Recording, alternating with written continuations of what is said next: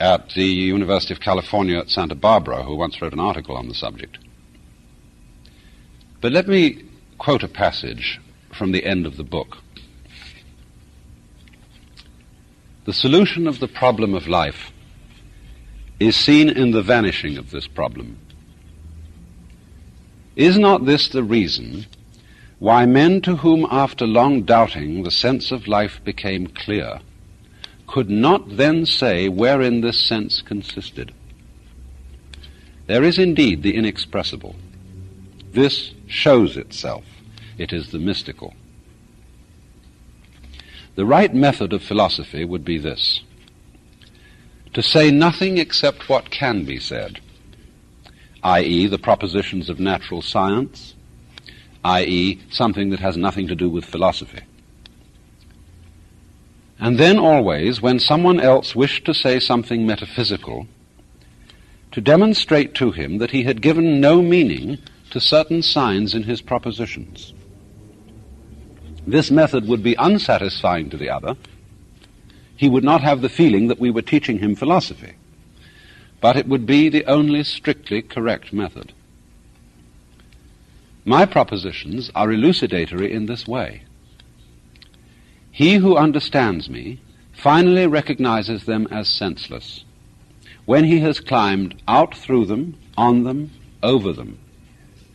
He must, so to speak, throw away the ladder after he has climbed up on it. He must surmount these propositions. Then he sees the world rightly. Whereof one cannot speak, thereof one must be silent. I suppose that last sentence is one of the most often quoted passages in the whole literature of modern philosophy, rather reminiscent of Lao Tzu saying, "Those who speak do not know, those who know do not speak."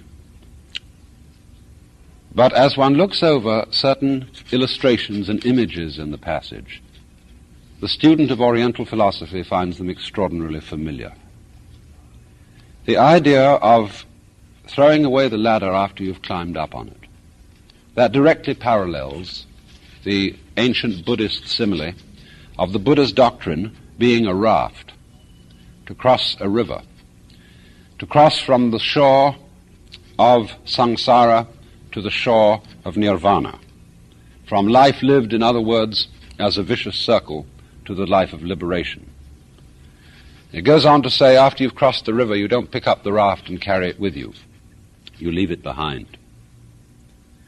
And so in the same way, Zen teachers have often made the remark that all the doctrines that the Buddha taught were nothing in a way but obstacles. The doctrine is sometimes likened to giving a child a yellow leaf to stop it crying for gold. And so in the same way, Wittgenstein suggests that the whole task of philosophy is really to get rid of itself. I mean, in rather the same way, the task of a doctor is to put himself out of business. Of course, he never succeeds because people keep getting sick.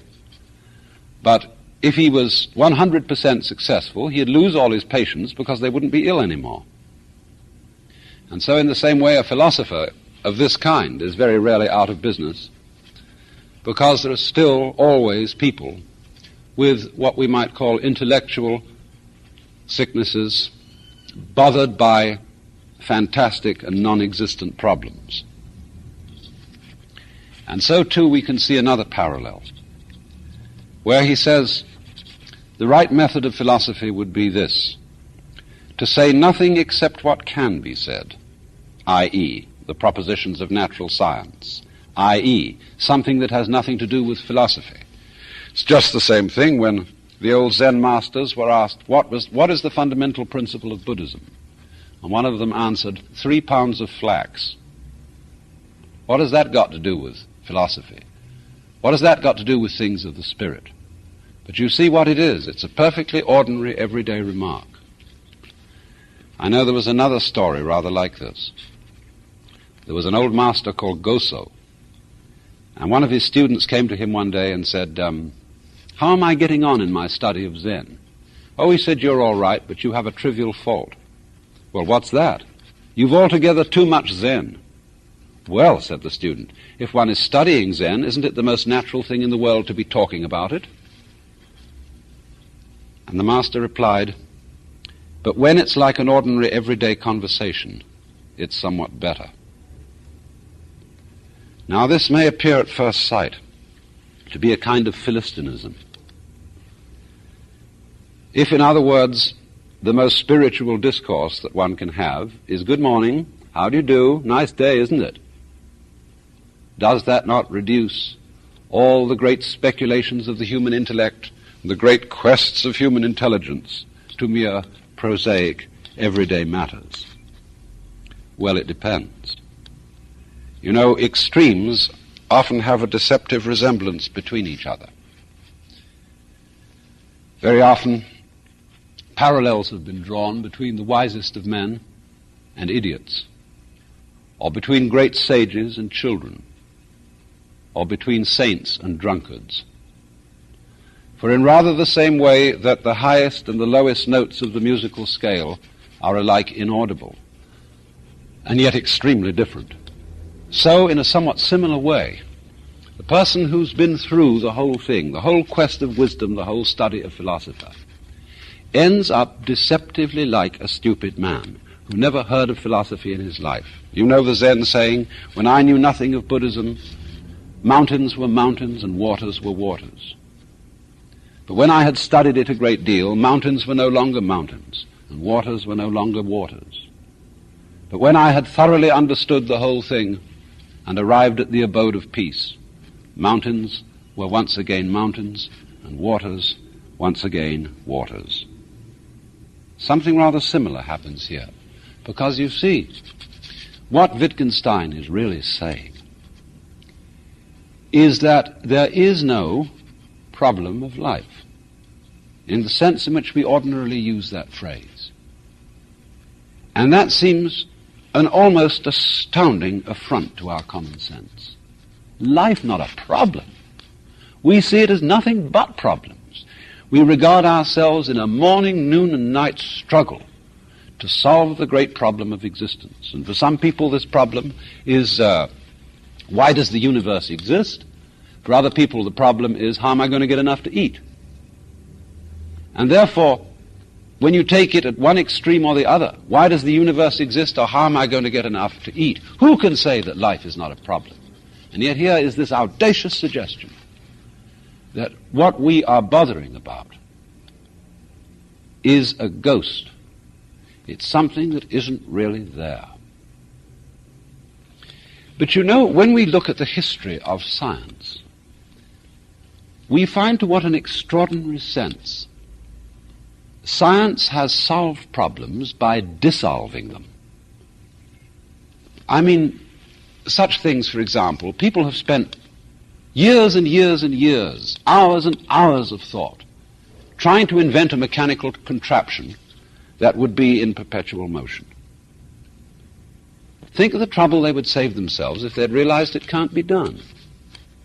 Or they've tried to find a construction for trisecting an angle with a straight edge and compass. And it can't be done. And now it's been proved that it can't be done. And how much trouble would have been saved?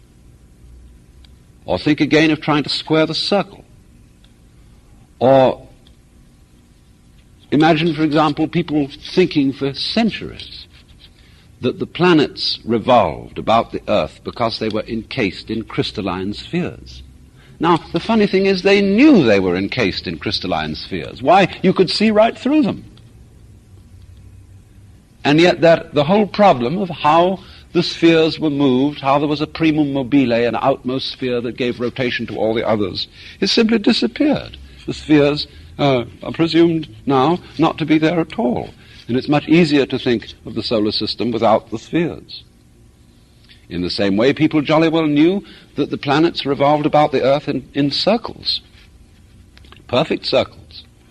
And it was a considerable shock when Kepler proved that the orbit of Mars was an ellipse. So too, we were perfectly sure for centuries that light propagated itself through a mysterious continuum called the ether. And to our astonishment, we found out that there isn't any ether. In so many ways, just ordinary physical science, you see, is an act of understanding the world more clearly by ceasing to ask misleading questions. And exactly the same sort of thing happens, too, in psychotherapy. One of the characteristics of neurotic behavior, you know, is it's repetitive. The neurotic personality keeps going through unsuccessful life patterns, again and again and again, and nothing seems to be able to stop him. Now, this kind of behavior is exactly what a Buddhist would mean by samsara, the round or the rat race of birth and death, that is to say, of life as we ordinarily live it. Because it is a round, it is a vicious circle, for the reason that we keep trying to solve problems that are not simply overwhelmingly difficult, but problems that are not problems at all. They only look like problems. And so when we tackle, you see, impossible questions, for a simple example, if you really think it means something to ask why is a mouse when it spins, and then try and find out, it'll never make any sense till the cows come home. In the same way, Buddhist imagery likened this to looking for the horns of a hare or the child of a barren woman or the beard of a eunuch. And thus, things go round and round and never come out when the question being asked is an absurd question, is a nonsense question. And therefore, what brings cure, healing, say, to a neurotic personality, is the insight that the problem that he was trying to solve was no real problem at all. Now, take, for example, some of the many ghosts which haunt our minds. We say, for example, that we all have an instinct to survive. And a lot of people thus treat the problem of life as, how am I to survive? And one might almost be a little cautious about relieving people of this problem, lest they should lose the impetus to go on doing their work. But that also, impetus to go on doing your work, is another ghost. We think we are driven, you see. We think that what we do has these mysterious things behind it. Like, for example, people say, we always make our decisions on the basis of a pleasure principle. We always choose in accordance with what we prefer. And of course, when our choice is limited to alternatives, all of which are rather unpleasant, we choose the lesser evil. Now, what does this actually say? We always choose what we prefer is simply another way of saying we always choose what we choose. For there is no way of showing what it is that we prefer except in the fact that we choose it. See, it's very important simply to keep your eye on what is being done and to describe that. And if you describe it clearly enough and well enough, you will probably find that the ghost of instinct disappeared. Thus, you see, when we talk about an instinct for survival, what is this saying? What is the evidence for the fact that there is an instinct for survival? There is no evidence except that, in fact, people survive until they don't. And this is rather odd, because what happens to the instinct for survival when people don't survive? Well, Freud thought he solved this problem by inventing a death wish, a death instinct. But that, too, is something as phony as the survival instinct. And the whole problem is much more simply described if we get rid of both of these ghosts. So, in this way, we find that when we try to explain some kind of behavior, some kind of activity, by supposing that there is a motivating force, a sort of incarnate spook behind the whole thing, what has really happened is that we haven't described what's going on sufficiently clearly. Now this comes out in another way.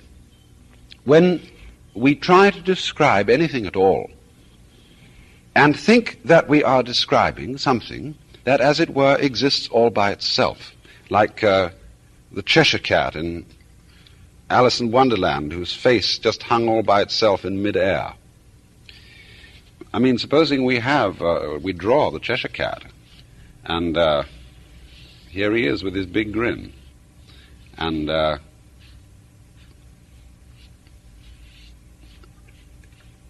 we try to describe what goes on here. What is this figure? Well, we get at first sidetracked. We are fascinated by the figure. Our attention is riveted upon it, and we think that that is what we are talking about, all by itself, just up there. And we start to talk about its outline, that it's black, and that the cat has a little wiggly fur on the top of its head, that it has whiskers and a big grin, and so on and so forth. But I ask you, let's account for the fact that it's there. I mean, it isn't hanging in the middle of empty space. How does it happen that this black outline is there? Well, where is it? And then we have to say, well, it is on a piece of paper. And the piece of paper is so attached to a framework that it stays upright and could be drawn on and is sufficiently firm. And furthermore, it is of such a texture that the ink doesn't just roll off when you put it there. And but you see what's beginning to happen is that I'm beginning to describe not simply the figure, but the ground of the figure, the environment of the figure. I should also go on to say that the figure got there through the application of a brush with ink on it. And how did the brush get there? Well, you might say, I put it there. Yes, but let's describe that more carefully. What do you mean, I put it there? What does this I word refer to? Well, I is a human organism, and it does things. Wait a minute. What is this it does things? Describe that more carefully. And what are you going to describe? You're going to describe the organism, aren't you? With all its complex structures. But as you describe those structures, as you describe that organism accurately, you are going to describe another action. You will describe the whole thing in terms of process. You won't find, as it were, something doing the process. As I've often said, we are so bugged by the notion of stuff, you see. Stuff acting, stuff doing things. But all that is, you see, is that the world strikes us as being material until we examine it closely. In other words, a distant nebula in the heavens looks like a solid star until you turn a giant telescope on it and you make out the clear pattern of a spiral nebula. Or, to the naked eye, a lump of wood looks like a solid and impenetrable mass of continuous matter.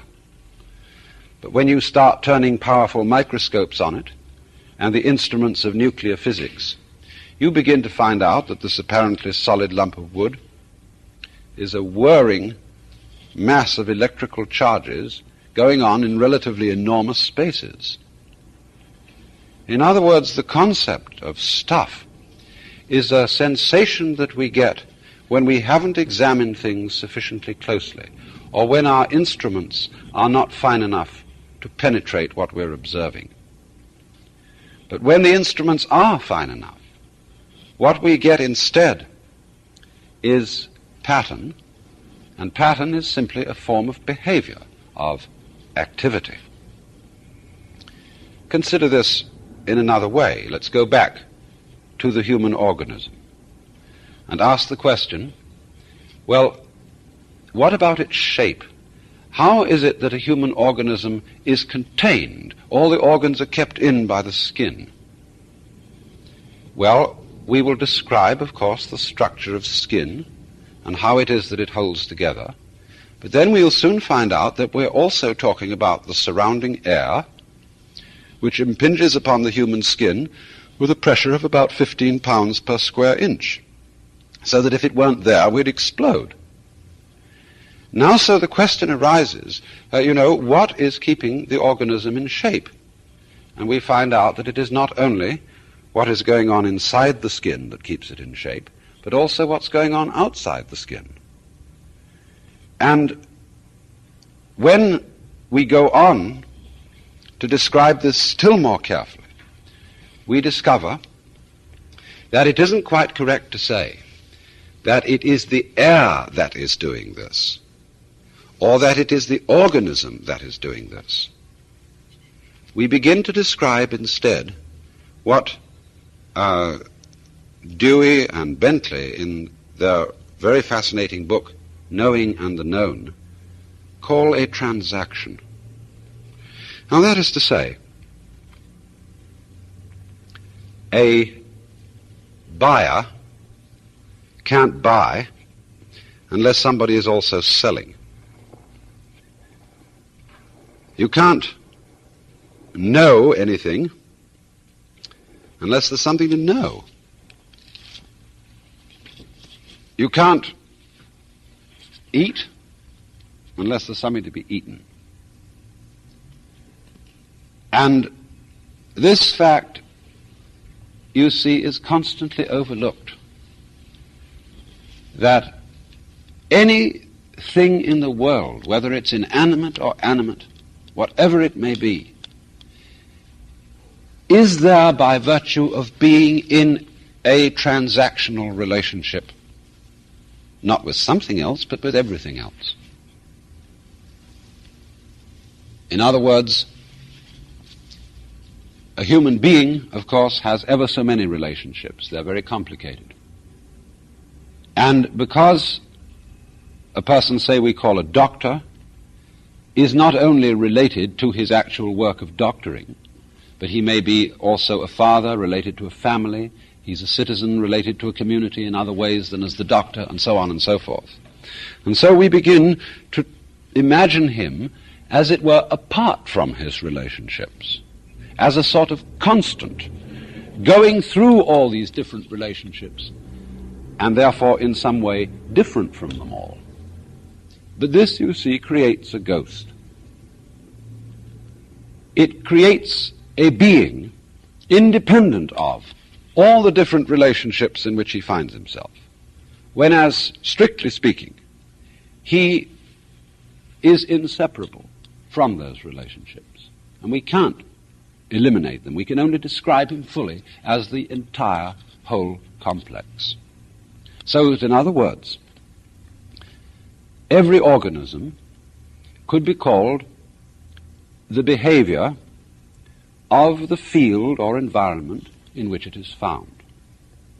Now, this doesn't mean, on the one hand, that the organism is something pushed around by the environment and is completely passive and inert, and that everything that it does is simply a response to external stimulus.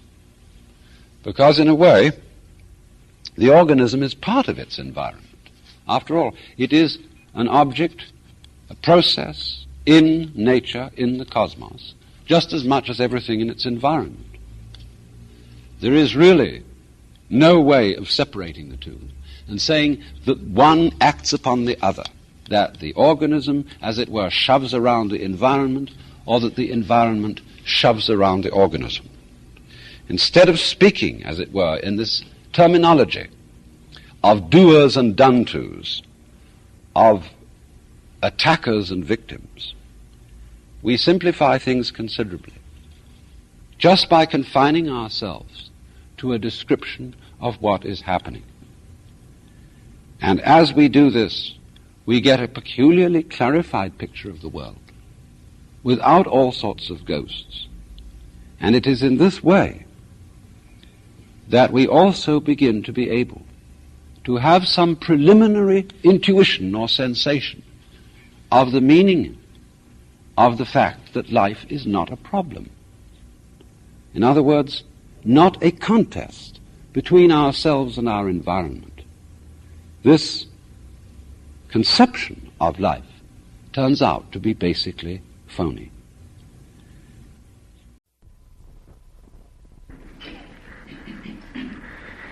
The subject of this seminar is the veil of thoughts. And following out the theme that somebody once suggested by saying that thought is a means of concealing truth, despite the fact that it's an extraordinarily useful faculty. But in quite recent weeks, we've had an astounding example of the way mankind can be bamboozled by thoughts. There was a crisis about gold. And the confusion of money in any form whatsoever with wealth is one of the major problems from which civilization is suffering. Because way back in our development, when we first began to use symbols to represent the events of the physical world, we found this such an ingenious device that we became completely fascinated with it. And in ever so many different dimensions of life, we are living in a state of total confusion between symbol and reality. And the real reason why in our world today, where there is no technical reason whatsoever why there should be any poverty at all, the reason it still exists is people keep asking the question, where's the money going to come from? Not realizing that money doesn't come from anywhere and never did. Except if you thought it was gold. And then, of course, if to increase the supply of gold and use that to finance all the world's commerce, prosperity would depend not upon finding new processes for growing food in vast quantities, or getting nutrition out of the ocean, or getting water from atomic energy. No, it depends on discovering a new gold mine. And you can see what a nonsensical state of affairs that is. Because when gold is used for money, it becomes, in fact, useless. Gold is very useful metal for filling teeth, making jewelry, and maybe covering the dome of the Capitol in Washington. But the moment it is locked up in vaults in the form of ingots, it becomes completely useless.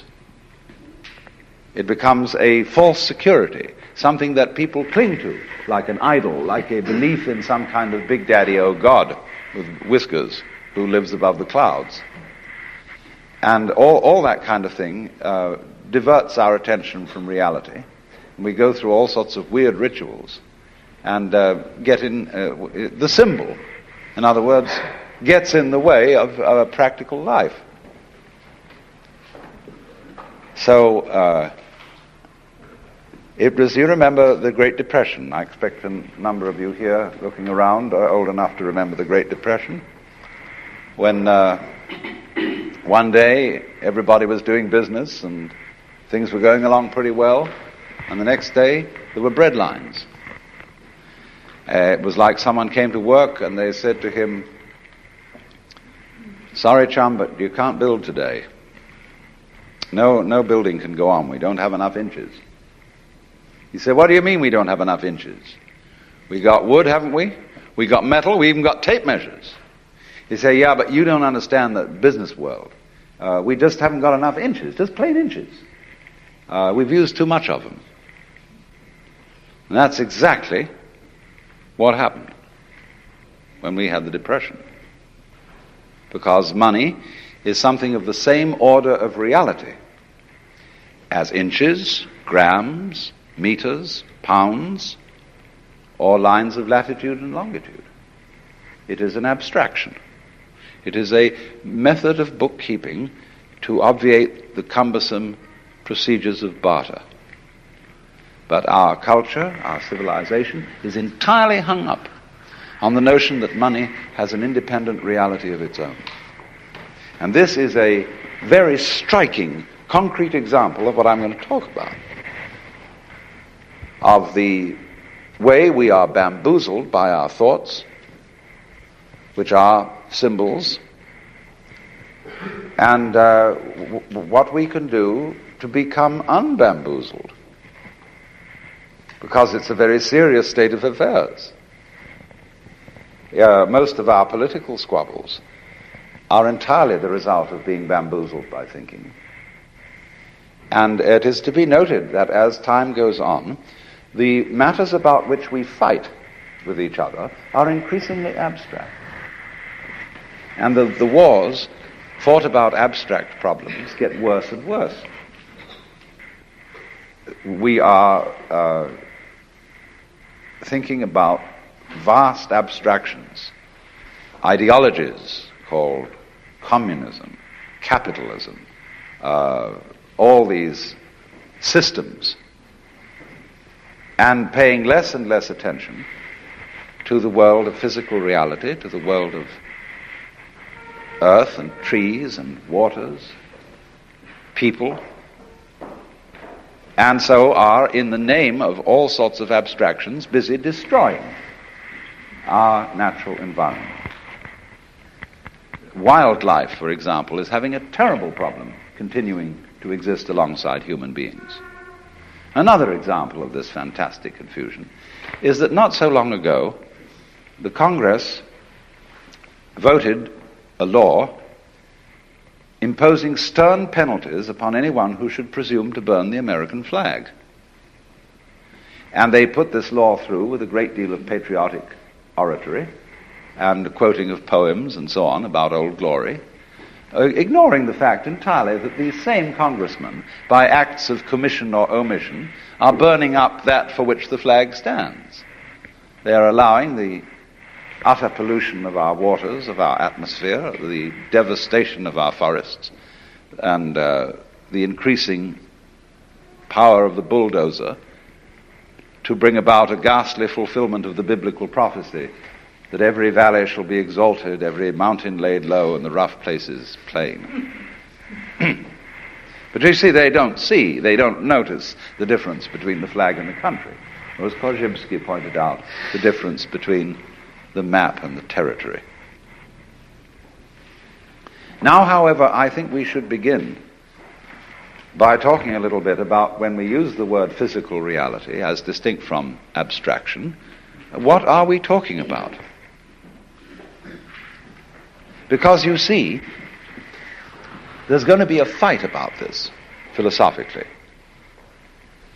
If I say that the final reality that we're living in is the physical world, a lot of people will say that I'm a materialist, that I'm unspiritual, and that I think too much of an identification of the man with the body.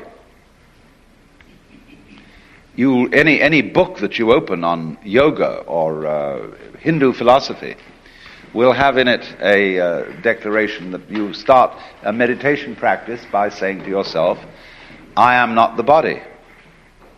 I am not my feelings. I am not my thoughts. I am the witness who watches all this and is not really any of it. And so if I were to say then that the physical world is the basic reality, I would seem to be contradicting what is said in these Hindu texts. But It all depends on what you mean by the physical world. What is it? First of all, it must be pointed out that the idea of the material world is itself philosophical. It is in its own way a symbol. And so if I take up something that is generally agreed to be something in the material world, and I argue that this is material, of course it isn't. Because nobody has ever been able to put their finger on anything material. That is to say, if you by the word material, you mean some sort of basic stuff out of which the world is made. By, say, analogy with the art of ceramics, pottery, we use clay and we form it into various shapes. And so a lot of people think that the physical world is various forms of matter. And nobody has ever been able to discover any matter. They've been able to discover various forms, yes, various patterns, but no matter. You can't even think how you would describe matter in some terms other than form. Because whenever a physicist talks about the nature of the world, he describes a form, he describes a process which can be put into the shape of a mathematical equation. And so if you say A plus B equals B plus A, everybody knows exactly what you mean. It's a perfectly clear statement. But nobody needs to ask, what do you mean by A or what do you mean by B? Or if you say 1 plus 2 equals 3, that's perfectly clear. But you don't need to know 1 what, 2 what, or 3 what. And all our descriptions of the physical world have the nature of these formulae, numbers. They are simply mathematical patterns, because what we're talking about is pattern. But it's pattern of such a high degree of complexity that it's very difficult to deal with it by thinking. In science, we really work in two different ends of the spectrum of reality. We can deal with problems in which there are very few variables, or we can deal with problems in which there are almost infinitely many variables. But in between, we're pretty helpless. In other words, the average person cannot think through a problem involving more than 3 variables without a pencil in his hand. That's why, for example, it's difficult to learn complex music. Think of an organist who has 2 keyboards or 3 keyboards for work with his hands, and each hand is doing a different rhythm. And then his feet on the pedals, he can be doing a different rhythm with each foot. Now that's a difficult thing for people to learn to do, just like to rub your stomach and a circle and pat your head at the same time takes a little skill. Now, most problems with which we deal in everyday life involve far more than 3 variables. And we are really incapable of thinking about them. Actually, the way we think about most of our problems is simply going through the motions of thinking.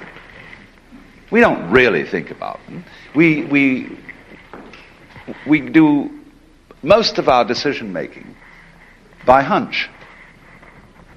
You can collect data about a decision that you have to make, but the data that you collect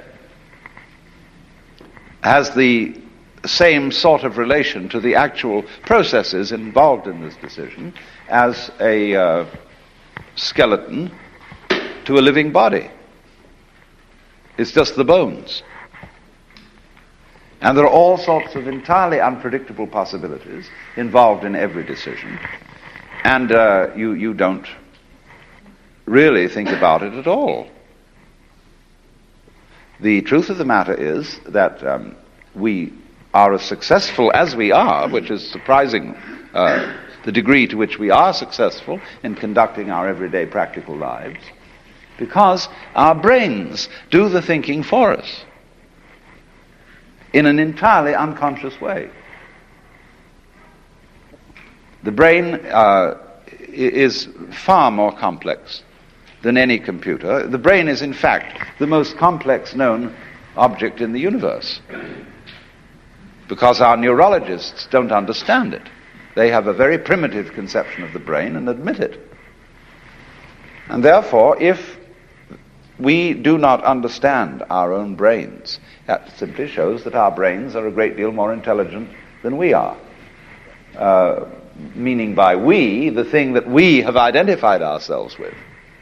Instead of being sensible and identifying ourselves with our brains, we identify ourselves with a very small operation of the brain, which is the faculty of conscious attention, which is a sort of radar that we have that scans the environment for unusual features. And we think we are that, and we are nothing of the kind. That's just a little trick we do. So, actually, our brain is analyzing all sensory input all the time. Analyzing all the things you don't notice, don't think about, don't have even names for.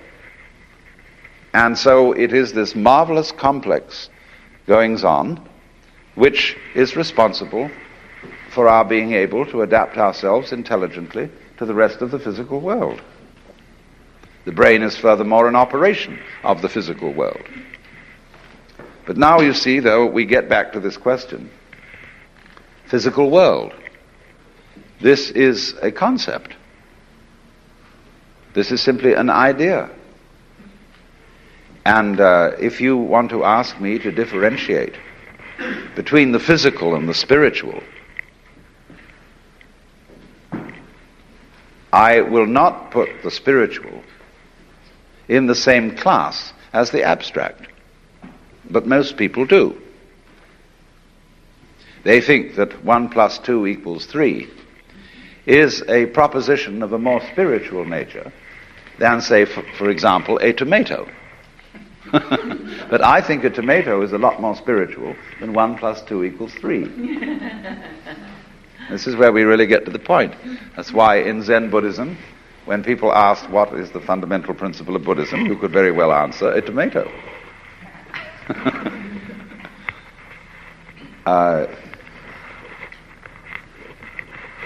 Because look how, when you examine the material world, how diaphanous it is.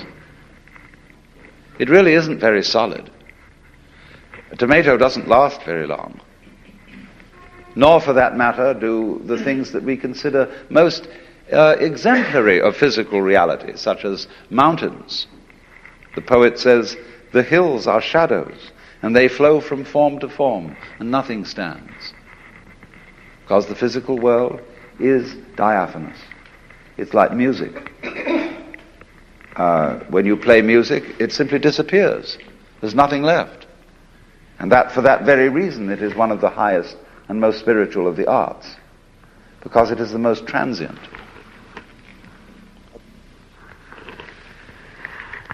And so, in a way, you might say that transiency is a mark of spirituality. A lot of people think the opposite, that the spiritual things are the everlasting things.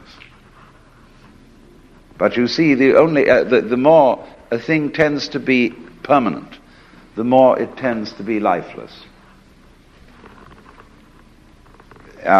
Nothing is so dead as a diamond. And yet, this imagery, the idea of the most mineral objects being the most permanent, and so they get associated with the spiritual. Jesus Christ is called the Rock of Ages. And even the Buddhists have used the diamond, the Vajra, as an image of the fundamental reality of the universe. But the reason why they used the diamond was not that it was hard, but that it was completely transparent, and therefore afforded a symbol of the void, which everything fundamentally is. Not meaning that there simply is nothing there, but the void means that you cannot get any idea which will sufficiently define physical reality. Every idea will be wrong, and in that sense it will be void. So then, the physical world, we can't even find any stuff out of which it's made. We can only recognize each other, and I say, well, I realize that I met you before and that I see you again. But the thing that I recognize is not anything really except a consistent pattern. Let's suppose I have a rope, and this rope begins by being manila rope. Then it goes on by being cotton rope. Then it goes on with being nylon. Then it goes on with being silk. So I tie a knot in the rope, and I move the knot down along the rope. Now, is it as it moves along the same knot or a different knot? We would say it was the same because you recognize the pattern of the knot. But at one point it's manila, at another point it's cotton, at another point it's nylon, and at another it's silk. And that's just like us. We are recognized by the fact that one day you face the same way as you did the day before, and people recognize your facing. So they say that's John Doe or Mary Smith.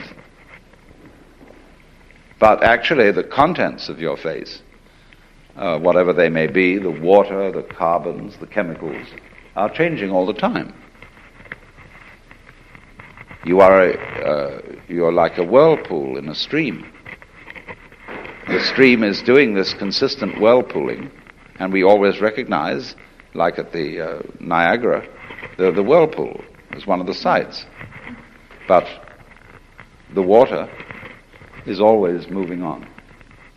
And we are just like that, and everything is like that.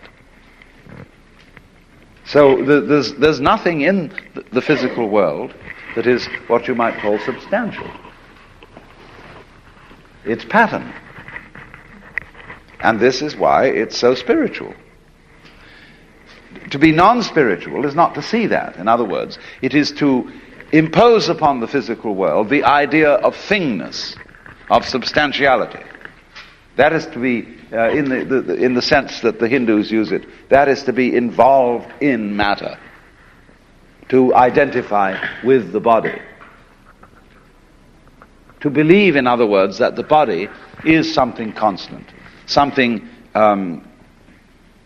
tangible. The body is really very intangible.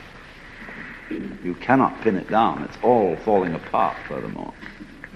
And we're aging, getting older, and so therefore, if you cling to the body, you will be frustrated.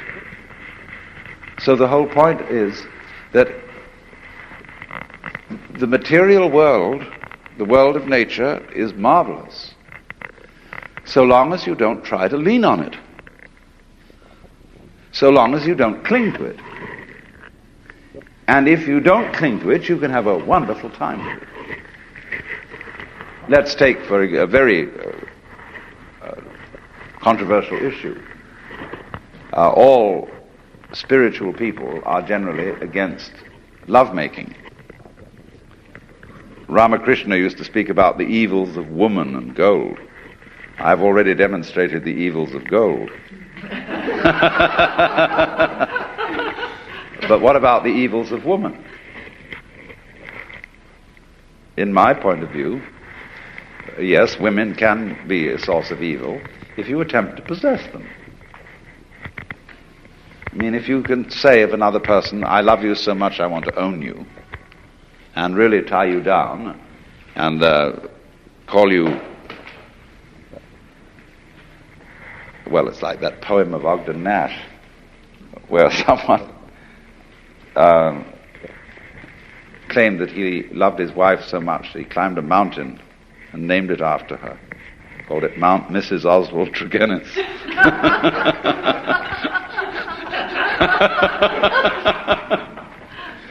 And so, in other words, if you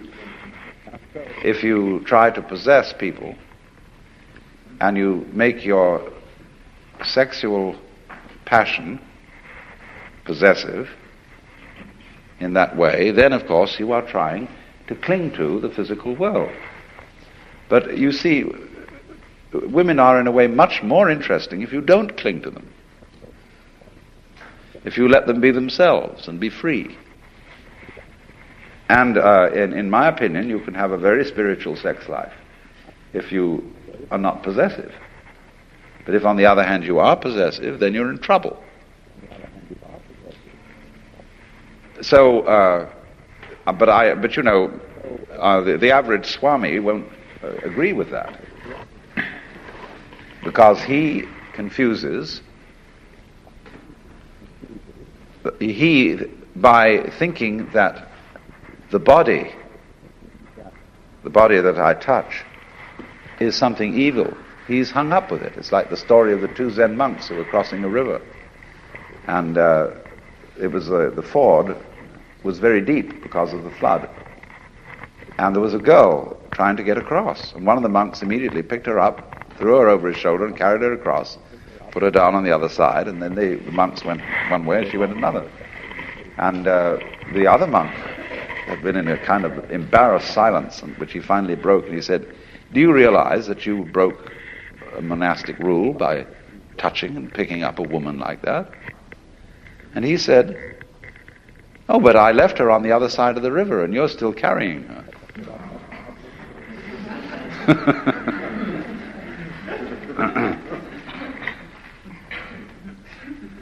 So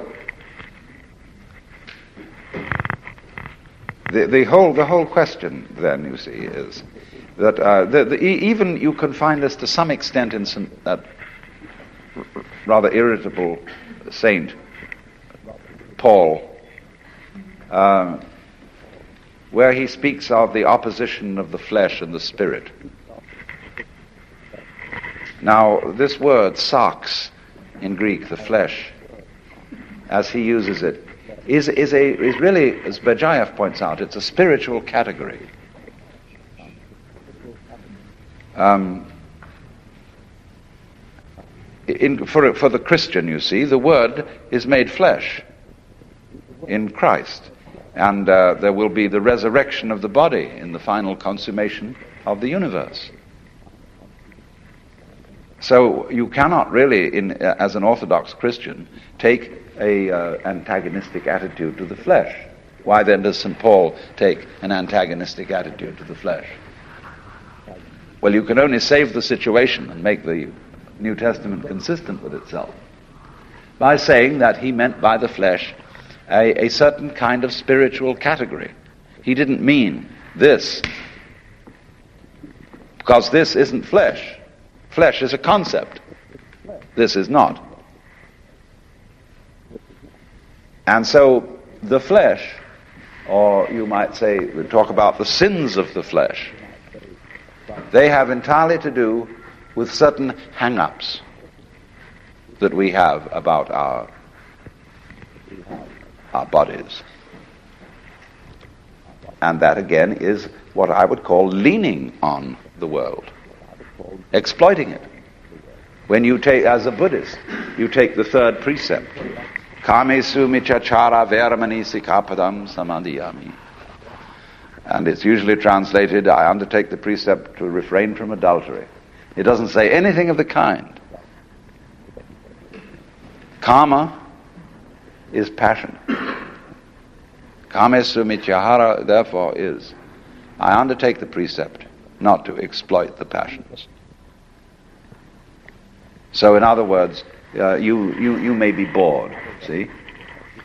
And you're feeling sort of empty and at a loose end, and you think, well, I don't know, let's go and commit adultery.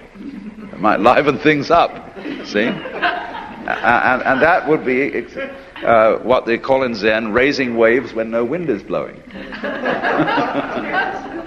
It would be quite a different matter if, in a perfectly spontaneous and natural way, you fell in love with some woman, you wouldn't be going out of your way to get into trouble. It would be appropriate and natural at the time.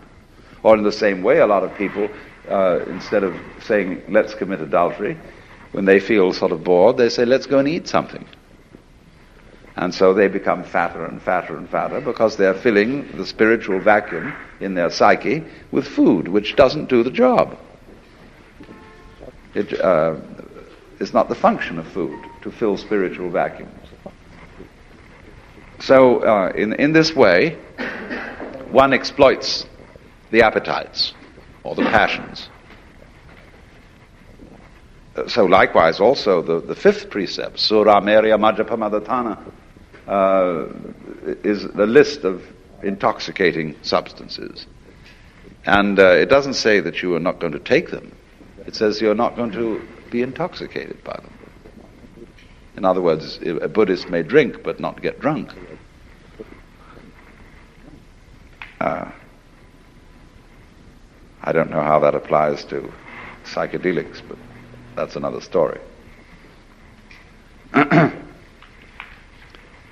So,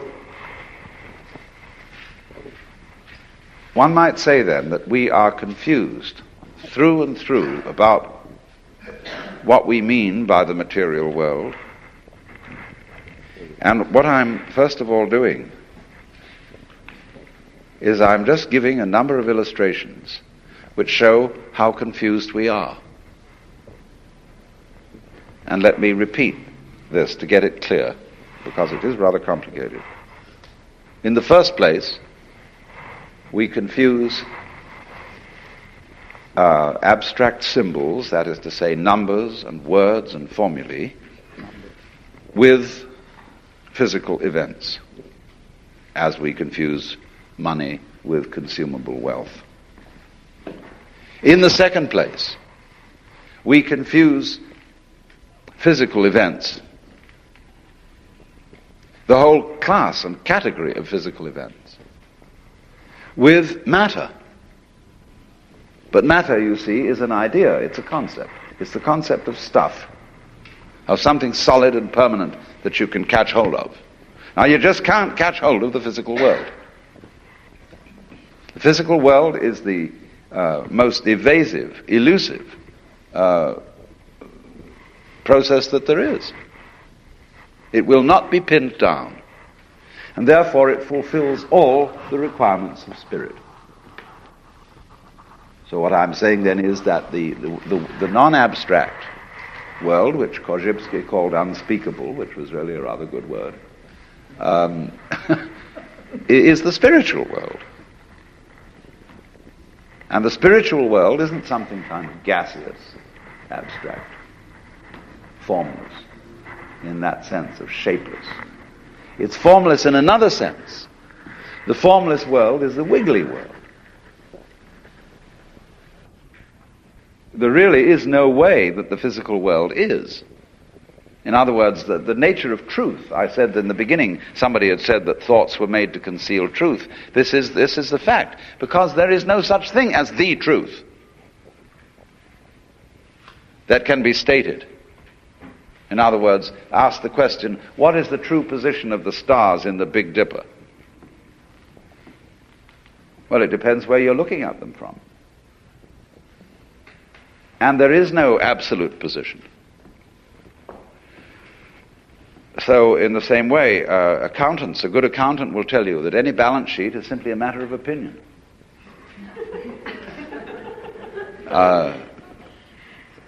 There's no such thing as the true state of affairs of a business. But we're all hooked on the idea that there is, you see, an external objective world which is a certain way. And that it really is that way. History, for example, is a matter of opinion. History is an art, not a science. It's something constructed, which is accepted as a more or less satisfactory explanation of events, which, as a matter of fact, don't have an explanation at all. Most of what happens in history is completely irrational. But people always have to feel that they've got to find a meaning. For example, you get sick, and you've lived a very good life, and you've been helpful to other people and done all sorts of nice things. Then you get cancer. And you say to the clergyman, why did this have to happen to me? And you're looking for an explanation, and there isn't one. It just happened that way. But people feel if they can't find an explanation, they feel very, very insecure. Why? Because they haven't been able to straighten things out. The world is not that way. So the truth, in other words, what is going on, is of course a lot of wiggles. But the way it is always in relation to the way you are. In other words, however hard I hit a skinless drum, it will make no noise. Because noise is a relationship between a fist and a skin.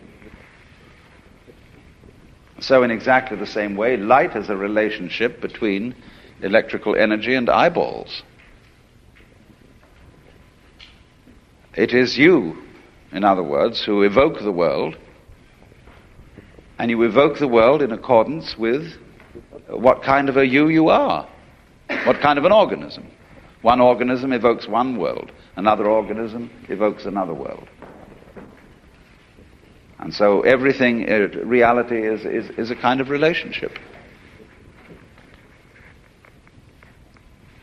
So once one gets rid of the idea of the truth as some way the world is in a fixed sense, say it is that way. See? Then you get to another idea of the truth altogether. The idea, the truth that cannot be stated, the truth that cannot be pinned down. And then that is the kind of truth that is God. When we speak of God as the reality that exceeds all thoughts, that surpasses all definitions, that is infinite, unbounded, eternal, immeasurable in terms of time. That's what we're talking about. We're not talking about a gaseous vertebrate or a huge, vast void without any wiggles in it. All gas. We put it another way altogether. The truth that cannot be pinned. The philosophy of the Tao is one of the two great principal components of Chinese thought. There are, of course, quite a number of forms of Chinese philosophy, but there are two great currents which have thoroughly molded the culture of China, and they are Taoism and Confucianism. And they play a curious game with each other. Let me start by saying something about Confucianism, originating with Kung Fu-Tzu or Confucius, who lived approximately a little after 630 BC. He's often supposed to have been a contemporary of Lao Tzu, who is the supposed founder of the Taoist way, but it seems more likely that Lao Tzu lived later than 400, according to most modern scholars. Confucianism is not a religion. It's a social ritual and a way of ordering society, so much so that the first great Catholic missionary to China, Matteo Ricci, who was a Jesuit, found it perfectly consistent with his Catholicism to participate in Confucian rituals, because he saw them as something of a kind of national character, as one might pay respect to the flag or something of that kind in our own times. But he found that Confucianism involved no conflict with Catholicism, no commitment to any belief or dogma that would be at variance with the Catholic faith. So Confucianism is an order of society and involves ideas of human relations, including the government and the family, based on the principle of what is called in Chinese ren, although Jiafu will notice that I never get my tones right, which is an extraordinarily interesting word. I'm going to put some of these things on the whiteboard. This is the word ren in Chinese.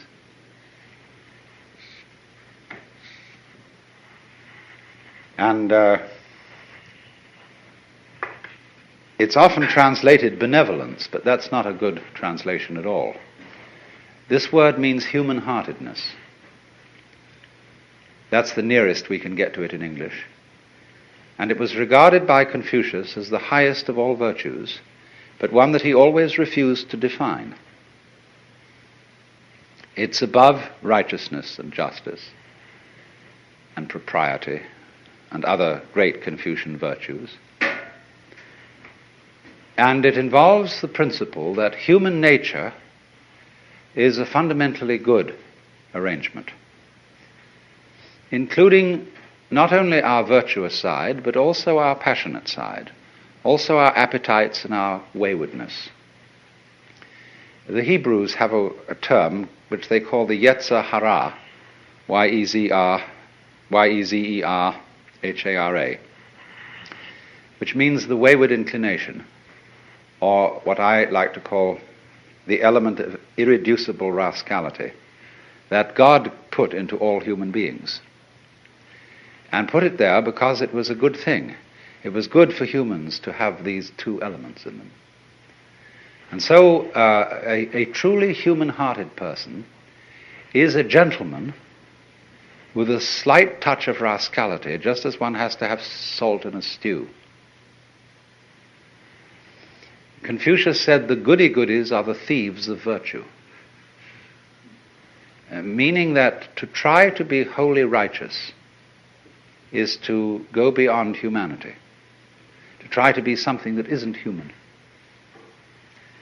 So this gives Confucian approach to life and justice and all those sort of things a kind of queer humor, a sort of boys will be boys attitude,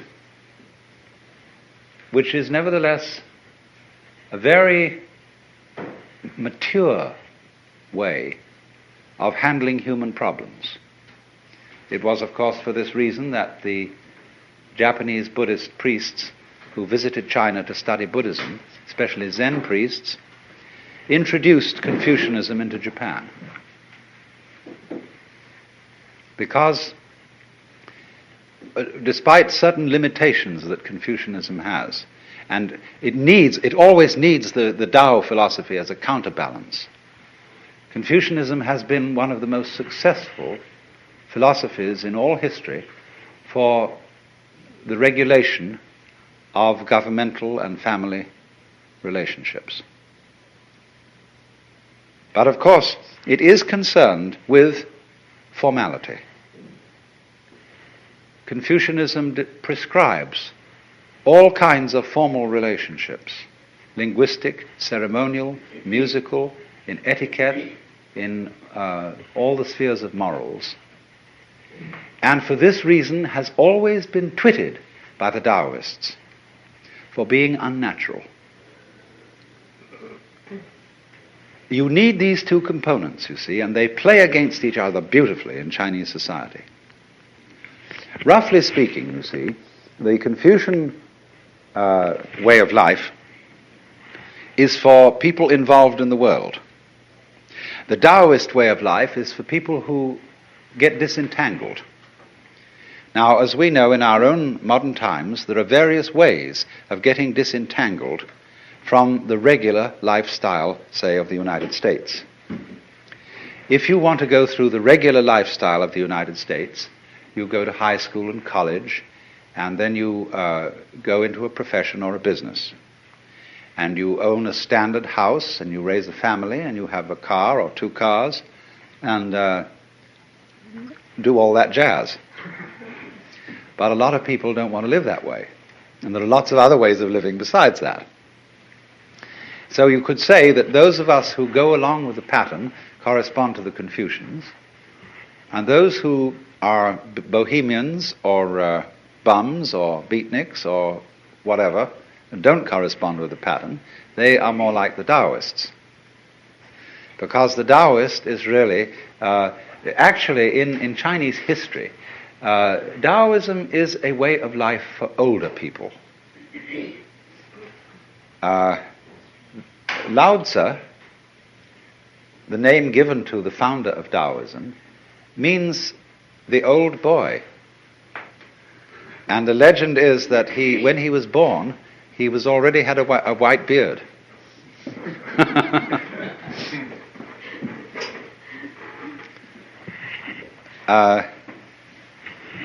So it's sort of like this, that when you have contributed to society, when you've contributed children and brought them up, and you have assumed a certain role in social life, you then say, now it's time for me to find out what it's all about. Who am I ultimately behind my outward personality? What is the secret source of things?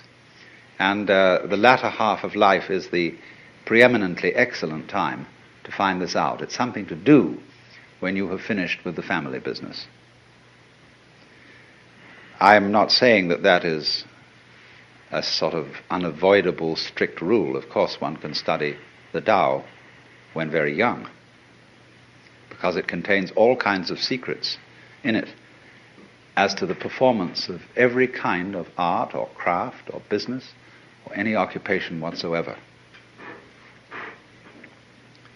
But it does, in China, in a way, it plays that role of a kind of safety valve for the more restricted way of life that Confucianism prescribes.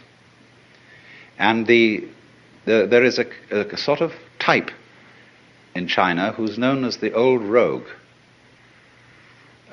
He's a sort of intellectual bum, often found among scholars, who is admired very much, and who a type of character which had an enormous influence on the development of the ideals of Zen Buddhist life.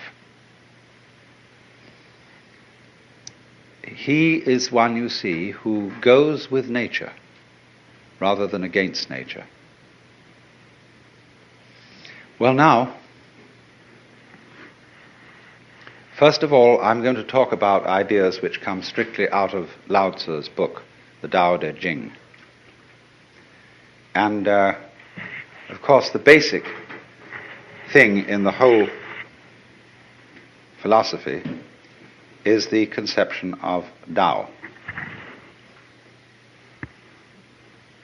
This word has many meanings. And the book of Lao Tzu starts out by saying that the Tao which can be spoken is not the eternal Tao. Or there's a pun in there which you can't quite put into English. You can't give all the meanings, because the word Tao means both the way or course of nature or of everything. It also means to speak. So the actual opening phrase of the book, following this word Tao, is this, and the character is repeated again. You see? And this character means can be, or can, able, something like that. So the way which can be, then give it its second meaning, spoken, described, uttered. But it also means the way that can be weighed. Not W-E-I-G-H, but W-A-Y-E-D. You'd have to invent that word. The way that can be traveled, perhaps, is not the eternal way. In other words, there is no way in which the Tao, or following the Tao, there's no recipe for it. I can't give you any do-it-yourself instructions, A, B, C, D, as to how it's done. It was like when Louis Armstrong was asked, what is jazz? He said, if you have to ask, you don't know. Now that's awkward, isn't it? But we can gather what it is by absorbing certain atmospheres and attitudes connected with those who follow it. And from the art and the poetry and all the expressions and the anecdotes and stories that illustrate the philosophy of the way. So, this word then, the way or the course of things, is not, you must understand this, some Christian missionaries translated Tao as the Logos, taking as their point of departure the opening passage of St. John's Gospel, in the beginning was the Word. Now, if you look up a Chinese translation of the Bible, it says in the beginning was the Tao.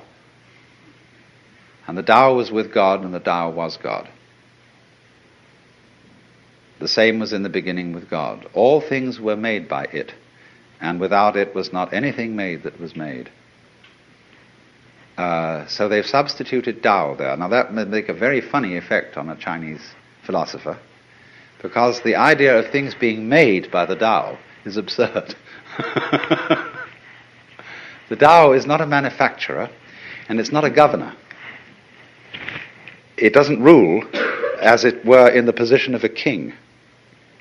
Although the book, the Tao Te Ching, is written for many purposes, but one of its important purposes is as a manual of guidance for a ruler. And what it tells him is essentially, rule by not ruling. Don't lord it over the people. And so he says the great Tao flows everywhere, both to the left and to the right. It loves and nourishes all things, but does not lord it over them. And when good things are accomplished, it lays no claim to them. In other words, the Tao doesn't stand up and say, I have made all of you, I have filled this earth with its beauty and glory, fall down before me and worship. The Tao, having done anything, always escapes and is not around to receive any thanks or acknowledgement, because it loves obscurity. And Lao Tzu said the Tao is like water. It always seeks the low level which human beings abhor. So it's a very mysterious idea.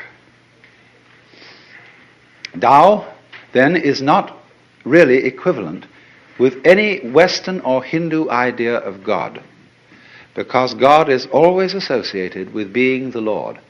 Even in India, the Brahman is often called the Supreme Lord, although that would the term more strictly applicable to Ishvara, the manifestation of Brahman in the form of a personal God. But Bhagavan, the Lord, Krishna, his song is the Bhagavad Gita, the song of the Lord. There's always the idea of the king and the ruler attached, but not in the Chinese Tao philosophy. The Tao is not something different from nature, from ourselves, from our surrounding trees and waters and air. The Tao is the way all that behaves. And so the basic Chinese idea of the universe is really that it's an organism.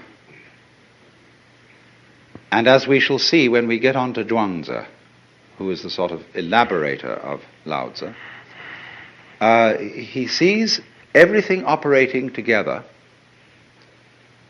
so that nowhere can you find the controlling center. There isn't any. The world is a system of interrelated components, none of which can survive without each other. Just as in the case of bees and flowers, you will never find bees around in a place where there aren't flowers, and you will never find flowers around in a place where there aren't bees or insects that do the equivalent job. And what that tells us secretly is that although bees and flowers look different from each other, they're inseparable. They, to use a very important Taoist expression, they arise mutually. This is one of the great phrases from the second chapter of Lao Tzu's book, where he says, this character means to have or to be, and this next one is a very important character in Taoist philosophy. It means know, negative, wu in Chinese, not to be. And then this curious expression, for which we don't have a really good corresponding idea in traditional Western thought. So, to be and not to be mutually arise. This character is based on the picture of a plant, something that grows out of the ground. So, you could say positive and negative, to be and not to be, yes and no. Light and dark arise mutually, come into being. There's none is cause and effect. It's not that relationship at all. It's like the egg and the hen. So as the bees and the flowers coexist in the same way as high and low, back and front, long and short, loud and soft. All those experiences are experienceable only in terms of their polar experience. So the Chinese idea of nature is that all the various species arise mutually because they interdepend. And this total system of interdependence is the Tao. It involves certain other things that go along with Tao, but this mutual arising is the key idea to the whole thing. And it is, if you want to understand Chinese and Oriental thought in general, it is the most important thing to grasp. Because you see, we think so much in terms of cause and effect. We think of the universe today in Aristotelian and Newtonian ways. And in that philosophy, the world is all separated. It's like a huge amalgamation of billiard balls. And they don't move until struck by another or by a cue. And so everything is going tock, tock, tock, tock, tock, tock, tock, tock, tock, tock, tock, tock, all over the place. One thing starting off another in a mechanical way. But of course, from the standpoint of 20th century science, we know perfectly well now that that's not the way it works. We know enough about relationships to see that that mechanical model which Newton devised was all right for certain purposes. But it breaks down now because we understand relativity. And we see how things go together in a kind of connected net rather than in a chain of billiard balls banging each other around. So, in the philosophy of the Tao, it is said, it's always being said, this is, you read this in every art book about Chinese art, that in Chinese painting, man is always seen as in nature rather than dominating it. You get a painting entitled Poet Drinking by Moonlight, and you see a great landscape, and after some search with a magnifying glass, at last you see the poet stuck away in a corner somewhere drinking wine. Whereas if we painted the subject poet drinking by moonlight, the poet would be the most obvious thing in the picture. There he would be, dominating the whole thing, and the landscape off somewhere behind him. But all the Chinese painters put man, I mean, the painters of the great classical tradition, there are Chinese painters who specialize in family portraits and do these very formal paintings of someone's ancestor sitting on a throne. It's quite a different category. But the Taoist-inspired painters, Zen-inspired painters, have this view of man as an integral part of nature, something in it, just as everything else is in it, flowers and birds, and not there sent into this world, commissioned by some sort of supernatural being to come into this world and farm it and dominate it. So then,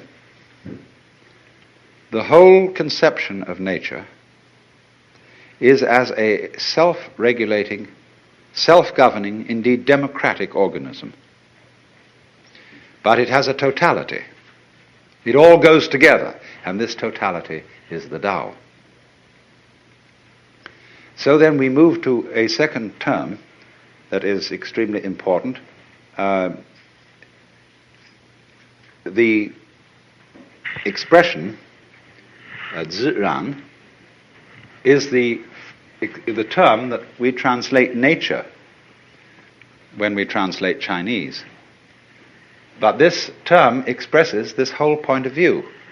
It doesn't say nature, natura, which means, in a way, class of things. It means, literally, self-so. What is so of itself? What happens of itself? And thus spontaneity. And in the Tao Te Ching, early on, Lao Tzu says, the Tao's method is to be so of itself. Now, we might translate that automatic, were it not that the word automatic has a mechanical flavor.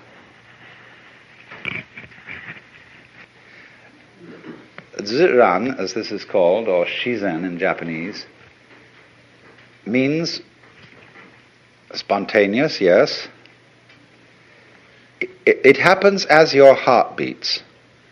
You don't do anything about it. You don't force your heart to beat. You don't make it beat. It does it by itself. Now figure a world in which everything happens by itself. It doesn't have to be controlled. It's allowed.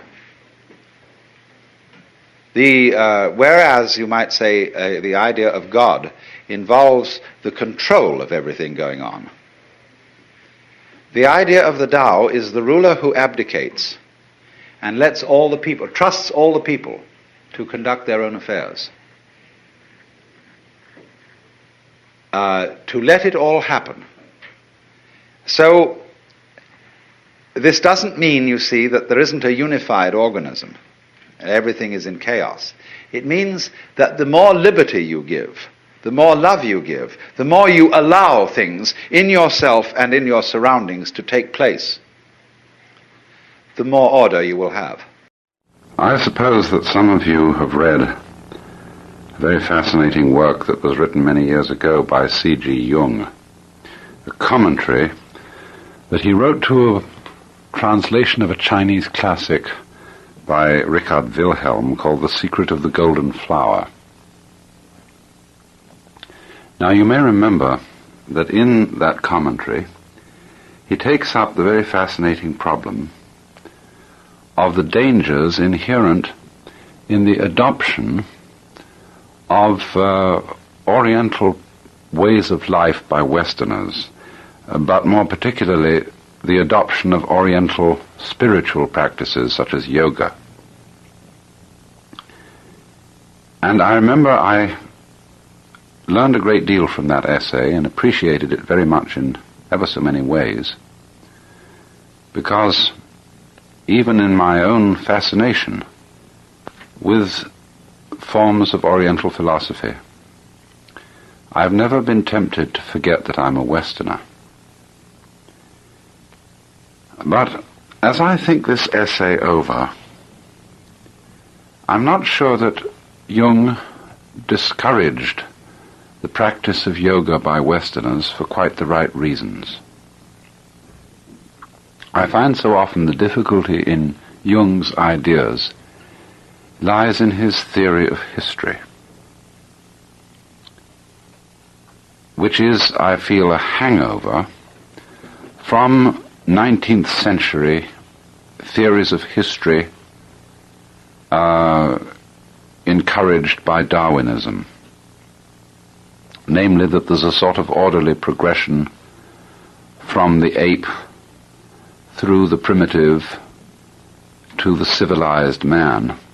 And of course, naturally at that time, that was all hitched in with the theory of progress. And it was highly convenient for the cultures of Western Europe, which were then one up on everybody else, to consider themselves in the van of progress. And when they visited the natives of Borneo and Australia and so on, be able to feel that they were perfectly justified in appropriating their lands and dominating them because they were giving them the benefits of the last word in evolution. And therefore, under the influence of that sort of theory of history, which is felt in the work of both Freud and Jung, one gets the feeling of there being a kind of progressive development of human consciousness. And Jung is charitable enough to assume that because the Chinese and Indian civilizations are immeasurably older than ours, they've had the possibility of far more sophistication in psychic development, even though he feels, and probably rightly, that there are things they can learn from us.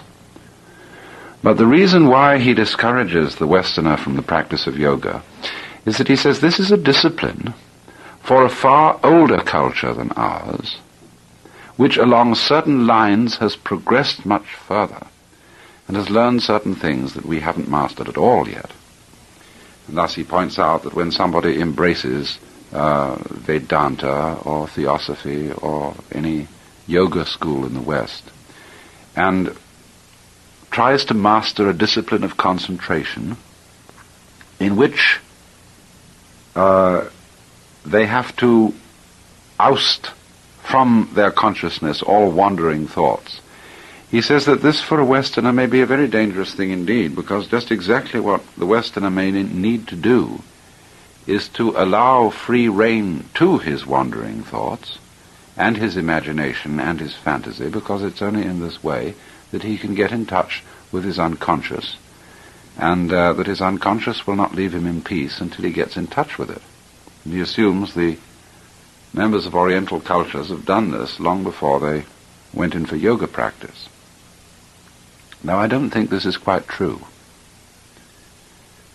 But I do think there are other reasons why Western people need to exercise a good deal of discrimination and caution in adopting Eastern disciplines and ways of life. In other words, it's rather like the problem of taking medicine. You know, if you don't feel very well and you go to a friend's medicine cabinet and you sort of look it over and see bottles of medicine in there, and you say, I'm sick, I need medicine, so you take some medicine. Any medicine will do. Well, it won't. And according to what's the matter with you, so the medicine has to be prescribed. And I don't think that the things which some of the Eastern disciplines are designed to cure are quite the same things that we need. Now, it's fundamental to my view of the nature of such forms of discipline as Buddhism and Taoism, that they are ways of liberation from a specific kind of confinement. That is to say, they're ways of liberation from what I've sometimes called the social hypnosis. In other words, every culture, every society, as a group of people in communication with each other, has certain rules of communication.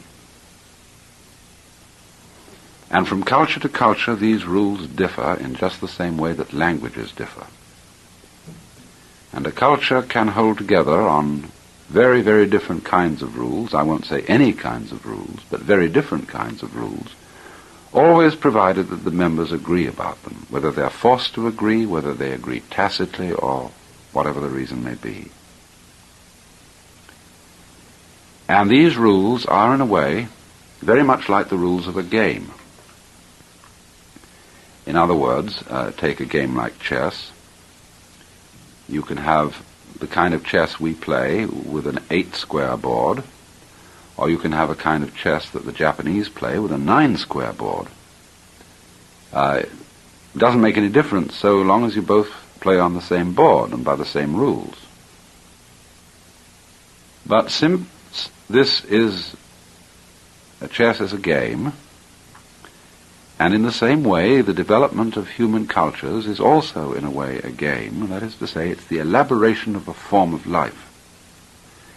And the fun of it, in a way, is the fun of elaborating it in just some interesting form. That's the same as the fun of a game. The fun of a game is it has a certain interest. But it doesn't follow that the rules of the game correspond to the actual structure of human nature or to the laws of the universe. But because in every culture it's necessary to impress upon especially its younger members that these rules jolly well have to be kept, they are usually in some way or other connected with the laws of the universe and given some sort of divine sanction. And there are indeed cultures in which the senior members of the group realize that that's a hoax, that that's as if it's made up and is done to terrify the young, and when they become senior members of the culture themselves, they see through the thing, but they don't let on, they keep it quiet. They don't let out to those who are supposed to be impressed that this was really a hoax to get them to behave. Well, anyway, after a great deal of careful study, I've come to the conclusion that the function of these ways of liberation is basically to make it possible for those who have the determination, and we'll see why in a while, to make it possible for those who have the determination to be free from the social hypnosis. In other words, if you were a member of the culture of India, at almost any time between maybe 900 BC and 1800 AD, it would be for you a matter of common sense about which everybody agreed that you were under the control of a process called karma. Not exactly a law of cause and effect, but a process of cosmic justice, whereby every fortune that occurred to you would be the result of some action in the past that was good, and every misfortune that occurred to you would be the result of some action in the past that was evil. And furthermore, that this action in the past might not have been done in this present life, but in a former life. It was simply axiomatic to those people that they were involved in a long, long process of reincarnation, reaping the rewards and punishments And there was not only the possibility of being reincarnated again in the human form, but if you were exceedingly good, you might be born in one of the heavens, the paradises, and if you were exceedingly bad, you might be born for an insufferable period of years, not forever, in a purgatory. And the purgatories of the Hindus and Buddhists are just as ingeniously horrible as those of the Christians. Well, of course, everybody knows, I mean, anybody seems to have any sense that all this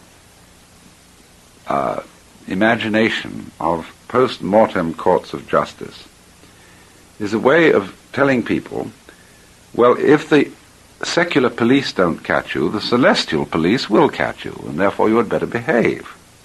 And it's an ingenious device for encouraging ethical conduct. Now, but remember that for a person brought up in that climate of feeling where everybody believes this to be true, it seems a matter of sheer common sense that it's so. And it's very difficult for a person so brought up not to believe that that is the state of affairs. Take an equivalent situation in our own culture. It's still enormously difficult for most people to believe that space may not be Newtonian space, that is to say, a three-dimensional continuum which extends indefinitely forever. The idea of a four-dimensional curved space seems absolutely fantastic and can't even be conceived by people unversed in the mathematics of modern physics. Or again, as I've often pointed out, it's very difficult for us to believe that the forms of nature are not made of some stuff called matter. That's a very unnecessary idea from a strictly scientific point of view, but it's awfully difficult for us to believe it. To believe, in other words, that there isn't this underlying stuff. And not so long ago, it was practically impossible for people to conceive that the planets did not revolve about the Earth encased in crystalline spheres. And it took a very considerable shaking of the imagination when astronomers began to point out that this need not necessarily be so. All right, so now let's go back to the problem of somebody living in the culture of ancient India. Here it is, as a matter of common sense, you see, that he's going to be reborn. Now, there's some, perhaps, exceedingly intelligent person who, for one reason or another, discovers that this idea is not so. After all, when you get such disciplines as Vedanta and Buddhism, they say that the ultimate goal of the discipline is release from the rounds of rebirth, and incidentally also, which is fundamental to it, release from the illusion that you are a separate individual confined to this body. But so far as both of these things are concerned, they also say that the person who is liberated from the round of rebirth, as well as from the illusion of being an ego, sees, when he is liberated, that the process of rebirth and the whole cosmology of reincarnation and karma, as well as the individual ego, are in a way illusions. That is to say, he sees that they are maya. And I would like to translate maya at this moment, not so much illusion, as a playful construct, a social institution. So he sees, you see, that those things are not so. They are only pretended to be so.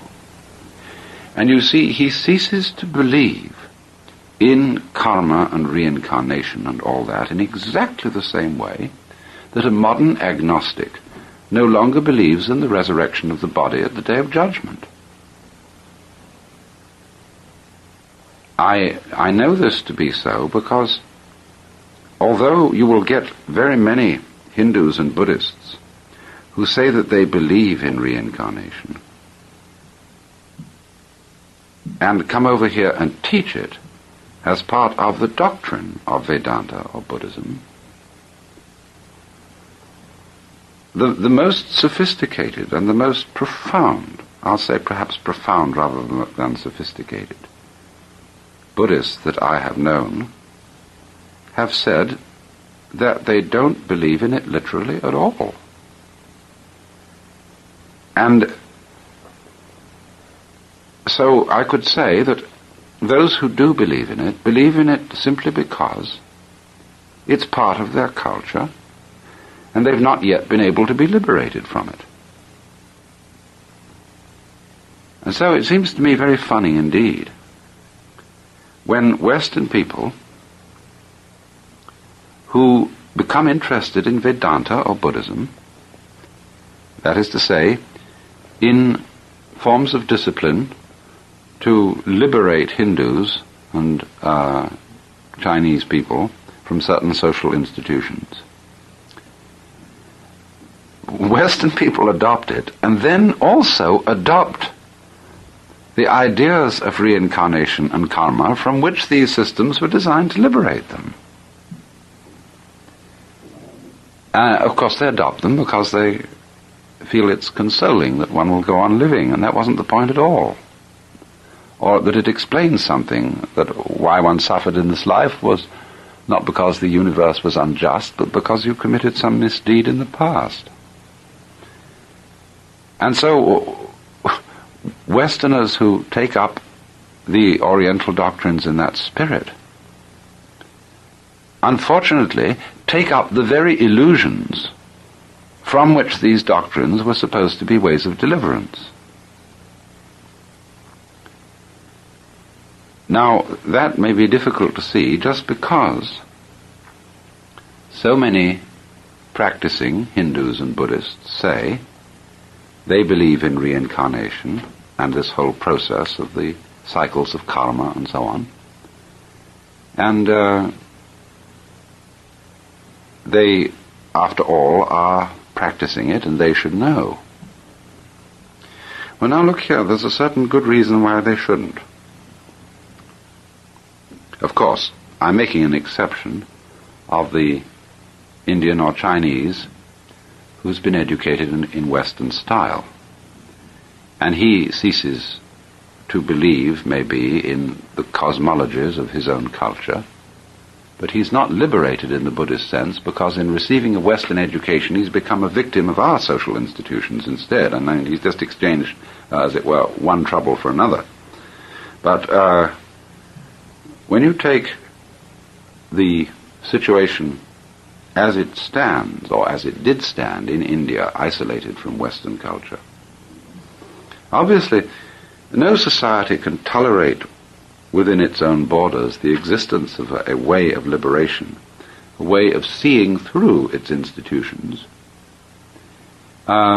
without feeling that such a way constitutes a threat to law and order. Anybody who sees through the institutions of society and sees them for, as it were, creative fictions, in the same way as a novel or a work of art is a creative fiction, anybody who sees that, of course, could be regarded by the society as a potential menace. But then you may ask, well, if Buddhism and Vedanta and so on were indeed ways of liberation, how could Indian or Chinese society or Burmese society have tolerated their presence? Well, the answer lies simply in the much misunderstood esotericism of these disciplines. In other words, that those who taught them, the masters of these disciplines, made it incredibly difficult for uninitiated people to get in on the inside.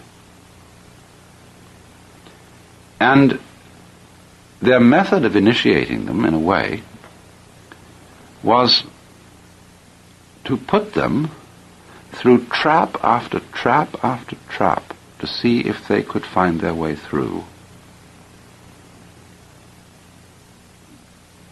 In other words,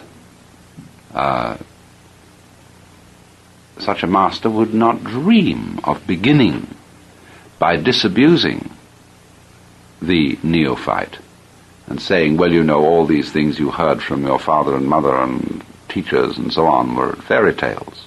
Oh, no, indeed. He would do what is called in Buddhism, exercise the use of upaya. It's a Sanskrit word meaning skillful devices or skillful means, sometimes described as giving a child a yellow leaf to stop it crying for gold. After all, when you approach one of these ways of liberation from the outside, it looks like something very, very fantastic.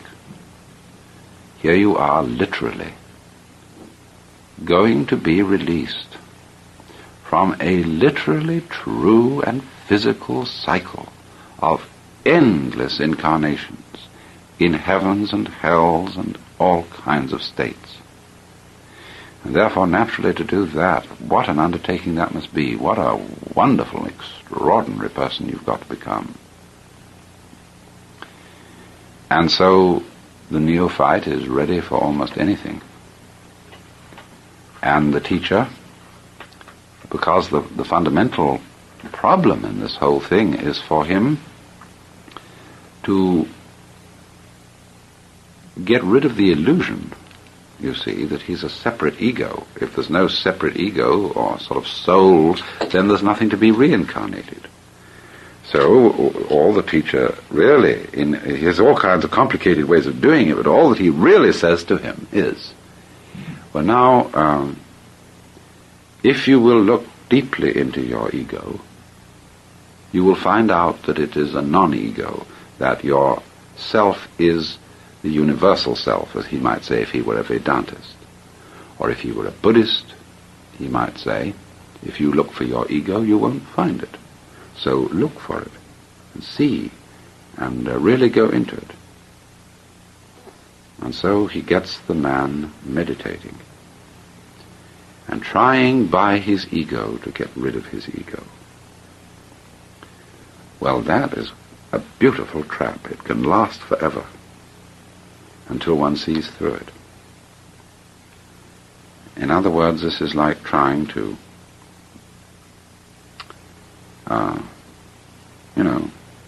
sweep the darkness out of a room with a broom.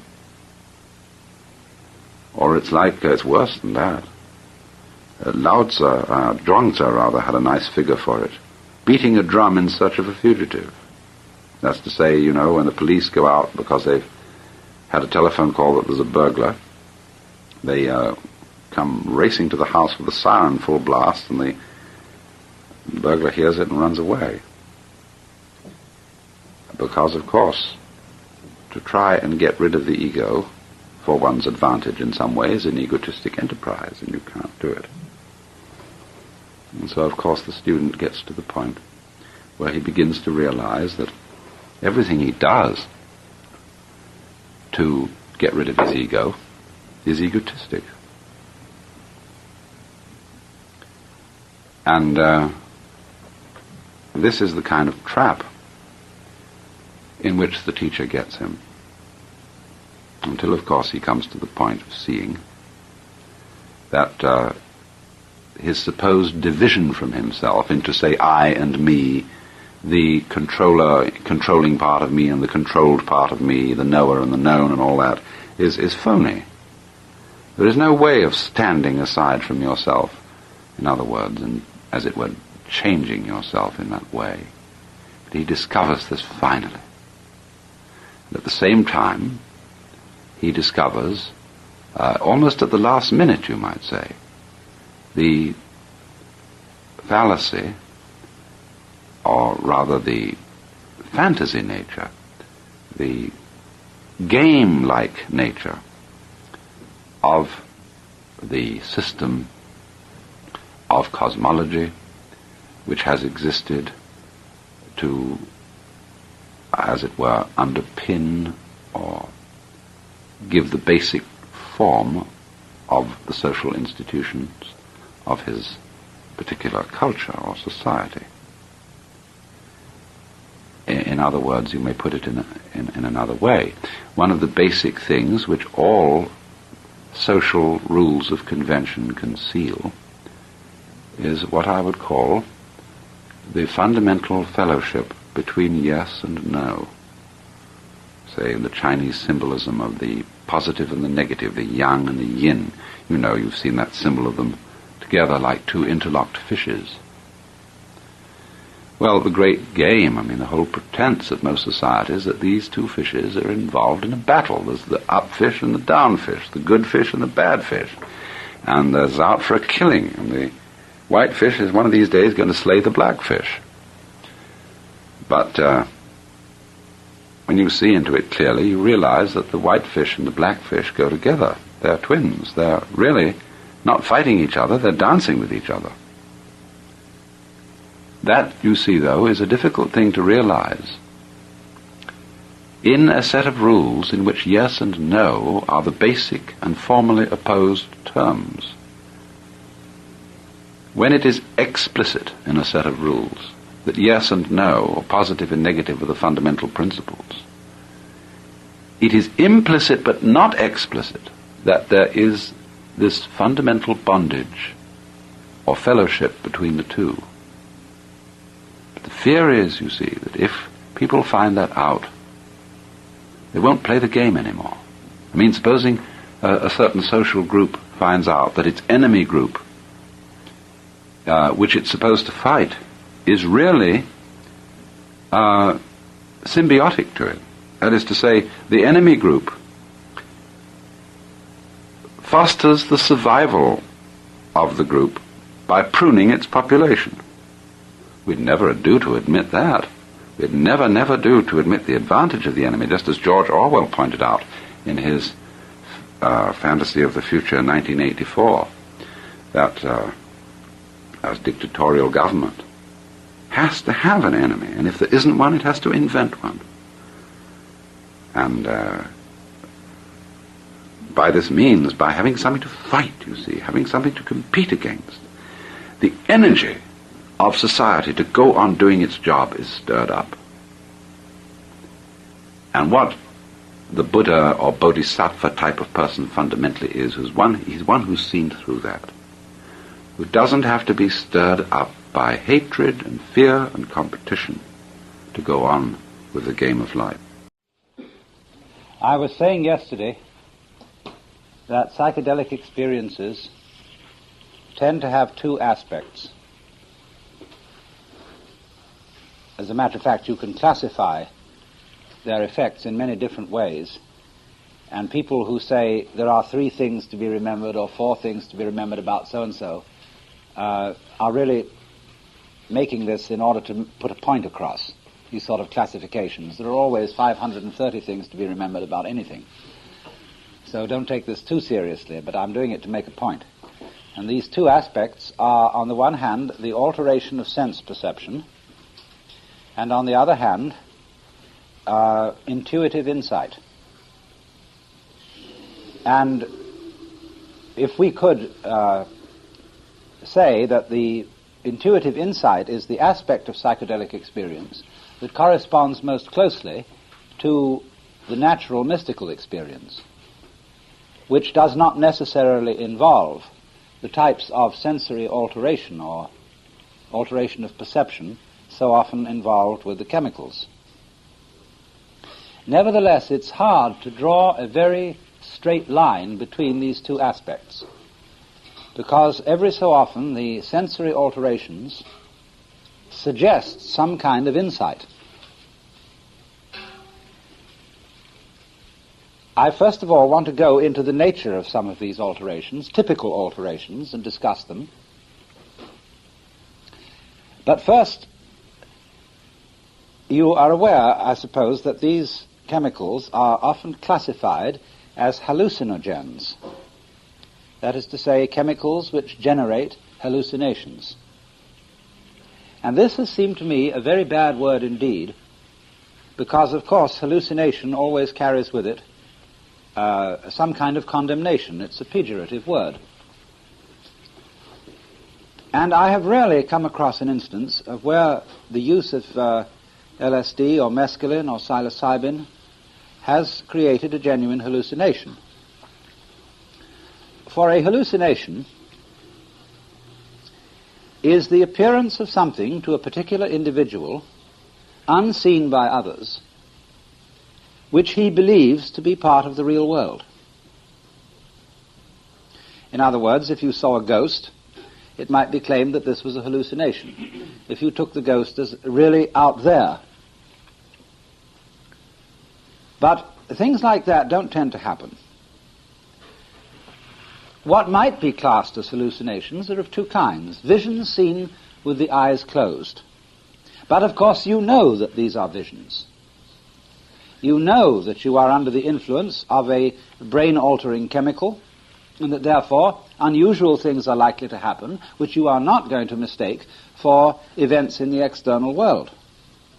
And therefore, when you close your eyes and behold the most amazing patterns constructed out of jewels, moving with splendid order in the dark, or see infinite complexities of ferns, where the stems sprout fronds, and the fronds sprout fronds, and the frondlets sprout frondlets, and forever and forever and forever, or marvelous arrangements of crystal arabesques, translucent, colored balls moving in space in many dimensions, enormous temples, vast architectural creations with every kind of wall and tower and cauliflower, going on forever and ever, through gigantic spaces, getting involved in thistles, with prickles upon prickles, forever and ever and ever. Visions of Persian palaces, of courtyards, of arabesques, of dancing girls and angels and knights in armor. All sorts of fantastic things will appear before closed eyes. But you know all the time that these are visions. And of course they create the most extraordinary questions. What are they? Because although they are visionary, although they aren't there in the external world, they very much are in the internal world, and they must have some kind of neurological basis. What are we looking at when we see those things? This is a question which nobody knows how to answer. For in some way there must be a physiological basis for this kind of patterning. Is it that we are getting a glimpse of patterning processes within the brain, processes which organize our ordinary thinking about things? After all, you know that when you use the telephone and you dial somebody, there is a machinery which handles it all, but if you go and look at that machinery, you'll find it has an extraordinarily interesting design. The patterns of electronic equipment are sometimes very beautiful. But you're not aware of those patterns when you make a telephone call. You're aware of voices, and that's it, and bells ringing. So it may be in the same way that within our minds, our brains, there are perfectly marvelous pattern organizations which we become aware of only under special circumstances. In other words, what one tends to do under the influence of a psychedelic chemical is to become aware of being aware. That is to say, you turn your senses back on themselves. And one is only inclined to do this when there is an alteration in the normal form of perception. That is to say, in seeing, you do not notice your eyes. In hearing, you do not notice your ears, especially if they're healthy. But if some disease should attack the eye or the ear, or some temporary inconvenience, and you see spots in front of your eyes, you know that those spots are within the structure of the eye, and if there is singing in your ear, you know that that singing sound is within the structure of the ear, and this turns the sense upon the sense. So in exactly the same way, if something alters your normal way of seeing things, your attention is diverted from what you see to seeing itself. And this, of course, this awareness of awareness, the turning you back upon yourself, even at this still rather superficial level, is the beginning of a process of self-exploration and self-knowledge. but it takes the little alteration to do it, as it were, to fasten your interest, because when your eyes are seeing perfectly, there is nothing to fasten on, you see. The eye creates a visual space of total clarity and emptiness, although that's all inside your head. And you find it difficult to attend to that which has no distinctive features. But when an alteration is introduced, there is some new distinctive feature to sight. But these are very hard to pin down. I gave you an illustration last night of the feeling that everything is at a funny angle. When a picture, as I said, is out of alignment, you know it's wrong, it's queer. Now, supposing everything gets out of alignment, and everything has a sense of being funny. I don't mean funny ha-ha, I mean a bit funny queer. Everything is just odd. Just a little bit odd. It's as if everybody had suddenly grown pointed ears. And not only people, but everything has pointed ears on it. Little projectiles sticking up from these pointed ears. And that's elfin. That's foxy. It's something funny. And leaves on trees suddenly have all pointed ears. See? You get this sort of impression. It's very strange and very hard to pin down. So one of the first inquiries that is always interesting in the psychedelic state is to discuss with yourself, what is the difference between this way of seeing things and the normal way? And you can get a group of people sitting around and talking about that. And it becomes one of the oddest conversations because people can't quite pin down what it is. They all agree there's something funny. Everything's a little bit off, and yet it looks the same as it should look, but it's off. And what do we mean by that? We really don't know. And it would be very difficult to establish a physiological basis for this. It might be done. But you see, it's like, as in the same way as when you put on colored glasses, everything becomes colored with the color of the glass. And soon your consciousness will start to eliminate that effect. And it will begin after a while to look normal, as it does when you wear sunglasses. So in the same way, if you put on a glass for every sense that you have, and the name of that glass is funny, everything will look funny. And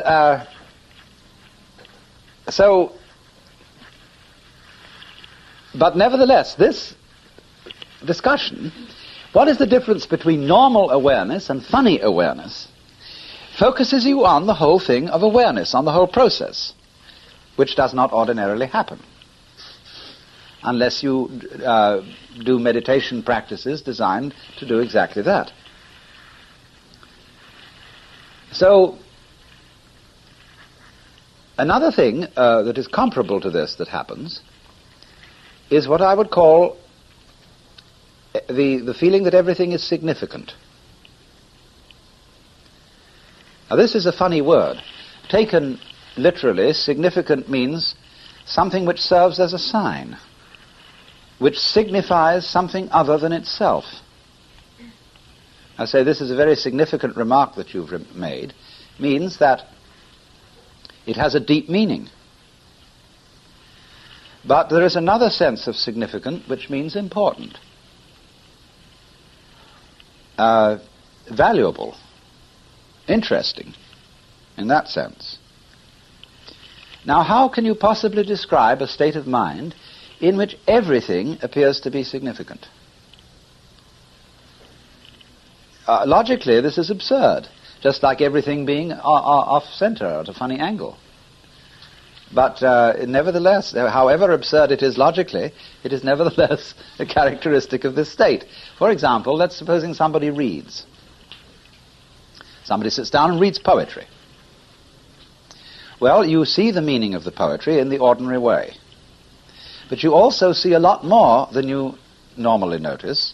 That is to say, every tone and texture of the reader's voice, every clearing of his throat, every pause to take a breath, every gesture is integrated into the poem. It becomes important. It becomes significant. It is as if there were some sort of signal system in the brain which attaches cues to various experiences. so that you know, for example, the difference between a direct experience and a memory. Because some experiences have the here and now cue attached to them, as when you sit and look at somebody. Other experiences, as when you close your eyes and remember the face of a friend who's not here, they have the memory cue attached to them. So you know that that's not a here and now. Well, so in a similar way, our experiences, we attach to them cues. Important. Notice this. There are other cues, unimportant, don't bother. Or perhaps no cue at all. Now here in this state of consciousness, everything gets cued. Everything. Everything you look at becomes important. And you realize that it's only an arbitrary kind of human scheme of selection that says these things are important and those are not. Because everything is important to something. You then get this curious sense, you see, that it doesn't really matter what you look at or what you listen to. Anything will do. Only there does remain a residue of value judgment, so that you're still capable of saying, I would rather look at this than at that. But if it so happens that you, just for the sake of experiment, choose to look at what you would rather not look at, it in turn becomes absolutely fascinating. Among the other alterations, I've thought of quite a number of them.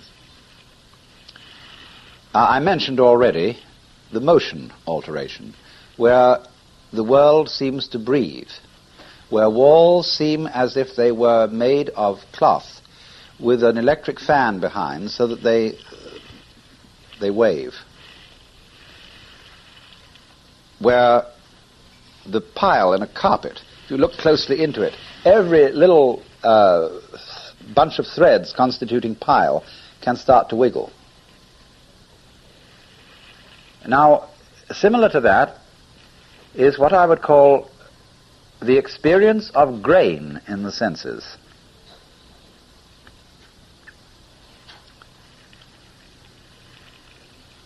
Once I was in this experiment, and I was looking at the mullions in windows, like here, you see. And although I wasn't seeing any more mullions than there actually are, I wasn't seeing double. Nevertheless, the arrangement of one after another gave the impression of doubling. It was like seeing double. And yet on account, I counted the same as a person in the ordinary state of consciousness. But one seemed to be a replica of another, of another, of another, of another. And the same would be true in looking at any sort of regular pattern in a carpet or whatever. And then the doctor said, hold up a finger and see if you see that double. And no, I said no. Yeah, oh, but yes. But what I had seen was that just beside my finger there was a wisp of cigarette smoke. And this wisp, being just at the same height as the finger, right here, became a basis for an eidetic image of a second finger. In other words, just the same way as you work the Rorschach blot into all sorts of shapes, so I worked the Rorschach blot of smoke in the air into a second finger beside the first. And for a moment it seemed just like it until I detected the source of the illusion.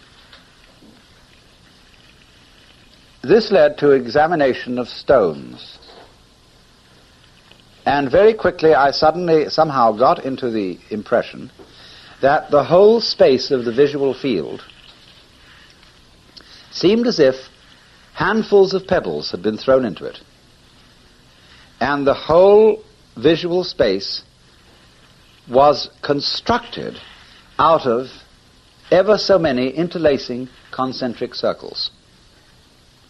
You know, for example, in the way that color pictures are sometimes reproduced. There are several techniques. They depend on the various kinds of screen that are used for printing. Well, there is a type of screen that is made up of ever so many circular patterns, all interlocking and intermeshing with each other. And so the whole visual world seemed to be based on a screen or grid of this kind. Now the interesting thing was that I could not at any point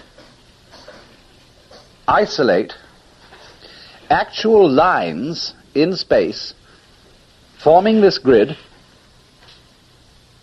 which did not coincide with some ordinary sense-perceived object. In other words, there was nothing to be seen that would not ordinarily be seen. And yet my eyes had organized what is ordinarily to be seen into this pattern of ever so many concentric circles.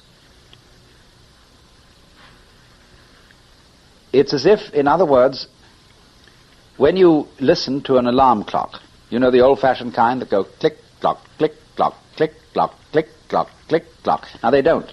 They go click, click, click, click, click, click, click, click, click. But you hear click, clock, or tick-tock, because your mind resents the monotony of tick-tick.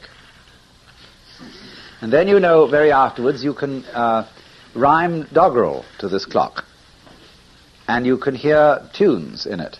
It becomes the beat, and you fit tunes in with the beat and things like that. Well, in just the same way that you do that, so your eyes can organize what they see into patterns which we would say in the ordinary way aren't there.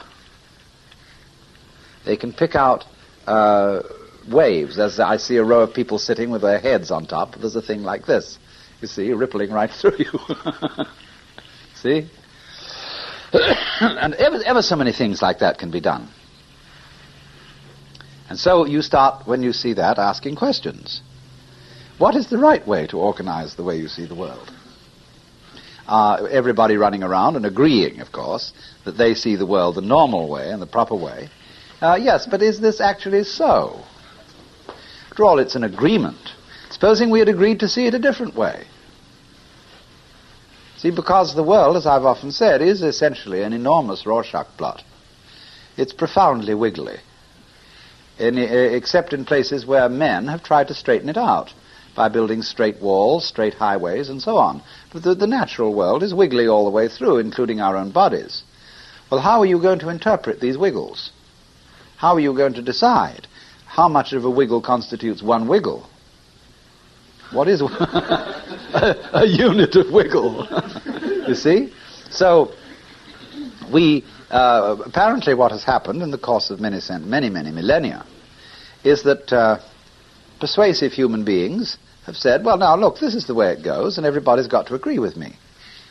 Surely this is the way it goes. And everybody says, because this guy is kind of rough, yes, that's right, that is the way it goes. And so, whether these people were powerful physically or powerful persuasively, we've all more or less agreed to see the world the same way, although we have not agreed yet, you see, to speak the same language. We're still using an enormous number of different languages. But these things, you see, these organizing patterns which we project upon the world are, as it were, languages of another kind.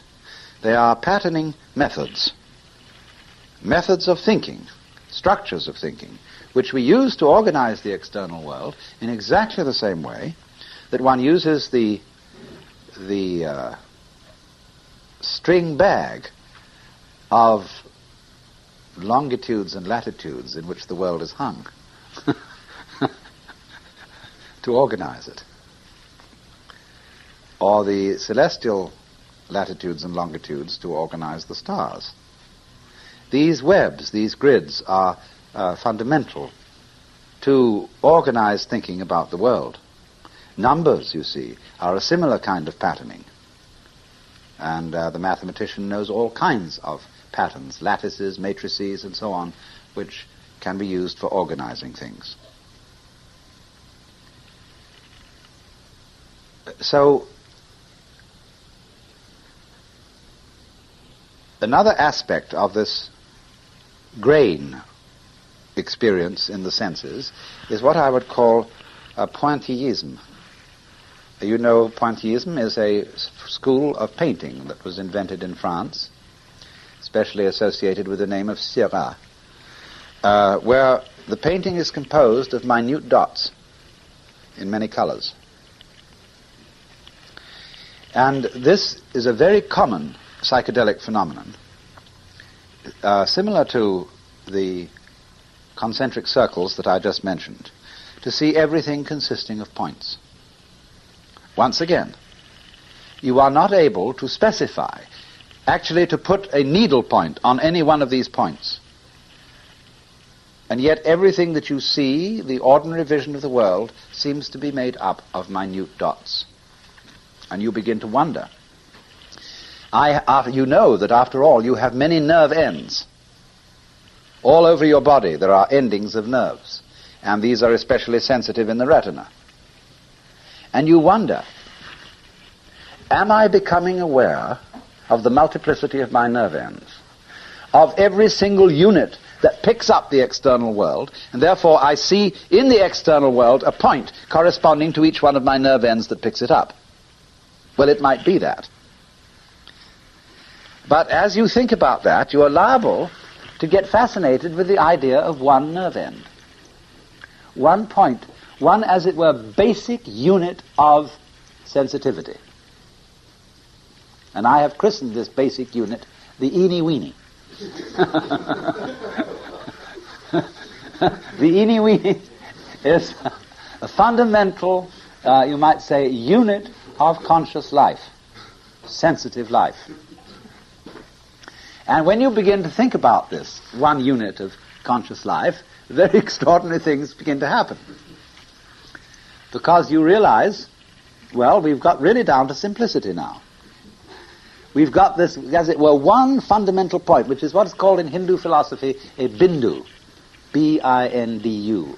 Bindu is an atom, but not a physical atom in the sense of what our physicists mean by an atom. This is an intellectual atom, the finest that any grain can get. It's almost like the Euclidean point, having position but no magnitude, except that it isn't quite as abstract as that. The eeny-weeny is very much alive. It is a unit of and I use this word to indicate what is common to all senses. A unit of sight, of sound, of touch, of taste, of smell. And all these senses, as you begin to realize with psychedelics, are really one sense, specialized in 5 different ways. That's why you, in certain cases, hear colors, see sounds, and so on. It all seems to go together. Well, of course, it would, because they're all specializations of our basic sensitivity. All senses are fundamentally a sort of touch. So the eeny-weeny is a fundamental unit of touch. Now, as you know about a neuron is such that it can give either yes or no as a message. That is to say, either it fires or it doesn't. So then the eeny-weeny is like that. It's either black or white. But you begin to see that it's both, because black always involves white and white always involves black. So this eeny-weeny is one but two-faced. Also, its being one implies all the others. One implies many, because you can't think one unless you can think many. You can't think many unless you can think one. The concepts are inseparable. One doesn't mean anything unless you know what many is. Many doesn't mean anything unless you know what one is. So suddenly the eeny-weeny, being one, implies all the others, and being itself, it implies an outside which is not itself. But if you can't have the outside without the inside, in other words, if you can't have the space around the eeny-weeny without the eeny-weeny, and you can't have the eeny-weeny without the space, then somehow it's very difficult to say that the eeny-weeny, the one little unit, and everything else are different. They're not. They go together. And this leads you into the most fascinating of all aspects of psychedelic experience, which I will call the experience of relativity. This gets us back to significance. What is important? Now, we human beings think we're important, and that we have a very complex civilization, that our libraries, our cities, our organizations, our institutions, our nations, our wonders of religion and philosophy and art and architecture and so on, is the most complicated and the most significant thing that ever existed on earth. And when we look at and realize that there are little cells in our bodies that have a sort of independent civic life, and that there are all kinds of microorganisms, which when we see them, we don't see the familiar human shape. We see something more or less globular. We say, well, that's a very primitive shape compared with the shape of man. It doesn't have a highly organized nervous system as ours, and therefore is obviously an inferior creature. But with a psychedelic, you have time to think about things you don't ordinarily think about. You say, now, not so hurry, not so hurry. How do you know this thing isn't as complicated as you are? You haven't really looked. Start looking. And we know a scientist can start looking, and he can find that one small tiny microorganism is very complicated indeed. And why wouldn't it be that from the point of view of this microorganism, its affairs are extraordinarily complex and very important? I mean, imagine just something that we know a lot about that's a long way from a microorganism. Let's consider a bee. What do bees know about subtle distinctions between different kinds of honey that we've never thought of? Supposing a bee is arranged that it does exactly what it likes, and yet at the same time this is always socially acceptable. A pretty groovy sort of civilization, that, wouldn't it be? You never have to stop to think, would this offend anybody or anything like that. You do just what you feel like doing, and everybody accepts it. It's perfectly fine. You play the rules automatically. Well, human beings would say that's not much of a challenge. After all, it's more significant if you could do something wrong, if you could make a mistake. Well, that's our way of thinking of it. That's our particular taste, that we think it's more fun to play it that way. They may think it's more fun to play it the other way. They say, well, what do you want to introduce all that nonsense for? When you can live a perfectly satisfactory life like a bee, why do you want to go and bring in a kind of principle of evil choice just to make everything messy? Well, it's another form of game, you know. Every game has some kind of a forfeit in it. You've got to lose something in order to find it, or to win it back. Now, that's the essence of a game. That's why you shuffle the deck of cards at the beginning, to create chaos. So, and then you work against it, you see. So everybody has something, some kind of thing that's a forfeit to play their life game. Otherwise there would be no game, you see. We think it's important to survive. Well, it isn't. Yeah, but we say so, you see. It doesn't make the slightest difference whether you live a short time or whether you live a long time. After all, here are these fruit flies, Drosophila. They come and go, come and go, come and go with extraordinary rapidity, generation after generation in a few days. And from their point of view, this is perfectly satisfactory, normal life. How do you know? Because I think the same about myself.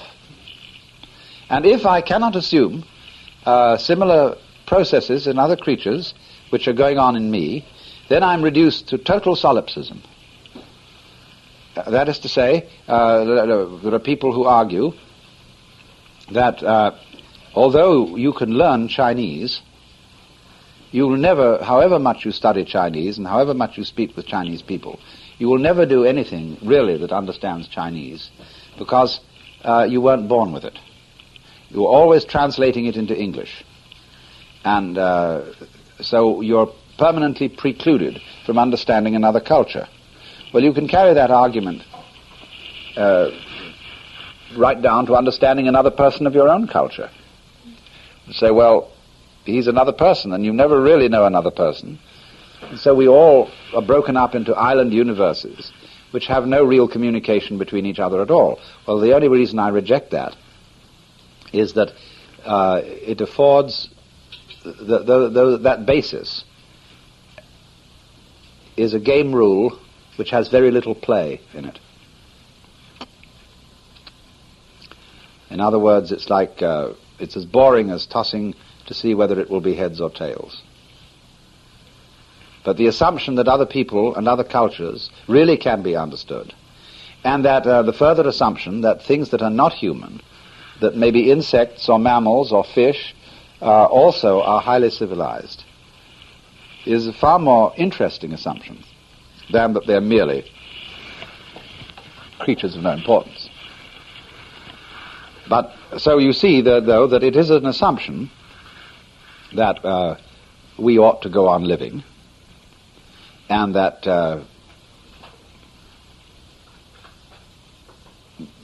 but you see, it's a meaningless assumption when you really examine it, because mere going on, mere quantitative length of time is just so much time. It has no special qualitative meaning to it. So we say a person died a glorious death. He died for some great cause, you see, and boom, he went out, you see. But we say that thing that went on for a few minutes, short life, he was a young man. He went up in a bang, but it was a glorious explosion, and everybody builds monuments to him and says he was a great man. See? So there is a value then to the short and explosive, as well as to the long and dull raw kind of a scene. But when you're really fixed on a game rule, you see, like you ought to go on living, it's very, very difficult indeed to see that you really don't have to. To see, in other words, what this so often comes down to, this relativity. Well, let me postpone that for a moment. I want to further the idea of relativity. So what you see then is that at every level of being, all creatures are confronted with the same tasks and have the same problems and are really in the same situation. The infinitely small is as big as the big can be, and the big is as small as the small can be. Because after all, when you get down to the most minute things you can conceive, it turns out that they are surrounded with spaces that are relatively as vast as the spaces between the bodies of the solar system or between the different galaxies on the large scale. So if there are beings of any kind of sensitivity dwelling on these minute points of whatever, they will look out, and what we see as galaxies will not be visible to them at all. They will find themselves in the same sort of universe we find ourselves in. Because the kind of, you see, every creature that is sensitive finds itself in the middle. See, each one of you is in the middle of the world. Because you radiate a sensitivity, in other words, the extent to which your eyes will see, your ears will pick up sound, is always a circle or a sphere. And you can expand that sphere by instruments, telescopes, and radio astronomy, or whatever it may be, telephones. But still, you are in the middle. That's the most important place. Everybody's in the most important place. The middle. And we say man is the measure of all things. It's a funny feeling that man stands in the middle. Of course he does. He knows, as it were, so much higher than himself and so much lower than himself. Probably equal in both directions. So much bigger, so much littler. So when you get down to very tiny, that thing too feels in the same place that you do. But you might say, oh well, but really it's very tiny, because after all we are fairly tiny, and there may be, in other words, beyond all the galaxies that we are aware of, vast systems that we have no knowledge of at all, and they are after all bigger. Are they? Are you sure? Bigger? Or are they just the same place? You see? Eventually you can construct a scheme where you get bigger and bigger and bigger, and that bigger is the same place as the tiniest. It goes round in a circle. That's, you might say at first, difficult to think about, but it is a perfectly logical concept. Perfectly simple, only it's unfamiliar. So is the sense, you see, as this grows, you realize that everything is in the same position. I remember I was thinking about this once, and at the same time listening to Hindu music. And the concept of this immense relativity was really moving in me. And I was full of marvel at it. And it was somewhat terrifying. And somehow the Hindu music is very deep stuff. You have to have quite a trained ear to go and see that it is something just as profound as anything written by Bach or Beethoven. But I suddenly said, you know, there are moments in this music when God himself calls out for help. I don't know what I meant by that, but something like this. In the Hindu philosophy, as you know, they believe that God plays hide and seek with himself, and that he, for as it were half the time, whatever time is, anyway, half of it, he gets lost deliberately and forgets that he's God. And he gets as lost can get, you know, which is the end of experience that we call the screaming mimes. And that's when God calls out for help. Well, immediately he answers, of course, because he wakes up and finds out who he really is. But what you begin to see through this relativity thing, that everything is central, everything is as important as everything else, however big, however little, you realize it's all God in the same position. But now that begins to scare you, because you say, well, I can't believe that I'm God. That would surely be very blasphemous, because after all, I'm not very good, and God's supposed to be good, and I am not very powerful, and God is supposed to be all-powerful. And you say, what do you mean you're not powerful? It isn't a question of whether you're powerful or not powerful. Powerful and impotent are just two opposites of the same game. If you didn't feel some lack of power, you wouldn't feel any power. I mean, you couldn't be all-powerful, because that would mean nothing. There would be just nothing happening if you were all-powerful. But when power and impotence, to be able and not to be able, are two phases of the same thing. So in the same way is the voluntary, what I can do, and the involuntary, what I can't or can't help doing. They are phases of the same. You wouldn't know one without the other. And you begin to see, yes, isn't that fascinating? And then in a funny way you begin to realize it's a sort of secret, that you are willing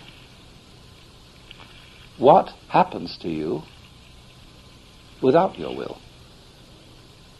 Because you see that you couldn't will anything unless there was also that was other, that you couldn't will, that was beyond your control. And it begins to dawn. You begin to see the whole thing, that you're not just something fighting the world, all on your little lonesome, but that the whole thing that you think you're fighting is the other side of you. And but the whole game is to make it seem as other and as strange as possible, as foreign, because that's getting way out. That's making excitement. And you say, well, now why then can't I just switch it off? Well, couldn't I suddenly realize, bang, like this, sitting here, that all that is other than me, all that I don't will, is really me, why can't I just do that? See? I only ask you. You think you can't because you think about it superficially. Would you want to? Would you want the disintegration of the other? And find out it's merely you in the sense of your ego? No. The self has to contain something more complex than merely ego. It has to have an element in it which seems to resist. See, when you move your arm like this, you have here what are called antagonistic muscles. And dependent on these is motion. I prefer to call them complementary muscles, but still they are called antagonistic. It's all right. So when this muscle contracts, when the bicep contracts, this one relaxes. And so the opposite way when you do this. Now, you see, they play with each other, against each other. And so they make a movement possible. So it is with the voluntary and the involuntary, with the power and the non-power, where I conquer and where I surrender. See? But you get this feeling now. You see, I played it all the way through. Everything, every creature, every center of sensitivity, every eeny-weeny in the world is the same one. They're all in the same position, but the whole thing is to look as if they weren't. Because that's the hiding part of the game, the concealing part. So that every single eeny-weeny, or human being, or whatever you want, any unit of sensitivity, however you want to measure it, looks down and looks up and says, well, those things aren't me. They're weird. They're very different. See? And especially I don't like spiders or snakes or whatever it is that you don't like. And no, that's not human. And we talk about snakes' eyes, you know, they have no warmth in them. What do you think our eyes look like to a snake?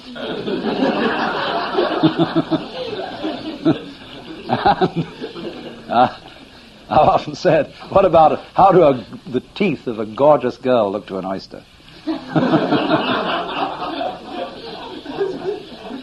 So, but then you realize, you see, that the whole point of it is that those things have to look different. That's the whole point. That if you didn't feel they were not human, and they were something else, you wouldn't know you were human. And so they, on their side, look at you. You, as a human being, have some claim, although it's probably merely relative, to be the most predatory monster on earth. Because the fish stay in the sea, and the birds pretty much stay in the air, but human beings range through air and ocean and everything after their prey. I mean, supposing the sharks could walk. So,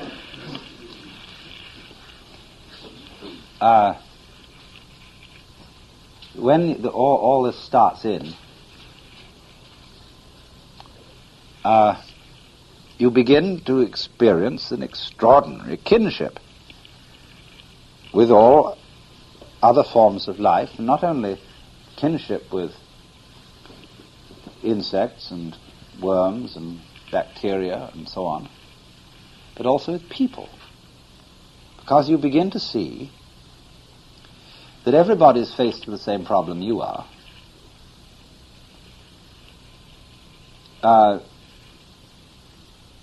Everybody has the same death problem, and that everybody's workings aren't to be easily dismissed as good and bad, and say, well, that's good and that's bad, and therefore I can feel. Well, what's the point of all this judgment, as a matter of fact? People judge despite the fact that Jesus said, judge not that you be not judged. But what's the point of it all? Well, the point of it all is so that I feel that I'm right. See, because you can despise other people in certain ways, or other classes of people, and say, well, they're terrible.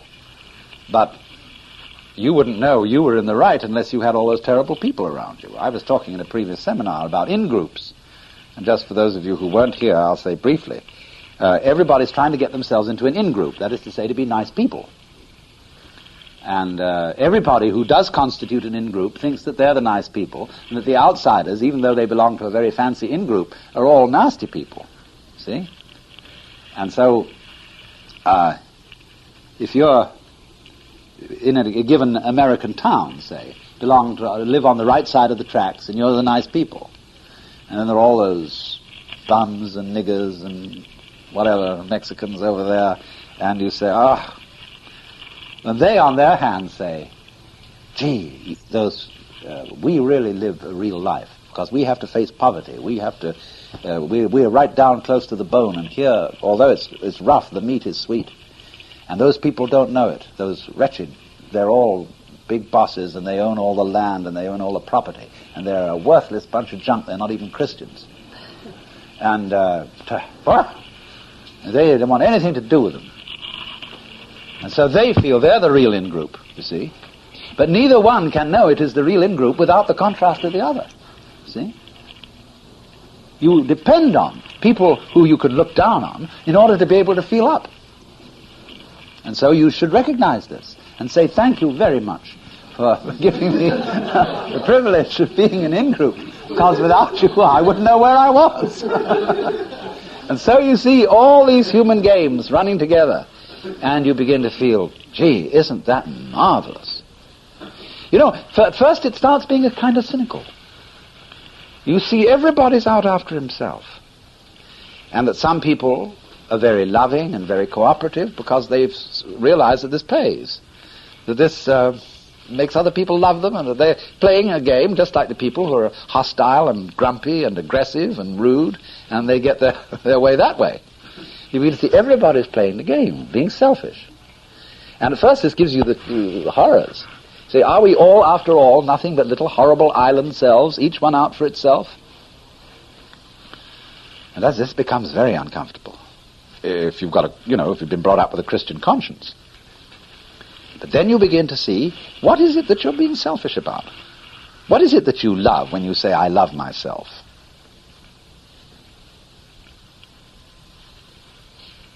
Well, this becomes exceedingly puzzling.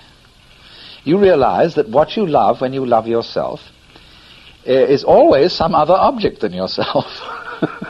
You like eating ice cream. You like beautiful views. You like your house. You like your friends. You like kissing beautiful girls. You like this, but it's all not me. See? You suddenly realize you can't separate yourself that you love from everything else that yourself implies. Then, you begin to wonder which end is up, but it soon clarifies. And you suddenly see the whole thing, and this can become with psychedelics a very, very vivid thing. The whole universe is a colossal energy play, going this way and that way, totally indestructible. And it's all you, and you didn't know it. But it doesn't mean you're the only one. This thing proliferates in millions and millions of centers, but it's all one center. And you can get the physical sensation of the thing being an enormous, as it were, sort of center of light, of joyous, whooping, glorious, loving, boom, like that. Huh? And this will only usually last for a few moments, where you feel you've actually put your finger on the center of reality. And it's this tremendous luminous energy. Just beautiful. And then, as this passes off, you see, as it were, the reflected glory of this in everything you look at. And at that moment, you see, in the experience, you begin to come down. And as you look more and more, you see, of course, I don't object to being in a different state of consciousness than what I've just been in. Go back to being ordinary. Because now I've seen what ordinary consciousness is underneath. It's this fantastic game of hide and seek. And it's perfectly all right to come back. Because actually, since all is one, there is no difference between my perfectly everyday existence and this stupendous vision of glory that I've just seen. Because the one implies the other. They go together. This is the game. This is the hide and seek. And so you can come back into an extremely integrated, restful, quiet sense of peace. Never forgetting that you have seen relativity. And that relativity is the key to the fundamental unity. Because that which is related All extremes are related to each other in a polar way. They are not things that are separate from each other, as if they, opposing forces of light and darkness, came from such opposite ends of the cosmos that there wasn't even a joining point between them, and met in a clash. It is rather that as a flower expands from a center and blossoms, you can draw diameters across it, picking out opposite petals, but they all come from the same center.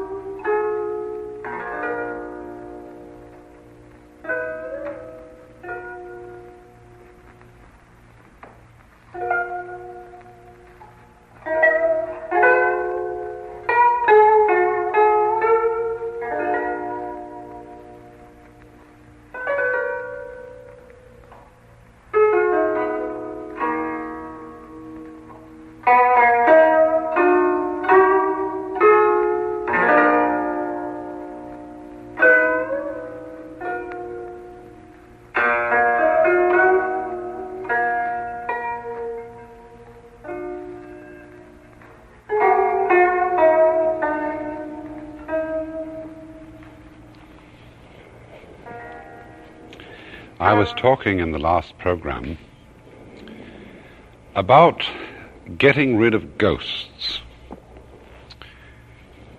and showing to what an extent the so-called problems of life are the result of asking the wrong questions and therefore getting mixed up and spending an enormous amount of effort in trying to solve riddles that have no answer. Now, you know, in Indian philosophy, whether it be Hindu or whether it be Buddhist, there is apparently a great life problem. And that is the problem of how the individual is to be released from what is called karma, K-A-R-M-A. Strictly speaking, the word karma in Sanskrit simply means action or activity. But in popular Indian conception, it has a more specific meaning than that. And it means something like our Western idea of causality. As the Buddha put it once, this arises, that becomes. And although I don't think he meant this statement in a causal sense, nevertheless, when you look at how the ordinary people of India understand karma, it works out in practice as being a law of retribution. That is to say, if you are in good circumstances in this life, it must be attributed to good things you have done in times past. If in bad circumstances, to bad things. And so the individual has a conception, a kind of explanation of his lot in life by referring it to past causes. And so he believes that when he can so act and so think that he stops generating karma, he stops doing action that looks for a result, he will be liberated.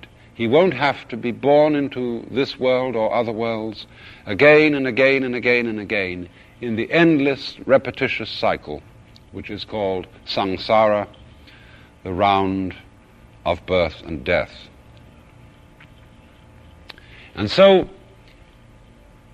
the ostensible objective of the way of life of Vedanta or yoga or Buddhism is to stop this process going on.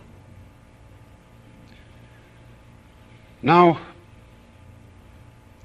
most interpreters of this philosophy, whether they be Westerners or Asians, take this objective in a very literal sense.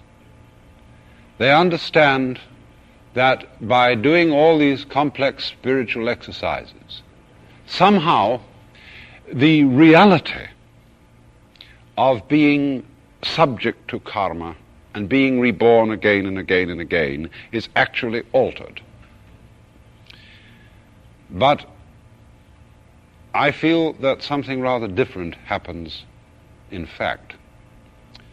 And that is quite simply that the individual comes to see that this whole conception of karma, of cause and effect, in other words, governing his behavior and reincarnation, is an imaginary and thus false conception.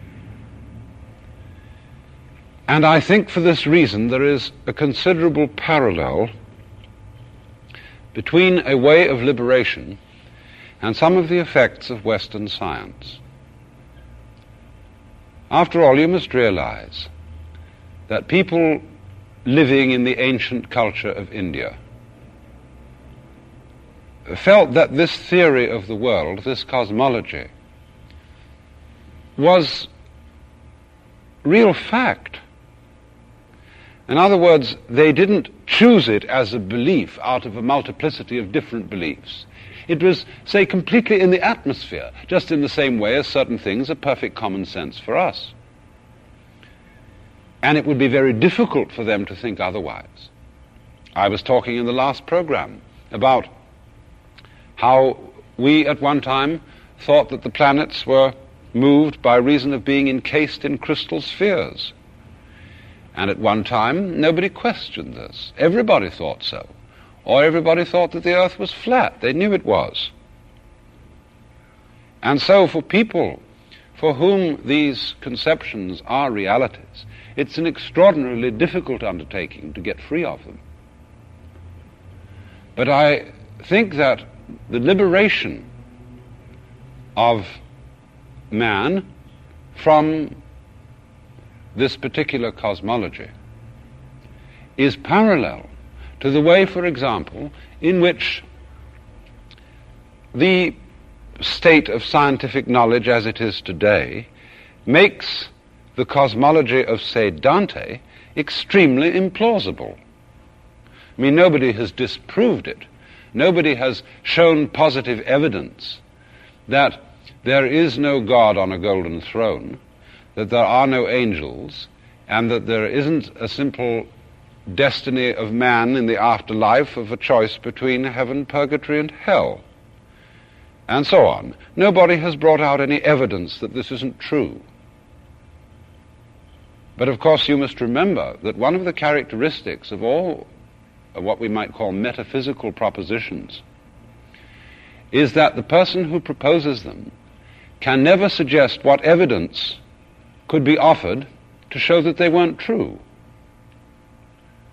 In other words, if you ask somebody who believes in the theistic God, what sort of things would show you that this wasn't so, you'll find he can't think of any. I mean, after all, if God came and told him that God doesn't exist, this wouldn't be evidence that God doesn't exist. And that's about the only sort of evidence you could imagine. And so in the same way, a group of psychoanalysts was asked a little while ago, what evidence would you accept as proving that there is no such thing as the Oedipus complex? Well, they couldn't think of any.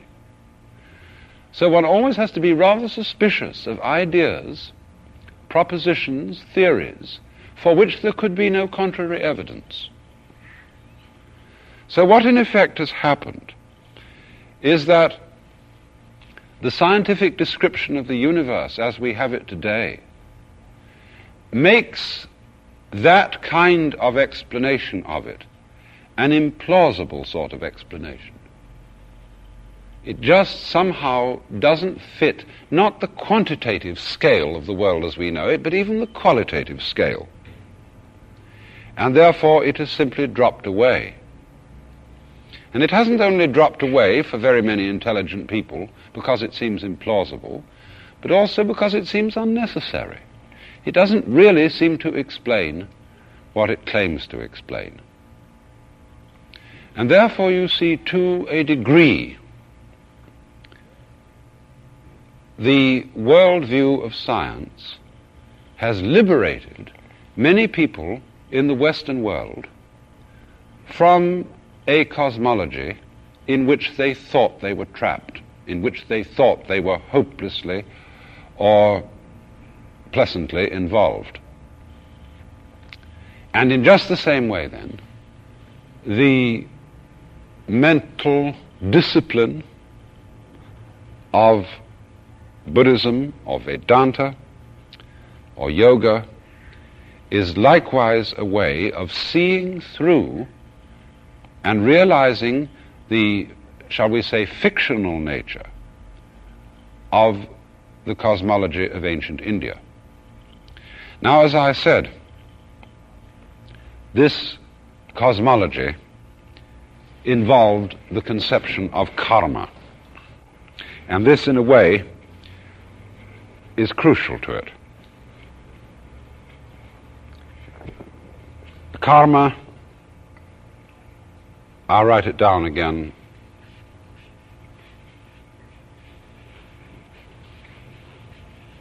From the Sanskrit root, kri, to do. And as I said, strictly speaking, it means you're doing. And thus, in a way, there are two senses of interpreting it. You might say there is the unreal sense of looking upon it as a law of cause and effect, or a profound sense in which you interpret it as action.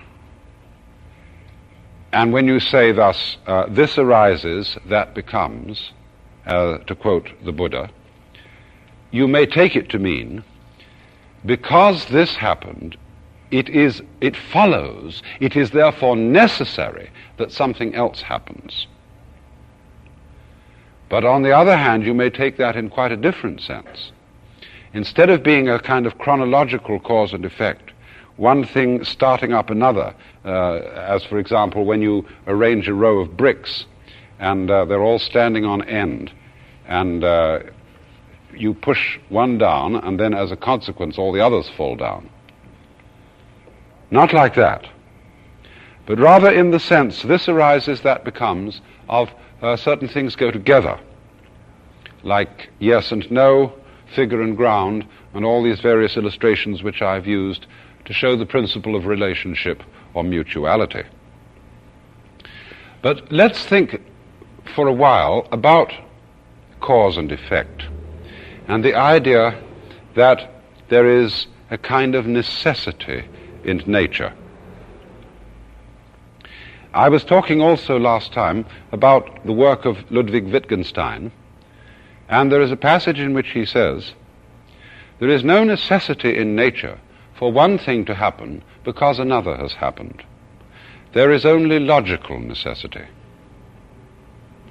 And this again is one of these things that startles common sense.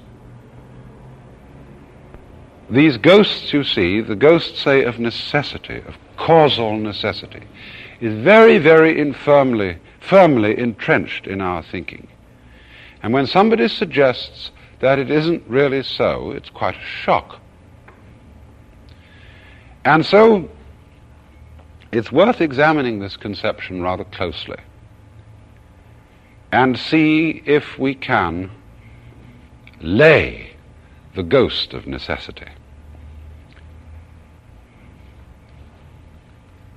First of all, let's consider a few ordinary causal ideas. We say that any living creature must of necessity have food. and if it does not, it will of necessity die. And here we seem to have a perfectly clear case of cause and effect. But if we look closely into what actually goes on, we shall find something rather different. What are we really saying when we say that any living creature needs food? Well, first of all, a living creature is, of course, constantly absorbing or assimilating food. And when we say, for example, does your food agree with you? Does the climate agree with you? This is really saying, are you consistent with your environment? Do you go together? If you do go together with your environment, of course you are there. As we say, you exist. If you don't go together with your environment, if you're not consistent with it, you're not there. It's as simple as that. Now, when we say, you see, that an organism needs food, of course, this is only to say that it is food. Because what happens, you see, when anything eats, is that it transforms as much of the environment as is consistent with its own pattern into that pattern. And what isn't consistent, it either doesn't eat or it eliminates it. And so what we call an organism is a constant transformation of food into the pattern of the organism. And of course, you could say, describing it more elaborately, this is the transformation of the pattern of the food into the pattern of the organism. And so, the moment that the organism stops, or this process of transformation stops, the organism isn't there. And so long as it is eating, it is still becoming food. Food is still transforming into it, and this is what it means to say that it exists. Now, of course, we are also likely to say, oh, this organism eats because it is hungry. Now, I wonder what we're saying there. Is hunger something, as it were, some kind of power that moves the organism to look for food? I think, again, if we examine this carefully, what we're saying, that an animal eats because it is hungry, what we're really saying is that it eats when it's ready to eat. And hunger is the initial stage of eating. It is a way of perceiving readiness to eat. And then again, when we say it dies because there is no food, if you look into this carefully, what you're actually saying is that when food is not in the environment and therefore is no longer being transformed into the pattern of the organism, then that pattern isn't there anymore. It dies. But you see what is happening here. All we're doing when we say because is that we are describing what is actually happening more carefully. In other words, the organism dies because there is no more food. If we simply say, instead of this word because, we simply say, the organism's death is the cessation of food being transformed into its pattern. You see, we've eliminated the word because. And this is actually what we're doing all the time when we explain things. We're not really describing their causes. That seems to be what we're doing when we don't know the full nature of the event. But what we're really doing is we're describing the event that puzzles us more completely. it seems to be a description of causes if we say death is one event, and not having enough food to eat is another event. If we split the two events in the first place, then it will seem that one event causes the other. But it's much simpler to say that all we are doing is we are describing the event called death more carefully, and this makes it more intelligible. Because you see, while we separate events and say that one is the cause and the other is the effect, it's always difficult to show exactly how the cause turns into the effect. We had the same difficulty in trying to show how minds or spirits influence matter. If they were two substances of a completely different order, how does one work upon the other? And we found, in other words, that what appeared to be an explanation wasn't really an explanation at all. If you ascribe, in other words, the intelligent activity of a human being, which he manifests in such physical things as his action and his speech, if you ascribe this to some altogether different kind of entity or substance called a mind, well, how does it affect it? And this is a puzzle nobody was ever able to answer. And just the same thing occurs when you want to know how a cause brings about an effect. You have introduced a gap here, thinking that you were explaining something, and as a matter of fact, you have made the situation more puzzling than it was in the first place. And so, too, when we take such simple problems as what we call gravity, I suspect this is another ghost, when we say, when I let go of a stone, it falls to the ground. That's a perfectly straightforward, simple description of the situation. But then if we add to that and say, the stone falls to the ground because I let it go. Now, let us imagine what evidence is there for causality here. Let's see what evidence could we bring against it.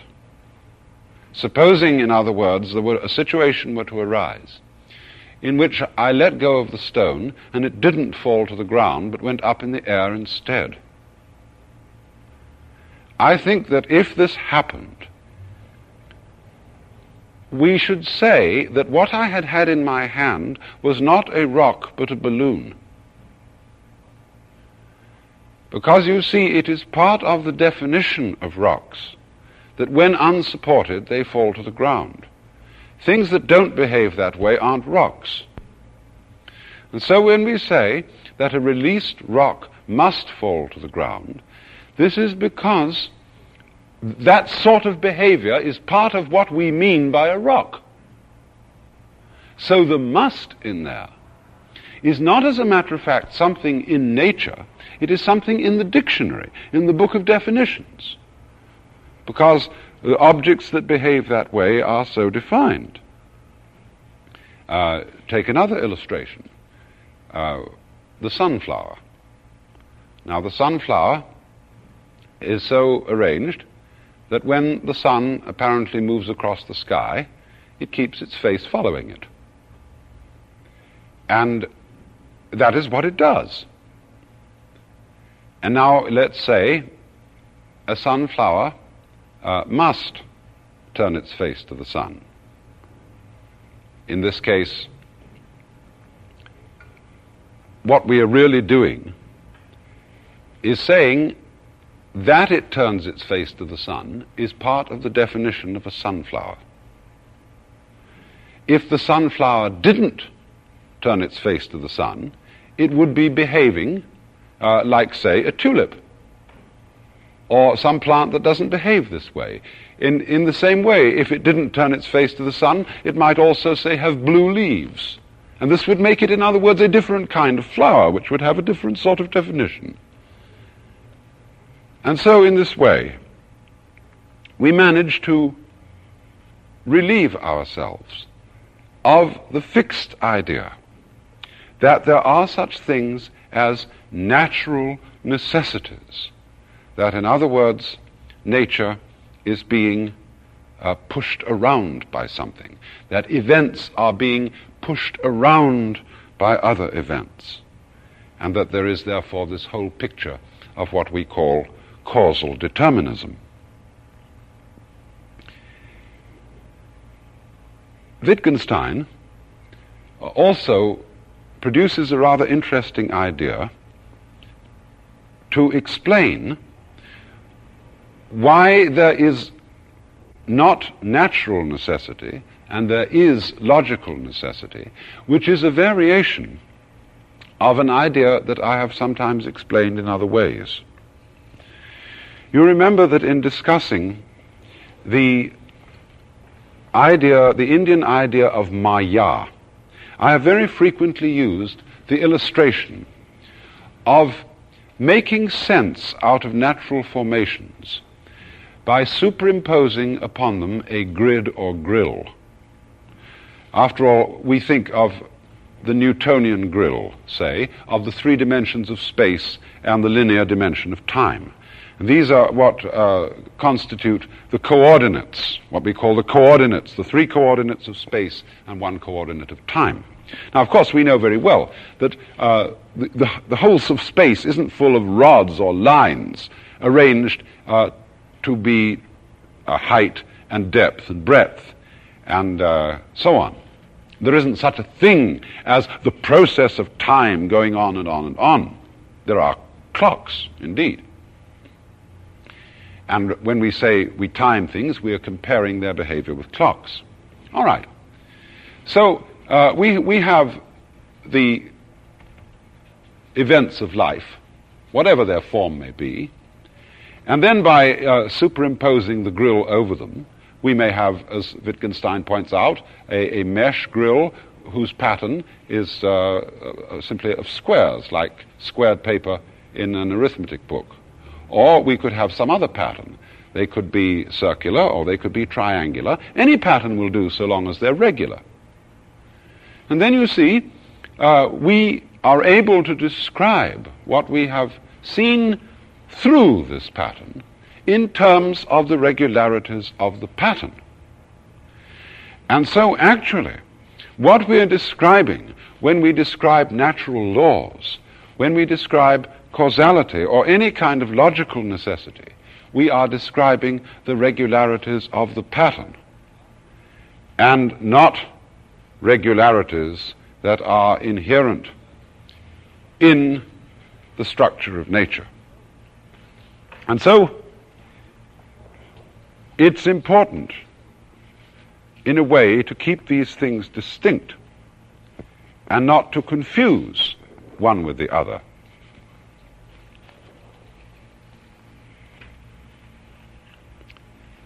And the confusion of the two is, in a way, another of these ghosts I've been talking about.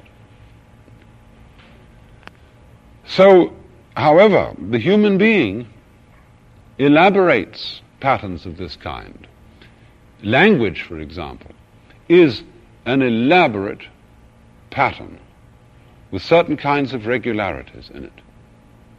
Just in the same way, too, our fingers and our teeth and our organs of digestion are also a kind of grid. And they're constantly, as it were, sorting out what is in the world in order to assimilate them to us. And in the same way, our words, our language, our ideas, our patterns, which sort out the world. And we assimilate the world to these patterns. Say, take the idea of a triangle. There's probably nothing in nature which is a triangle, perfectly, a Euclidean triangle, but a triangle is a sort of approximation to things. We can translate things that are approximately triangular into triangles. This is what we're doing, converting nature into our pattern.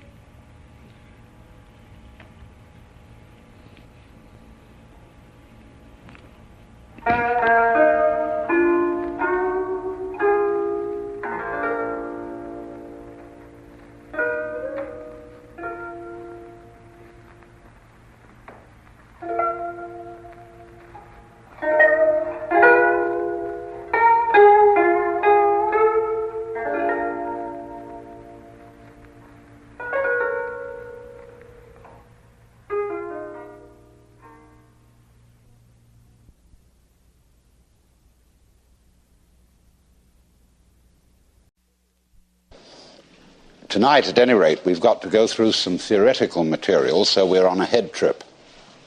I don't know where the trip will end up. It depends on you.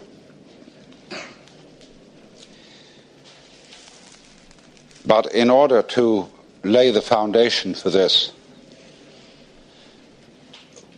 we've got to examine ideas that are basic to our common sense.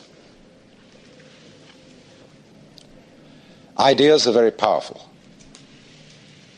It's not only emotions that are powerful in human life.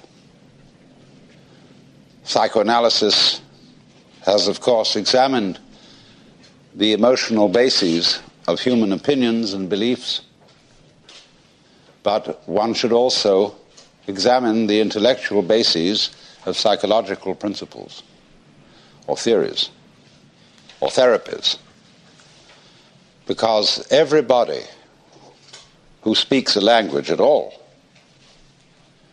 has underneath the surface of the language or the figuring that he uses certain basic assumptions which are usually unexamined. And these unexamined systems of belief are extremely powerful in their influence over our lives. We'll begin with one very common idea that's built into our common sense, which is that the world, the physical world, consists of two aspects, respectively form and matter. This was foisted on us by Aristotle, and also by the Bible, because it is said that God created man out of the dust of the earth, and as it were made a figurine in his own image, and then breathed the breath of life into its nostrils so that this form of clay became a living being. And so underneath that lies the notion that everything material is made of some sort of basic stuff, like clay is the basis of pots. And for centuries, scientists, philosophers wanted to know, what is that stuff? What are we made of?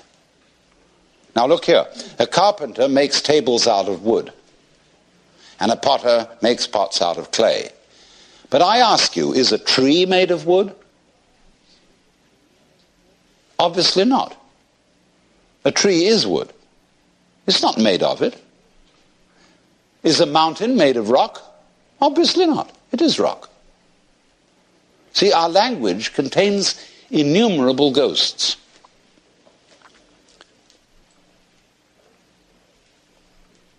Supposing I say, the lightning flashes. Surely the flashing is the same as the lightning. There is not one thing called lightning and another called flashing. The lightning is the flashing. It is raining. What is this it that is raining? The raining. I can make a noun out of a verb any time by turning it into a gerund. So we populate the world with ghosts, which arise out of the structure of our language, and thus, therefore, of the structure of our thinking, because we think in language or in figuring in numbers. And so it's an intensely fascinating investigation to find out what are the hidden assumptions that underlie language and figuring. In other words, language and mathematics. And here is this basic assumption, you see, that is almost with us all. It comes again and again into our everyday speech, that form, pattern, organization, organisms are made of something. As if there were some inert, primordial, and of course stupid stuff which had to be put into shape by an energy and an intelligence other than the stuff. Like the intelligence of the potter shapes the clay. So therefore, we have a basic picture of the world in which everything is being pushed around. There's a boss. There's somebody in charge who is different from what that somebody is in charge of and puts everything into shape. Because our common sense does not allow that things shape themselves. Very odd. In Chinese, the word for nature is ziran, which is that which is so of itself, the spontaneous. The Chinese have no difficulty in thinking about nature as self-shaping. A Chinese child would not ask its mother, "How was I made?" It would ask its mother, "How did I grow?" Which would be quite different, you see. So to be made is to be commanded, and therefore every good being obeys. Whether you obey God or whether you obey the laws of nature, you obey. And an analog, therefore, of the world that has been put into our common sense is one of military command. Note that. Because the image of God, I would go further and say the idolatrous image of God, which has been handed down to us, is one of the beneficent tyrant, the boss. Big Papa. So then, when our physicists started to find out what stuff was, they went into it and examined it with ever more minute instruments. They first started cutting up things with knives and cutting them smaller and smaller and smaller until the particle that they wanted to dissect was exactly the same width as the edge of the knife. And so they got an atom, and that word in Greek, atomos, means the non-cuttable. Non-tomos cuttable. That's the basic atom. What you can't cut anymore because you got down to the end. Well, they weren't satisfied with that. So they got an atomos, in other words, a particle of something or other that was just the same width as the blade of the knife edge, and they looked at it under a microscope. And they saw that it seemed to be composed of more small particles. So they found out means of working those out, and then they found out extraordinary means of investigating the properties of matter. Then they reached a point where they couldn't decide whether it was particles or whether it was waves. So they called them wavicles. They thought they had come to certain ultimate wavicles called electrons. But then, unfortunately, everything fell apart, and they found protons, mesons, and many other extraordinary things. Because, of course, what they didn't realize was that as you make more and more powerful microscopic instruments, the universe has to get smaller and smaller in order to escape the investigation. Just as when the telescopes become more and more powerful, the galaxies have to recede in order to get away from the telescopes. Because what is happening in all these investigations is, through us and through our eyes and senses, the universe is looking at itself.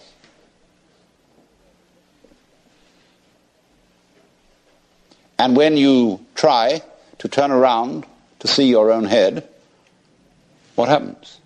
See? It runs away. You never get at it.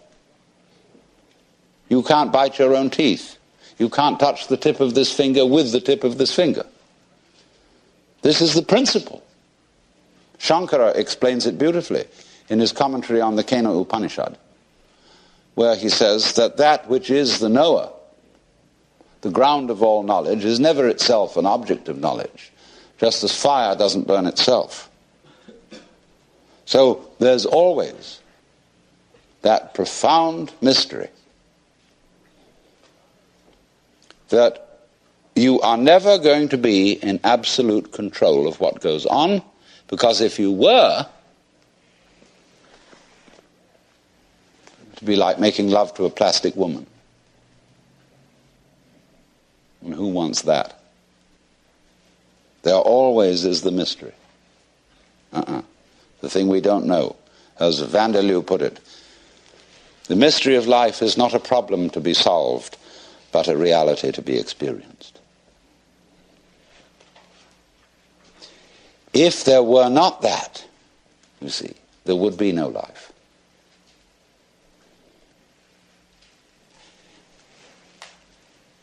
The reason why certain people turn to philosophy, why I became a philosopher, was that since I was a little boy, I always felt that existence as such was weird. I mean, here we are. And isn't that odd? Of course it's odd. What do you mean by odd? Well, it's what's different from even. I mean, what's odd stands out. What's even lies flat. But you can't see the outstanding without the flat background. Here's the thing standing out. It's odd. Each one of you is odd.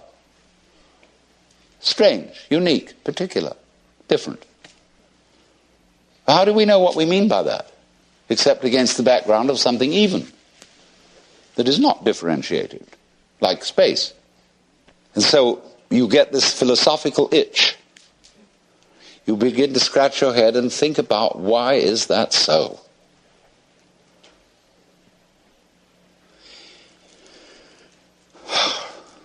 Well, after a while, you realize that's a meaningless question. And you ask, how is it so? Well, that leads you into science and other investigations. So you want to know, what is it? I mean, this happening, this thing called existence. What is it? And you ask that question long enough, and it suddenly hits you that if you could answer it,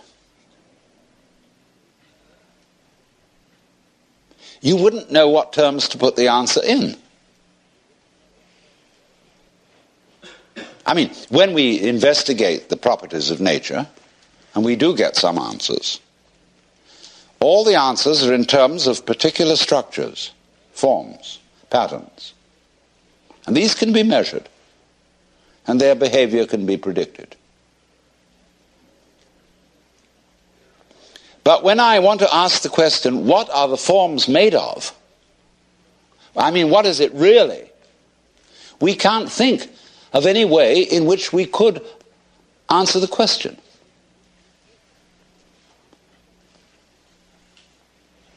Because we would have to have a class of all classes. When you ask the question, what? It's like saying, is you is or is you ain't? Is you animal? Is you vegetable? Is you mineral? Are you a Republican or a Democrat? Are you male or female? Are you a Christian or a Jew or a Hindu or what have you? We classify always to give an answer to the question, what is it? And when you classify, you distinguish an inside group from an outside group. Right. So what we want to know is, what is the group of all groups? Well, we can't imagine what the outside would be. So we can't answer the question. What is it? So the physicists finally abandoned the quest for stuff. And they gave us a description of the universe entirely in terms of form. The pattern, not the stuff. When people ask, what's the web? Yeah, but you can't do that. What's the pattern made of? Surely mustn't there be an answer to that? See, what happens is, when you turn up the microscope, all stuff turns into form. It becomes articulate. You know, the carpet looks like some sort of stuff. But when you look at it under a microscope, you will see the crystalline structure of the nylon or whatever it's made of. See? They want to know, what are those crystals made of? All right, turn up the volume and you will find molecules. Turn up the volume. You find wavicles. But we think the wavicles must be of something. But of course they're not. We find substance or stuff totally vanishes. And we're left with form. Sanskrit doesn't really have a word for matter.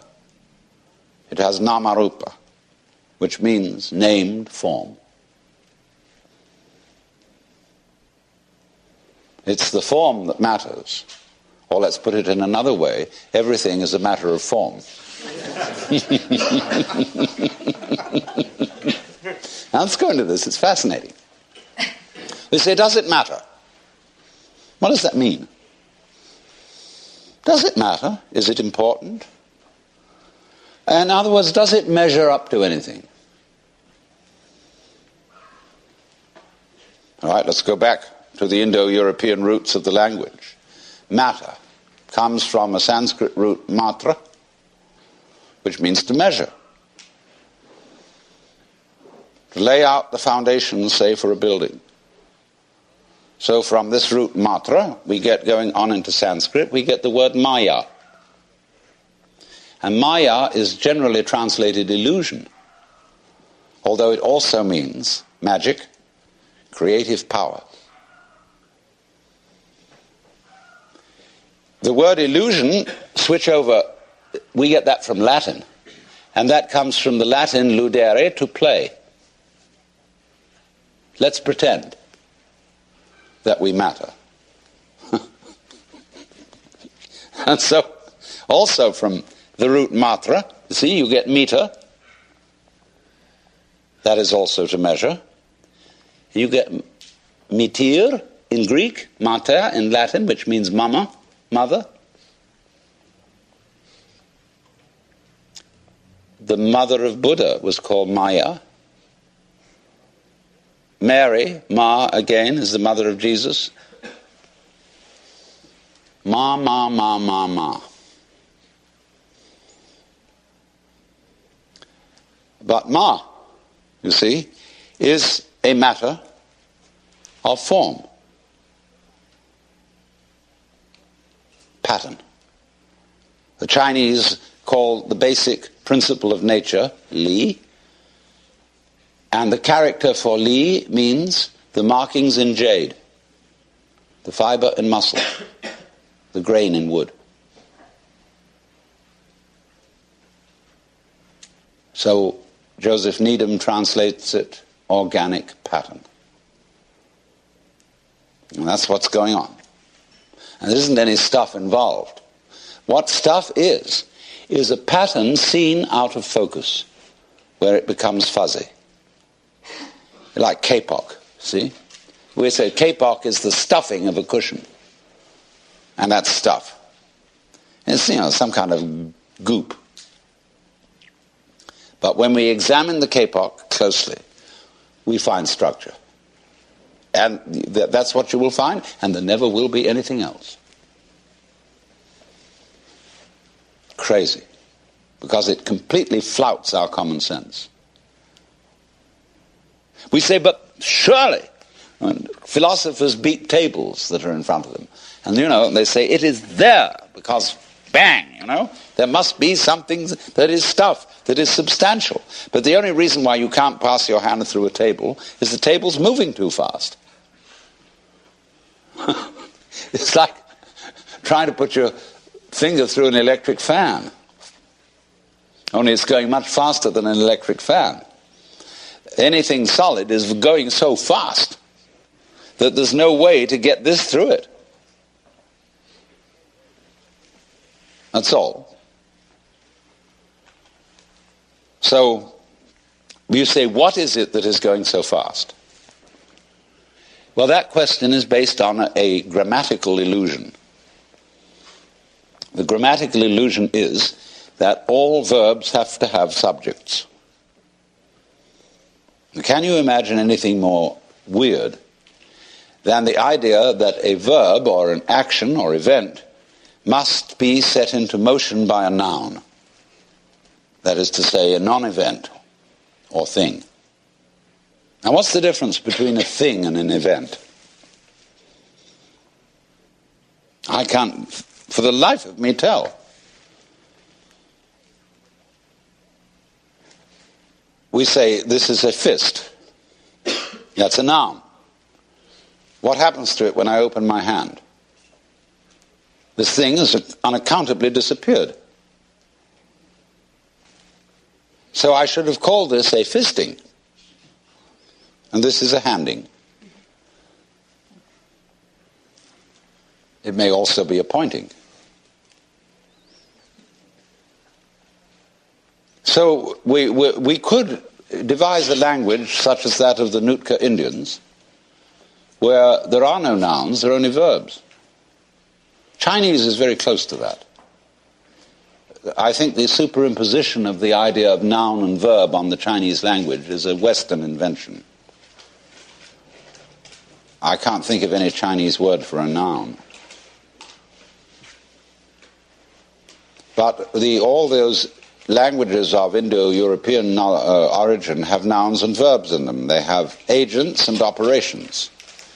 And that's one of the basic snags when we divide the world into operations and agents, doers and doings. Then we ask such silly questions as, who knows?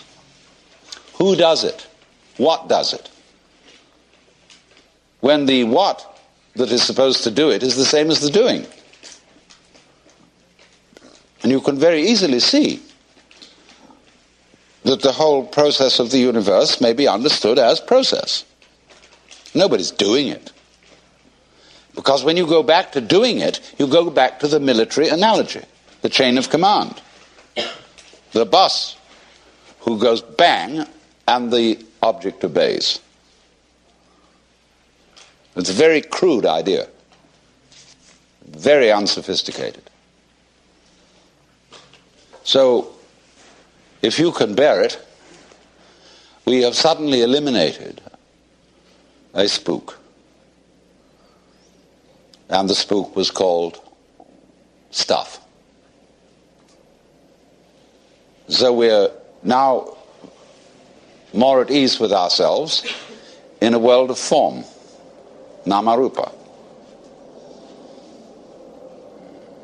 Named forms. Well, we can of course get rid of the names. We can go further and try the experiment of not calling the forms by any names. Just observing the forms, although when we've got rid of the names, we can't even call them forms, because that's a name. And there's the bazaars going on, which Buddhists call tathata. And that means suchness, or thusness. Actually, tathata is da-da-da. Because when a baby first talks, it says da. Da, da, da, da. And fathers flatter themselves that it's saying dada, daddy. It isn't. It's saying da. And so the Upanishads say, Tatvamasi. You're it. The basic da. Because da doesn't mean anything. Da is like everything else. See, the world is a musical phenomenon.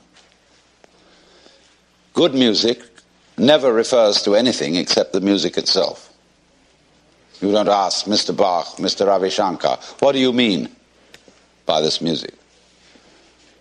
What is it intended to express? Bad music always expresses something other than itself, like the 1812 Overture or the Sunken Cathedral. Good music never talks about anything other than the music. If you ask Bach, what is your meaning? He say, listen. That's the meaning. Giraffes are giraffing, trees are treeing, stars are starring, clouds are clouding, rain is raining. And if you don't understand, look at it again. And people are peopling. Wow. The word yoga, as most of you doubtless know, is the same as our word yoke, Y-O-K-E, and the Latin word jungere, to join. Join, junction, yoke, union, all these words are basically from the same root. And so likewise, when Jesus said, "My yoke is easy," he was saying, really, my yoga is easy. And the word, therefore, basically denotes the state that would be the opposite of what our psychologists call alienation, or what Buddhists call Sakaya Drishti, the view of separateness, the feeling of separateness, the feeling of being cut off from being. And most civilized people do in fact feel that way, because they have a kind of myopic attention focused on their own boundaries and what is inside those boundaries, and they identify themselves with the inside and don't realize that you cannot have an inside without an outside. That would seem, wouldn't it, to be extremely elementary logic, that we could have no sense of being ourselves, of having a personal identity, without the contrast of something that is not ourselves, that is to say, other. But the fact that we don't realize that self and other go together is the root of an enormous and terrifying anxiety. Because what will happen when the inside disappears? What will happen when the so-called I comes to an end, as it seems to? Of course, if it didn't, I mean, if things did not keep moving and changing, appearing and dissolving, the universe would be a colossal bore. And therefore, you are only aware that things are all right for the moment. I mean, I hope most of the people in this gathering have a sort of genial sense inside them that for the time being, things are going on more or less okay. Some of you may be very miserable. And then your problem may be just a little different, but it's essentially the same one. But you must realize that that sense of life being fairly all right is inconceivable and unfeelable unless there is way, way, way in the back of your mind the glimmer of a possibility that something absolutely unspeakably awful might happen. It doesn't have to happen. Of course, you'll die one day. But there always has to be the vague apprehension, the Hintergedanke, that the awful awfuls are possible. It gives spice to life. Now, these observations are in line with what I'm going to talk about tonight, the intellectual approach to yoga. There are basically certain principal forms of yoga. Most people are familiar with Hatha Yoga, which is a psychophysical exercise system, and that's the one you see demonstrated most on television because it has visual value. You can see all these exercises of lotus positions and people curling their legs around their necks and doing all sorts of marvelous exercises. And they're good exercises. The most honest yoga teacher I know is a woman who teaches Hatha Yoga and doesn't pretend to be any other kind of guru, and she does it very well. Then there is Bhakti Yoga. Bhakti means devotion. And I suppose in general you might say that Christianity is a form of Bhakti Yoga, because it is yoga practiced through extreme reverence for and love for some being felt more or less external to oneself, who is the representative of the divine. Then there is karma yoga. Karma means action. And incidentally, that's all it means. It does not mean the law of cause and effect. When we say that something that happens to you is your karma, all it's saying is it's your own doing. Nobody's in charge of karma except you. Karma yoga is the way of action, of using one's everyday life, one's trade, or an athletic discipline like sailing or surf riding or track running as your way of yoga, as your way of discovering who you are. Then there's Raja Yoga. That's the royal yoga. And that's sometimes also called Kundalini Yoga. And that involves very complicated psychic exercises having to do with awakening the serpent power that is supposed to lie at the base of one's spiritual spine and raising it up through certain chakras or centers until it enters into the brain. There's a very profound symbolism involved in that, but I'm not going into that. And then finally there are several others. There's mantra yoga. Mantra yoga, which is the practice through chanting of humming, either out loud or silently, certain sounds which become supports for contemplation, for what is in Sanskrit called jhana. And jhana is the state in which one is clearly awake and aware of the world as it is, as distinct from the world as it is described. In other words, in the state of jhana, you stop thinking. That is to say, you stop talking to yourself and figuring to yourself and symbolizing to yourself what is going on. You simply are aware of what is. And nobody can say what it is because, as Korzybski well said, the real world is unspeakable. It's a lovely double take in that. But that's jhana. That's zazen, where one practices to sit absolutely wide awake with eyes open, but not thinking. That's a very curious state, incidentally. I knew a professor of mathematics at Northwestern University who one day said, "You know, it's amazing how many things there are that aren't so." You know, he was talking about old wives' tales and scientific superstitions and so on. But when you practice jhana, you're amazed how many things there are that aren't so. Because when you stop talking to yourself and you are simply aware of what is, that is to say, of what you feel, what you sense, and even that's saying too much, you suddenly find that the past and the future have completely disappeared. So also have disappeared the so-called differentiation between the knower and the known, the subject and the object, the feeler and the feeling, the thinker and the thought. They just aren't there because you have to talk to yourself to maintain those things.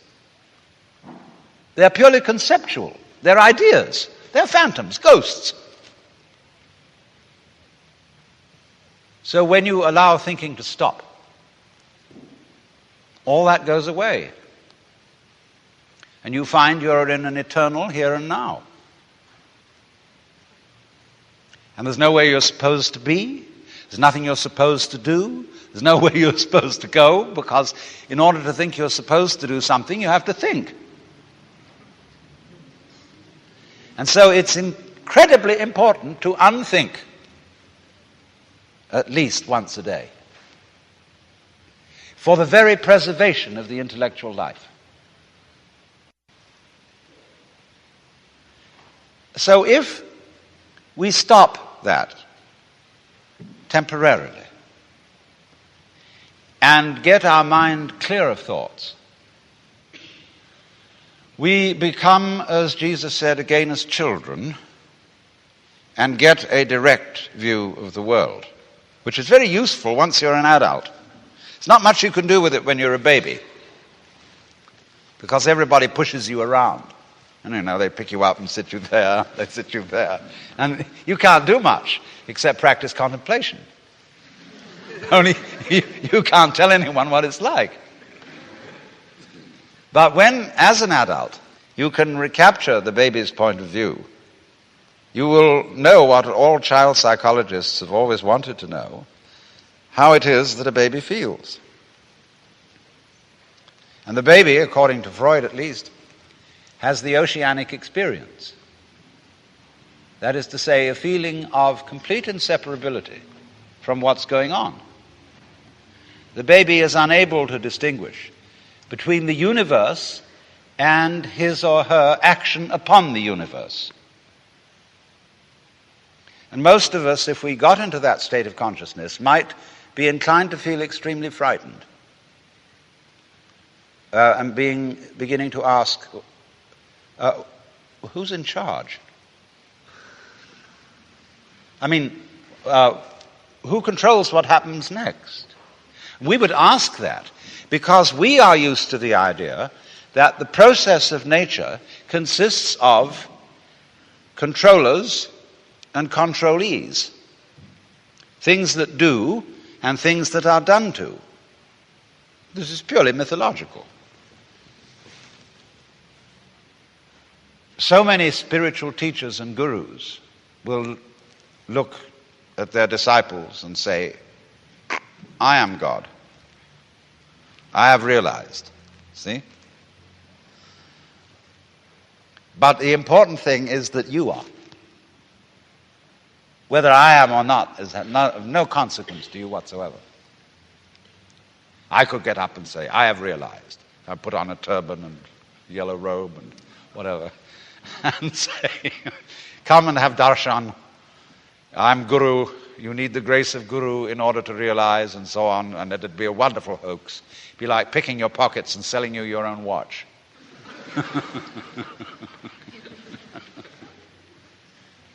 But the point is, you are. Now, what are we saying when we say that? We're obviously saying something very important. Alas and alack, there is no way of defining it. That is to say, going any further into words about it. See, when a philosopher hears such a statement as Tattvamasi, you are it, or there is only the eternal now, the philosopher says, yes, I don't see why you're so excited about it. What do you mean by that? And that he asks that question because he wants to continue in a word game. He doesn't want to go on into an experiential dimension. He wants to go on arguing because that's his trip. And all these great mystical statements mean nothing whatsoever. They're ultimate statements. Just as, the trees and the clouds and the mountains and the stars have no meaning because they're not words. Words have meaning because they're symbols, because they point to something other than themselves. But the stars, like music, only bad music has any meaning. Classical music never has a meaning. And to understand it, you must simply listen to it and observe its beautiful patterns, go into its complexity. So, when your mind, that is to say your verbal systems, get to the end of their tether, that is to say, when they arrive at the meaningless statement, here is the critical point. And the method of jnana yoga is to exercise one's intellect to its limits, so that you get to the point where you have no further questions to ask. You can do this in philosophy study if you've got the right kind of teacher who shows you that all philosophical opinions whatsoever are false. Or at least, if not false, extremely partial. And so you feel a kind of intellectual vertigo, which is called in a Zen Buddhist poem, above not a tile to cover the head, below not an inch of ground to stand on. Well, where are you then?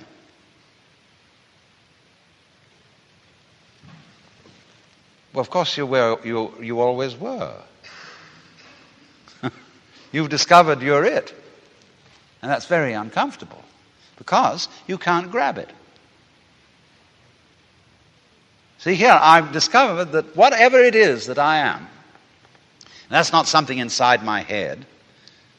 It is just as much out there as it is in here, but whatever it is, I cannot get hold of it. Well, that gives you the heebie-jeebies. You get butterflies in the stomach, anxiety, traumas, and all kinds of things. But this was all explained by Shankara, the great Hindu commentator on the Upanishads, the great master of the non-dualistic doctrine of the universe, when he said, "That which knows, which is in all beings the knower, is never an object of its own knowledge."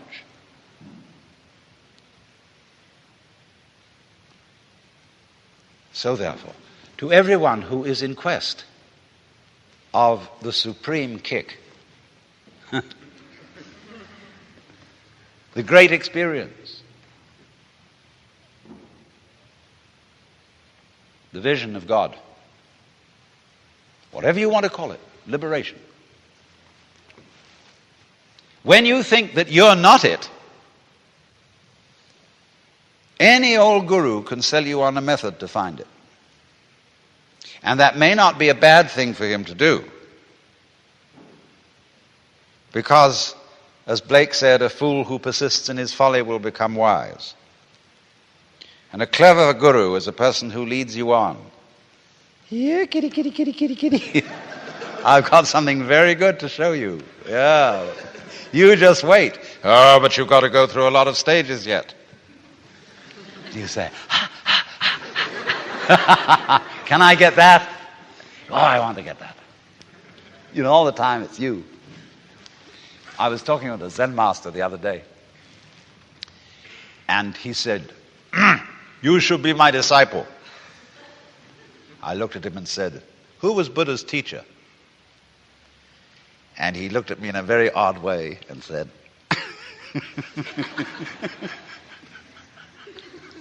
so he burst into laughter and he gave me a piece of clover.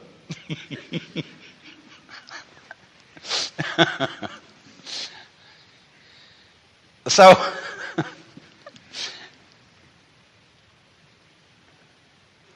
you see, so long as you can be persuaded that there's something more that you ought to be than you are,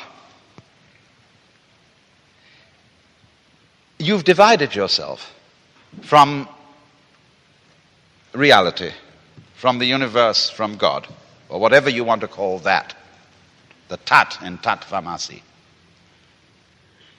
And you will find constantly, if you are interested in anything like this, in psychoanalysis, in Gestalt therapy, in sensitivity training, in any kind of yoga or what have you, that there will be that funny sensation of what I'll call spiritual greed that can be aroused by somebody indicating to you,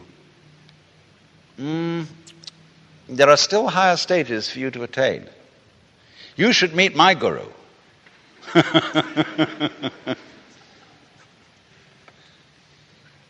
So you might say then now, to be truly realized, you have to get to the point where you're not seeking anymore. So then you begin to think, well, we will now be non-seekers. Like disciples of Krishnamurti, who, because he says he doesn't read any spiritual books, they can't read anything but mystery stories. Becoming spiritually unspiritual. Well, you find that too is what is called in Zen legs on a snake. It's irrelevant. You don't need not to seek. Because you don't need anything.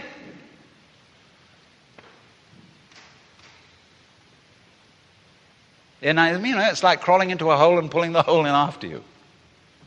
And the great master of this technique was a Buddhist scholar who lived about 200 AD called Nagarjuna. He invented a whole dialectic. He had a whole school called Madhyamika, where the, as it were, leader of the students would simply destroy all their ideas, absolutely abolish their philosophical notions. And they get the heebie-jeebies. They see he didn't have the heebie-jeebies. He seemed perfectly relaxed in not having any particular point of view.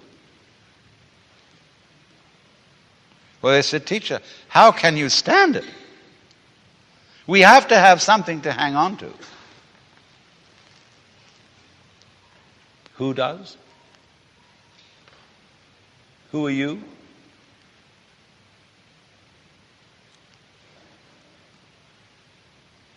And eventually you discover, of course, that it's not necessary to hang on to anything, to rely on anything. There's nothing to rely on, because you're it. It's like the universe. It's like asking the question, where is the universe? And by that I mean the whole universe. Whereabouts is it in space? Everything in it is falling around everything else, but there's no concrete floor underneath for the thing to crash. Because the space, you can think of infinite space if you like. You don't have to think of curved space. The space that goes out and out and out forever and ever and has no end. What is that? Of course it's you. What else could it be? Only the universe is delightfully arranged so that as it looks at itself, in order not to be one-sided and prejudiced, it looks at itself from an uncountable number of points of view. We thus avoid solipsism, as if I were to have the notion that it's only me that's really here, and you're all in my dream. Of course, that point of view cannot really be disputed, except by imagining a conference of solipsists, arguing as to which one of them was the one that was really there.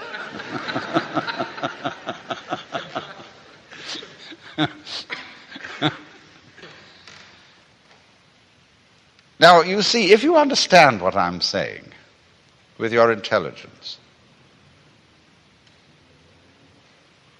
and then take the next step and say, but I understood it now, but I didn't feel it. Then next I raise the question, why do you want to feel it? You say, I want something more, because that's again that spiritual greed. And you could only say that because you didn't understand it. There is nothing to pursue because you're it. And if you don't know that, you always were it.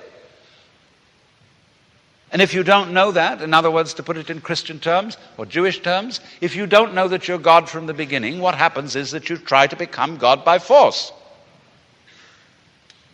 Therefore, you start being violent and obstreperous and this and that and the other.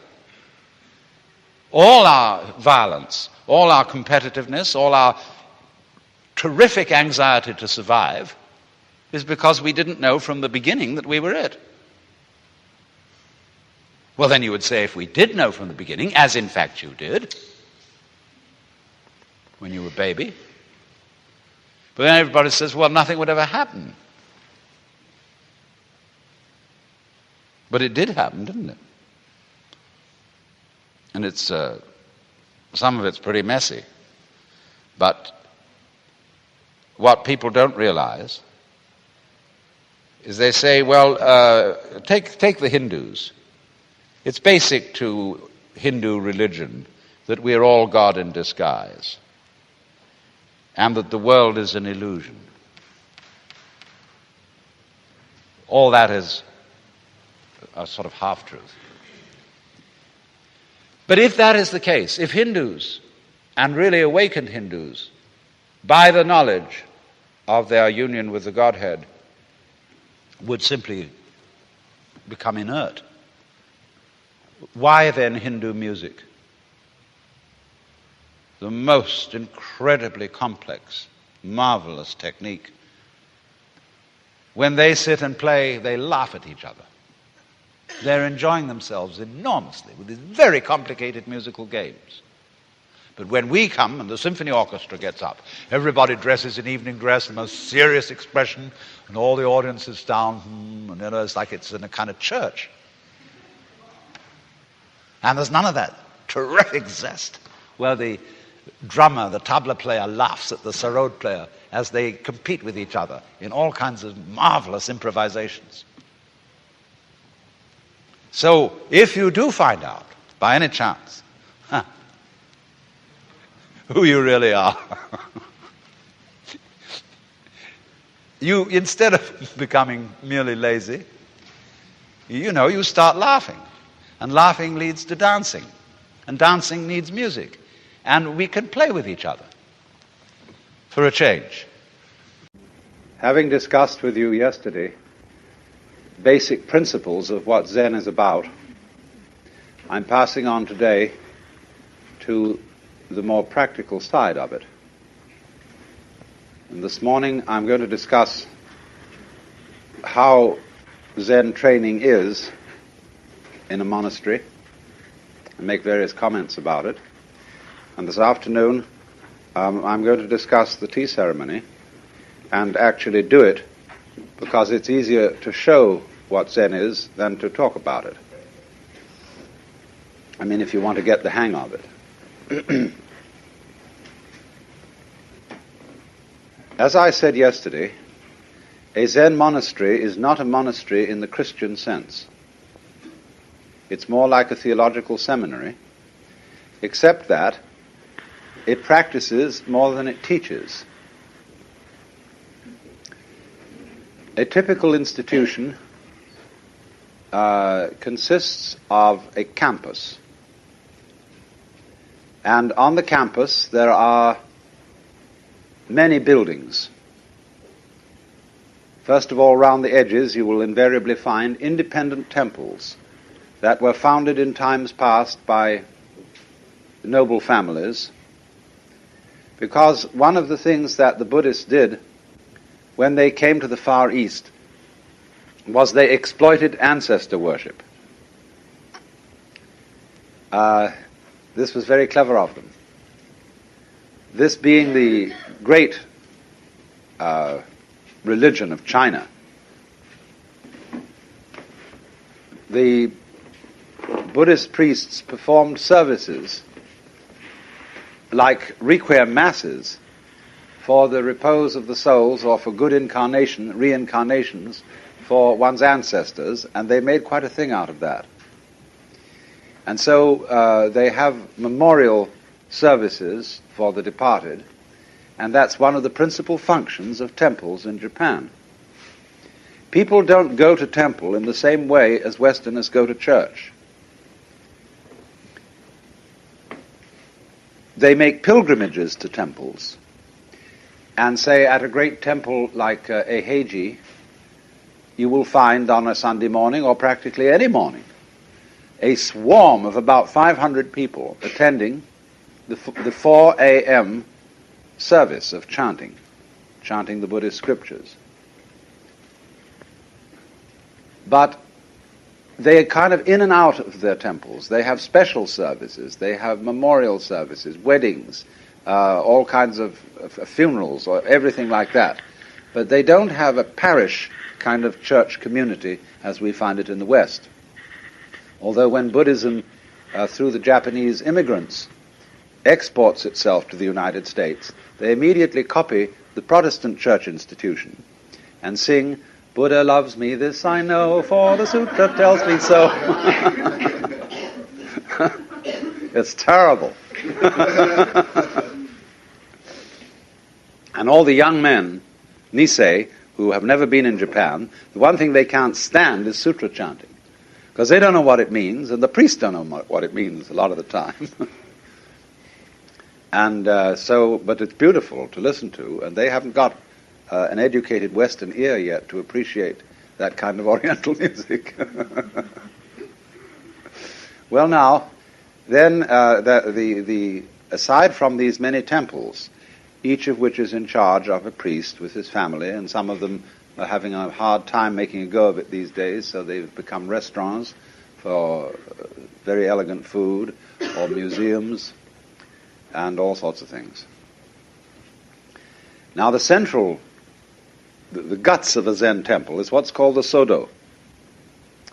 So in Japanese is the Sangha, the order of followers of the Buddha. Do simply means hall. So the Sangha hall, or Sodo, is the center.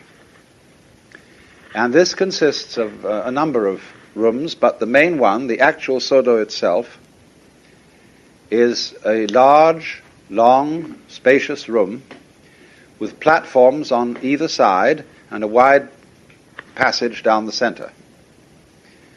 The platforms are 6 feet wide, and each contains a number of tatami mats, which measure 6 by 3. And every monk is assigned to a mat. And on a shelf behind the mat against the wall, he has all his possessions, which are very simple. And so the mat is his sleeping place and his meditation place. There is an image of the Bodhisattva Manjusri in the hall, more or less in the center of the passage between the platforms. Manjusri is a bodhisattva, they call him Monju in Japan, who holds in his hand a sword. And this sword is the sword of wisdom, or prajna, which cuts asunder all illusions. That is the dwelling place and the meditation place of the monks. And then they have, of course, kitchens and library, and they have special temples that the monks use for various services. Then aside from that, there are the quarters of the Kansho, who is the abbot or administrative head of the temple, and then the quarters of the Roshi, who is the spiritual teacher. There isn't in the Zen, not in the Rinzai Zen school at any rate, exactly a hierarchy. Every temple is independent. There's no pope, no archbishop. But there is a fraternal relationship between all the temples of the Rinzai sect. The Soto sect have a little bit of a hierarchy, but still, on the whole, the Kansho, or administrative head of the temple, is the big boss. The Roshi is the respected boss, the man everybody's terrified of, at least on the outside, at any rate. Now, if you want to get into one of these institutions and study, they make it difficult. It's so different from the welcome attitude you get when you go into a Christian church. Here they repel you. Westerners, of course, are treated with a certain amount of courtesy that is not ordinarily accorded to Japanese. But even then it's made difficult, because they realize that a Westerner who's taken the trouble to learn Japanese and to get himself over the oceans and to live under unfamiliar conditions is certainly pretty serious about it. And there are a number of Western Zen monks. So funny, there's one at Eiheiji who comes from San Francisco, and he's tremendously tall, and to see him with all the others is quite amusing. Anyway, the formal approach is that you arrive in your traveling gear at the gate. And the Zen monk's traveling gear is most picturesque. He wears a great mushroom on his head, an enormous straw hat, about so wide. And then he has a black robe, rather shorter than a kimono, and he has long white tabi socks underneath, and gaiter, which are the wooden sandals with bridges on them to keep you high up a bit. Or he may wear just plain waraji, which are straw sandals. And then he carries on the front his little box in which are his eating bowls, his razor, his toothbrush, and such necessities of life. Well, when he arrives, he's told that the monastery is very poor, and they can't afford to take on any more students, and that the teacher is getting old, and it might tax his strength, and things like that. So he has to sit on the steps, and he puts his traveling box in front of him. He takes off his big hat, and he lays his head on the box, his forehead, and waits there all day. But he is invited in for meals to a special little guest house, because no traveling monk can be refused hospitality. And he is admitted at night into this special place, but he is expected not to sleep, but to spend all night in meditation. In olden times, this went on for at least a week or 10 days to test this fellow out. Then finally, the assistant to the Roshi comes and tells him that the Roshi maybe would have a talk with him. So now you must remember the aspect of a Roshi to this young monk. He's a formidable fellow, usually an older man who has about him something that is difficult to put your finger on. There's a certain fierceness, coupled with a kind of tremendous directness, a sense of somebody who sees right through you. And so he really poses to this young fellow, "What do you want? Why did you come here?" But he said, "I came to be instructed in Zen." The teacher says, "Well, we don't teach anything here. There isn't anything in Zen to study." Well, the student knows, or thinks he knows, that this not anything which is studied in Zen is the real thing. That's, of course, as a Buddhist, he knows that what isn't anything is the universe, the great void, the shunyata. And so he isn't fazed by that. He says, "Well, nevertheless, you do have people who are working here and meditating under your instruction, and I'd like to join them." Well, maybe, but strictly on probation. And then, of course, all the details are taken. And he pays a ridiculously small fee, in modern Japan at any rate, to be able to stay in the monastery. It's very, very inexpensive. Now the teacher comes back and says, "Now you want to study Zen. Why?" "Well, because I'm oppressed by the rounds of birth and death, in other words, by the vicious circles of life in which I find myself, by suffering, by pain, and so on, and I want to be emancipated." The teacher says, "Who is it that wants to be emancipated?" Well, that's a stopper.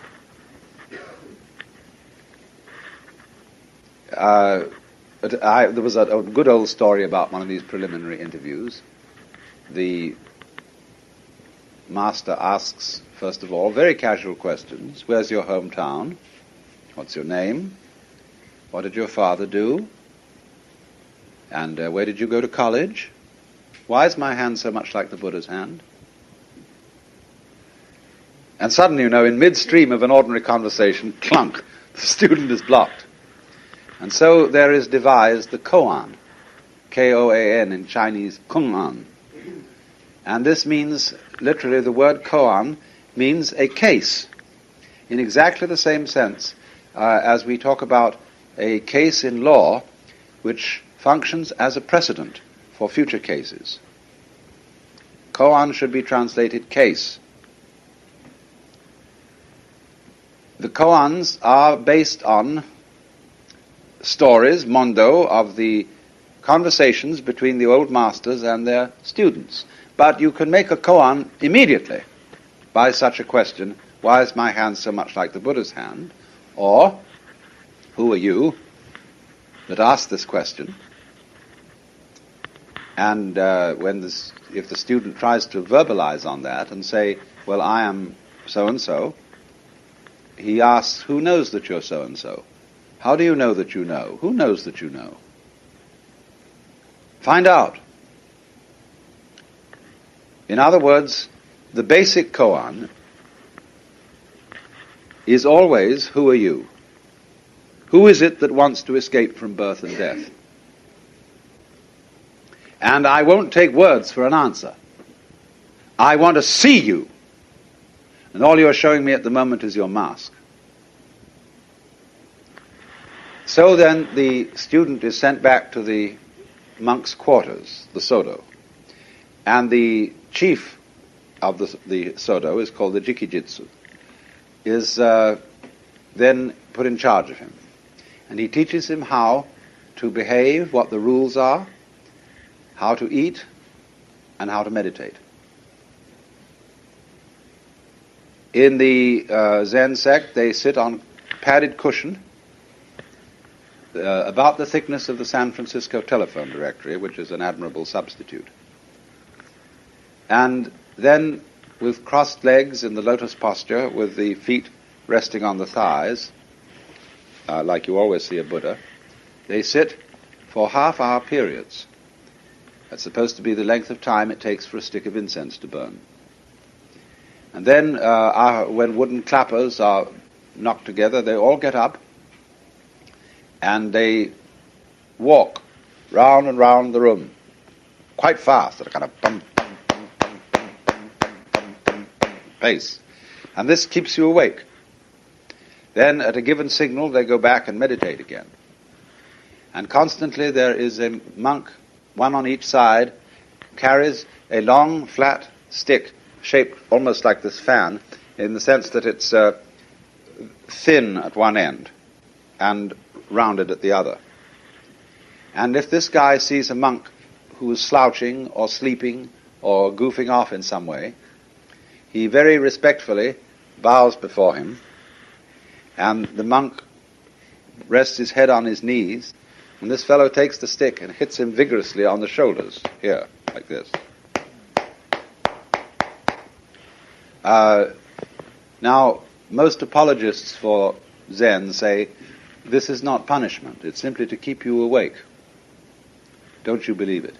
It's, I've investigated this, and it's the same as the sort of British boys' school, only it doesn't have the erotic qualities that the British floggings do.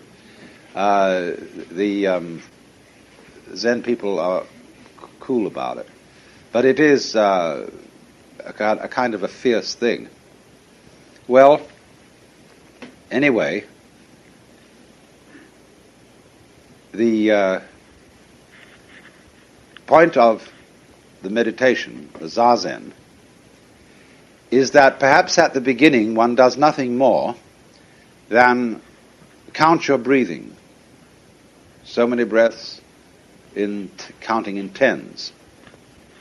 Just to allow your thoughts to become still. Zen people do not close their eyes when they meditate, nor do they close their ears.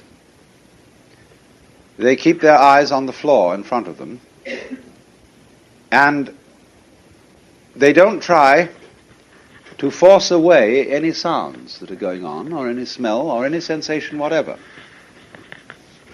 Only they don't think about it. And this can become an extraordinarily pleasant occupation. all the little sounds of distant traffic, of birds, of somebody carpentering somewhere and a hammer going, dog barking, or especially rain on the roof. Gorgeous. They don't block that out. But as time goes on, instead of counting breathing, they devote themselves to the koan problem, which the Roshi has assigned. What is the sound of one hand? Who were you before your father and mother conceived you? When Joshu was asked, does a dog have Buddha nature? He replied, no. What is the meaning of no or mu? All sorts of these problems. And so as time goes on, every day the student goes to the teacher for what is called sanzen. Sanzen means studying Zen. And he has to present a satisfactory answer to the koan. Now, sanzen is the moment in the monastery when no holds are barred, although there's a very formal approach to it. The monk has to stop outside the master's quarters and make this mokugyo.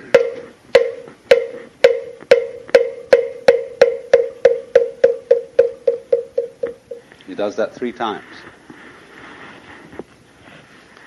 And at a signal from the master, which is ringing a bell in reply, he goes in and sits down in front of the master and bows right down to the floor, and then sits up, and he repeats the koan that he's been given, and he's supposed to answer it. Now the master, if he's not satisfied with the answer, may simply ring his bell, which means interview over, nothing doing.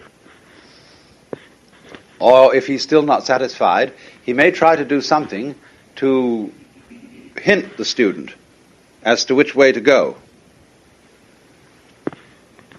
or puzzle him further, some sort of comment. But what happens is this. Do you see what kind of a situation has been set up here? The student is really being asked to be absolutely genuine. So if I said to you, now don't be self-conscious. I want you to be perfectly sincere. And as a matter of fact, I'm a mind reader. And I know whether you're being sincere or not. I can see right down to that last little wiggly guzzle in the back of your mind.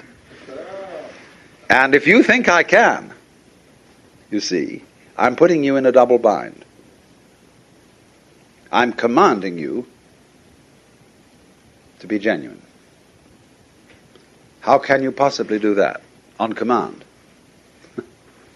Especially when the person you're confronted with is a father figure, an authority figure. And in Japan, the sensei, the teacher, is even a more authoritative figure than one's father, which is saying a lot. But you are being asked in the presence of this tiger to be completely spontaneous. Or it isn't put in that way, you see, though. I mean, I'm describing this from the standpoint of a psychologist observing what's going on here. No, the thing you've got to do is you've got to hear the sound of one hand.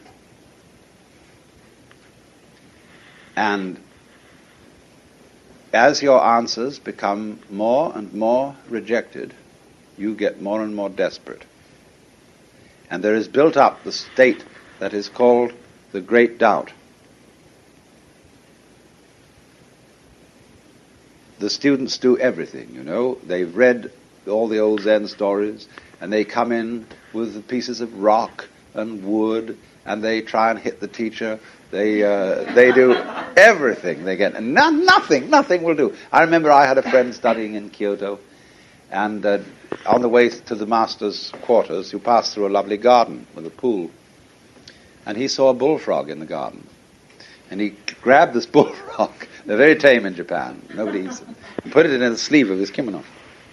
And when he got in to give an answer to his koan, he produced the bullfrog. And the master shook his head and said, too intellectual.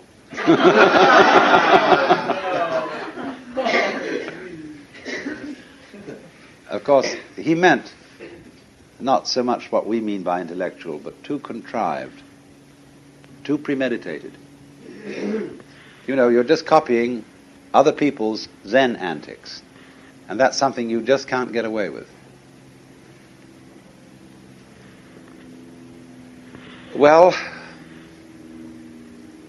there does come a critical point of total desperation. And when the student reaches that point, the teacher really starts encouraging him. He says, now, come on, you're getting warm. But you must die, be ready to die for this. You must, students have even been put under into the position that if they don't get it in so many days, they're going to commit suicide. And they have to stimulate this intense period a thing called oseshin. Don't confuse the word session with the English session. Session means studying or observation of the shin, the heart, the mind, the heart-mind. And at this time, they only sleep 4 hours a night. And they meditate solidly all through the day. They go for the Sanzen interview twice a day, every one of them. And it's a tremendous workout and will last about 5 days, 5 or 6 days. And in that period, the pressure is really on. Everybody is worked into a pitch of this kind of psychic fury that they have to get this thing answered. There's a man in Japan today who has a 5-day Zen system, and he practically guarantees that you will have Satori in his 5 days. I've just got a book about it written by a Britisher. I haven't had a chance to read it yet. Well, I had someone I knew of who was over studying Zen on a Fulbright grant. And the grant was winding up, and he still hadn't got the sound of one hand. And he was just, he said to the master, look, a grant's running out and I can't stay here. And I've just got to get this thing.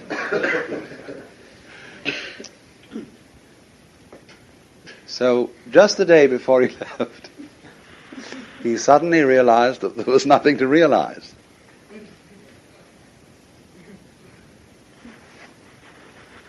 And that was it. You know, here he had spent his whole life thinking that there's something deficient in me. See, there's something wrong.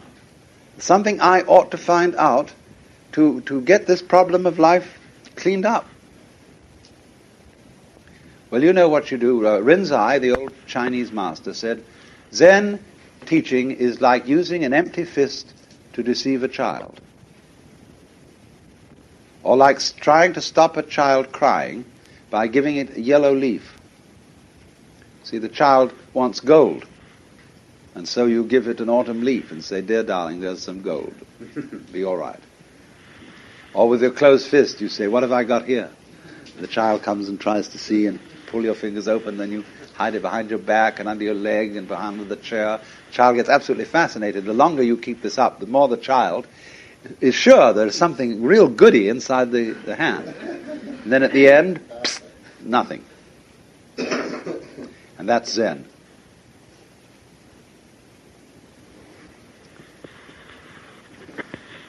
So there comes the time, you see, when the student can go in front of the master and not give a damn. Because he sees, he's seen the point.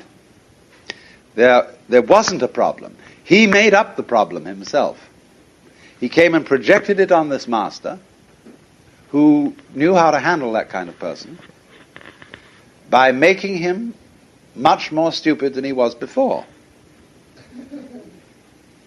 until he sees the essential stupidity of the human situation where we are playing a game of one-upmanship on other people and on the universe.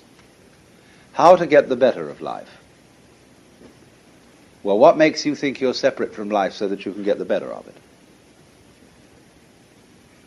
How can you beat the game? What game? Or who will beat it?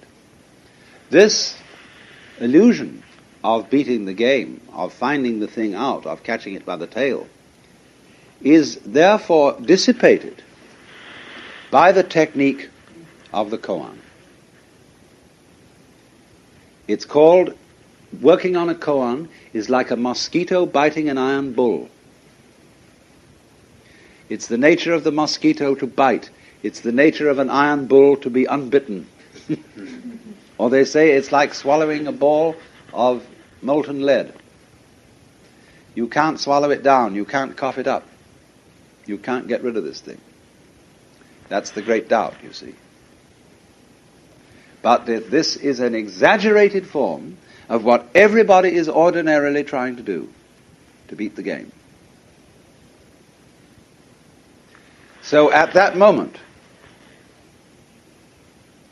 the student has heard the sound of one hand, or discovered who he was before father and mother conceived him, or what no means. So the teacher says, good.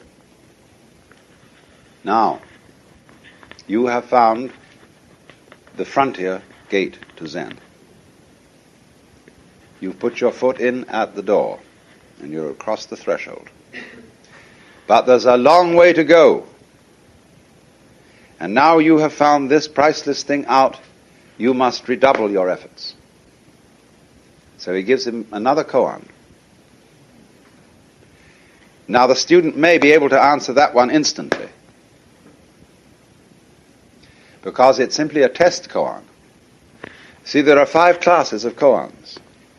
And the first class is what you call the Hinayana koans, and the other 4 are the Mahayana koans. Hinayana is to reach nirvana. Mahayana is to come back and bring nirvana into the world as a bodhisattva. So once you get the great void, you see, there's nothing to catch on to. You are the universe. It doesn't matter whether you live or die. That's nirvana. All clinging to life, everything like that, you see then that it's hopeless. And you give it up, not because you know you think you ought to give it up, because you know there is no way of catching it. There's nothing to catch hold of. There's no safety in the cosmos. So you just have to give up. Then, the next class of koans are such things as asking for miracles. In that class comes, take the 4 divisions of Tokyo out of your sleeve. Or stop the booming of a distant bell. Blow out a candle in Timbuktu. So, but as they go on in various ways, they are concerned with all kinds of problems and how Zen understanding deals with those problems, until we get in the end to the study of morality and rules of social and monastic life. That's the last thing, and the Zen way of understanding it. Now, this takes very, very differing periods of time. Some people get through in as little as 10 years, the whole thing. There is a very brilliant Westerner by the name of Walter Novick, who has just about completed the whole thing. And he's a musician and a pianist. And he'll come back to this country as the first accredited Zen master of the West. And he'll set up his little Sodo in New England, Vermont or somewhere, and on a farm, and wait and see what happens. But so the day of graduation comes, and then everybody turns out, and there's a great hullabaloo, and they salute the departing monk, and he goes out. He may just become a layman, as I said, or become a temple priest, or he may be himself a Roshi.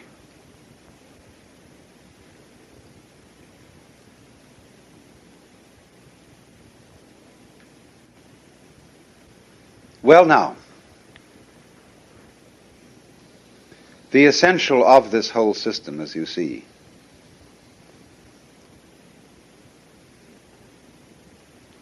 is to use a hair of the dog that bit you for the cure of the bite. It's homeopathic. When people are under delusion, they cannot be talked out of the delusion. No amount of talk could persuade anybody that his ego is an illusion. Because he knows it's there. He knows I am I. And simply won't believe you if you tell him that this is nothing but post-hypnotic suggestion. So the only way to convince a fool of his folly is to make him persist in it. As Blake says, the fool who persists in his folly will become wise. By some psychiatrists I know who, when they get a person who overeats and is tremendously fat, the first thing they do is they make them put on 15 more pounds. And get an alcoholic terribly drunk. Oh, and sick and just as awful as could be, you see. Really make him go at it. See, that's the method that's used. Sometimes works, sometimes doesn't. It's a rather desperate method. Rather dangerous method. Zen is dangerous too. People could easily go crazy under this sort of strain without a good advisor. Well, it is clear, of course, that this method of Zen training is most unsuited to the modern age. And this is witnessed too by the fact that the temples are relatively empty. Myoshinji, the biggest one in Kyoto, is built to house 600 monks. There are only 80. And you might think that was quite a crowd, but it isn't compared with the old days. To young people in Japan today, this is all incomprehensible. They see no point in it. A few, yes, but they are mostly clergy sons carrying out the family tradition. And that's very bad indeed. To be sent to a monastery virtually. The only possible success can come for someone who goes because he feels that nothing else in the world will satisfy him. He just has to do it. And so the traditions, as in all these ancient organizations, have become very fixed. A lot of it's meaningless. It is certainly not going to last. Not in that form. It's falling apart right under our eyes. It's old and it's set in its ways. Also, since the time of Hakuin, the koans have been given fixed answers. That is to say, there is a sort of prescribed way in which to answer. And you've got to hit on the right one. And then after you've answered it, you have to find a poem from a little book called the Zenrin Kushu, which means the Zen Forest Anthology. And there are little couplets, and you've got to find one which represents the meaning of your koan. I mean, take the 4 divisions of Tokyo out of your sleeve. Nothing could be simpler.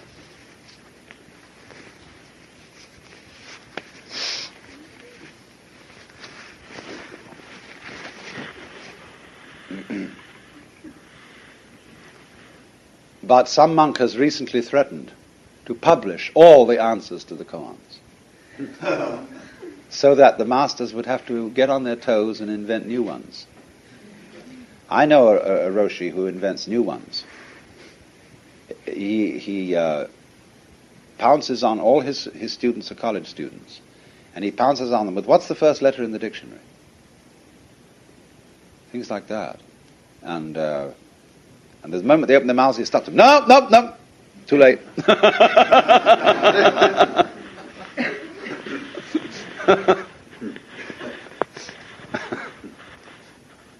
He says, you could ask as Christian, what's the first word in the Bible? And things like that. It becomes much more lively, you see, when there is this quick interchange of the teacher and the students. But in modern idiom, who the devil wants to know about Joshu's moo anymore, or some ancient fellow's questions, couched in language, incidentally. This is part of the problems they have. The language of these koans is very archaic. I mean, what is the sound of one hand? Well, there's a Chinese proverb which says, one hand won't make a clap. So if you don't know that proverb, if that proverb is in everyday use, and I say to you, what is the sound of one hand? Then it has some sense. But there are all kinds of, shall I say, references, allusions in the old stories. And they therefore don't necessarily fit our world or the Japanese world of today. You have to take the koans out of everyday life, things that are going on now, you see.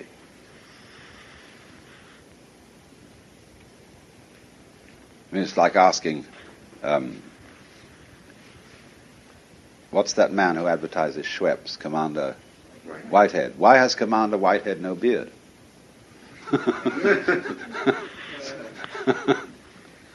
So,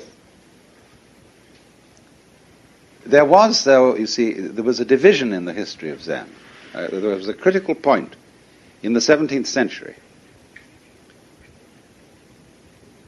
when there were two very great masters, Hakuin and Bankei. Now, the 17th century is tremendously important in Japanese history because that was a time of what you might call the democratization of culture. Basho invented haiku poetry so that everyone could be a poet. Not necessarily for publication, but for one's own fun. People didn't write poems for publication necessarily. They wrote poems for parties. And he invented the 17-syllable haiku as a result of his Zen feeling for nature, so that he could put this within the reach of everybody. What had happened to poetry before that time was that it had become so obscure and so effete and so sophisticated that only great literati could do it at all. This happened to Chinese poetry. There were so many references to other poems. It was like reading T.S. Eliot. In the four quartets. You could get an annotated four quartets showing you the sources of all the phrases he's borrowed. And sometimes you have to know the source in order to see what he means by it. And all shall be well, and all shall be well, and all manner of things shall be well. All right, that's straight from the Revelations of the Divine Love by Dame Julian of Norwich. But whoever would know that? And you have to understand the scene she was digging in order to know really what Eliot's getting at in that all shall be well. And he's full of that. He quotes the Bhagavad Gita. He quotes everybody. Well, so if we all had to write that way, nobody could be a poet unless he was a great scholar. So Basho he popularized the haiku. And the haiku are originally based on the Zenrin poems. They take their flavor from that. There is one, you see, that bird calls, mountain changes to be more mysterious. The first line of that says, the wind drops, but the flowers keep on falling. The bird calls and the mountain becomes more mysterious. And so haiku developed from that kind of short insight, that glimpse of nature. Now, while Basho was taking poetry to the peasants, Bankei was taking Zen to them as well, to the farmers. And he ran his Zen on an entirely different system. He talked mainly about what he called Husho. Husho is the unborn, that which has not yet arisen and which, as a matter of fact, never does arise. And so he said, there is in you the unborn mind which was given to you by your parents. Let me just read you a few quotations from him to show you what sort of a person he was. The mind begotten by and given to each of us by our parents is none other than the Buddha mind, birthless and immaculate, sufficient to manage all that life throws upon us. A proof. Suppose at this very instant, while you face me listening, a crow caws and a sparrow twitters somewhere behind you. Without any intention on your part to distinguish between these sounds, you hear each distinctly. In doing so, you are hearing with the birthless mind, which is yours for all eternity. Well, we are to be in this mind from now on, and our sect will be known as the Buddha Mind Sect. To consider my example of a moment ago once again, if any of you feel you heard the crow and the sparrow intentionally, you are deluding yourselves. For you are listening to me, not to what goes on behind you. In spite of this, there are moments when you hear such sounds distinctly, when you hear with the Buddha mind of non-birth. Nobody here can deny this. All of you are living Buddhas because the birthless mind which each possesses is the beginning and the basis of all. Now, if the Buddha mind is birthless, it is necessarily immortal, for how can what has never been born perish? You've all encountered the phrase birthless and imperishable in the sutras, not born, not dying, But hitherto you've not had the slightest proof of its truth. Indeed, I suppose, like most people, you've memorized this phrase while being ignorant of the fact of birthlessness. When I was 25, I realized that non-birth is all sufficient to life, and since then, for 40 years, I've been proving it to people just like you. I was the first to preach this greatest truth of life. I ask, have any of you priests heard anybody else teach this truth before me? Of course not. A priest said to him, once in the Buddha mind, I'm absent-minded. Bankei says, well, suppose you're absent-minded as you say. If someone pricked you in the back with a gimlet, would you feel the pain? Naturally. Then you are not absent-minded. Feeling the pain, your mind would show itself to be alert. A layman says, though I undertake Zen discipline, I often find myself lazy, weary of the whole thing, unable to advance. And he replies, once in the Buddha mind, there's no need to advance, nor is it possible to recede. Once in birthlessness, to attempt to advance is to have receded from the state of non-birth. A man secure in that state need not bother himself with such things. He's above them. The Buddha mind in each of you is immaculate. All you've done is reflected in it. But if you bother about one such reflection, you're certain to go astray. Your thoughts don't lie deep enough. They rise from the shallows of your mind. Remember that all you see and hear is reflected in the Buddha mind and influenced by what was previously seen and heard. Needless to say, thoughts aren't entities. So if you permit them to rise, reflect themselves, or cease altogether as they are prone to do, and if you don't worry about them, you'll never go astray. In this way, let 100, nay 1,000 thoughts arise, and it's as if not one has arisen. You will remain undisturbed. The only thing I tell my people is to stay in the Buddha mind. There are no regulations, no formal discipline. Nevertheless, they have agreed among themselves to sit in Zen for a period of 2 incense sticks daily. All right, let them. But they should well understand that the birthless Buddha mind has absolutely nothing to do with sitting with an incense stick burning in front of you. If one keeps in the Buddha mind without straying, there's no further satori to seek. Whether awake or asleep, one is a living Buddha. Zazen means only one thing, sitting tranquilly in the Buddha mind. But really, you know, one's everyday life in its entirety should be thought of as a kind of sitting in Zen. Even during one's formal sitting, one may leave one's seat to attend to something. In my temple, at least, such things are allowed. Indeed, it's sometimes advisable to walk in Zen for one incense stick's burning and sit in Zen for the other. A natural thing after all. One can't sleep all day, so one rises. One can't talk all day, so one sits in Zen. There are no binding rules here. And so that's what happened, you see.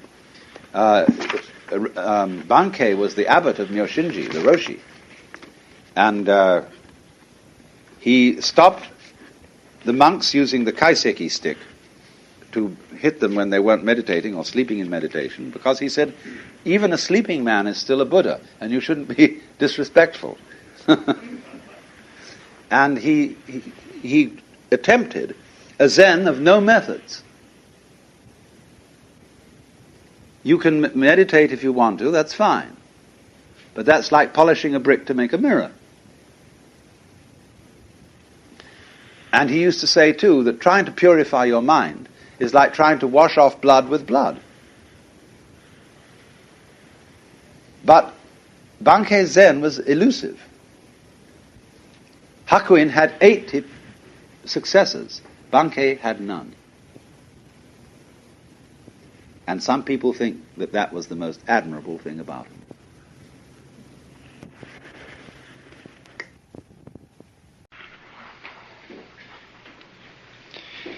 Now, I want to go today into the subject of the male-female symbolism in Tantric Yoga. You will find that in the Tantric art forms, that every Buddha or aspect of the Buddha has a feminine counterpart. And that not only do they have feminine counterparts, but they also have various levels on which they're represented. In other words, we started out, you remember, I described in the last seminar, there were the idea of 5 so-called Jnani Buddhas. And these 5, who represent, as it were, the center of a rose, one's in the middle and 4 surround. Then each one has a corresponding bodhisattva form. And then each bodhisattva has in turn a corresponding heruka form, but they're all forms of the original 5. Then whether they're in the form of a Jnani Buddha, or in the form of a bodhisattva, or in the form of a heruka, which is kind of wrathful and weird, far out to kind of character, often with bull's heads. There's one here,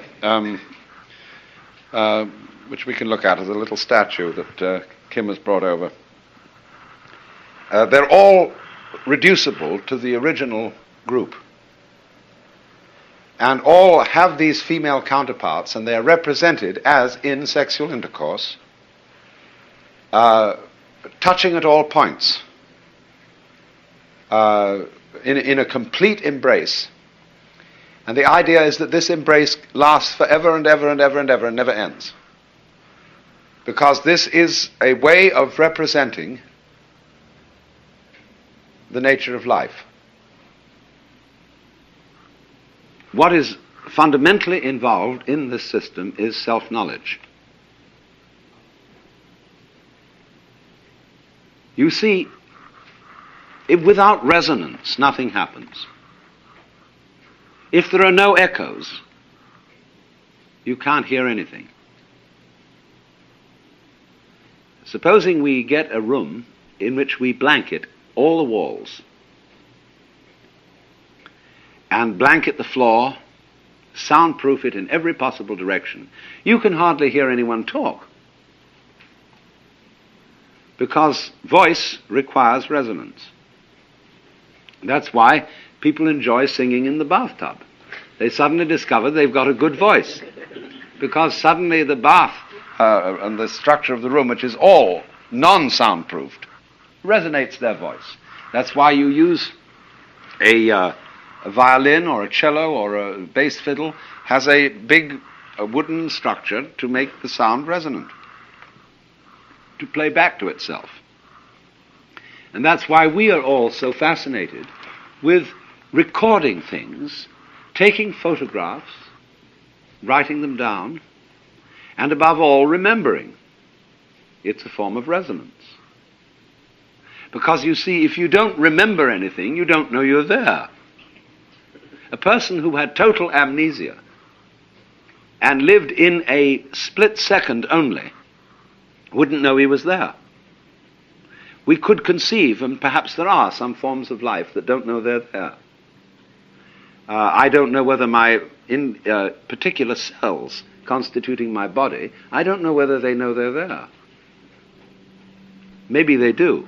Maybe they have some wonderful system of resonance that I know nothing about, and they're all worried about what I'm going to do with them. And having conferences and meetings and policy decisions and so on and so forth, because this person in charge, it might well be that when I die, or when we all die, all our cells suddenly say, God is dead. And they have the big theological controversy. And say, well, we just have to fend for ourselves from now on. And that's called corruption, where they all go off on their own. So, I don't know. It may be that we've got some kind of a system like that. But certainly, to know that you're there, you need an echo. So I invented this limerick. There was a young man who said, though it seems that I know, what I would like to see is the eye that knows me when I know that I know that I know. So this is the thing, you see. Not only do you remember what happened and say it made an impression on me, which means it made me remember, like your retina remembers whatever is seen, so that it sticks there a little. In other words, that's why you get the illusion of a circle of fire when you revolve a cigarette in the dark. It makes the impression of a circle because your retina remembers and holds, as it were, the impression of the flame. And so then, beyond that, we are absolutely fascinated with the whole principle of remembering. And so then, when there's some gathering of people, and we say, well, this is a great day, what a wonderful picnic, or whatever it is we're having, it's a pity somebody didn't bring a camera. It should have been photographed. Now, do you see that in this whole thing, there is both a gain and a loss? One school of people are saying it should be photographed. The other school of people are saying, let go of it. When you go around, we had so much experience of this in Japan because all our students brought cameras and were constantly photographing things. And I had a camera and I was constantly photographing things, but I felt that so long as I had a camera with me, I was somehow distracted from actuality. I had a little box with which I went around grabbing life. Of course, it's great to come back and look at it in the form of photographs, but there's something about the photograph that is inferior to the actual experience that you're photographing. But there is an immense fascination in photography, in painting, in reproducing. And reproducing, you see, is the same thing as sexuality. It is reproduction, only in another way. Because it tells you you're there, you're alive, the thing bounces, it echoes. So the duplicity in all this is, you see, one school of religious people say, let it all go, don't be attached. In other words, and they also say, live in the moment, like Krishnamurti's doctrine of Stop trying to remember everything. You may need a kind of factual memory for your name and address and a telephone number and things like that.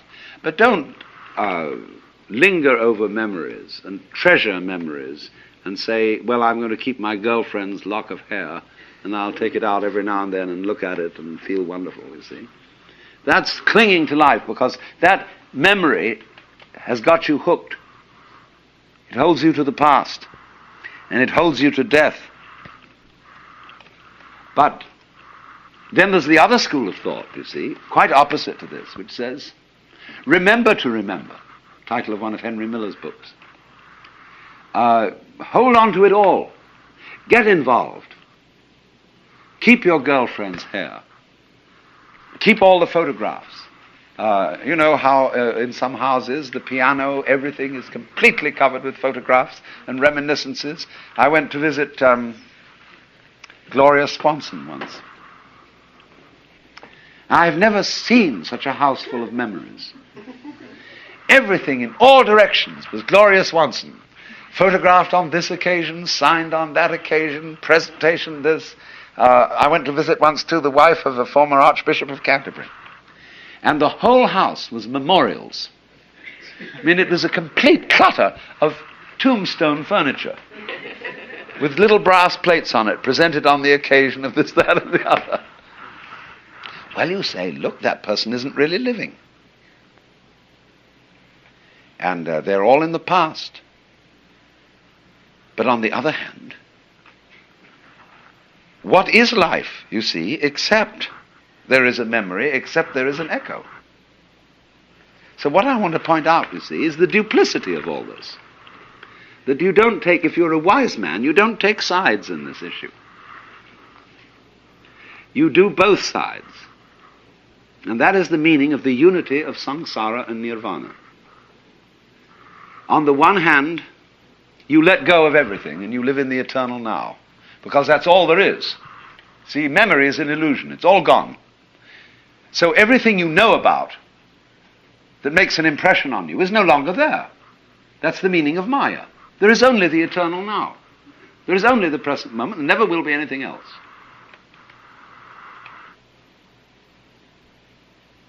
Because even what you're remembering is happening in the present. The memory is in the eternal now, isn't it? See? So it's all really absolutely here. But on the other hand, what fun to drag it out and to make it echo and to get involved and to fall in love and to become attached. Once R.H. Blythe wrote and said to me, I may have told some of you this story before, he wrote me a letter and said, what are you doing these days? As for me, I am abandoning all kinds of satori and enlightenment, and I'm trying to become as deeply attached to as many people and as many things as possible. Because these are the two sides, see? So, the thing is this. It's just like riding a bicycle. It's a balance trick. You suddenly find yourself falling over one way, well, you balance that, you turn into that direction, and you stay up. And so in the same way, when you find yourself becoming too attached to life, you correct that with the realization that there is nothing except the eternal now. Then when you feel that's all right now, you see, you're safe again, because it's only the eternal now, once more you go and get attached. Or you get involved, you get concerned about some enterprise, social, political, amorous, familial, scholarly, artistic, whatever it is, you get involved. And the two always go together. So this is the meaning of this symbolism. Because the male only knows he's there if there's a female. It's the echo. And she only knows she's there if there's a male. Nobody ever came into existence without a couple of parents, see? And there's simply no other way into this universe. Now, this is simply, I'm using this simply not as the main point, but as a sort of illustration of the simultaneity of attachment, detachment, involution, and evolution. Involution is how you get involved. Evolution is how you get out. Well, now, this tantric yoga represents all this in the most extraordinary symbolism, which is basically the human body. Again, it's not simply the sexual functioning of the human body, it's the whole nervous system.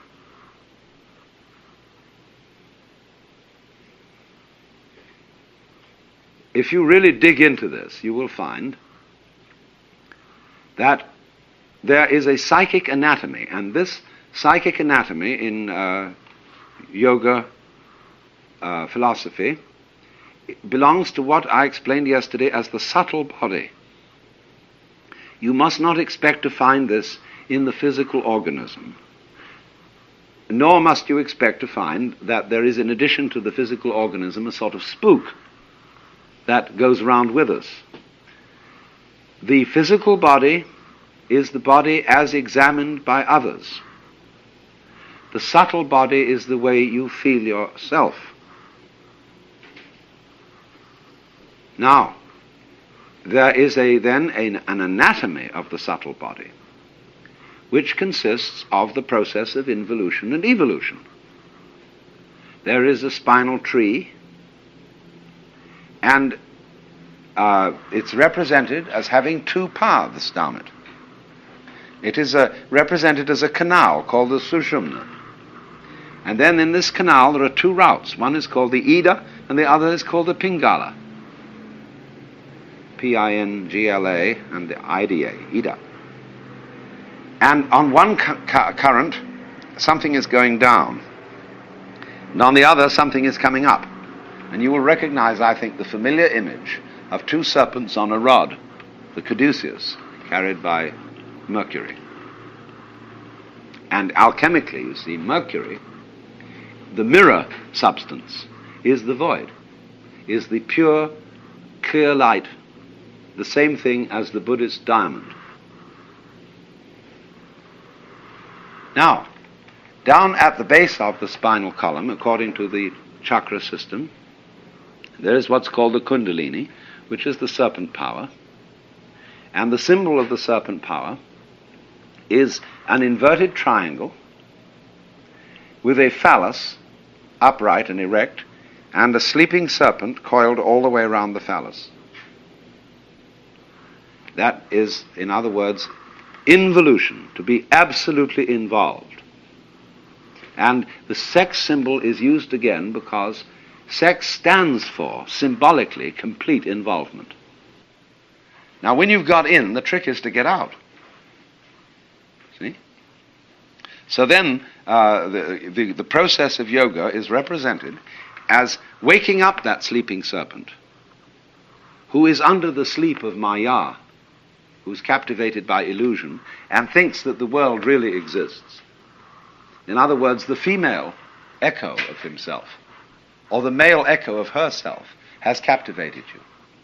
Memory has caught you, and you think it's all really there, and you don't realize that there's only the eternal now. And you need to know that in order not to get quite lost. Because if you go out to any one end of the spectrum, you forget you're there. That's sort of a non-existence. You can't really non-exist. You'll always come back eventually. But if you get one extreme too much, you don't know you're there. So then, the symbol is that you draw up the energy located in the Kundalini, which is the sex center, and you send it back up the spinal tree to the top again, from which it came. Now, this is the theory of sex yoga. The theory is that the male and the female partners who, as I explained yesterday, are husband and wife, or some kind of spiritual marriage. What they do is this. The male sits in the normal meditation posture, and the female sits on top of him, wrapping her legs round his waist and her arms round his neck, and he holds her round the waist. And in this position, they arouse the sexual force. Now, the theory goes on to say this, that instead of dissipating this energy in the ordinary way, having aroused it, they send it up the spinal tree, back into the brain. Now, don't take this literally. This is a symbolism. It's just the same kind of superstition as thinking that heaven is somewhere up in the sky, and that there really are streets of gold and angels wandering around in nighties with harps. All this is a way of talking about inner anatomy, psychic anatomy. The kingdom of heaven is within you. And when Jesus ascended into heaven, he went right into the middle of himself and disappeared. You know? And like the gates of heaven, they are pearls. People think the pearly gates are gates covered in pearls. There's nothing of the kind. The gates of heaven are pearls. Each one is one pearl. And you know a pearl has a very thin hole through it for the thread to go in. And that's why a camel can't go through the eye of a needle. Because you have to become no one to get through that hole. That's why the idea of many incarnations is likened to beads strung together on a thread. And this thread is called the Sutra Atman. Sutra is a thread. Atman, the self, the threading self that hangs all the beads together. But it's so thin, you see, that it's like nobody. The real you. You have to divest yourself of all hang-ups, you see, to discover the real you. Well, we're back again to the thing of pulling the snake up the tree, the serpent power up. You have to let go of the hang-ups and realize that there are no possessions, everything's falling away, all your memories are holding on to illusions. Then when you thoroughly understand that, you can go back in. So you've got a marvelous picture of the world as a sort of systole and diastole, of attachment and detachment, attachment and detachment. And this takes us right back, you see. The Bodhisattva who is liberated, who has let go and is no longer attached, given up memory, and this is the meaning of giving up woman, who is your resonator. Give that up, see, and you find you're free. There's only the eternal now. So the Bodhisattva, instead of staying there, goes back in. And there are all sorts of funny symbolic stories about bodhisattvas appearing in the world as whores and all kinds, using every conceivable kind of device in order to liberate other beings. But this takes us completely back, you see, to the original Hindu image of the world as the Pralaya and the Manvantara. The Manvantara is the period in which Brahma manifests himself as multiple beings for 4,320,000 years. And the Pralaya is the period in which he withdraws and everything disappears. And then starts all over again, and this goes on forever and ever and ever, in not only our kind of time, but in many other kinds of time, and in all sorts of different kinds of spaces. But it's the same fundamental myth, recreated in another form. Now you may say this is pretty monotonous. And that is, you see, one of the basic feelings underlying Buddhism, Must we go round again? See? So, indeed, you see, you say, oh, enough of this. Let's go to sleep. Let's stop. Time must have a stop. And so you stop. Well, when you do that, you forget that it ever happened. You see? And this is a marvelous arrangement.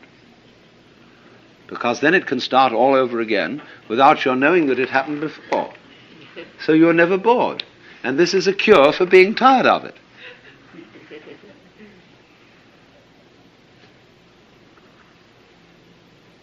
Because if you didn't know, I mean, that's where the memory goes, you see. And so when you come back, there's no problem.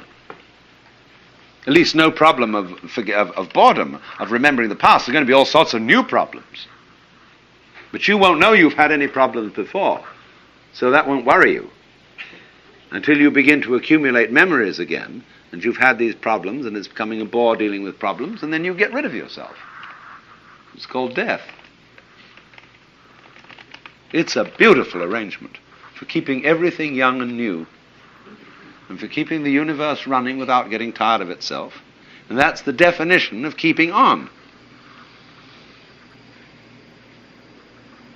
So you see, these are the two motions. They're fundamentally then represented by the male and the female, the in and the out, the now moment, and the memory.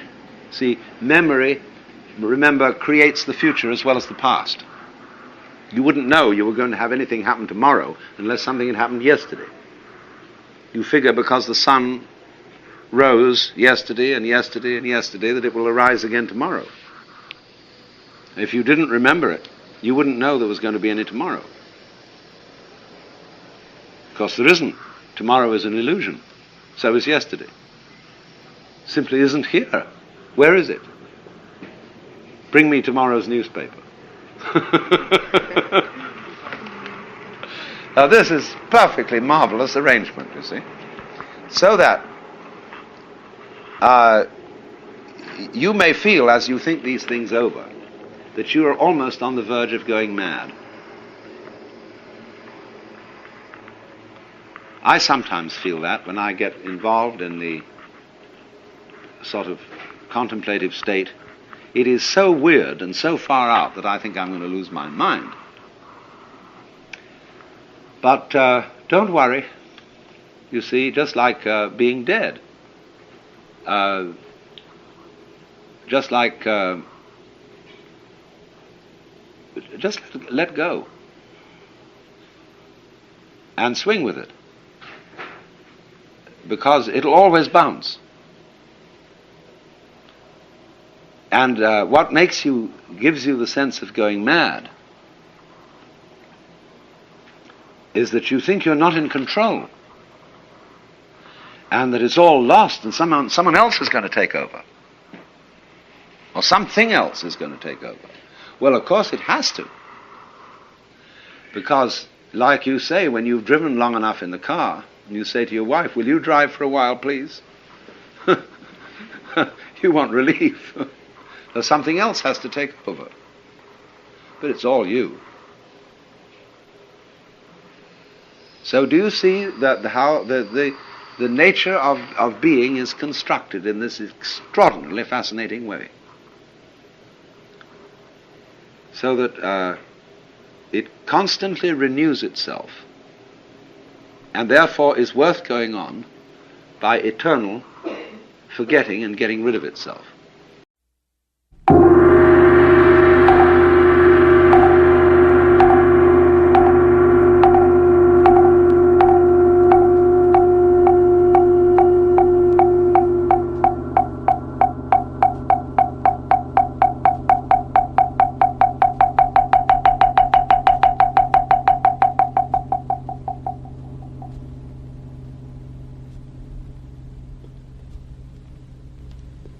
Meditation has no purpose, no objective, except to be entirely here and now.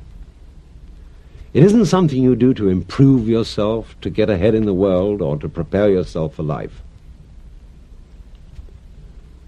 For the division of time into past, present, and future is a trick of words and numbers.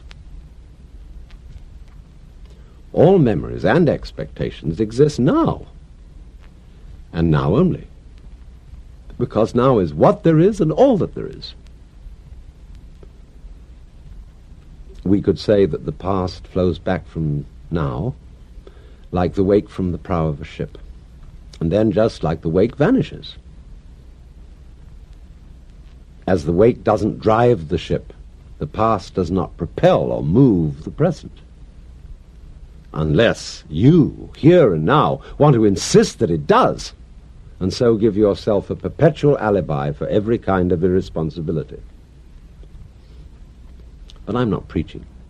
That would be a diversion from our feeling centered in this eternal here and now, from feeling it directly as the reality. Again then, just let all sounds going on play upon your eardrums without trying to name, identify, or locate them.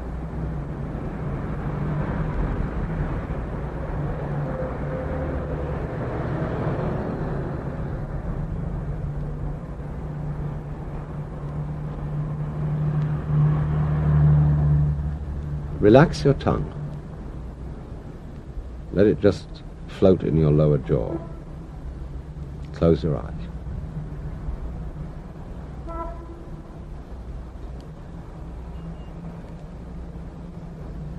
If you're still thinking in words or calculating about this, that, and the other, which you're supposed to be doing, don't try to stop it. Just let your mind do whatever it likes, and hear its chatter as if you were listening to rippling water.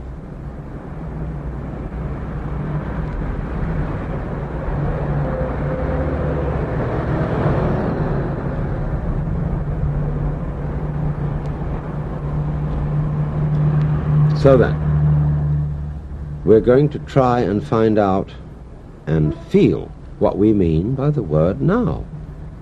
Not the idea, but the actual sensation.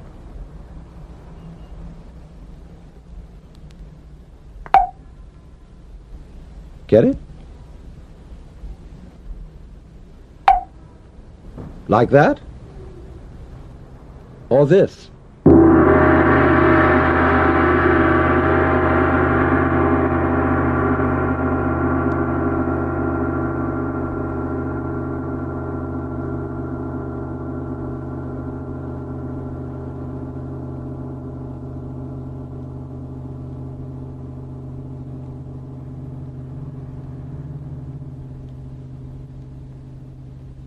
Are these two different kinds of now? One a short, sharp pop, and the other a long, continuous boom? Is now a split second, or is it a drawn-out expanse of sensation?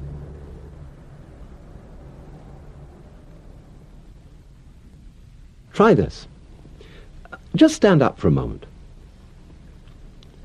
and take 3 steps forward. 1, 2, 3, and stop.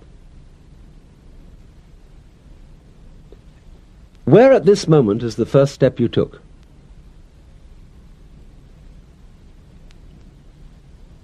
And where is the next movement you're going to make? Hold it. Be still. Next movement hasn't happened. Past movements aren't here. Where are you? When are you? What is the position of the universe? When is it? Where is it?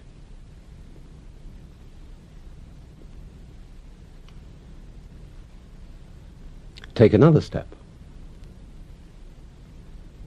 Is this a new now, or the same old now where you always were?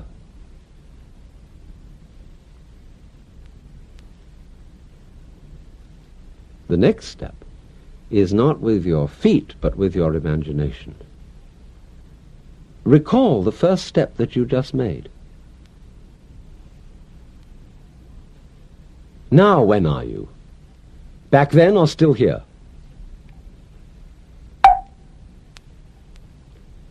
Don't think a word, just feel.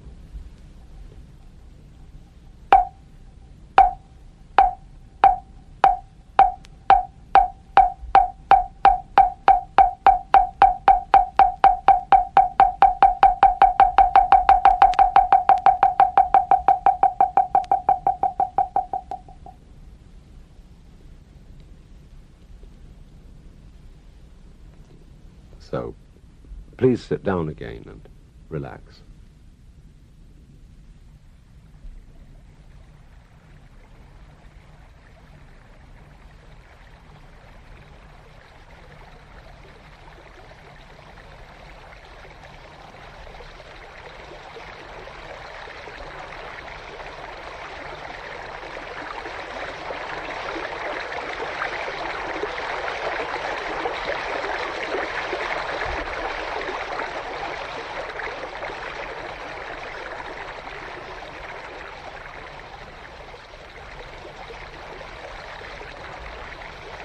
For meditation, it's best to sit on the floor, in lotus posture or just cross-legged, or kneeling on a cushion and sitting back on your heels.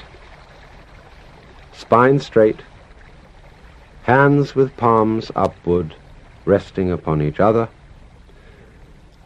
The reason for this position is that it's firm and grounded, and just uncomfortable enough to keep you from going to sleep. But don't fight the discomfort. Relax into the position just as you have learned how to relax and to ease out a long, long breath and so create energy without strain. In the same way, if you have understood that there is no time but now, you will be able without the least difficulty to sit in this way for a long time, as measured by the clock. Once again, the essence of the whole art is to feel, to experience, to sense what is, what happens, without defining it, without saying anything to yourself about it. So let your breath flow easily, heavily, down and out again. No strain.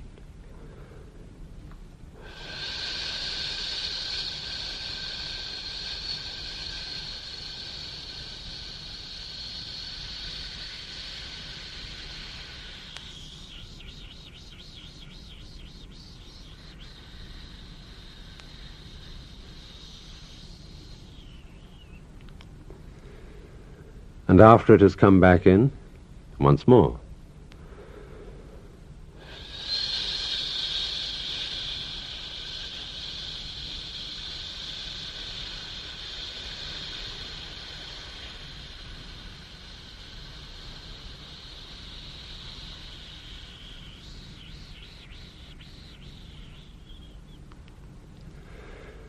Keep it up. We are going to play it along with the sound mu, a Chinese-Japanese word which means that which isn't a thing, a think, a thought, an idea, but reality itself. The very sound.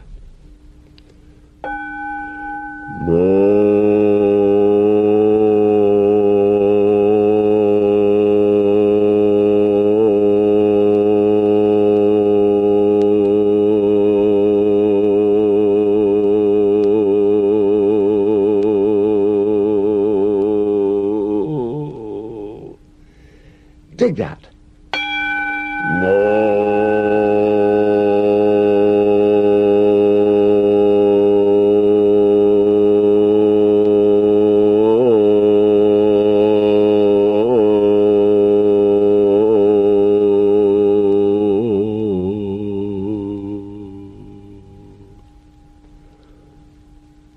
What is mu?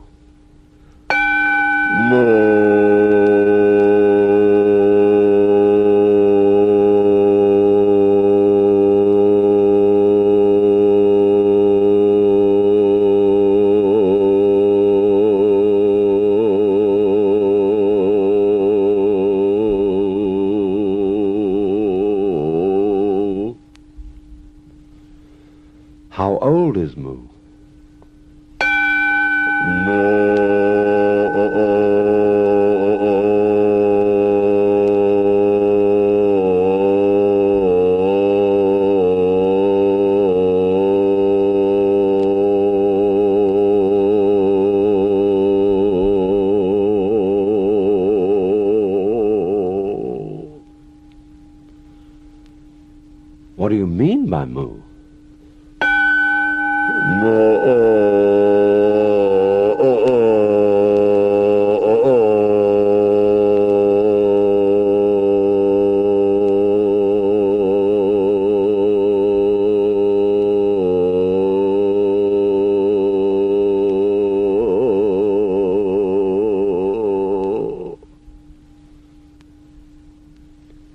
Who are you?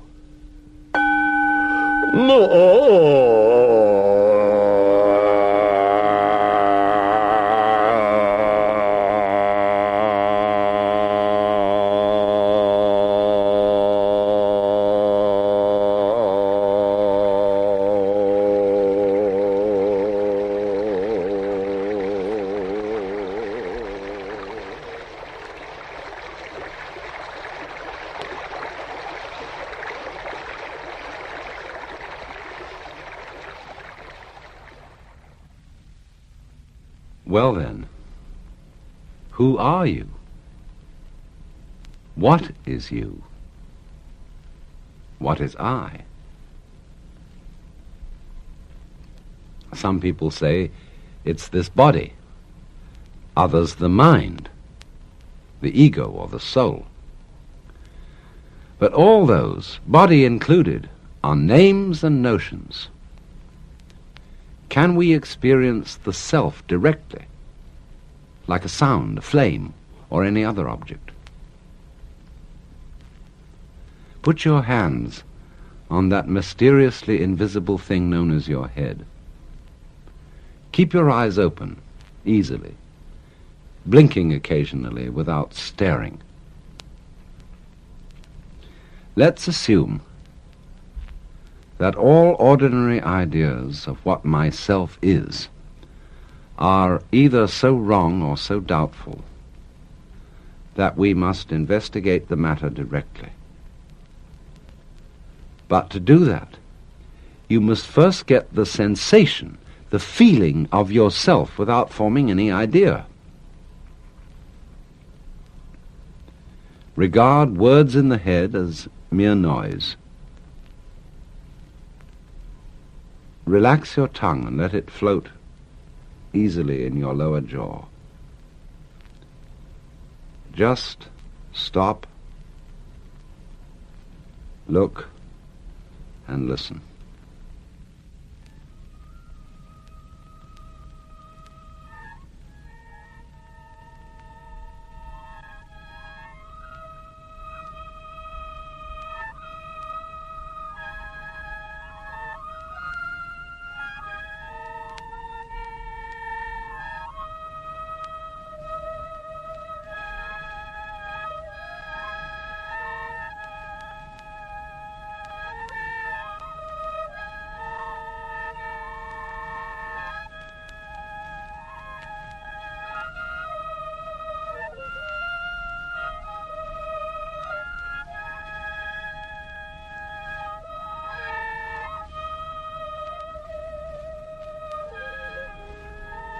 Now, let the various colors and shapes before you play with your eyes, just as you have been letting sounds play with your ears.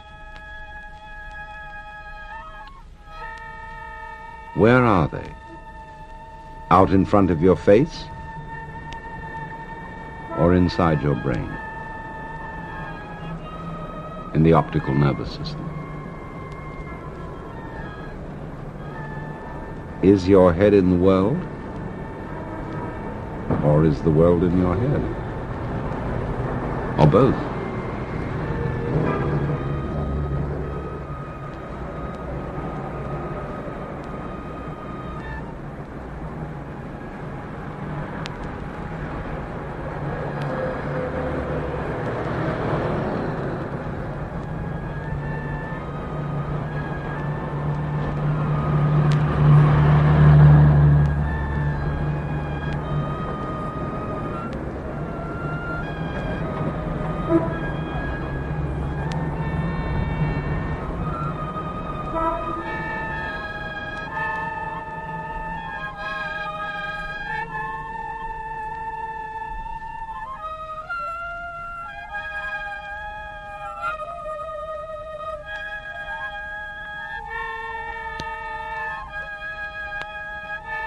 odd, isn't it?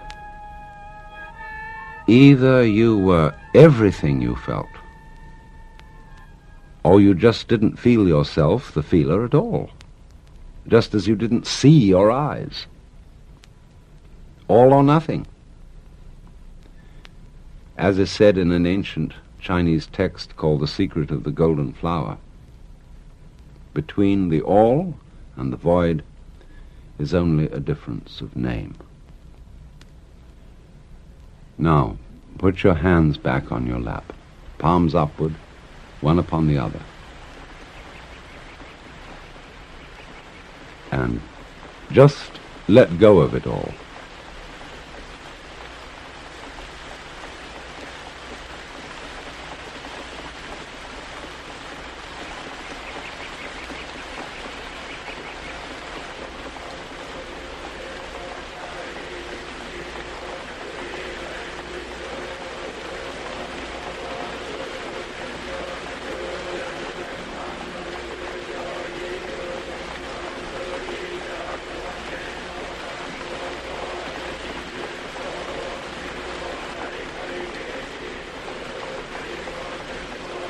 Let your ears hear whatever they like. Let the nerve ends in your skin feel whatever they like.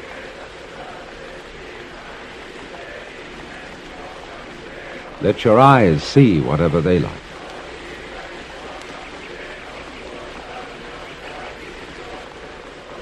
Let your nose smell whatever it likes.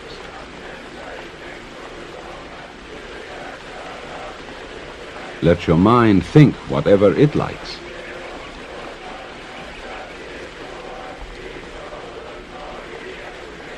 Let your lungs breathe as they will.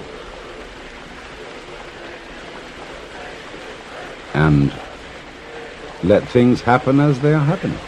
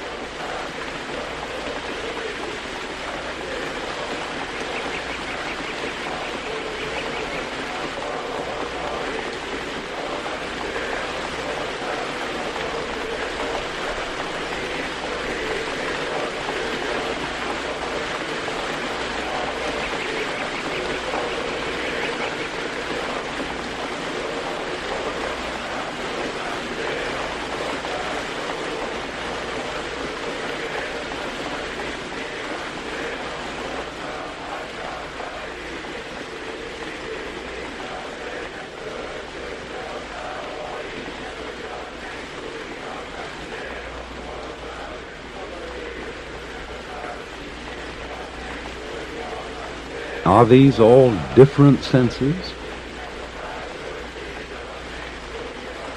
Or just one sense, consciously?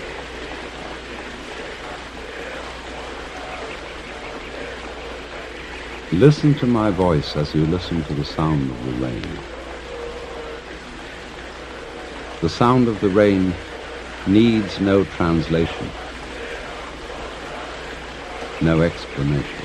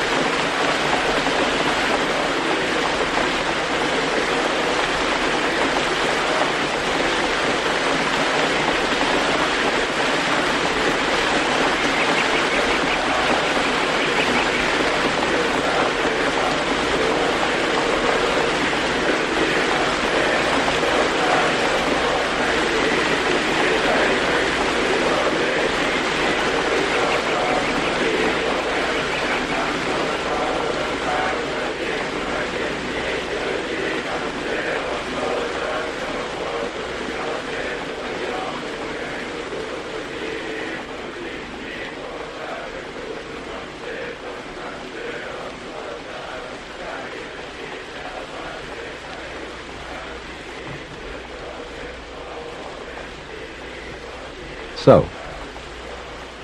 now I want to show you another form of meditation which I heard about from a Zen Buddhist master who said it was one of the very best ways.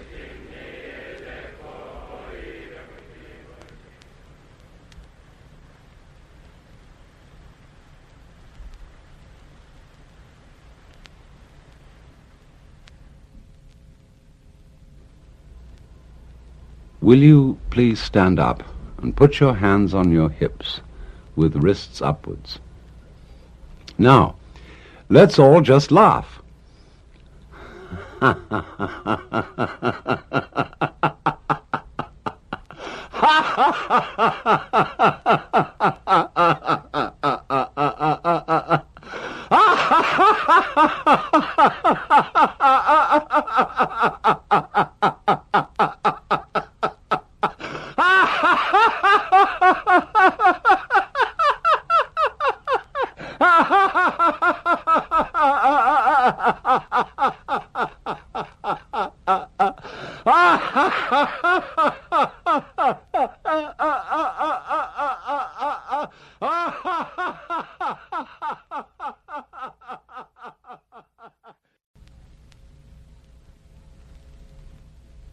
And now sit down again.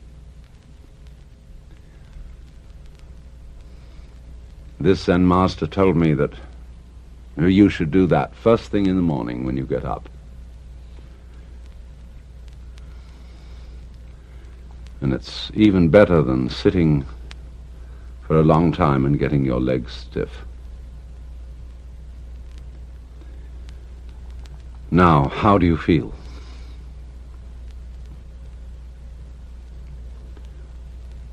Where was you when you were laughing?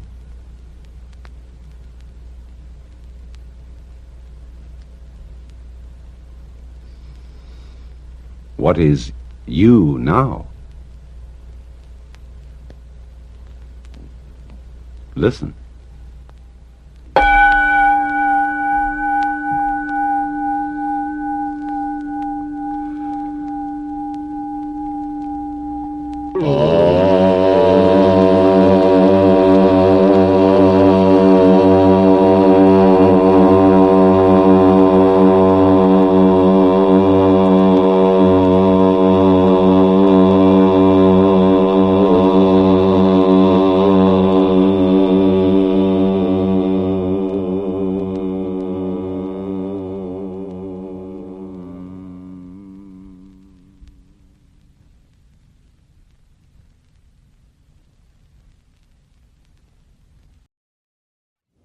Last night I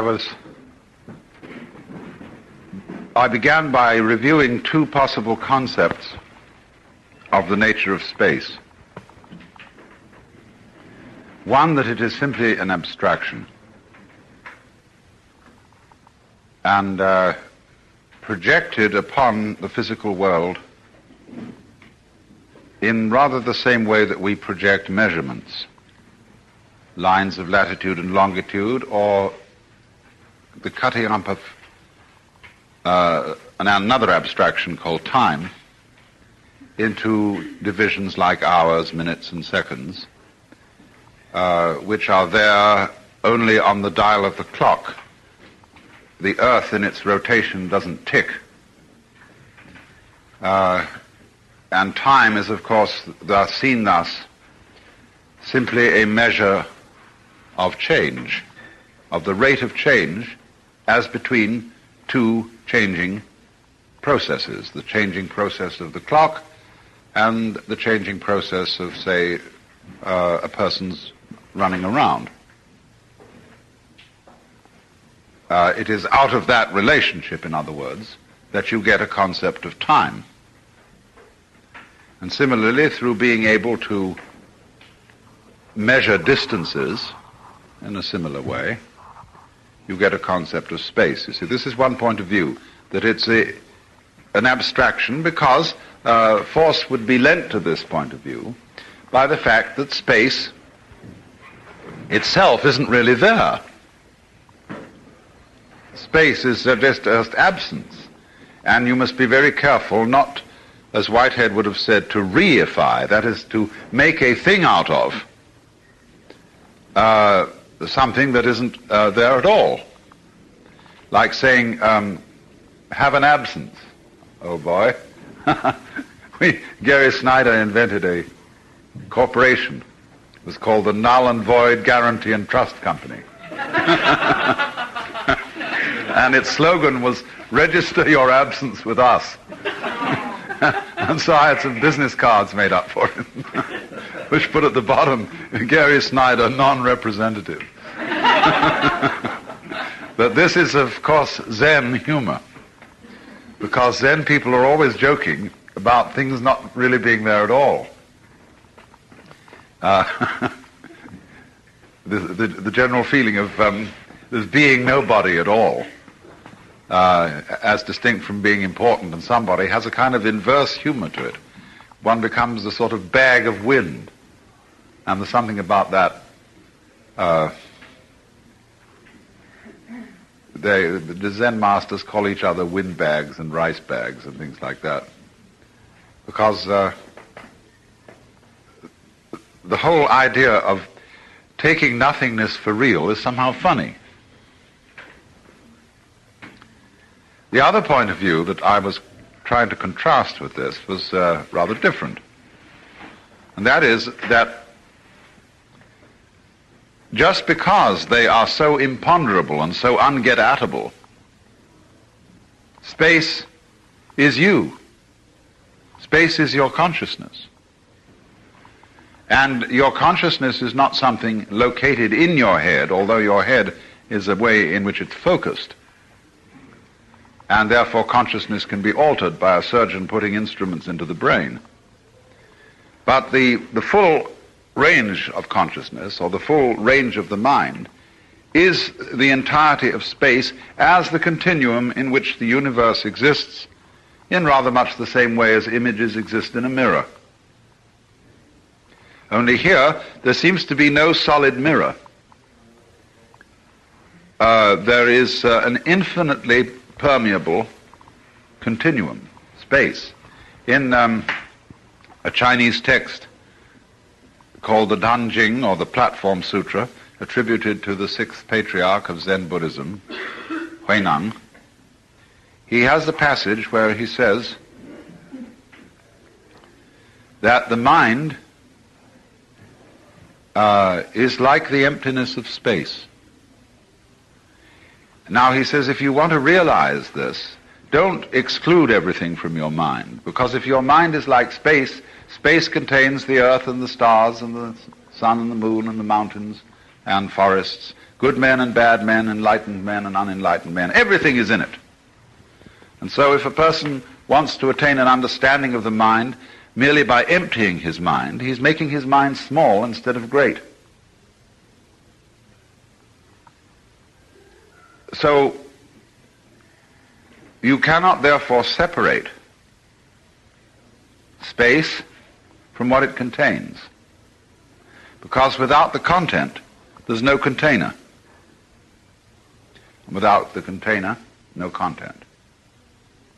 And when you see that kind of relationship, when you see two apparently very different things going together inseparably, always find them together. You can smell a rat. For example, nobody has seen any stuff that had no shape, and nobody has ever seen a shape that had no stuff. There's a suspicion here, then, that stuff and shape are the same. And likewise, improbable as it may seem, you can realize that space and solid are the same. Only they are, as it were, the same energy showing itself under two different aspects to a being who always must see things two-sidedly, which is man. Man is symmetrical almost, you see, right down this dividing line.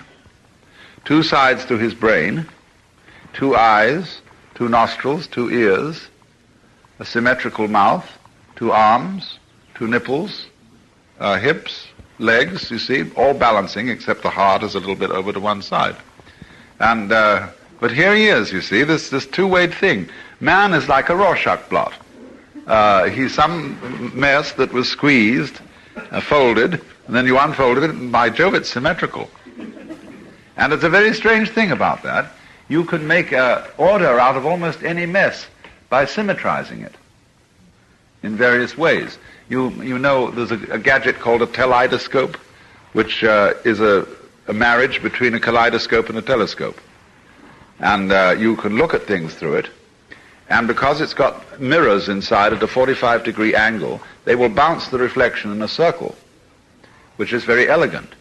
And the more messy the thing you look at, the more interesting it is with the teleidoscope, because it is through this balancing process of some sort of symmetry that order comes about, repetition, regularity. So the human being, then being thus two-sided, is always wanting to ask, is you is or is you ain't? Is it this or is it that? Answer yes or no. True or false? Black or white? And has very great difficulty, the more simple-minded a person is, the more difficulty they have in using their conscious attention to do anything but estimate these very simple contrasts between the good guys and the bad guys. Are you man or you woman? There can be no doubt. See, there may be nothing vaguely in between. No grays, no washes. Because a simple mind wants this great precision, which of course you can't have. But as poles, you see, of one of the greatest dualities in the world is the duality of something and nothing, of being and non-being. And of course in our thinking, the solid world represents existence, and the space world represents non-existence. The conquest of space, therefore, will be the conquest of non-existence, perhaps. See, this is our great attempt to survive by being able to leave this increasingly plundered planet, go somewhere else and plunder that.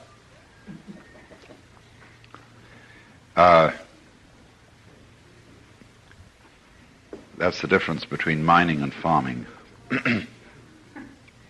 Hunting and farming, too. Well, so there's this great contrast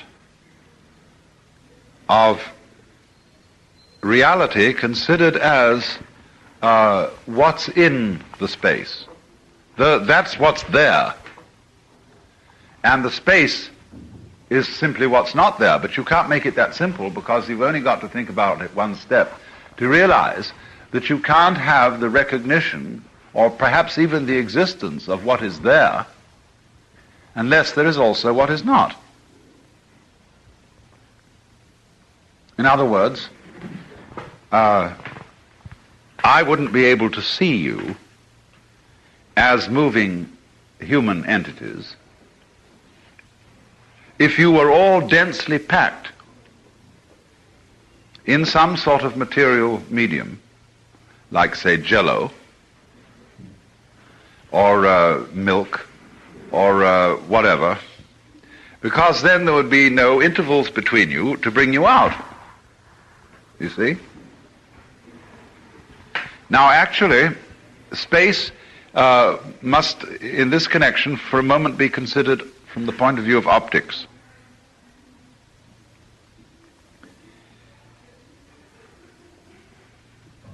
The eye is receptive to a certain spectrum of vibrations of light.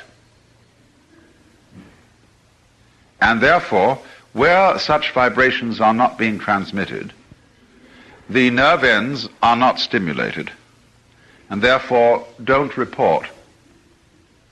And that failure to report is space. We call it darkness, where there is no visible light. But actually there is nowhere in the universe where there is not some kind of vibration going on, so that if you had an instrument that responded to it, you would see that space was full of impulses. And if you saw it all, you wouldn't be able to make out the individual outlines which require these non-being intervals in order that their being can be realized, that is to say, outlined, distinguished, delineated, discriminated. So to see the outline of the being, you must have the intervening space of the non-being. But non-being means simply in this connection the lack of stimulation of whatever perceptive or perceiving instrument you are using. Now, for example, when you print a book, we say there is empty paper underneath the print. But of course, it isn't nothing under the print. It's nothing so far as print is concerned, but something very much so far as white paper is concerned. Now, do you see in the same way, perhaps it isn't nothing in which we are living and moving. It's only nothing so far as our visible shapes are concerned. But it is you could say this, that space is a something of a quite different order than ordinary something. Ordinary something being the things and events which we say occupy space, just as the print occupies the paper. But the philosophers, especially modern philosophers, have a great deal of trouble thinking about this. And the reason is that they are too one-sided in the kind of instruments they use for understanding the world. And the instrument they use principally is words and thought. Now, they have just as much trouble in thinking about the universe in terms of their words and thoughts and logical categories as you would have in a printed book, writing some words down which pointed directly to the paper underneath them. Supposing I say, there is paper underneath every word on this page. Now, the philosopher, the type of logical positivist, person who dominates American and British academic philosophy today, he would think that could only mean something if I wrote the sentence, there is paper under every word on this page. And then under each one of those words I wrote the word paper, paper, paper, paper, paper.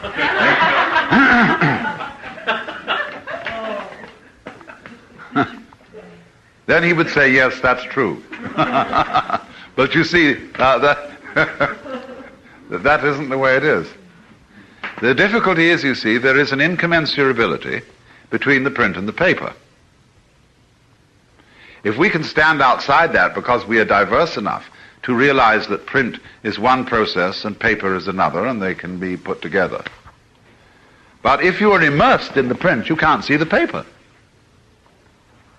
And so if you're immersed in the kind of consciousness which simply discriminates things, you cannot realize the background. That is to say, then, you cannot realize the nature of space when you use only your analytical consciousness. The consciousness which looks at things bit by bit by bit by bit, I call the spotlight consciousness. If you use that alone, then you can't think anything about the continuum, the ground in which all this flourishes.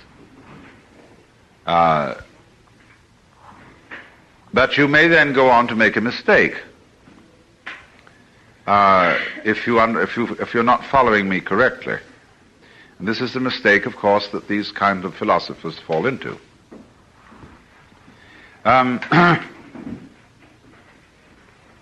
If I say now, underneath all distinct things, space constitutes the ground in which they live and move and have their being, this is not quite correct. Because if I speak of space in that way, it makes it just another thing of the same kind and nature as all the things it contains. If, in other words, I can think about space, and I can only think about it by analogy, by likening it to paper, to a mirror, to a basis, a background, well, if I can think about it, that makes it a think, which is to say a thing. All things are thinks. They are as much of life as you can catch hold of in one thought. That means a think. So likewise in German, denken, to think, ding, thing. In Latin, reor, to think, res, thing. So, if I make space into a think, I've somehow missed it. That's why we have to say it's a no-think. Why in Buddhism it is said the real nature of mind is no mind. And you realize this in daily life by the fact that when you see clearly, you see everything except your eyes. Except if there's something wrong with your eyes and you see spots in front, that interferes with seeing. If you hear clearly, you don't hear your ears. But if you have ear trouble, you get buzzing in your ears. Same way, if you are very healthy physically, you hardly notice your body, except as a kind of blissful vagueness, which is exhilarating, so on. And if your clothes are comfortable, you don't notice them. So, this is connected with the nature of a beautifully functioning mind, is that it doesn't get in its own way. It doesn't think itself. If it thinks itself, it gets in its own way because it's a no-think. No-thinks is the background for thinks. You see? So that's why every attempt to conceptualize the ground of being, whether it's space or God, is an idolatry. And that's why sages have always condemned idolatry. That to understand the nature of the ground of being correctly, you must not have an image of it. Now, we don't need to be compulsive about that. Compulsive iconoclasm is a terrible thing. The Islamic people suffered from it from time to time, and when they got to India, they knocked down all the Buddhas and beautiful images and banged off their noses. And the Puritans did the same sort of thing to Roman Catholic and Anglican churches in England. They hated images. That meant, you see, they were terribly attached to them. They were still hung up by the images, and therefore had to smash them. Either way, if you say, you must not, as in very strict Orthodox Islamic culture, you must not make any image of any living creature. And so their art, very interestingly, one must admit, went off into abstract patterning. But what one is saying here is not that it is somehow just wrong to make an image. The point is much deeper than that. It is this, that in order to realize, in order to experience the ground of being, you need to be free from images. That is to say, you need to suspend the activity called thinking. Now, most people imagine that if they stop thinking, that's sort of the end. The life of the mind there instantly curls up and dies. But this isn't the case, because there's a lot more to the mind than thinking. There is this direct apprehension of the world, unmediated through concepts or thoughts. And that's the kind of apprehension of the world you need to understand space. It's interesting how, to some extent, this sort of thing enters even into the sciences. Because scientists operate with certain, shall we say, it's hard to say concept, with certain tools that are not concepts, really. You always feel about a concept that you have to know what it is. But for example, the basis of algebra is operating with patterns, and you don't know what they are. They're called unknowns. X is the unknown. You can say x plus y equals y plus x, and you've made a perfectly clear statement, but you don't have to know what x is or what y is. Couldn't mean anything at all. So in the same way, in modern geometry, you don't define what you mean by a point. They've abandoned this as a sort of a nonsense definition, Euclid's idea that a point is that which has position but no magnitude. What do you mean it has position? What has position? And so now a point, everybody knows what a point is, but you don't explain it. Because you see, there must be a starting point in anything that anybody does, in anything they think about, in any system of ideas, any conception of the good life, where you don't explain it. Because everybody knows what it is. And yet when you ask them about it, they don't. And you see, we get time and space.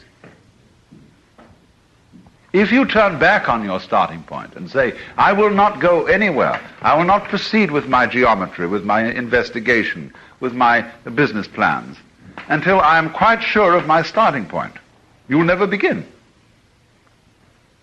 Because you can go back into your starting point forever. And that manifests itself in people who, for example, have certain kinds of hypochondria. Their starting point is their body. But they wonder, my goodness, ought I to go out? Would I catch cold? Would I get into an accident? Should I go to a foreign country? Would I get the great Siberian itch, or the heebie-jeebies, or trots, or whatever? And so always worrying about the starting point, see?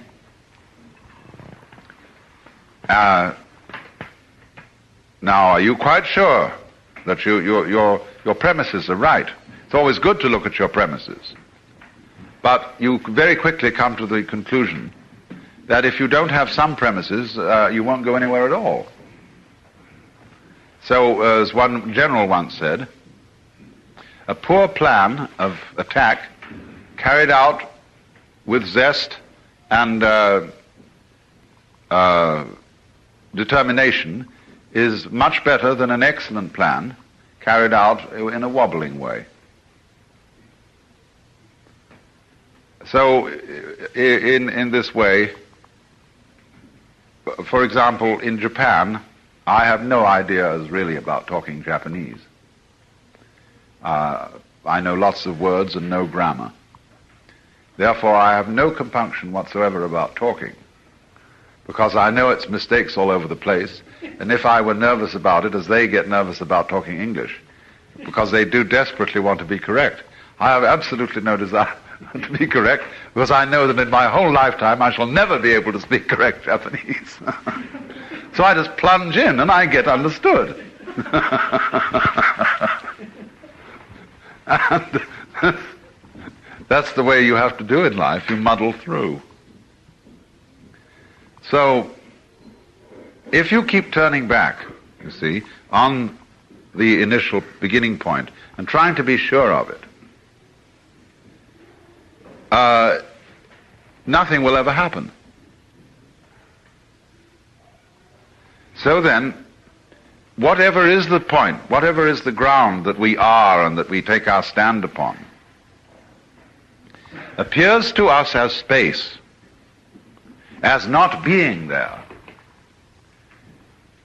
to give us transparency. You see, if God were visible, nobody could see anything but God. It would blot out everything else. But by virtue of becoming invisible, the world is created. Because, as it were, God gets out of the way so that the world can appear. And the world is a selection. As I explained, the eyes select what they see because they are only noticing what goes on in a certain spectrum of light. If you could change the eye spectrum altogether, you would see a different world of creatures. Flip, flip, flip. You could have the thing like a radio tuner and go on from performance to performance, all on different bands of a spectrum. To see them all at once, though, would be for our kind of intellect like taking your hands like this across the piano and going slam. You see, you just get this chaos of sound. So that there being realized objects in space is partly dependent upon our using an attentive and selective type of consciousness. Do you see they're the same thing? If you have a selective consciousness, you have a selective world. So putting down the 5 fingers on the piano instead of the full flat arm selects a certain pattern of sound. And you can say it's a chord, it's a melody, and so on. So when the angels play their harps in heaven, they are selecting, they're the fingers of God selecting what kind of patterns are appearing in the world, you see. That's really what that image is about.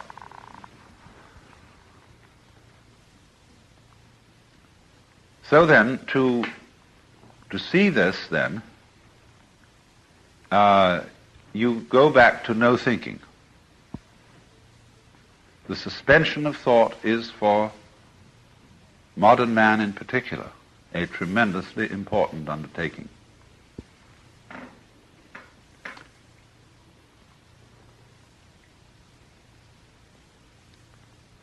When in about 1921, Ludwig Wittgenstein published a book called the Tractatus Logico-Philosophicus, it was the end of Western philosophy. Because where he finished, he said, you know, philosophy is really a method for getting rid of meaningless concepts. And so he practically got rid of all metaphysical concepts and ended up by saying, whereof one cannot speak, of that one should be silent. And this was the great moment for philosophy departments all over the Western world to lapse into silence and practice meditation. But instead they had to go on talking because they couldn't prove that they were an academic discipline unless they did some talking and especially some publishing. So they began then to chatter nauseatingly about trivialities. They became grammarians, mathematical logicians and things. And everybody forgot about philosophy because it got so dull.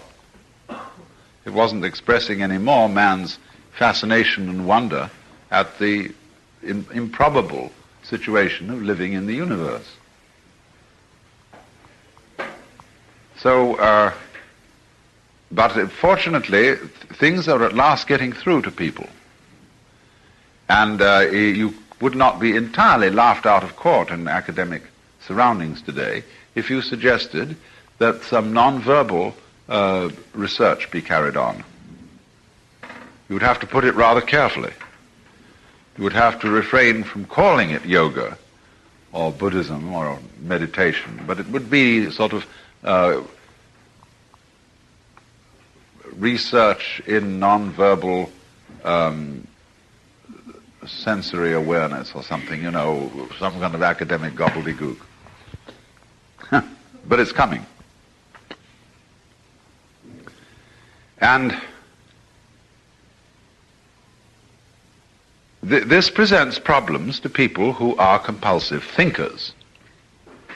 Because when they try to reach this completely nonverbal level, they think about doing it. They think, I am trying to reach the nonverbal level. I'm trying to empty my mind of thoughts. I'm trying to think not thinking. You feel so sorry for those people. But it is an awful problem if you have it. And to get rid of it, then, one uses gimmicks. One uses methods of absorbing the individual in non-conceptual experiences, such as you can play a single loud musical tone and get that going, and it really shatters thinking. It has you just, turns you into this, your whole body becomes this one tone. And you get the person concentrated on that one point, you see, go, go, go, go, and zip, cut it off. Then where are you? Haven't had time to collect your thoughts. You're blown by this tone. And all those techniques that are used in yoga, when they chant, when they do some kind of physical exercises, when they have a nonsense proposition like a koan to concentrate on, all these things work in the same essential way, to suspend the analytical thinking, to suspend the spotlight mind for a while, so that you get back to what is called original mind, where you act without thinking. That's why in the whole interchange between a Zen teacher and his students, the Zen teacher is constantly challenging the student to respond intelligently to a given situation without thinking, without stopping to think, just as in, say, using judo. You mustn't stop to think. You're lost if you do. You must learn to respond without thinking. So creative skill in so many things depends upon the opposite of thinking. When you examine what people say, what inventors say, what artists say, what mathematicians say about the discovery of new ideas, very few of them arrived at those ideas by a purely thought, thinking, verbal or numerical process. And the reason is, of course, that the structures which we have arrived at and we do understand by analytical thinking, once you see them, they tend to stay put. They become habits. And there's nothing more difficult to cure in an individual than a habit of thought. You know, I've argued for hours and hours and hours sometimes with people who simply can't understand knowing without a knower, because they are so trapped by sentence structure. The verb has to have that subject. Therefore, you can't have a state of affairs in which there is just the verb, that is to say, knowing. And they say, well, who is knowing? And it's as bad as arguing with a flat earthist or a Jehovah's Witness. Impossible. Because of the ruts of thought. Now, such a person can never be inventive. Why? Because he will never see a new pattern and a new structure. And he won't see one because he's thinking all the time. He's not open to the variations of the actual world. And so he can only see what he's been taught to see. That's why academic psychology is always in a position of bafflement about learning theory. Because if learning is a process of converting new experience into the terms of what you've already learned, you never really learn at all. It's like, according to kind of a narrow-minded aerodynamics, bees cannot fly. Well, there's no way of explaining the aerodynamics of that vibration, but it flies. And you often come up against this when an inventor has an idea and all his colleagues say to him, "Oh, don't be silly. You can't do that. It just wouldn't work." Well, he says, "I've tried it and it does work." Or they say, "Come on." And very often they won't even try. They'll just say it can't be done. You can get a fantastic dogmatism in the scientific world. And you have to be terribly careful not to upset certain absolutely fundamental, strictly prejudices, which are the result of thinking too much and of getting accustomed to the warm ruts of thought. And so you never could see the new. So this is the real meaning of an open mind. Not merely that you're a liberal sort of guy, but that you can turn off thoughts. And yes, thus be turned on to reality. Thoughts, you see, belong to the world of symbols. What we experience with our senses is, of course, the physical world, the real world. You may ask me, well, isn't there also a spiritual world? But you must understand that the spiritual world is the same thing as the physical, when the physical is not confused with the symbolic. There is no real difference between the spiritual and the physical. It's all one energy.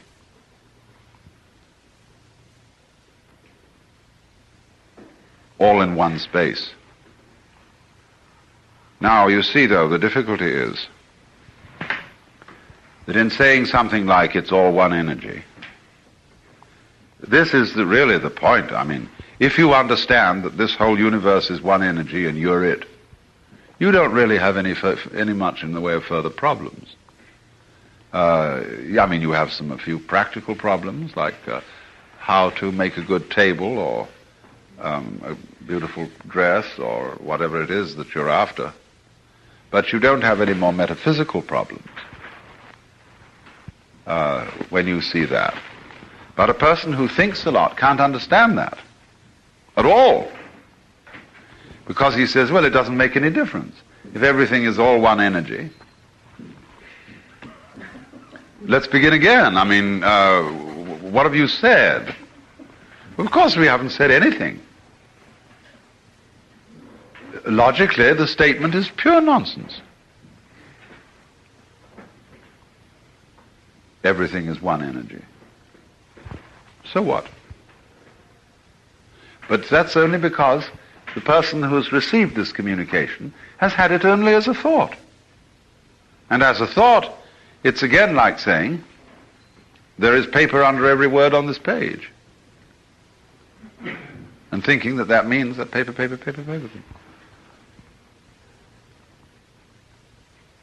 But when this is something that emerges from not thinking, and when you see that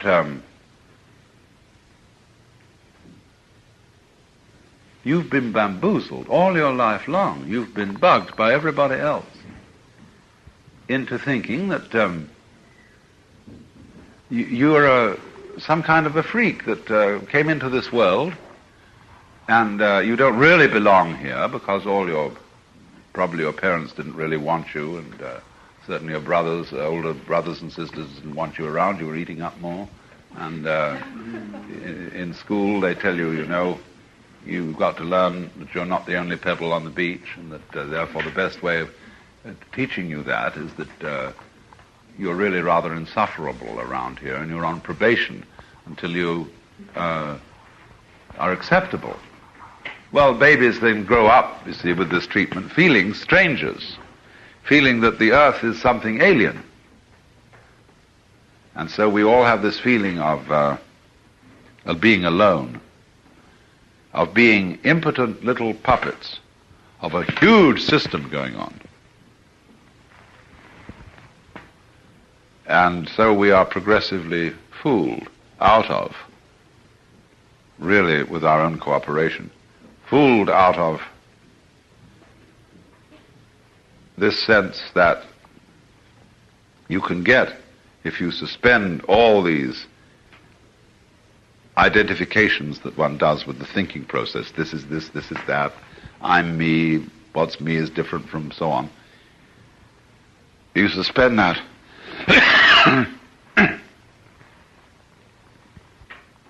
And you see not simply that all those problems and all those definitions of who you are were unreal. There's something else, you see. There's the feeling, beyond having dissipated the illusion, of the sheer joy and delight of this one energy now is realizing itself as you. And how nice that it won't always be doing that, because that would get boring.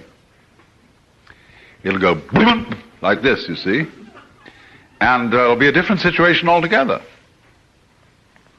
You'll run into a brick wall, and boom, before you know where you are,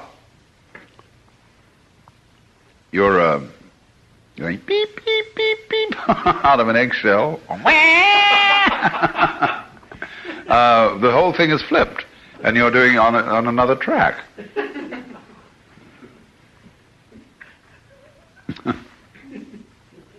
But there's only one you see. It's all the one energy.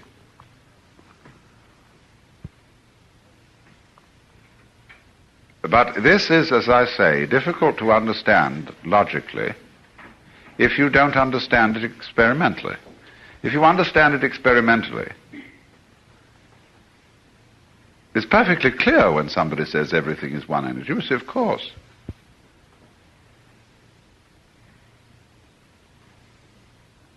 But the person who's stuck with the concepts and has nothing more than the concept simply can't make any sense of it at all. And he says, well, you're suffering from a hallucination. And will proceed to prove, according to his ideas, that what you've achieved in that has made no difference to you or to anything else. And of course he can prove it, because his proof is set up to give just that result. Well then,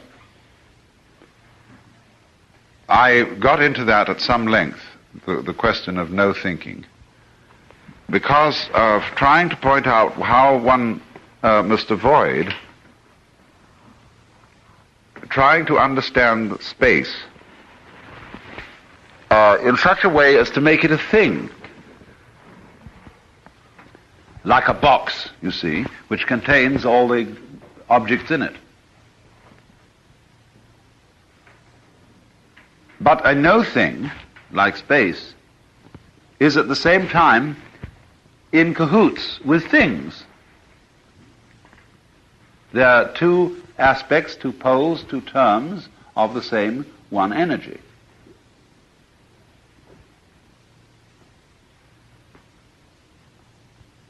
Don't make space at the same pole of the one energy as the things. It's the opposite pole.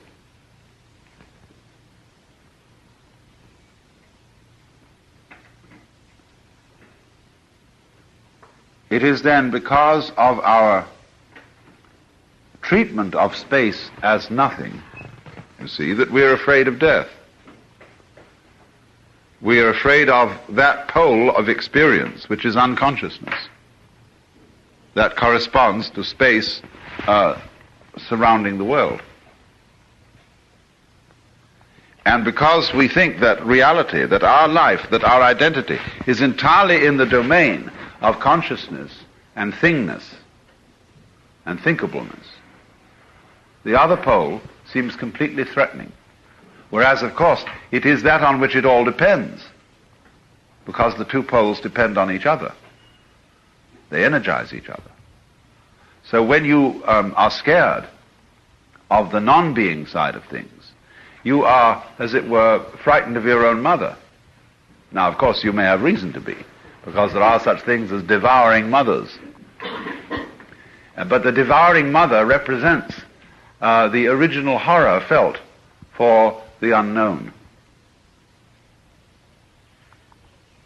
And in practice, in human relationships, the devouring type of mother is precisely the person who cannot come to terms with her own unknown. Therefore, she wants to control everything. She wants to see that all her children remain perpetually under her dominance. For she can't let go. As if she let go, she'd become uncorseted and flop all over the place, as it were.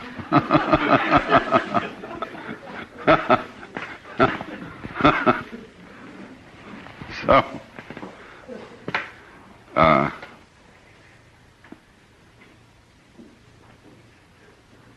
she becomes the devourer. But you always conquer the devourer by dropping into it.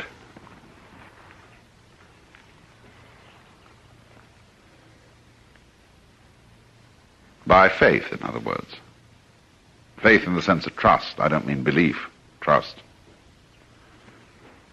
Drop into space and you float. See, this begins to be understood by rocket people as they get out there. And we're going to have, I don't know how the psychology of this is proceeding, but we're going to have an awful lot of people getting out in space and not wanting to come back. Because when you're in orbit and you float, very interesting sensation. And they have to follow very strict rules, that same way you do with skin diving. When you get to a certain level of pressure, you start floating, and you feel no body weight. And you have to absolutely keep your will going. When the watch says a certain thing, up you go. Orders is orders, you see. Otherwise you'll drown in great delight and bliss.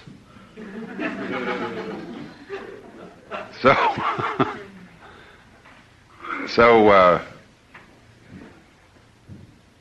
the point is, though, that we are at the moment looking at space as something to be entered by the tremendous thrust of a rocket. Because that is the attitude of attacking the unknown. And that causes us not to realize that we are already on the most magnificently equipped spaceship, which could hardly be improved upon. It has got a source of temperature and energy just at the right distance from it. It's beautifully equipped with oxygen, with food supplies, with all kinds of delightful things to do while on the journey. And it's traveling through space at a colossal speed. And it's called the planet Earth. And the art of exploring from the planet Earth depends not on conquering space with rockets and bombs, but on developing greater sensitivity in the place where we are. Lao Tzu said, "Without going out of my house, I know the whole universe." So by clumsy beginnings of this sensitivity are seen in radio astronomy, which instead of trying to leap out of the world, it stays here and gets more sensitive. And eventually, I feel that we shall discover each one of us have inside our heads a radio astronomical contraption of great subtlety. And we shall eventually, the more we use instruments,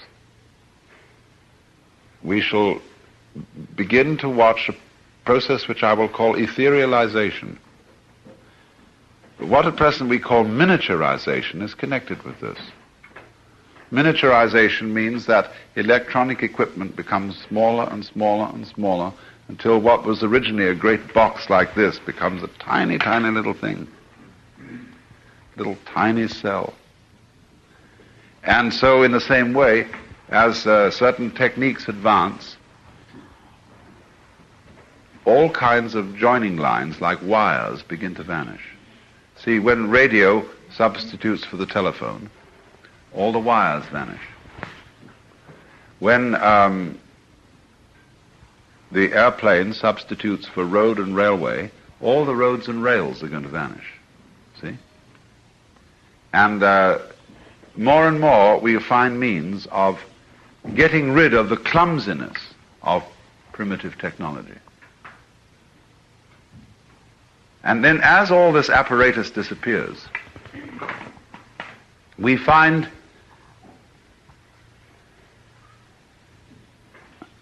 that we are moving in the direction of having it all in our own apparatus, just like dolphins have sonar, homing pigeons have built-in radar. I think it's all in us, but we had to exteriorize it technologically in order to discover it within. Between Western psychology, psychiatry, and psychotherapy and the so-called religions of Asia, there is common ground because both are interested in changing states of human consciousness. Whereas institutional Western religion, Christianity, Judaism, and even Islam are relatively less interested in this matter. Western religions are more concerned with behavior, doctrine, and belief than with any transformation of the way in which we are aware of ourselves and of the world. But this matter concerns psychiatry and psychology very much. Only those states of consciousness which are not normal are usually treated in Western psychology as being in some way sick. There are, of course, exceptions to this, and there have increasingly been exceptions. In the work of Jung, and to some extent even of Grodek, of Prinzhorn, of more modern people, Rogers, and Ronald Lang, changing consciousness is often looked upon as a form of therapy. But in general, different states of consciousness from the normal are regarded as a form of sickness. And therefore, official and institutional psychiatry constitutes itself the guardian of sanity and of socially approved experience of reality. And very often it seems to me that reality appears rather much the way the world is seen on a bleak Monday morning. In this official doctrine, I might even say dogma, of what reality is. Because after all, we know that our science, such as it is of psychology, is founded in the scientific naturalism of the 19th century. And the metaphysical and mythological assumptions of that science still underlie a great deal of psychological thinking, in behaviorism eminently, but also to a large extent in official psychoanalysis. Indeed, one might say that psychoanalysis is based on Newtonian mechanics and in fact could be called psychohydraulics. Not that that analogy is altogether inappropriate, because there are certainly respects in which our psychic life flows and exhibits the dynamics of water. But of course we want to know what kind of water. And for the scientific naturalism of the 19th century, the basic energies of nature were considered to be very much inferior to human consciousness in quality. Ernst Haeckel, a biologist of that time, would think of the energy of the universe as blind energy. And correspondingly, it seems to me that Freud thought of the libido as essentially blind, unconscious energy, embodying only a kind of formless, unstructured, and insatiable lust. This is a generalization. Some modification in that thinking is, of course, possible. But the tendency is to regard all that which lies below the surface of human consciousness as being less evolved, because you must remember that this was also the time of Darwin's theories of evolution, of seeing the human mind as a fortuitous development from much more primitive forms of life, coming forth by purely mechanical processes, by natural selection and by the survival of the fittest. And therefore, man was in general seen as a fluke of nature, an embodiment of reason, emotion, and values, for which the more basic processes of nature had no sympathy and about which they did not care. If, therefore, the human race is to flourish, we must take charge of evolution. It can no longer be left to spontaneous process, but must be directed by human ingenuity, despite the fact that although our brains are capable of dealing with a colossal number of variables at once, our conscious attention is not. Most people cannot consider more than 3 variables at the same time without using a pencil. And this shows that in many ways the scanning process of man's conscious attention is very inadequate for dealing with the infinitely many variables, the multidimensional processes of the natural universe. However, a serious attempt has been made, and scientific naturalism issued in a fantastic fight with nature, in this whole notion of the conquest and subordination of nature, which has, as a matter of fact, very ancient, non-scientific and biblical origins, with the idea of man as the head and chief and ruler of nature in the image of God. And the time has now dawned upon us all when our attempts to beat nature into submission are having alarming results, because we see that it's very dangerous to mess around with processes that we don't understand, that have enormous numbers of variables, and we begin to wonder whether we hadn't better let well enough alone. At the same time, although I said that Western psychology had more in common, or more common interest with Oriental religion than it does with Western religion, there is a sense in which psychiatry and psychotherapy are becoming the religion of the West. Psychoanalysis has much in common with the forms and procedures of institutional religion. There is, for example, apostolic succession,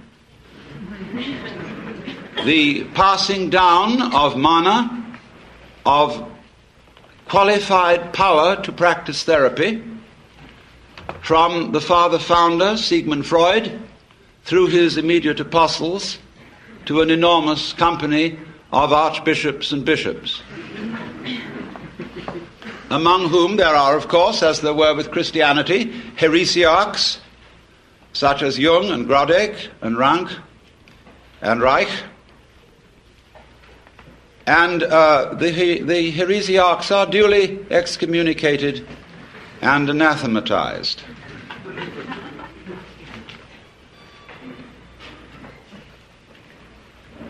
There are rituals, as there are also rituals with religion. There is the sacrament of the couch. There is the spiritual discipline of free association. There is the mystic knowledge of the interpretation of dreams. And there are also the two great symbolic fetishes, the long one and the round one. Now, it's extraordinarily easy to make fun of all this. And we must not forget that we owe a tremendous debt to Freud, if for nothing else than pointing out that much of ourselves of which we are aware in terms of the conscious ego is not really ourselves. It is something superficial. However we define its nature, it is superficial. And the realities of human life are not under the gaze of its scanning process, at least not in the ordinary way. And that was a tremendous revelation. There's no question about that. But one sees troublesome signs when the doctrines and processes of psychiatry, psychoanalysis, and so forth become officialized. And I think Thomas Sass, in his books, The Myth of Mental Illness and The Manufacture of Madness, is pointing out something extremely important to us, which is that, in effect,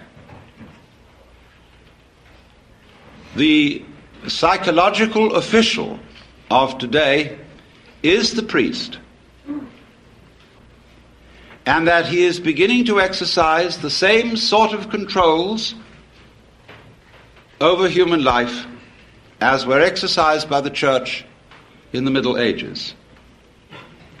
So that a professor of psychiatry at Columbia or Harvard or Yale medical schools has today the same sort of intellectual respectability and authority as the professor of theology at the University of Toledo or Padua would have had in the year 1400. Now you must realize that the theologians of those days not simply believed in their cosmology and the theology, they almost knew it was true in the same way that our scientists know certain things to be true,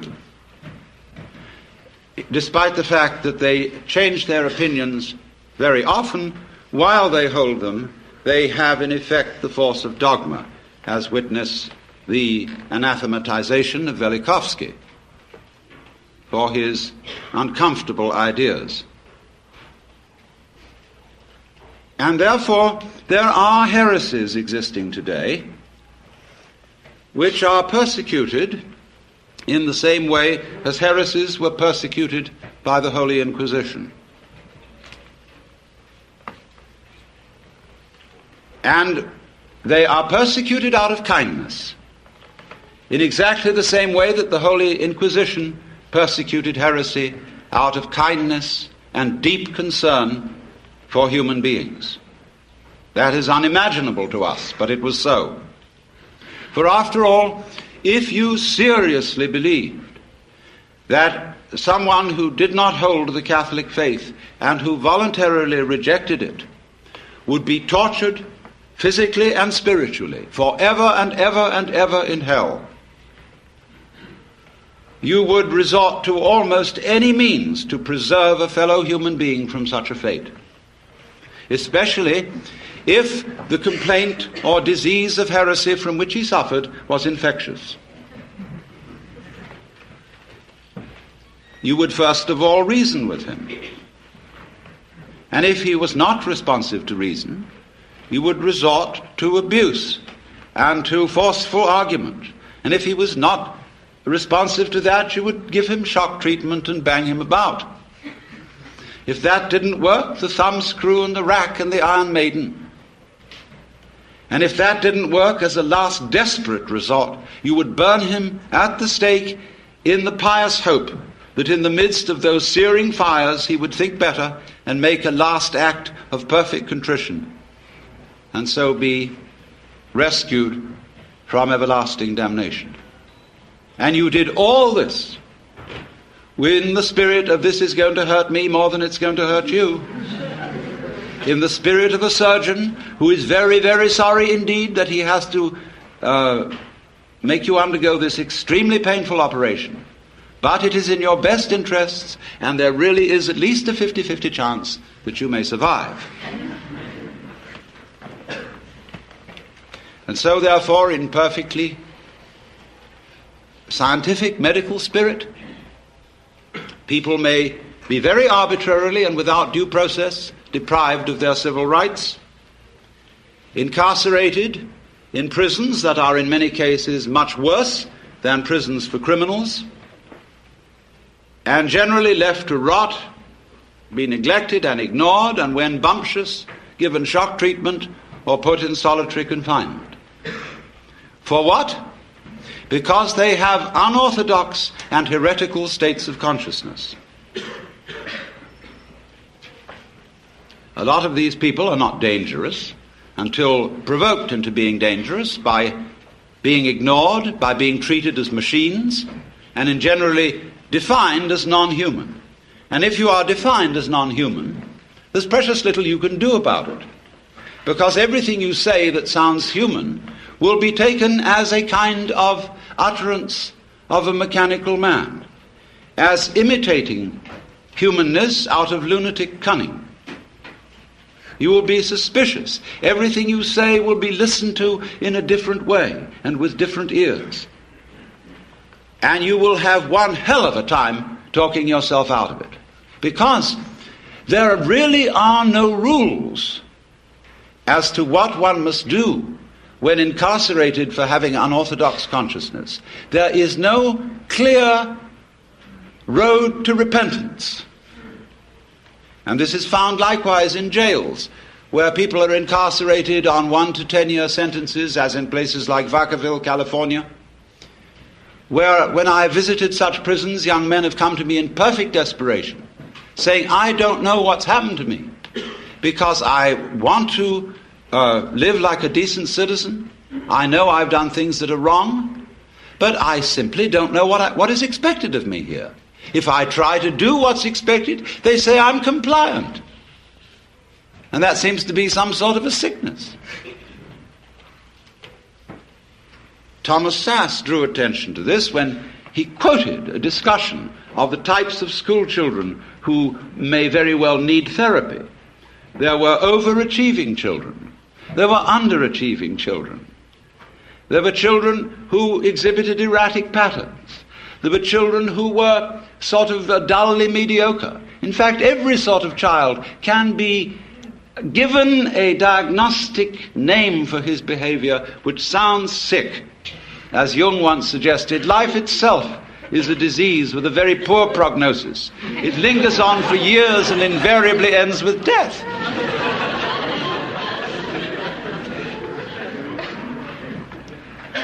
And I submit that in our present knowledge of the human mind, such power in the hands of psychiatrists is amazingly dangerous.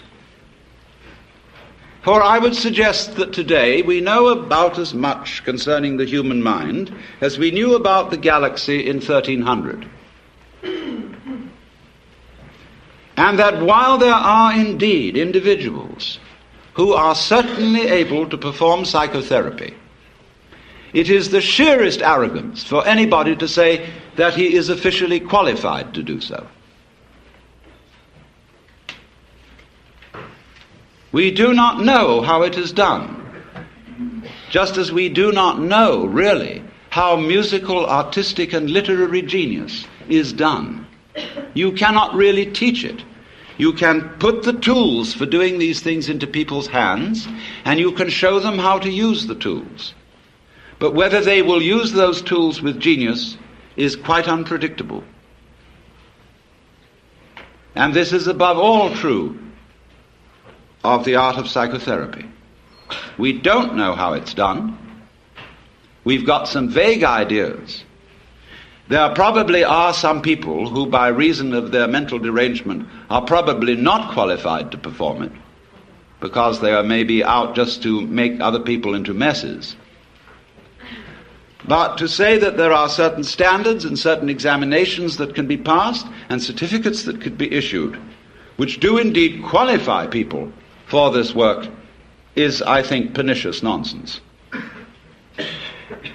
And is used, of course, out of economic self-interest, when those who consider themselves official therapists run into competition. The same was done by religion. I was talking, imagine it, to a Buddhist priest in Thailand some years ago.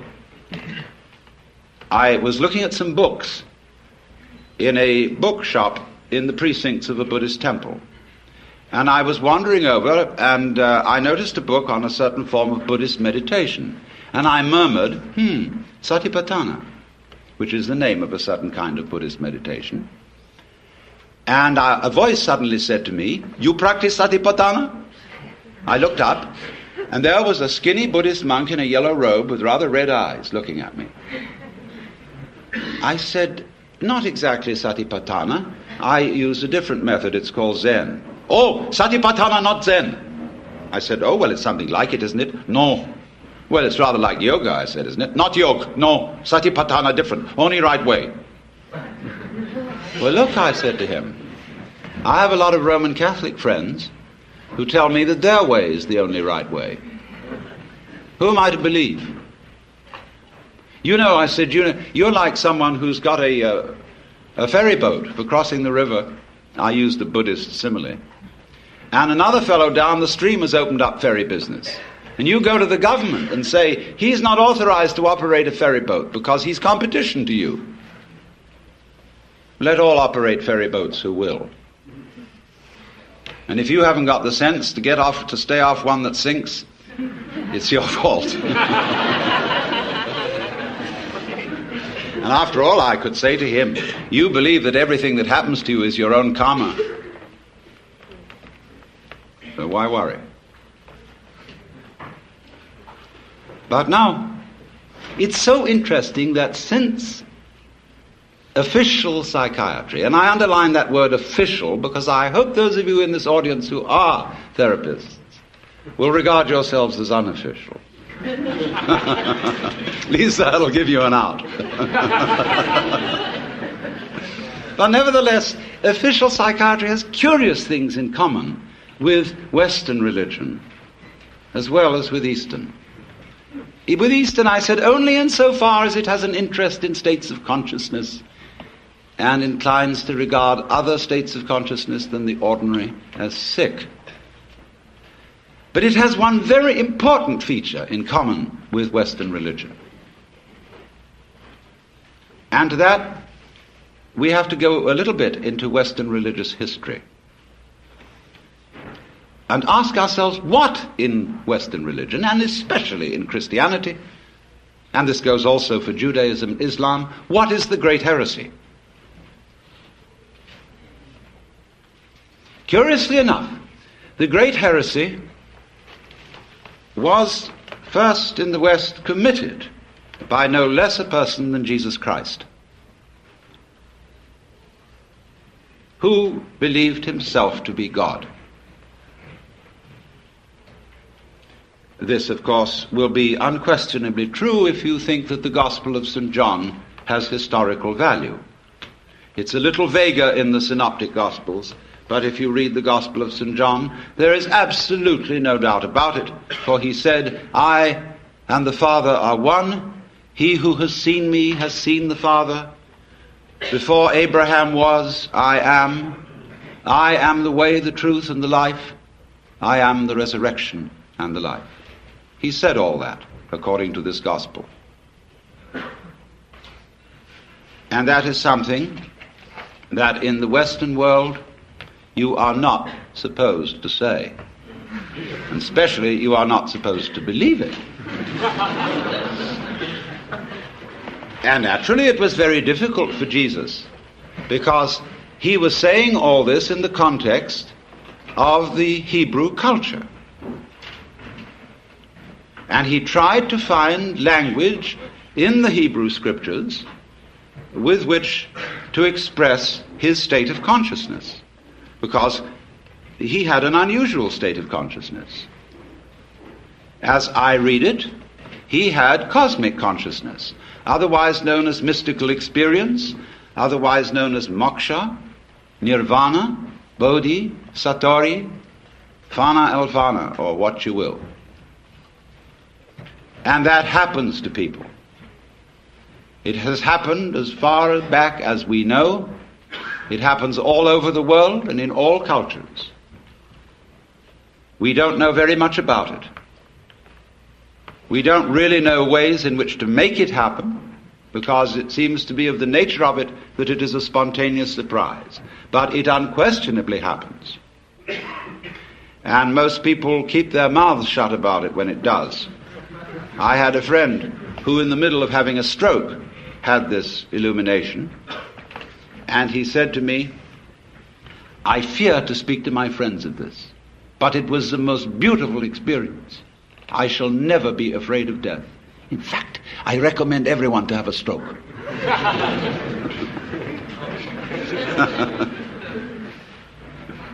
This was my friend Jean Varda, lately deceased, a Greek painter.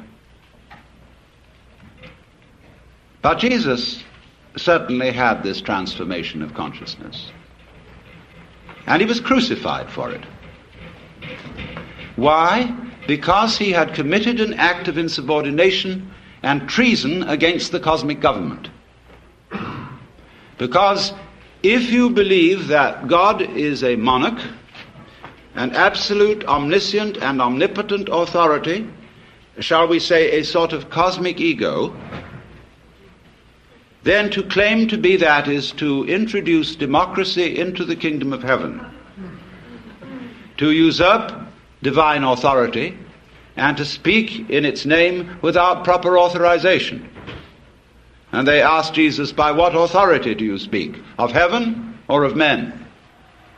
And he was tricky about answering that one. He said, by what authority did John the Baptist speak? And they were nervous about answering that one. He could have asked, by what authority did Isaiah speak, etc., or Moses. Now, today, we are living in an age which is quite peculiar, because in the world of science, there are no longer any secrets. Because the method of science requires that all scientists be in communication with each other.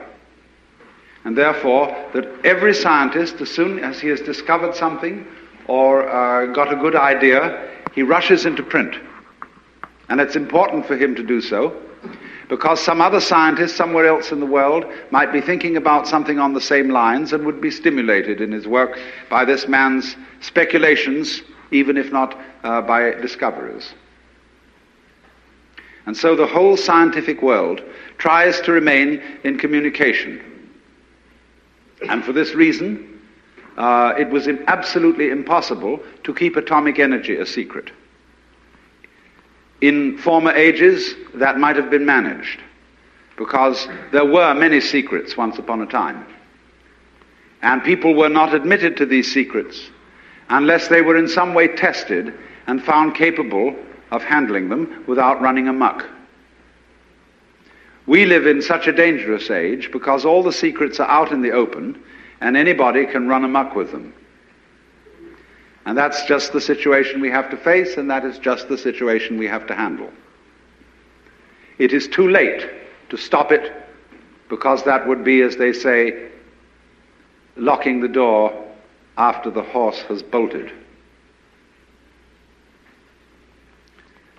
The vice president of an extremely important corporation in the United States, very progressive and very vital, a few months ago said, there are two major forces operating in the world today, for good or for evil. One is Red China, the other is LSD.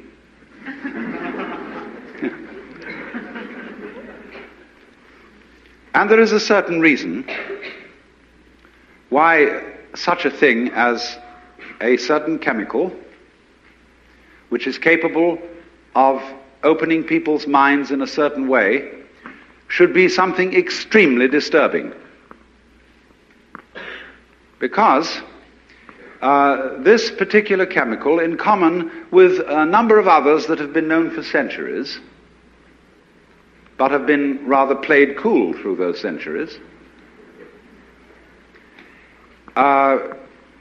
is capable of doing something which simply cannot be tolerated.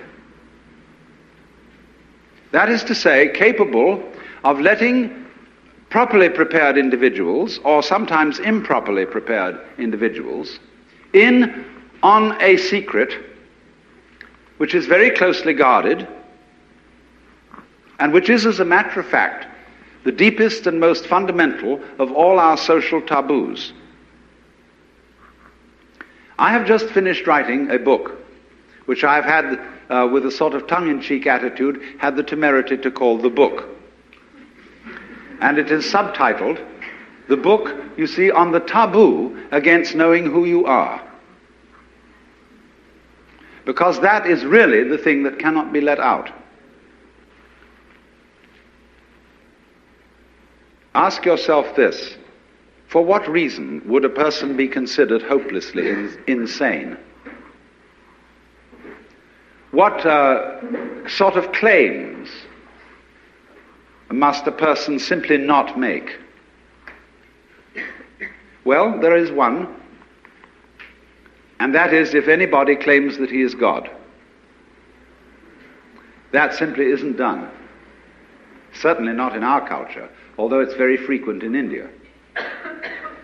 But in our culture, that is simply not allowed, because we, most of us, from a Christian background, and if not that, from a Jewish background, and there's a great deal in common. Because both Christians and Jews are deeply concerned about somebody called Jesus Christ. Both Christians and Jews are, in a way, followers of Jesus Christ, in different ways. He is a problem to both. Because he was the man who came out and discovered he was God. And that simply is impermissible. The Jews handled it in one way. The Christians handled it quite as effectively in another way. The Christians handled Jesus perfectly, even more tactfully than the Jews, by putting him on a pedestal and saying this was the only man who ever was God, and nobody else was really so before, and certainly nobody can be so afterwards. Stop right there. Put him on the altar, bow down to him, worship him, so that everything he had to say will be null and void.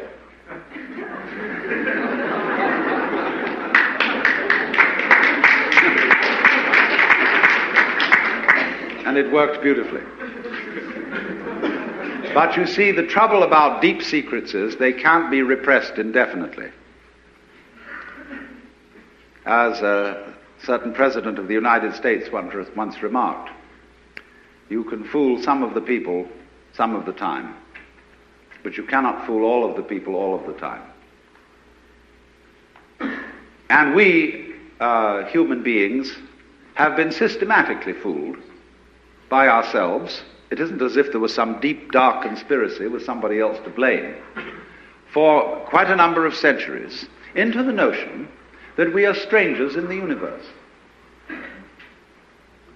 That the world that lies beyond the border of our skins is not ourselves, and is some quite alien mechanical contraption into which we arrived.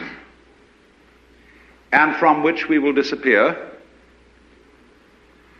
And we really have nothing very much to do with it. It's something about which we can take an objective point of view, we can look at it, we can measure it, we can calculate it, but it all turns out in the end to be some sort of stupid mechanism in which we are involved because as bodies we are part of it. But it is common sense for most individuals that they themselves aren't even their bodies. They are alienated spooks which have bodies, like people have cars, and in which they go around and confront the external world as if it was something in which you were trapped. And children can say to their parents, I didn't ask to be born. Just because of your funny love affairs and all that, I got mixed up in this world and you are responsible. And we don't even think that we had anything personally to do with the fact that our fathers once had an evil gleam in their eyes. But that evil gleam was you, coming on.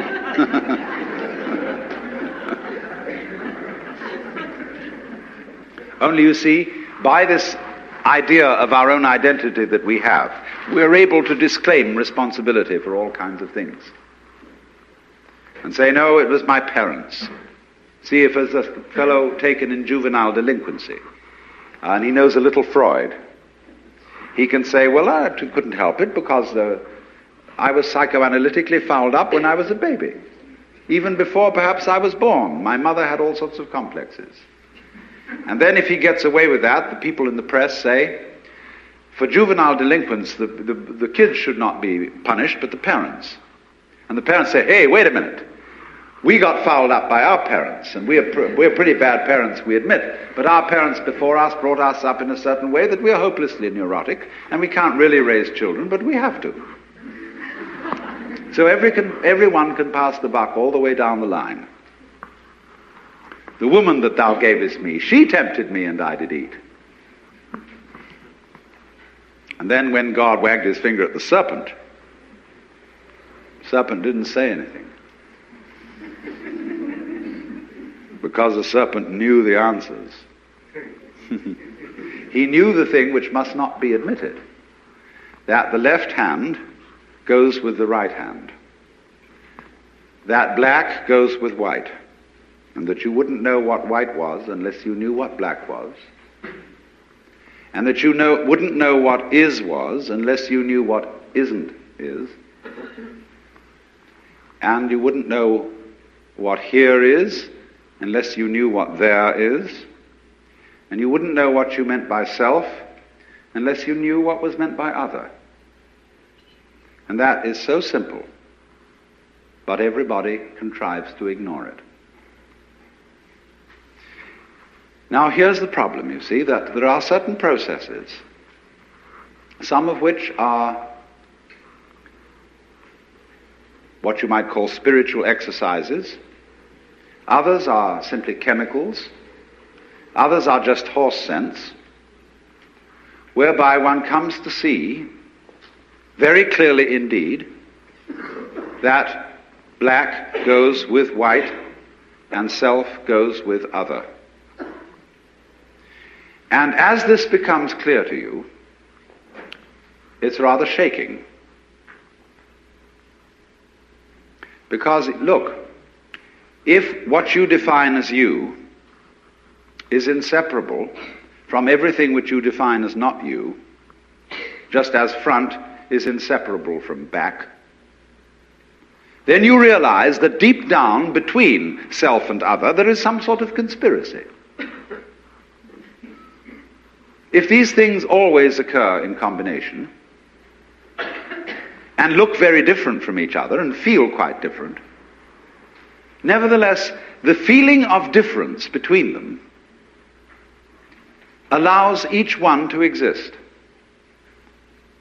And so underneath the opposition or the polarity between self and other, or between any other pair of opposites you can think of, There is something in common, as there is, for example, between figure and background. You can't see a figure without a background. You can't have an organism without an environment. Equally, you can't have a background without a figure, or an environment without organisms in it, or without things in it. You can't have space which is unoccupied by any solid. You cannot have solids not occupying some space. This is absolutely elementary, and yet we don't realize it, because, for example, the average person thinks that space is nothing. That it's just a sort of not-there-ness in which there are things. And we are slightly afraid that not-there-ness, that nothingness, that darkness, that the negative poles of all these oppositions will win. That they will eventually swallow up every kind of being and every kind of there-ness. But when you catch on to the game, you realize that that won't happen. Because what is called not existing is quite incapable of being there without the contrast of something called existing. It's like the crest and the trough of a wave. You can't have a wave that is all trough and no crest, just as you can't have a wave which is all crest and no trough. Such a thing has never been manifested in the physical universe. They go together. And that is the secret. There really is no other secret than that. But it is thoroughly repressed. And therefore, we are all educated to feel that we've got to fight for the white because the black might win. We've got to survive. You must survive. That's the great thing we're all working under, and pounding it out day after day in anxiety, because this is a description of anxiety. Anxiety is the fear that one of a pair of opposites might cancel the other forever. And if by any chance, by any means, you find out that that is not so, you have an entirely new attitude to what human beings are doing, which may be very creative, but which also may be very dangerous. You see through the game called white must win, because you know that neither black nor white are going to win, because they belong to each other. So one of the problems of the various chemicals which can change the human mind in certain ways so that it becomes apparent that inside and outside go together is that they do rather give the show away, and people who take these chemicals and see through the human game cannot be trusted. They may decide to be good sports and go back into the game and play it as if it were for real, or they may not. And if they don't, what's going to happen? Wowee, that's pretty serious. Now, you see, what is, let me speak specifically for a moment. I said the subject of this is LSD. LSD is one such chemical that does produce this curious effect of making you aware of the polarity of things. It does lots of other things. It does lots of rather unessential and trivial things. And these, of course, in all the publicity in the various national magazines about LSD, get thoroughly emphasized. In other words, when somebody says something's real psychedelic, they mean bizarre. And when the national magazines try to illustrate the effect of these chemicals with various photographs, they come on with blurred photographs of all sorts of things higgledy-piggledy messed together. Naked girls seen through prisms, and people doing like this. You know? In Life magazine, they had a whole series of photographs of people like this. And you turn over a few pages, and here were the wives of the astronauts in front of the television when their husbands were out there in space. They were going like this too. You couldn't tell any difference if you didn't read the headlines. Well, that's absolutely nothing to do with it. If you wanted some sort of appropriate illustration for a Life magazine article on the effects of LSD, you would have one very simple solution. You would publish the most gorgeous color reproductions of Persian miniatures and of Moorish arabesques and of the illuminations of Celtic manuscripts. That would give you the story, so far as changes in human sensation are concerned. But there would be one thing very difficult to put across in pictures, because the people who looked at them, if they didn't get the point of view, wouldn't see it. And that is what I will call the sensation, as well as the intellectual understanding, of polarity. That is to say, that the inside and the outside, the subjective and the objective, the self and the other, go together.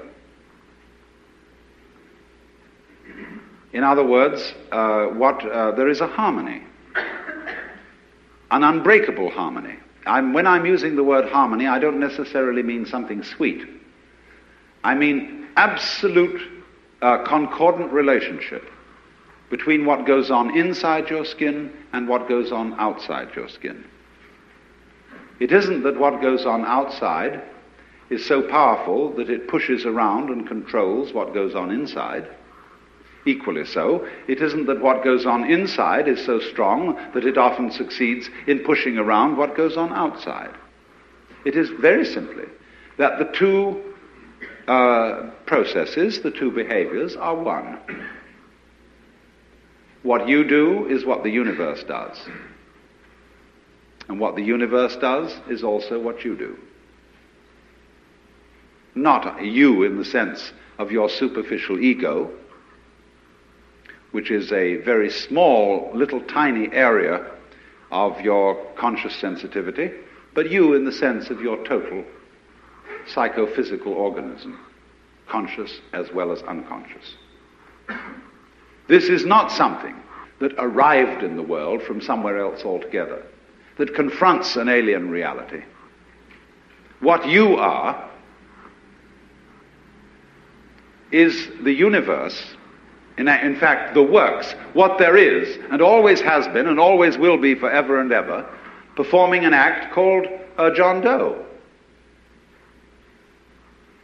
And this is such a subversion of common sense, but is in fact, matter of fact, something, if you stop to think about it, that is completely obvious. Only everything conspires to prevent you from seeing that obvious thing. Because when you were babies, practically, all your parents and your teachers and your aunts and uncles and your older brothers and sisters got together and they told you who you were. They defined you as Johnny, who is just Johnny. And don't you come on too strong, Johnny, because, no, you've got elders and betters around here. But you're responsible. You're a free agent. You'd better be. And so, when you are told from childhood that you are expected and commanded to behave in a way that will be acceptable only if you do it voluntarily, you remain permanently mixed up. That, if anything, is permanent brain damage.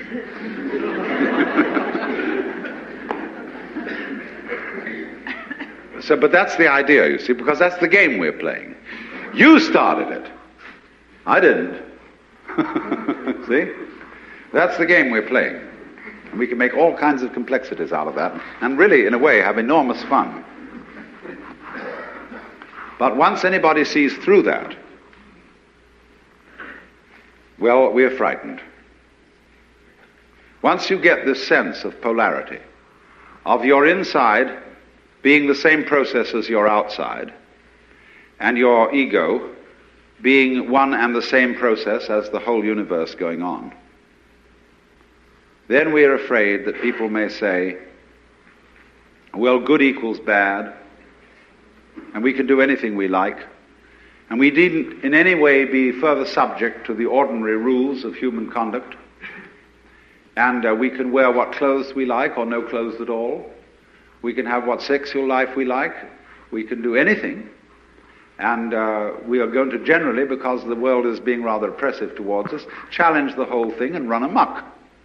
And a lot of people are doing just exactly that. So I want to introduce into this whole problem some ancient wisdom. I have really two things to talk about. How cultures, which always did know in some way, or among whom a large number of people always did know this secret, handled it.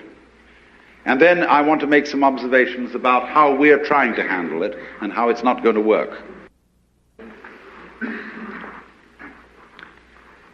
Among the Hindus and among the Buddhists, this view of the real identity of a human being has always been known, at least by a very influential minority. The central doctrine of the Hindu way of life, I call it that rather than a religion, is in Sanskrit Tattvamasi. You're it. To put it in a kind of colloquial way. You're it. And it is the which than which there is no whicher, which they call the Brahman, or the Atman with a capital A, meaning the self.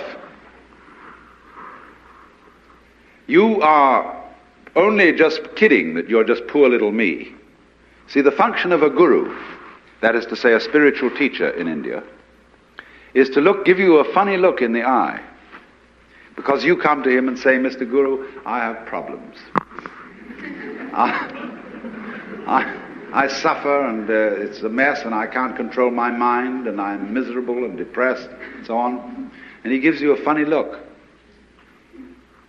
And you feel a bit nervous about the way he looks at you. Because he's reading your thoughts. And this man is a great magician. He can read everything that's in you.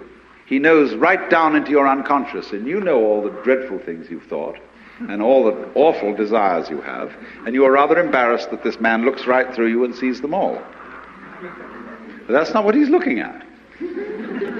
He's giving you a funny look for quite another reason altogether.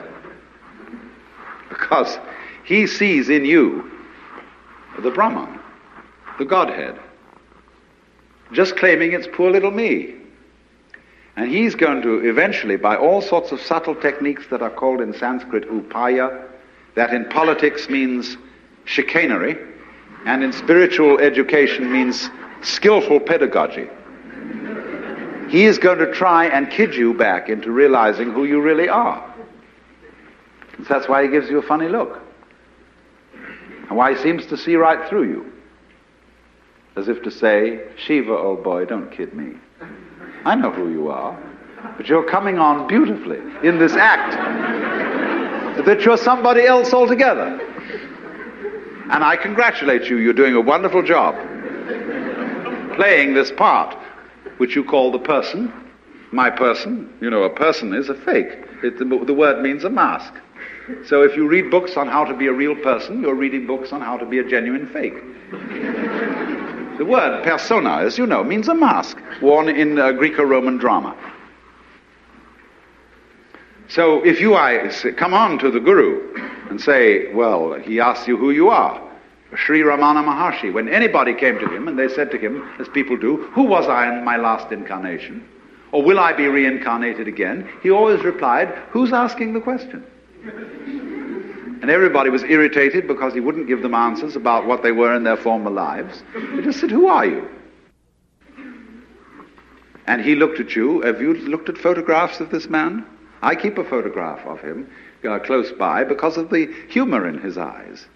They're looking at you with a dancing twinkle, saying, come off it.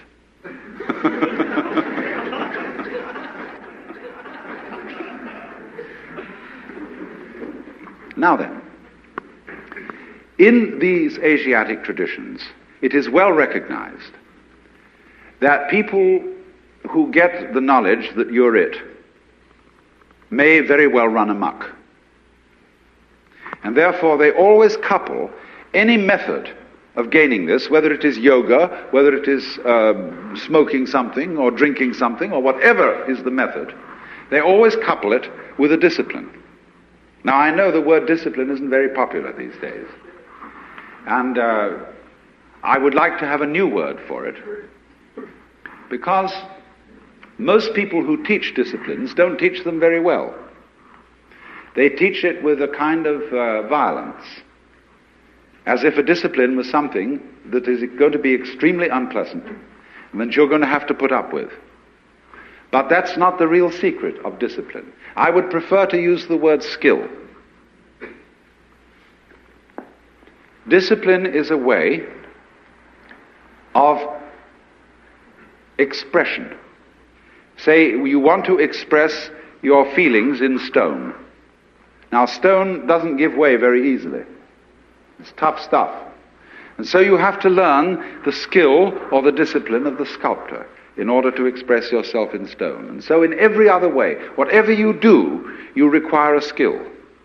And it's enormously important, especially for American people, to understand that there is absolutely no possibility of having any pleasure in life at all without skill. Money doesn't buy pleasure. Ever. Look, if you want to get stoned drunk and go out and get a bottle of bourbon and down it, you can't do that except for people who have practiced the distiller's art.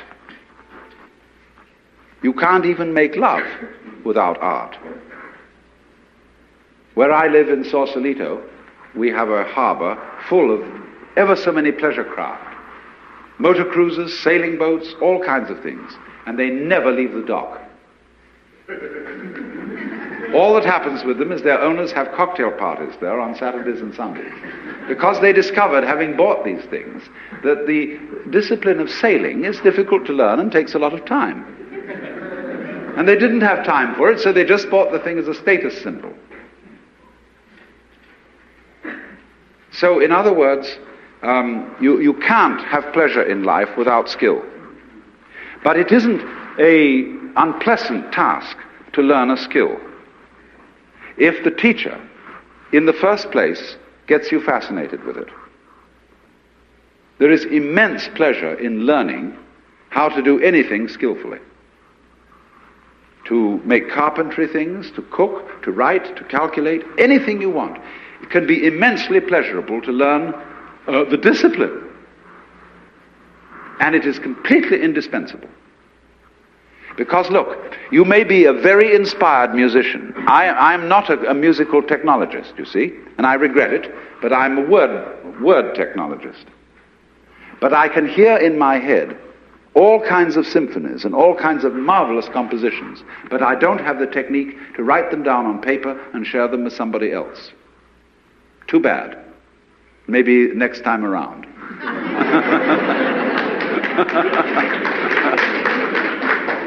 But you see, so far as words are concerned, I can express ideas because I have studied language. And I work very hard. Not that I didn't like it, I intensely enjoy the work of writing a book, although it is difficult. But it's fascinating to say what can never possibly be said. So, you see what's happening. What you have to do, you have inspiration, but then you have to have technique to incarnate, to express your inspiration. That is to say, to bring heaven down to earth and to express heaven in terms of earth. Of course, they are really one behind the scenes. But there's no way of pointing it out unless you do something skillful. You see, we are all, at the moment, absolutely in the midst of the beatific vision. We are all one with the divine, or some, I don't like that sort of wishy-washy language, but we are all there. But we are so much there that we're like fish in water. They don't know they're in water. Like the birds don't know they're in the air because it's all around them. And in the same way, we don't know what the color of our eyes is. I don't mean whether you've got blue or brown eyes, but the color of the lens of your eye. You call that transparent, no color. See, because you can't see it. But it's basic to being able to see anything. So in order to find out where you are, there has to be some way of drawing attention to it. And that involves skill. Upaya in Sanskrit. Skillful means. So, it's all very well. Anybody can have ecstasy. Anybody, as a matter of fact, can become aware that he is one with the eternal ground of the universe. But since that's what you are anyway, I'm going to ask, so what?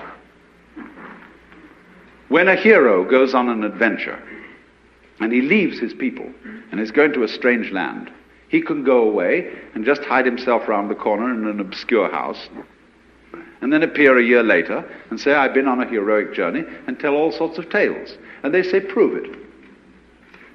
Because they expect him to bring back something which nobody has seen before. Then they believe you've been on the journey. And so in the same way exactly, anybody who goes on a spiritual journey must bring something back. Because if you just say, oh man, it was a gas. Anyone can say that. Now this is why in the doctrines of Buddhism there is a differentiation between two kinds of enlightened beings. They are both forms of Buddha, which is to say the word Buddha means somebody who has awakened, who has discovered the secret behind all this. In other words, all this thing we call life with its frantic concerns is a big act, which you, in your unconscious depths, are deliberately setting up.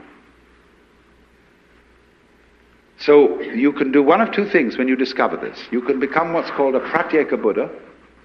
That means a private Buddha who doesn't tell anything. Or you can become a Bodhisattva. A Pratyeka Buddha goes off into his ecstasy and never is seen again. Bodhisattva is one who comes back and appears in the everyday world and plays the game of the everyday world by the rules of the everyday world. But he brings with him upaya. He brings with him some way of showing that he's been on the journey, that he's come back, and he's going to let you in on the secret too. If you'll play it cool and also come back to join in the everyday life of everyday people. Because this is the rule. If the world is dramatic, if the world, as the Hindus say, is a big act put on by the divine self, one of the rules of coming on stage is that you don't come on as yourself. You come on as the part that you're going to play. It's very bad form if an actor always acts the same way. That's what's called a star, as distinct from an actor. A real actor can become anything. And so, but in private life, well, he's just Mr. Jones. But he doesn't come on the stage that way. So in the same way, if you know that behind the scenes, in the depths, fundamentally, you are it, you don't come on that way. It always comes on as something else. That's the rule of the stage. Because without that, there wouldn't be a play. There would only be reality. No illusion. And the whole point of life is illusion. From the word Latin ludere, to play. Showbiz.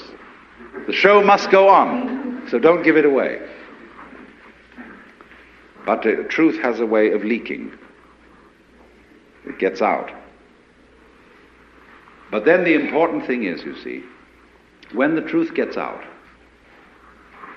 those who catch hold of it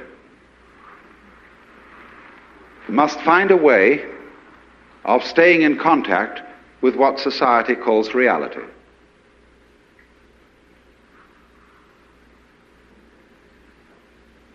That is to say, if you have a radio, you don't only need an antenna, you also need a ground.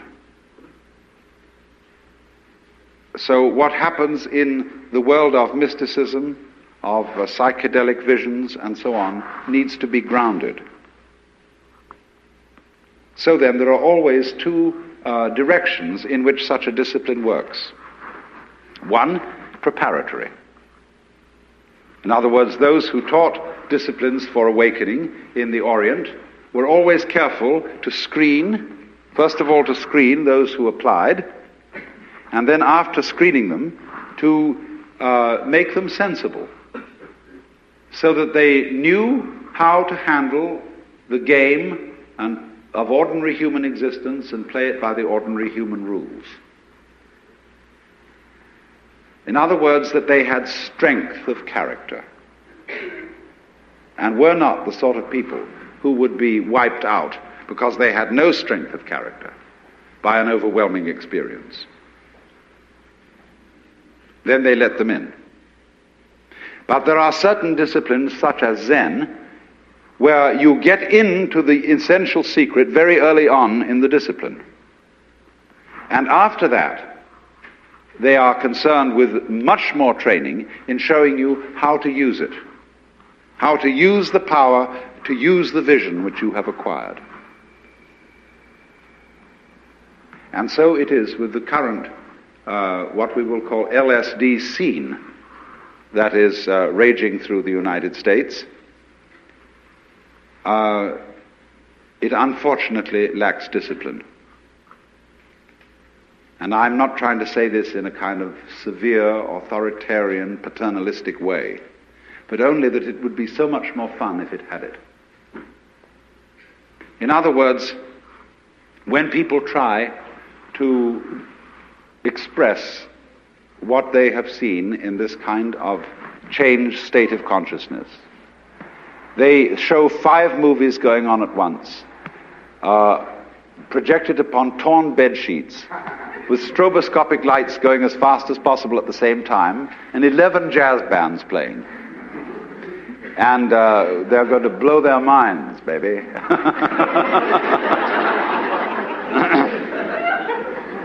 And everybody else who hasn't seen this thing look around and say, well, it's a mess. I don't like the looks of it.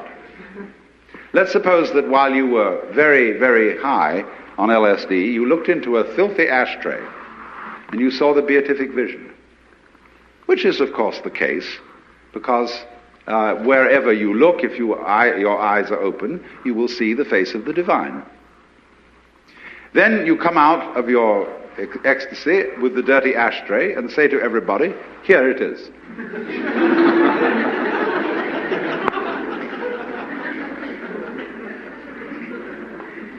No, there is a possibility, if you are an extraordinarily skillful painter, or even photographer, of presenting the dirty ashtray so that everybody else will see almost what you saw in it. But you will have to have a technique which will translate every grain of ash into a jewel, because that's what you actually saw. But that requires mastery of an art. And I'm afraid people think that all it's necessary to do is just throw out any old thing, because under that transformed state of consciousness, any old thing is the works. But nobody else can see it if they haven't shared that point of view. So then, this becomes, for us in the United States, an extremely important social problem. The cat is out of the bag. We are living in a scientific world where secrets cannot be kept. And anyone, anytime, can pick up something which will short-circuit all the ancient religious techniques, yoga practice, meditation, etc., etc. This is all very embarrassing, but it will happen, not for everybody, but for a lot of people. And they will see what all those sages and Buddhas and yogis and prophets saw in ancient times. And it will be very clear.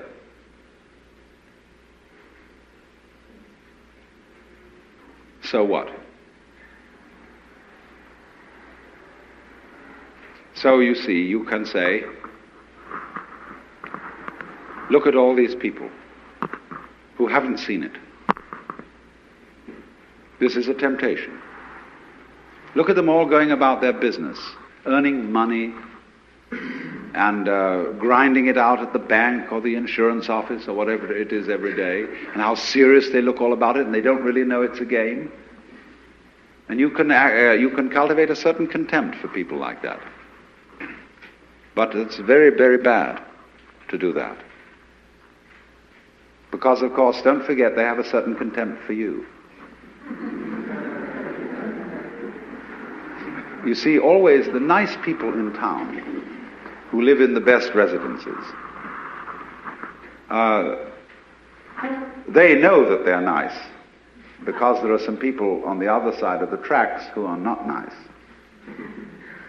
And so at their cocktail parties, they have a lot to say about the people who are not nice, because that boosts their collective ego. There would be no other way of doing it. You don't know that you're a law-abiding citizen unless there are some people who aren't. And if it's important to you to congratulate yourself on being law-abiding, you therefore have to have some criminal classes, outside the pale, of course, of your immediate associates. On the other hand, the people who are not nice, they have their parties. And they boost their collective ego by saying that they're the people who are really in.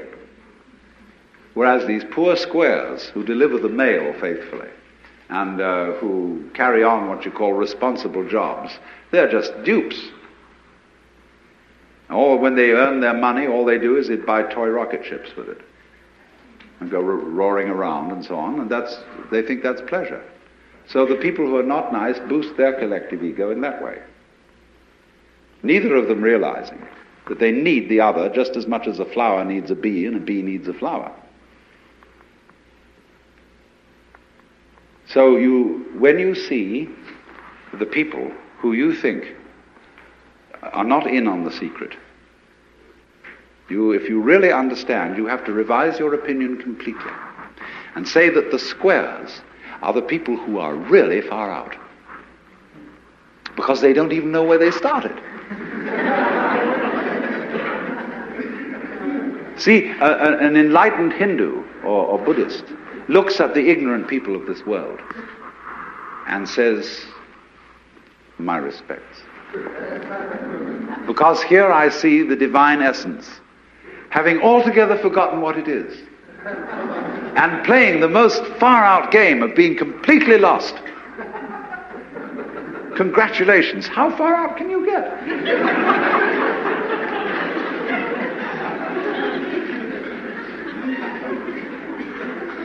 So if you understand that, you don't start a war with people you might say are square. Don't challenge them. Don't bug them. Don't frighten them. The reason is not because they are immature, because they are babies, and you mustn't scare babies. It's nothing to do with that. You mustn't frighten them because they are doing a very far-out act. They're walking on a tightrope, miles up. And they've got to do that balancing act, and if you shout, they may lose their nerve. See, that's what we call the responsible people of the world are doing. It is an act, it's a game, just like the tightrope walker. But it's a risky one. And you can get ulcers from it, and all sorts of troubles. But you must respect it. And say, congratulations on being so far out. I have often made the remark that it seems to me a great mistake to regard the civilization of the United States as a materialistic civilization, which is a very common assumption among the peoples of Europe and Asia. The Americans, and especially that aspect of American civilization that we call the Anglo-Saxon subculture, is constantly accused of being interested in absolutely nothing but material values. But it seems to me, on the other hand, that if you can make any really broad generalization about something so complicated as the civilization of the United States, that it is fundamentally an anti-materialistic civilization. No, not perhaps so much by intent as in the general effect of its action. It seems dedicated, almost I might say, to the annihilation and destruction of the material world, and to its conversion into a junk heap of unimaginable dimensions. I travel around the country a great deal, and more one sees a thing that is called the growth of our expanding communities, an extension of something over the landscape that sometimes is almost indistinguishable from a rubbish heap. One goes down the main streets of all kinds of small towns, and it seems to be, if you look at it as you pass by in a car or in a train, you just see a mass of all kinds of higgledy-piggledy pieces of cardboard and paper, decked up with neon lights and wire and automotive junkyards and all sorts of parking lots and dumps of every conceivable type. Yes, there are some nice residential areas out on the corner, but by and large we seem to be converting the world into a dump heap, and I've called it the progressive Los Angelization of everywhere from Honolulu to Nantucket. Now, what is at the root of this? Why is it that we don't seem to be able to adjust ourselves to the physical environment without destroying it? Why is it that in a way this culture represents in a unique fashion the law of diminishing returns, that our success is a failure, that we are building up, in other words, an enormous technological civilization which seems to promise the fulfillment of every wish almost at the touch of a button. And yet, as in so many fairy tales, when the wishes finally materialize, they're like fairy gold. They're not really material at all. In other words, so many of our products, our cars, our homes, our food, our clothing, it looks as if it were really the instant creation of pure thought. That is to say, it is thoroughly insubstantial, lacking in what the connoisseur of wine calls body. After all, we've made the soil incredibly productive. But its products so largely appeal to the eye rather than the stomach. People have been saying, all kinds of people have been saying, this is by no means my idea or my feeling, that our vegetables and fruits and above all, that symbol, our bread, is just a kind of visually attractive pith or foam rubber. And although it has all kinds of vitamins introduced into it, what I think many of us want of our nutriments is not so much medicine as food. And in so many other ways, the riches that we produce are ephemeral. And as a result of that, we're frustrated. We're terribly frustrated. We feel that the only thing is to go on getting more and more. And as a result of that, the whole landscape begins to look like the nursery of a spoiled child who's got too many toys and is bored with them and throws them away as fast as he gets them, plays them for a few minutes. Also, we are dedicated to a tremendous war on the basic material dimensions of time and space. We want to obliterate their limitations. We want to get everything done as fast as possible. We want to convert the rhythms and the skills of work into cash which indeed you can buy something with, but you can't eat it. And then rush home to get away from work and begin the real business of life, to enjoy ourselves. And, you know, for the vast majority of American families, what seems to be the real point of life, what you rush home to get to, is to watch an electronic reproduction of life. And you can't touch it. It doesn't smell, and it has no taste. You might think that people getting home to the real point of life in a robust material culture would go home to a colossal banquet or an orgy of love-making or a riot of music and dancing. But nothing of the kind. It turns out to be this purely passive contemplation of a twittering screen. As you walk through suburban areas at night, it doesn't matter in what part of the community it is, you see mile after mile of darkened houses with that little electronic screen flickering in the room. Everybody isolated, watching this thing, and thus in no real communion with each other at all. And this isolation of people into a private world of their own is really the creation of a mindless crowd. Some time ago it occurred to me that a crowd could be defined as a group of people not in mutual communication.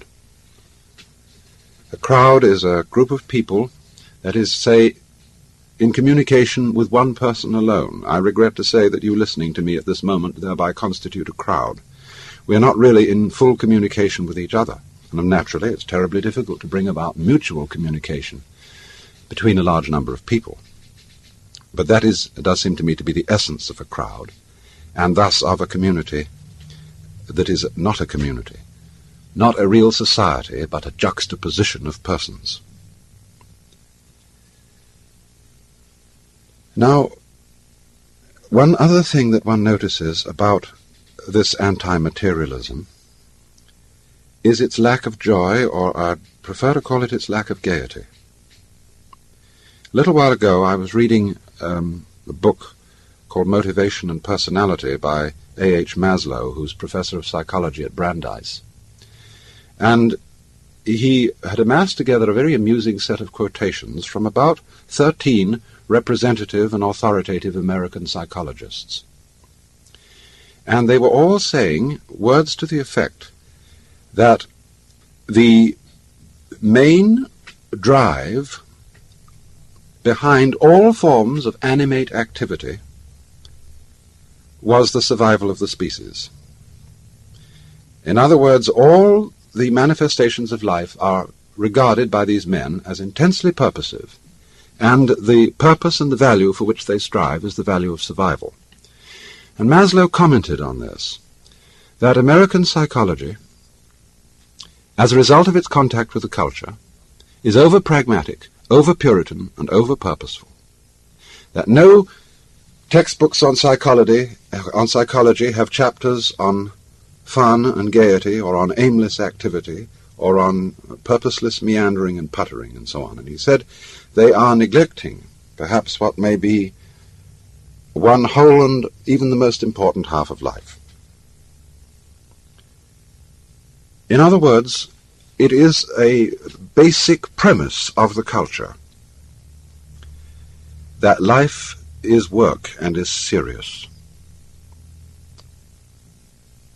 And herein lies its lack of joy. Life is real, life is earnest. What do we mean when we say life is serious?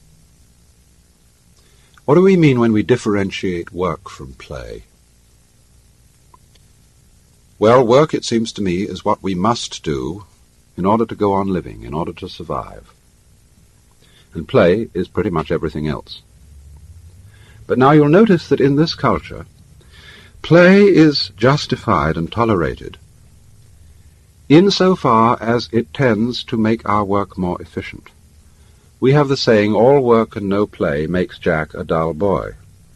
But that really means dull at work. Play is recreation, something you do to get refreshed, to go back and face the great problems of life. Now, this is all very well, but that's saying even to play, that play is necessary. You must play. I remember in England, we used to have the institution of compulsory games in school, as a result of which I developed an intense loathing for most of the games that we played, like cricket and football and so on. They were forcing you to play.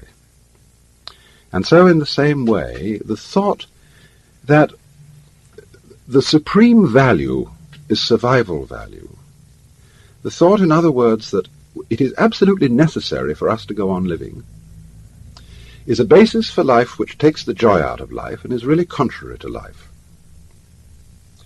Now, I feel that the biological process that we call life, with its marvelous proliferation of innumerable patterns and forms, is essentially playful. By that I mean that it doesn't have a serious purpose beyond itself. It's an art form like music and like dancing.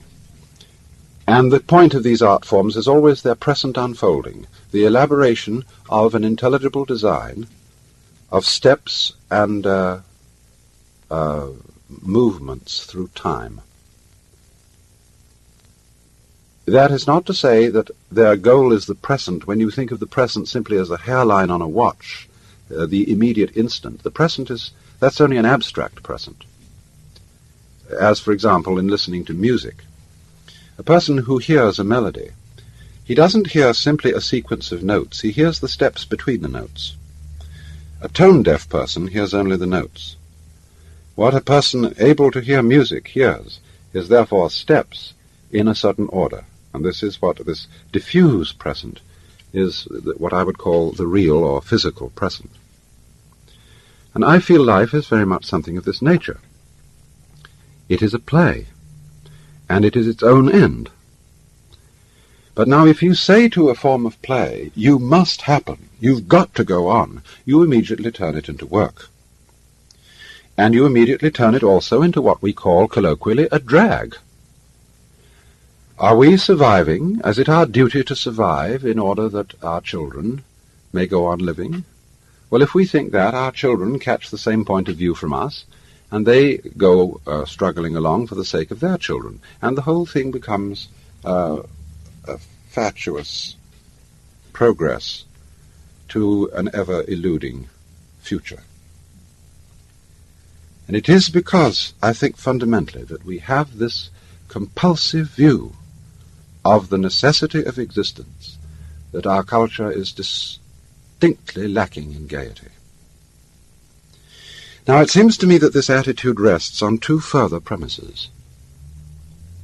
The first is the idea of God that we inherit from the European Protestant and to some extent Catholic and Judaic background. This conception of God as creating the universe for the fulfillment of his purpose is a conception of God quite strangely lacking in either humor or joy, despite some hints to the contrary in the Bible. But they haven't made very much impression. There is a passage in the book of Proverbs where the divine wisdom, which is God's creative power, is represented as playing. But in the King James Version it's translated rejoicing. Now, to rejoice is something that one can do very properly. You can rejoice by singing the more joyous hymns. But that's not quite the same thing as playful joy or gaiety. In other words, look at our churches as symbols of our attitude to God. Must we not admit the fact that the vast majority, especially of small-town Protestant churches in the United States, are absolute triumphs of architectural gloom? There is nothing in the remotest bit beautiful about them. They have appalling windows of an indescribable brown-yellow, mottily stained glass. They have varnished wooden pews and pulpits and altars, and hangings of plush, and usually a dark red or a dismal and unspeakable green. I've looked at so many buildings lately of an ecclesiastical nature and marveled at the pure ingenuity for religious ugliness that lies behind them. And this, you see, reflects the idea of God as a very solemn, serious Father of the universe, who has created the world for some purpose to which our attitude is supposed to be sort of as stiff as Marines saluting the flag. Something that more or less resembles an everlasting church service. And in view of the kind of churches we have for the most part, of course there are exceptions, but in view of the kind of churches we have, this is an exceedingly gloomy prospect for the spending of eternity. And but unfortunately, this is the idea of God that is in the back of our minds, and the state of mind persists even in people who don't really believe in that kind of God anymore, but for whom God remains a symbol for a sort of moral idealism in the same way that Uncle Sam is a sort of symbol of the people of the United States. Now, that's, I think, one root of the attitude. The other root of the attitude is our conception of man. And this conception of man has the same history because it comes from the same cultural roots as our conception of God. And this is, of course, the conception which Lance White has called the European dissociation, the conception of man as an unhappy amalgamation of mind and body, spirit and matter, ego and not ego, subject knower and object known. And this concept of man has very curious consequences. I've mentioned a lot of them, but one that strikes me more and more is that it's a non-participative conception of man. By that I mean it causes us to feel ourselves as observers of life, whether that life is inside our own bodies or whether it's outside in the external world. We're observers. We are the subjects, and all that is the object. And that is to say, it confronts us. It stands over against us. And we're looking at it. And in a way, this is symbolized in our whole way of life, insofar as its end and object seems to be to confront the television screen, which is non-participative contemplation of something which has been impoverished in its material and physical reality, deprived of, say, touch and smell and taste and so on. And so, because we have great expectations out of this contemplation, whether it be of television or of mundane existence, but we are not with it. You see, we don't believe we are our bodies. We say, I have a body, and we say, I have instincts. We never say, I am a body or I am instincts. And the bodies that we allow ourselves to have are a little bit pseudo. I mean, they are elegant surfaces. The ideal body is, Marilyn Monroe. It's an elegant surface. But it's not supposed to secrete sweat or tears. It's not supposed to smell at all. Its insides are rather improper, and one is expected to give it attention in a sort of aloof way, but spend one's life, on the whole, being as unconscious of one's body as possible. All right, then, so we have a conception of ourselves which is estranged from our physical organism, and therefore our whole life is estranged. It is, as I've said, non-participative. And this comes out in a very marked way in the current attitude of this subculture to sexuality. Because here we represent sex as a necessary instinct. Now, as we all know, sexuality in this culture is the big thing. The sexually seductive girl is used to catch the eye and to advertise anything and everything, however remote it may be, from the sexual process. It advertises beer, it advertises automobiles, it advertises undertakers, bakeries, anything, because it will catch the eye. Note that, the eye. The thing is made for the eye, for that sense which rests upon the surface of things. And thus it comes about that our attitude to sexuality is a superficial attitude, and again, a basically non-participative attitude. As I said, it's an attitude that's changed a bit in recent years. We can talk about sex matters very freely. We don't have the prudery of some of our ancestors. But just the same, although we can, it's all good, clean fun, you know, and although we can talk about it in terms of psychoanalysis, and we can admit that, yes, the sexual drive is a very necessary thing, and some outlet has to be provided for it, we're not with it. It's become a duty. Look, for example, at the Kinsey Report. This, in a way, was a very remarkable job, but it's a cataloguing of sexual outlets, as if just the orgasm were the thing, as if, in a way, we had to have this outlet in order to reduce tension, in other words, to get rid of the urge.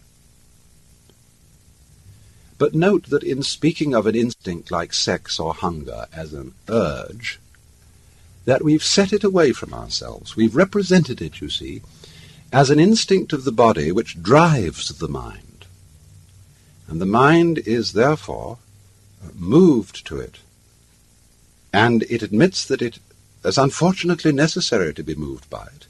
We say, for example, in teaching children about the birds, the bees, and the flowers, that nature, or God, has given us the sexual instinct in order to make the reproduction of the species attractive, on the assumption that if it wasn't attractive we wouldn't do it, on the further assumption that life itself is a rather boring thing, which we have to be made to undergo by rewards and punishments, by the seductions of sex, or by the penalties of pain, which ensue with disease and not living a healthy life.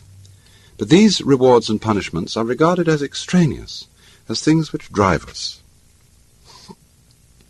And therefore, to the extent that we feel that that the sexual urge, or the urge to eat, or any other so-called instinct, insofar as we feel that is an alien and animal thing that exercises a compelling power over us, and here the us is the cut-off, dissociated little ego inside the body that is driven around by all this, then naturally our fulfillment of these instincts is fundamentally lacking in zest.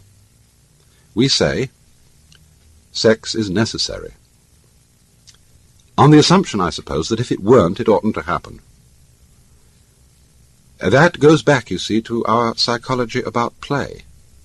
Play is only justifiable to the degree that it's necessary, and play is only necessary to the degree that it furthers work. All right, the same attitude with regard to sexuality. It's only justifiable because it's necessary, either to reproduce the species or some newfangled ideal such as rounding out a complete personality. No one seems to have the courage to admit that it is intrinsically a good thing, and that the urge, the basic biological urges, are not mechanical drives, they are our own inmost will. And why don't we get with it? If we got with ourselves, and really admitted that we are organisms, we might also get with each other. Here again, I pointed out how little we actually get with each other. How in this television world, everybody stays at home, and if you walk out in the streets in the evening, the police stop you and wonder whether you're crazy. And especially if you're not going anywhere, if you're just going for a walk, that's deeply suspicious. I mean, a person has to have a purpose, you see. He must be going somewhere. And so we don't get with each other, except for public expressions of getting rid of our hostility, like football or prize fighting.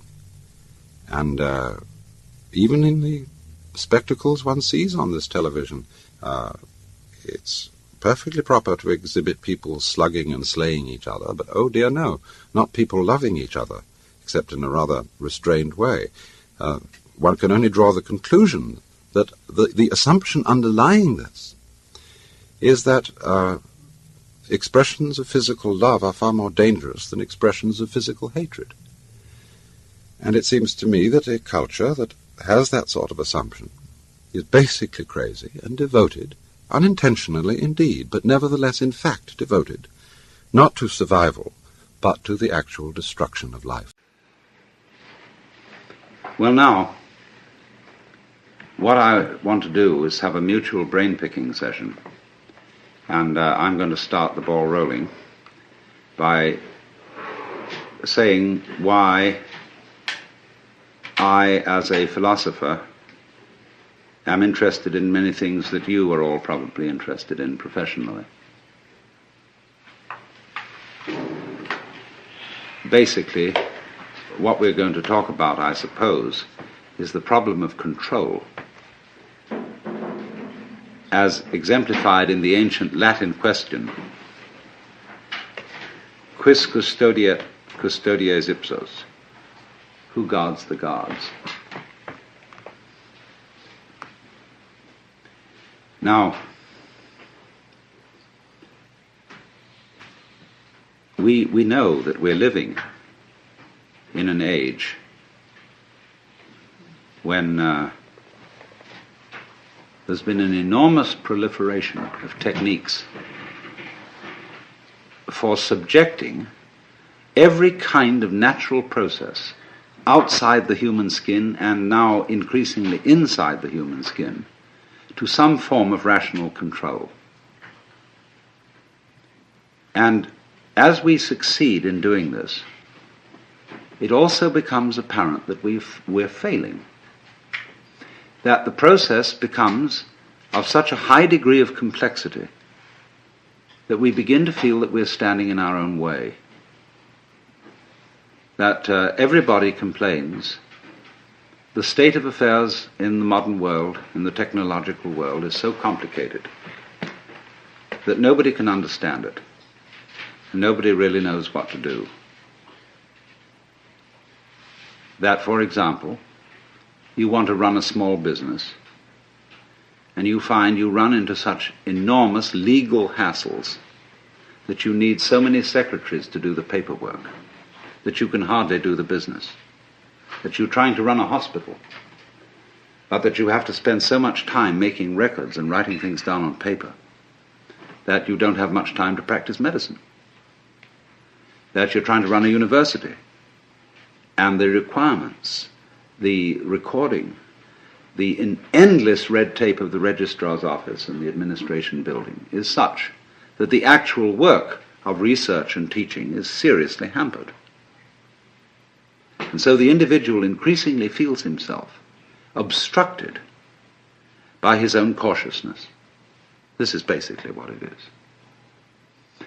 Now, to explain myself, first of all, because most of you are strangers to me, I am a philosopher who has for many years been interested in the mutual fructification of Eastern cultures and Western cultures, studying Oriental ideas, not in the spirit of saying to the West, you ought to be converted to Oriental ideas, but in the spirit of saying, you don't understand the basic assumptions of your own culture if your own culture is the only culture you know. Everybody operates on certain basic assumptions, but very few people know what they are. You can say, very often encounter the sort of character who's an American businessman. And he says, well, I'm a practical businessman. I believe in getting results and things done, and all this thinking and highfalutin logic and nonsense is of no concern to me. Now, I know that the practical basic assumptions, the metaphysics of that man, can be defined as pragmatism, as a school of philosophy. But it's bad pragmatism because he's never thought it through. And so it's very difficult, you see, to get down to what are your basic assumptions. What do you mean by the good life? What do you mean by consistency? What do you mean by rationality? The only way of finding out what you mean by these things is by contrasting the way you look at something by the way it's looked at in another culture. And therefore we have to find cultures which are in some ways as sophisticated as our own, but as different from our own as possible. And of course, for this purpose, I always thought that the Chinese were optimal, and the Indians, the East Indians. And that by studying the ideas of these people, by studying their life goals, we could become more aware of our own. It's the old principle of triangulation. You don't establish the situation of a particular object unless you observe it from two different points of view and thereby calculate its actual distance from you. So by looking at what we are pleased to call reality, the physical world, from the basic standpoints of different cultures, I think we're in a better position to know where we are than if we only have one single line of sight. And therefore this has been my interest and my background. And arising out of this, there has come a further question, which I would call the problems of human ecology. How is man to be best related to his environment, especially in circumstances where we are in possession of an extremely powerful technology and have therefore the capacity to change our environment far more than anyone else has ever been able to do so? Are we going to end up not by civilizing the world, but by Los Angelizing it? In other words, are we going to foul our own nest as a result of technology? But all this gets down to the basic question is, really, what are you going to do if you're God? If, in other words, you find yourself in charge of the world through technological powers, and instead of leaving evolution to what we used to call in the 19th century the blind processes of nature, that was begging the question to call them blind. But at any rate, we say we're not going to leave evolution anymore to the blind forces of nature, but now we're going to direct it ourselves, because we are increasingly developing, say, control over genetic systems, control over the nervous system, control over all kinds of systems. Then, simply, what do you want to do with it? But most people don't know what they want, and have never even seriously confronted the question of what they want. You ask a group of students to sit down and write a solid paper of 20 pages on what is your idea of heaven. What would you really like to happen if you could make it happen? And that's the first thing that starts people really thinking, because you soon realize that a lot of the things you think you would want are not things you want at all. Supposing, just for the sake of illustration, you had the power to dream every night any dream you wanted to dream. And you could, of course, arrange for one night of dreams to be 75 years of subjective time, or any number of years of subjective time. What would you do? Well, of course, you'd start out by fulfilling every wish. You would have routs and orgies and all the most magnificent food and sexual partners and everything you could possibly imagine in that direction. When you got tired of that, after several nights, you would switch a bit and you would soon find yourself involved in adventures and contemplating great works of art, fantastic mathematical conceptions. You would soon be rescuing princesses from dragons and all sorts of things like that. And then one night you'd say, now look, tonight what we're going to do is we're going to forget this dream as a dream. And we're going to be really shocked.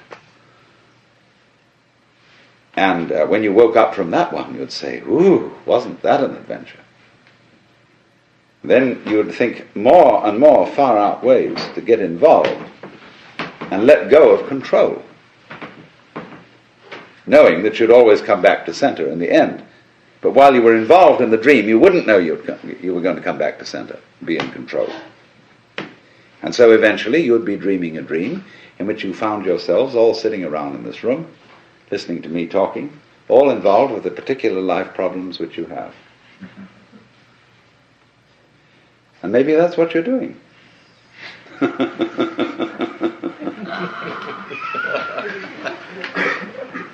But here's the difficulty, you see. The difficulty of control. Are you wise enough to play at being God? And to understand what that question means, we've got to go back to metaphysical assumptions underlying Western common sense. And whether you are a Jew or a Christian or an agnostic or an atheist, you are not uninfluenced by the whole tradition of Western culture, the models of the universe which it has employed, which influence our very language, the structure of our thought, the very constitution of logic, which are going into, say, computers. The Western model of the universe is political and engineering or architectural. It is natural for a child to ask its mother, how was I made? It would be inconceivable for a Chinese child to ask, how was I made? It might ask, how was I grown? Or how did I grow? But not how was I made, as if I were an artifact, something put together, something which is a construct. But all Western thought is based on the idea that the universe is a construct. And even when we got rid of the idea of the constructor, the personal God, we continued to think of the world in terms of a machine, in terms, say, of Newtonian mechanics, and later in terms of what we call quantum mechanics, although I find it rather difficult to understand how quantum theory is in any sense mechanics. It's much more like organics, which is to me a different concept. However, that may be. It has percolated, you see, into the roots of our common sense that the world is a construct, is an artifact. And therefore, as one understands the operations of a machine by analysis of its parts, by separating them into their original bits, we have bitted the cosmos and see everything going on in terms of bits of information, and have found that this is extremely fruitful in enabling us to control what's happening. After all, the whole of Western technology is the result of bitting. Let's suppose, you want to eat a chicken. You can't eat the whole chicken at once. You have to bite it. You have to reduce it to bits. But you don't get a cut-up fryer out of an egg. It doesn't come that way. So what has happened is this, that we don't know the origins of all this. It's maybe go back thousands of years. The way we developed the art of thinking, which is essentially calculus, is this. The universe as it comes in nature, the physical universe, is something like a Rorschach plot. It's all wiggles.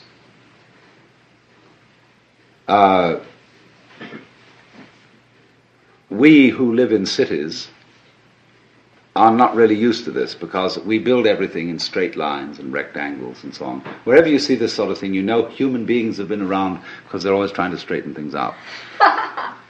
But nature itself is clouds, is water, is the outlines of continents, is mountains, is biological existences, and all of them wiggle. And wiggly things are to human consciousness a little bit of a nuisance, because we want to figure it out. And it is as if, therefore, some ancient fisherman one day held up his net and looked at the world through the net. And he said, "My, just think of that. There I can see the view, and it's one, and that peak of that mountain is 1, 2, 3, 4, 5, 6 holes across. And the base is 1, 2, 3, 4, 5 holes down. Now I've got its number." See? And so the lines of latitude and longitude, the lines of celestial and terrestrial latitude and longitude, the whole idea of a matrix, of a looking at things through graph paper painted on, printed on cellophane, is the basic idea of measurement. This is the way we calculate. We break down the wiggliness of the world into comprehensible, countable, geometrical units, and thereby figure it and construct it in those terms. And this is so successful up to a point that we can, of course, come to imagine that this is the way the physical world really is. Discrete, discontinuous, full of points. In fact, a mechanism. But I want to just put into your mind the notion that this may be the prejudice of a certain personality type. You see, in the history of philosophy and poetry and art, we always find the interchange of two personality types, which I call prickles and goo. The prickly people are advocates of intellectual porcupinism. They want a rigor. They want precise statistics. And they have a certain clipped attitude in their voices. And you know this very well in academic circles, where there are people who are always edgy like that. And they accuse other people of being disgustingly vague and miasmic and mystical. But the vague, miasmic, and mystical people accuse the prickly people of being mere skeletons with no flesh on their bones. And they say to you, "You just rattle. You're not really a human being. You know the words, but you don't know the music." And so, therefore, if you belong to the prickly type, you hope that the ultimate constituent of matter is particles. If you belong to the gooey type, you hope it's waves. If you are prickly, you're a classicist. And if you're gooey, you're a romanticist. And going back into medieval philosophy, if you're prickly, you're a nominalist. If you're gooey, you're a realist. And so it goes. But we know very well that this natural universe is neither prickles nor goo exclusively. It's gooey prickles and prickly goo. And you see, it all depends on your level of magnification. If you've got your magnification on something so that the focus is clear, you've got a prickly point of view. You've got structure, shape, clearly outlined, sharply defined. When a little out of focus, it's going to go bleh, and you've got goo. But we're always playing with the two, because it's like the question is the world basically stuff, like matter, or is it basically structure? Well, we find out, of course, today that in science we don't consider the idea of matter, of there being some sort of stuff, because supposing you wanted to describe stuff, in what terms would you describe it? You always have to describe it in terms of structure, something countable, something that can be designated as a pattern. So we never get to any basic stuff. It seems to me that this way of thinking is based on a form of consciousness which we could best call scanning. The capacity to divide experiences into bits is somehow related to a physical facility which corresponds to sweeping a radar beam or a spotlight over the environment. The advantage of the spotlight is it gives you intensely concentrated light on restricted areas. A floodlight, by comparison, has less intensity. But if you examine, say, this room were in total darkness, and you use the spotlight, very thin beam, and you scanned the room with it, you would have to retain in memory all the areas over which it passed, and then by an additive process, you would make out the contours of the room. And it seems to me that this is something in which civilized man, both in the East and in the West, has specialized. In a method of paying attention to things which we call noticing. And therefore it's highly selective. It picks out, it's punctive, it picks out features in the environment which we say are noteworthy and which we therefore register with a notation. Be it the notation of words, the notation of numbers, or such a notation, say, as algebra or music. So that we notice those things, only those things, for which we have notation. When a child, very often child will point at something and say to its parents, "What's that?" And they're not clear what the child is pointing to. The child has pointed to something which we consider is not a thing. The child has pointed to an area, say, of funny pattern on a dirty wall, and has noticed a figure on it. But the child doesn't have a word for it and says, "What's that?" And the adult says, "Oh, that's just a mess." Because that doesn't count for us as a thing. So you come through this to the understanding, what do you mean by a thing? It's very fascinating to ask children, what do you mean by a thing? And they don't know, because it's one of the unexamined suppositions of the culture.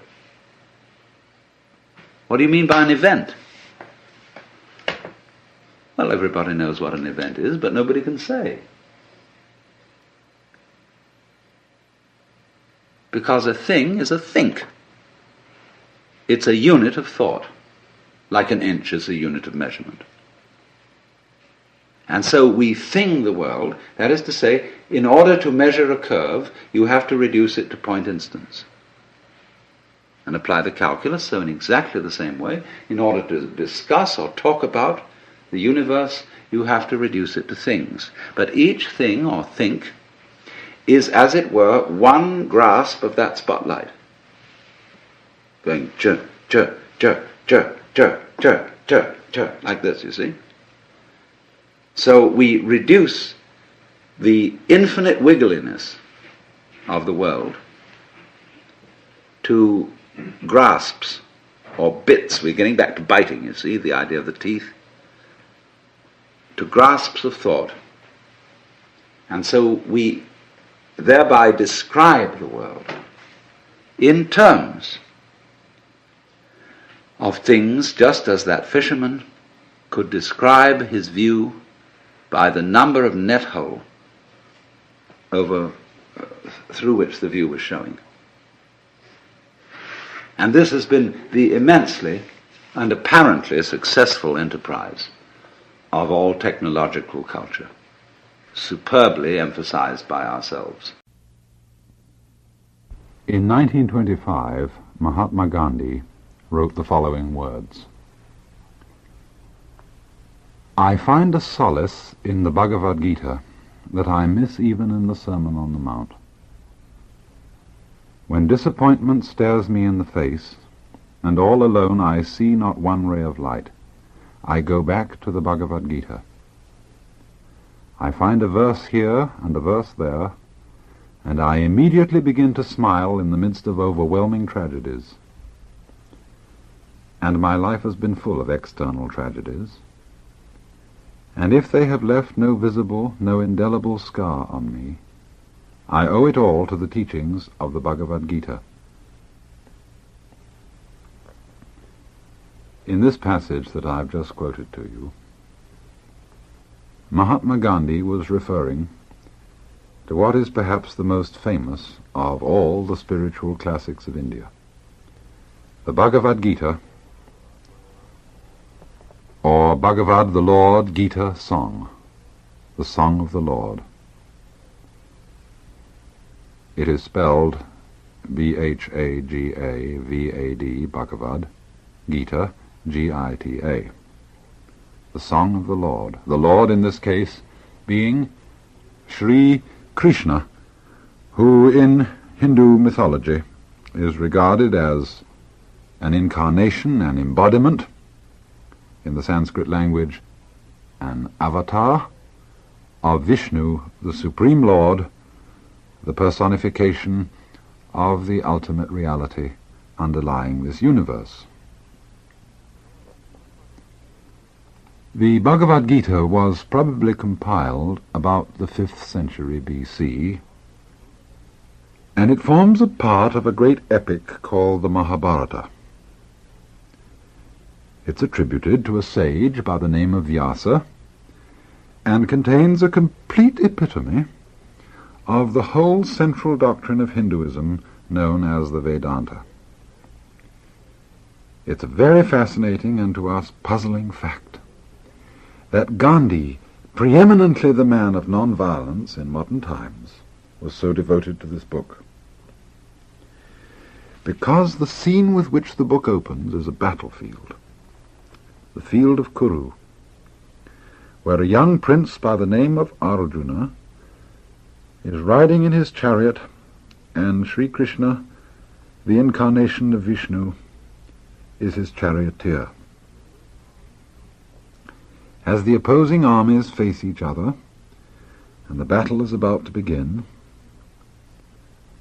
and Arjuna is faint in heart, oppressed with the senselessness of this struggle and of internecine warfare. And the Gita says in the first chapter, he was overcome with great compassion and uttered this in sadness: when I see my own people arrayed and eager for fight, O Krishna, my limbs quail, my mouth goes dry, my body shakes and my hair stands on end. And I see evil omens, O Krishna, nor do I foresee any good by slaying my own people in the fight. I do not long for victory, O Krishna, nor kingdom nor pleasures. Of what use is kingdom to us, O Krishna, or enjoyment, or even life? And having spoken thus on the field of battle, Arjuna sank down on the seat of his chariot, casting away his bow and arrow, his spirit overwhelmed by sorrow. And to this complaint his charioteer, the Lord Krishna, replies: whence has come to thee this stain, this dejection of spirit in this hour of crisis? It is unknown to men of noble mind. Yield not to this unmanliness, O Arjuna, for it does not become thee. Cast off this petty faint-heartedness, and arise, O oppressor of the foes. And to give point to his words, Krishna goes on: thou grievest for those for whom thou shouldst not grieve, and yet thou speakest words about wisdom. Wise men do not grieve for the dead, nor for the living. Never was there a time when I was not, nor thou, nor these lords of men. nor will there ever be a time hereafter when we shall cease to be. As the soul passes in this body through childhood, youth, and age, even so is its taking of another body. The sage is not perplexed by this. Heat and cold, pleasure and pain come and go, and do not last forever. These learn to endure. The man who is not troubled by these, O chief of men, who remains the same in pain and pleasure, who is wise, makes himself fit for eternal life. Of the non-existent there is no coming to be. Of the existent there is no ceasing to be. The conclusion about these two has been perceived by the seers of truth. Know thou that that by which all this is pervaded is indestructible. Of this immutable being no one can bring about the destruction. It is said that these bodies of the eternal embodied, which is indestructible and incomprehensible, come to an end. Therefore fight, O Arjuna. He who thinks that this slays, and he who thinks that this is slain, both of them fail to perceive the truth. This one neither slays nor is slain. He is never born, nor does he die at any time. Nor having come to be, does he again cease to be. He is unborn, eternal, permanent, and primeval. He is not slain when the body is slain. Now it's obvious, I think, to those of you who have listened to any other of these programs, what Sri Krishna is talking about here. When I was talking to you about the Upanishads, I explained, at several points, the fundamental doctrine of the Hindus. And that is that the innermost reality of man is not quite what we who have been brought up in a Christian tradition call the soul. We have an inherited teaching, of course, of an immortal and individual soul, which is the root principle of every human being. But in the Hindu doctrines, the soul is not individual. The soul is supra-individual, or, as they would say in their technical language, the Atman, the soul or self. Self is really a better translation than soul. The Atman is identical with Brahman, and Brahman is the name which they use for the ultimate reality which underlies this whole universe. Now, I don't want you to think of Brahman as a sort of vast blob of perfectly transparent jello, which penetrates the whole world. I think that's what many people imagine when they hear this kind of thing. The whole point of the Brahman idea is missed. When you form any image of it in your mind at all, even jello, even empty space or boundless light, Brahman is what we ourselves really are, what this whole universe is fundamentally and actually. There is no way of thinking about, of imagining that.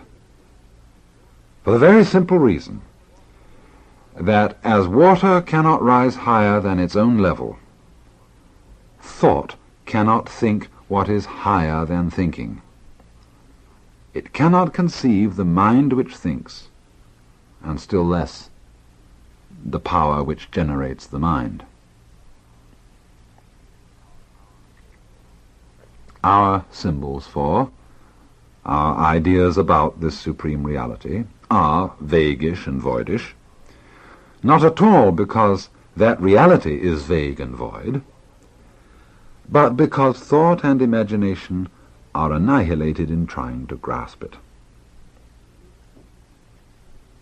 The essential teaching which the Gita is trying to convey is that the real center and soul, the basic reality of you and I, is not the superficial consciousness which we ordinarily call myself. What we are fundamentally is this unthinkable source of life and existence named Brahman, the expansive. Nor must we confuse this unthinkable center of our lives with a sort of inert stuff, a so-called blind force. For one doesn't derive life and consciousness, feeling and reason from mere stuff, as if the dead were able to give birth to the living. You know, this notion of blind force as the ultimate reality, which has been popularized by a facile scientism, is merely the result of the fact that when the human mind gets out of its depth, it drowns and vomits up a lot of dead ideas.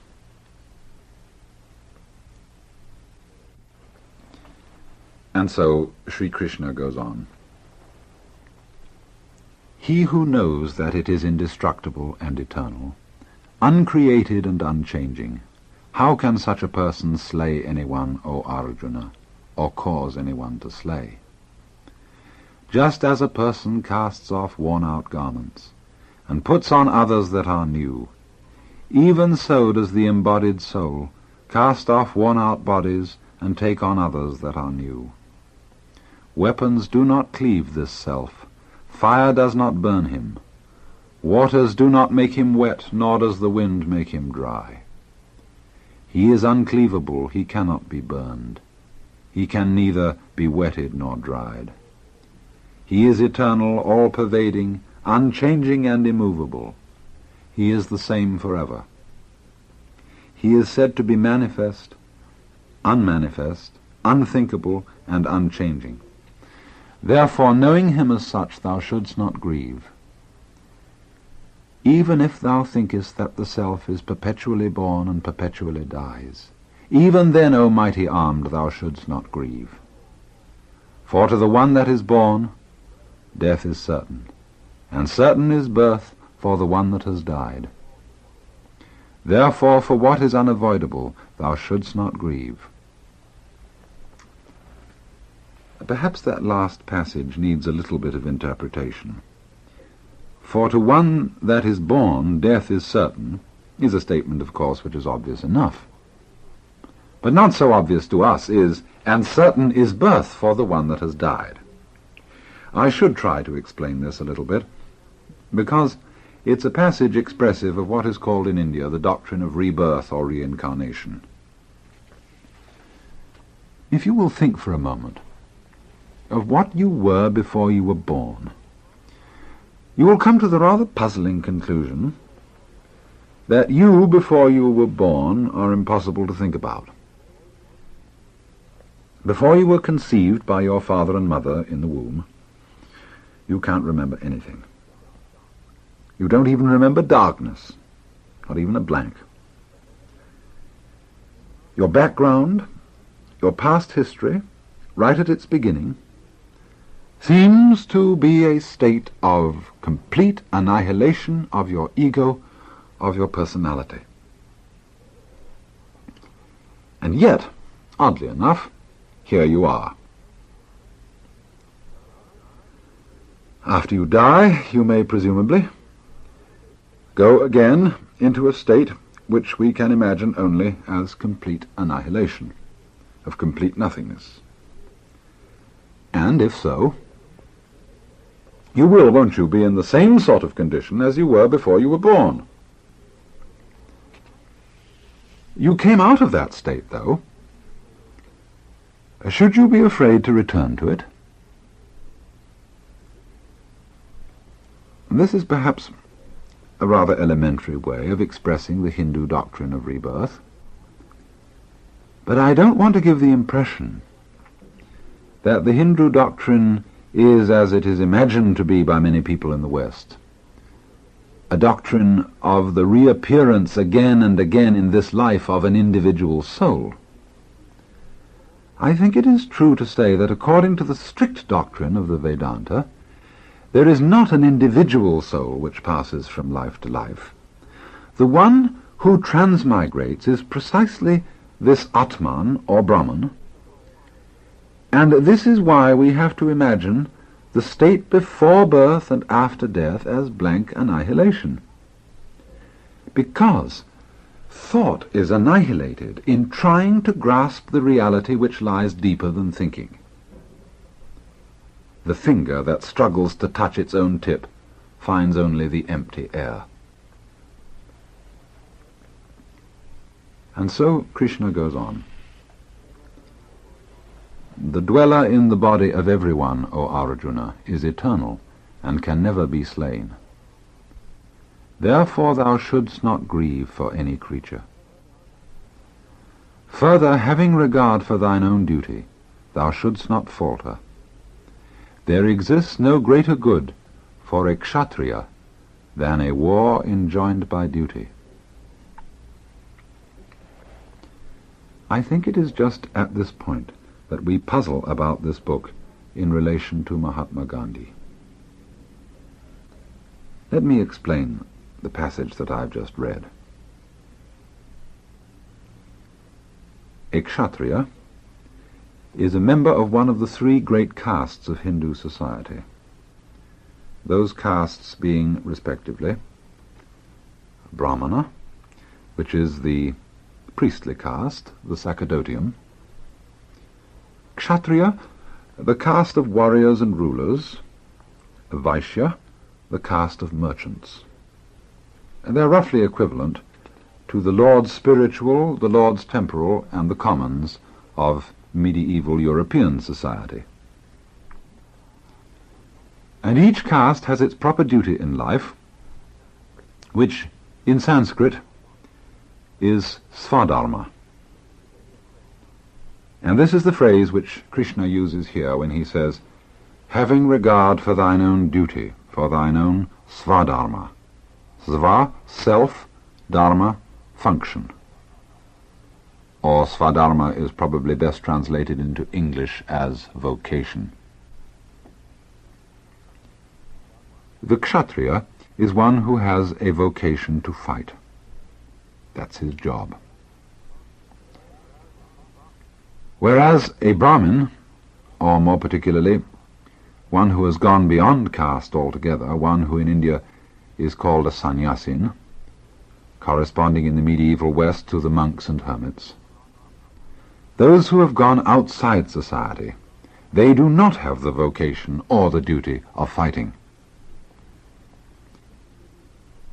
I think the clue to the problem of the Gita, especially in relation to that great non-violent man, Gandhi, is this.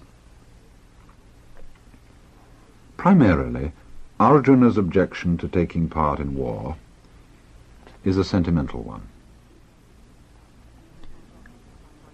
He is unwilling to fight in the battle because of his depressed emotions in regard to slaying his kinsman, or, we would say, in regard to slaying one's fellow man. If one would be a pacifist because one is merely squeamish and is the kind of person of whom one would say, well, he couldn't even hurt a fly, then surely there is something phony about such pacifism because it is sentimental. This does seem to be Arjuna's objection. And this is why Krishna says, in effect, your objection to slaying is a fear of slaying, a squeamishness to slay. And because of this, you do not have a genuine objection to slaying. If you refrain from taking part in battle because you are frightened of so doing, or because you are sentimental, you are not the kind of person who really has a right to abstain from battle. Now, why does he say this? The reason is that to the Hindu mind, one who abstains from what might be an evil action through fear has not really liberated himself from evil. Krishna would say that so long as our conduct is motivated by fear on the one hand, or by desire on the other, we are incapable of performing a truly moral action.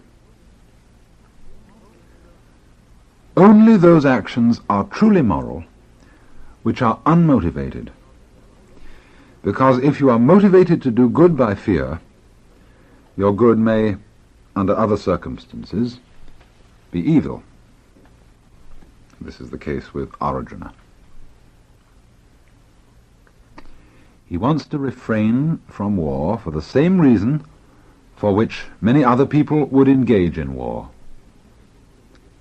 Many people engage in war because they're afraid, and not at all because they hate.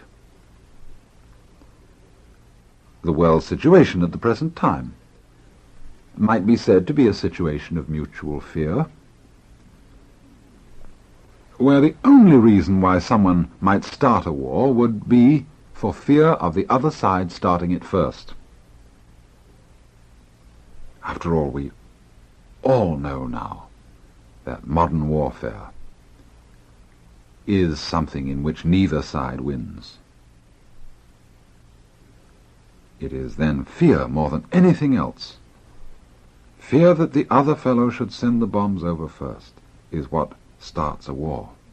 And thus you see fear is no deterrent to war at all.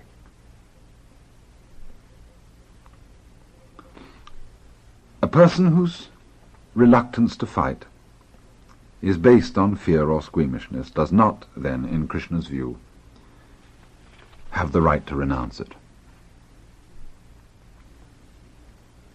And you see here, the view is one which would probably commend itself to a man like Gandhi.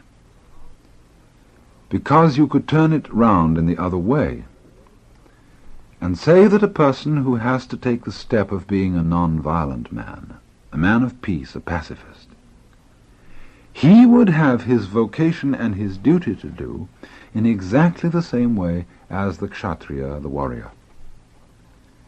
He must not be non-violent on sentimental grounds, but rather because he sees it as his svadharma, that is to say, his vocation in life. And so a moment later, Krishna formulates the principle of action. He says, "Therefore arise, O son of Kunti, Arjuna, resolved on battle, treating alike pleasure and pain, gain and loss, victory and defeat.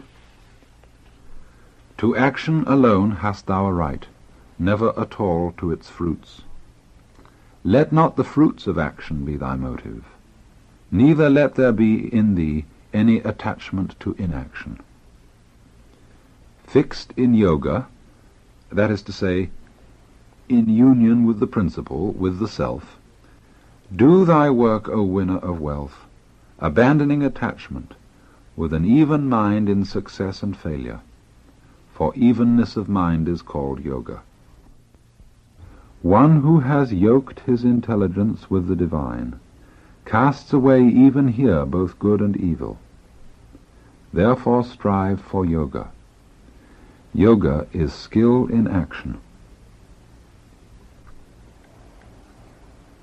The principle, you see, which he enunciates is to act without attachment to the fruits of action, to do what you have to do without seeking either evil or good from it.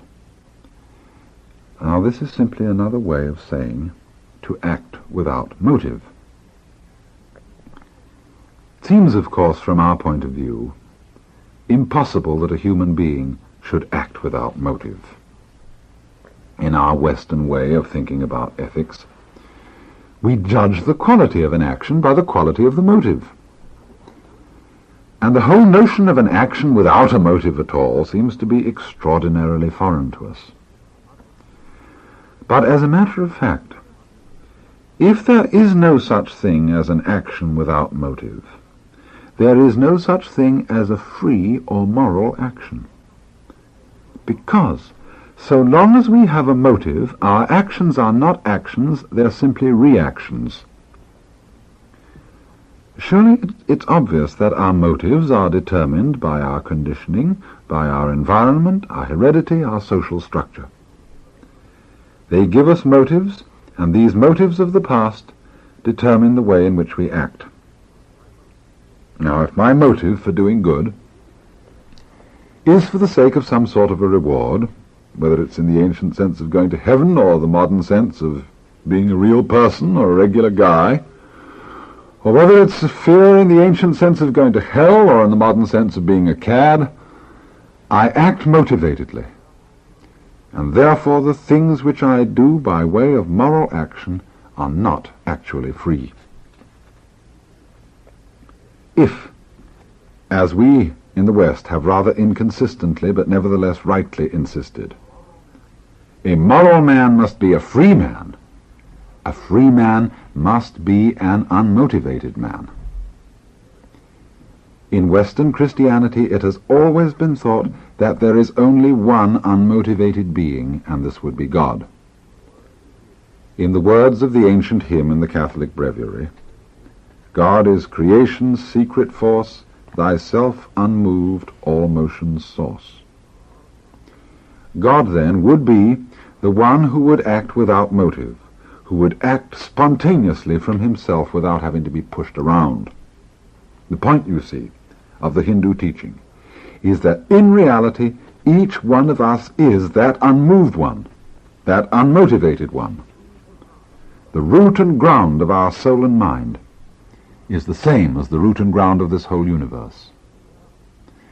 Therefore, one in whom this is fully realized can act in an unmotivated way.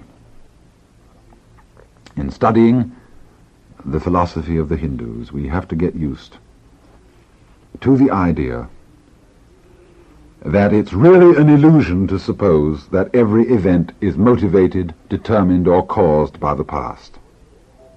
What they call karma, or causation by the past, is in fact maya, or unreality. For in the Hindu philosophy, the present of the universe, or the eternal now of the universe, is not the consequence of its past, but rather the past is always the consequence of the present, of the eternal now. It trails behind it like the wake of a ship. It does not stand before it and push it. And thus, it is through the realization that he is that eternal now, not his past, that Arjuna is able to act in a free way, in an unmotivated way, and thus go into battle, not because he is moved to fight by hate, by squeamishness or fear, but because he carries out his appointed place in a society in which it's his vocation to be a warrior. We may think it regrettable that societies exist in which there is a vocation to be a warrior, but let's not be sentimental in this respect also, because every one of us is unable to live at all without killing something. Some of us would like to rule out altogether the killing of our fellow men. But you see, in the Hindu view of life, there isn't this rigid distinction between man on the one hand and animals and plants on the other, which exists for us in the West.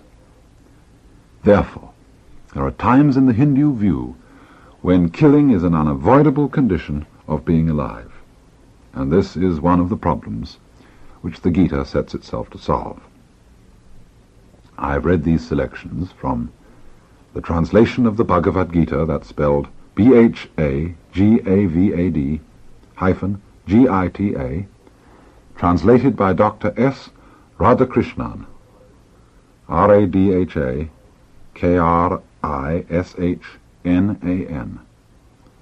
As you may know, Dr. Radhakrishnan is the Vice President of India. The translation is published by Harper and Brothers of New York. It is one of the best of the many translations that I know, and is provided throughout with an excellent commentary.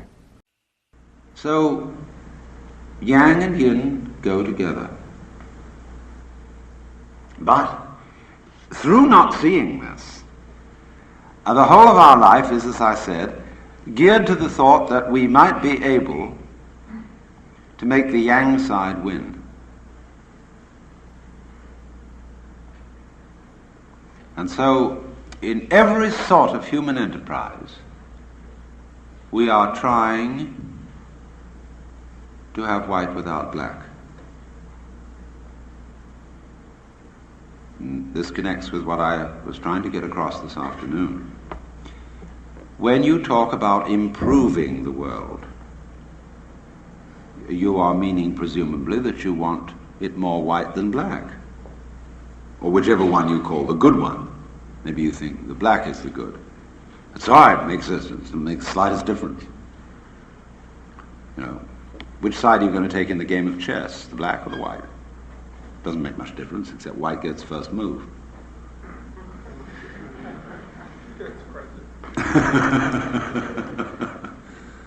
No, I'll always wait to see what you're going to do.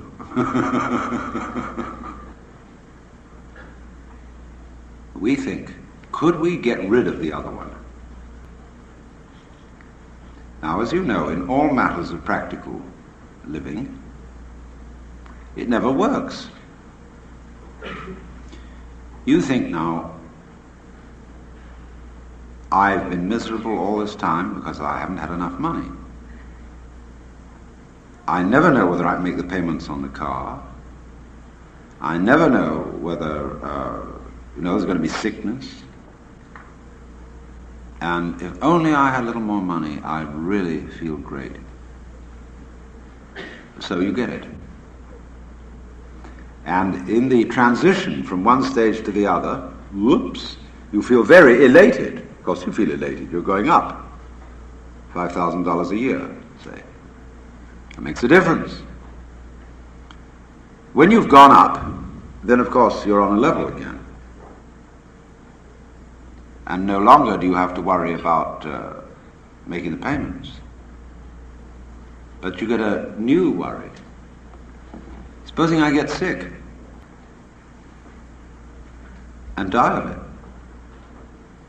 Supposing someone robs me, takes it away from me, and worry about that. You say, oh, I'd feel so much happier if I had a medical examination.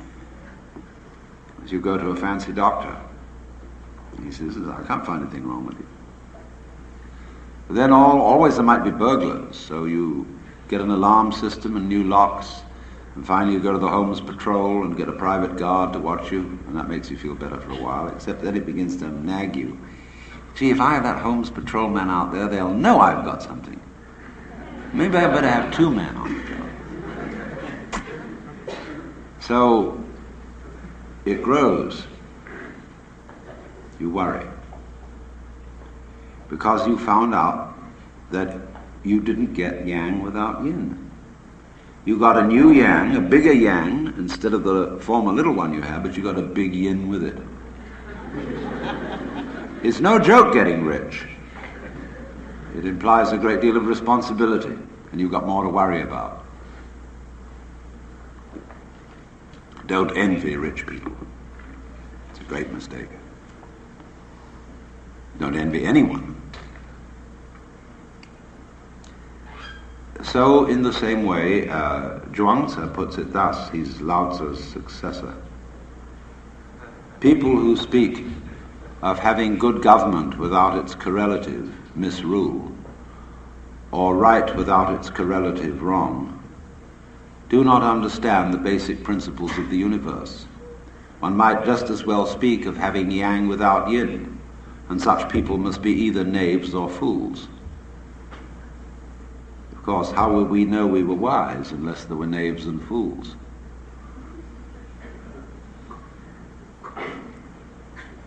But here it is, you see. You cannot beat the game. You can have the temporary illusion of winning, but by compensation you will ever so often have the temporary illusion of losing. When you go down a step from yang to yin, you'll feel, I've lost something. When you go up a step from yin to yang, you'll feel, I've gained something. How would you know gain without loss? How could you have the sensation of more unless in relation to the sensation less? For sensation is simply awareness of contrast. That's what life is.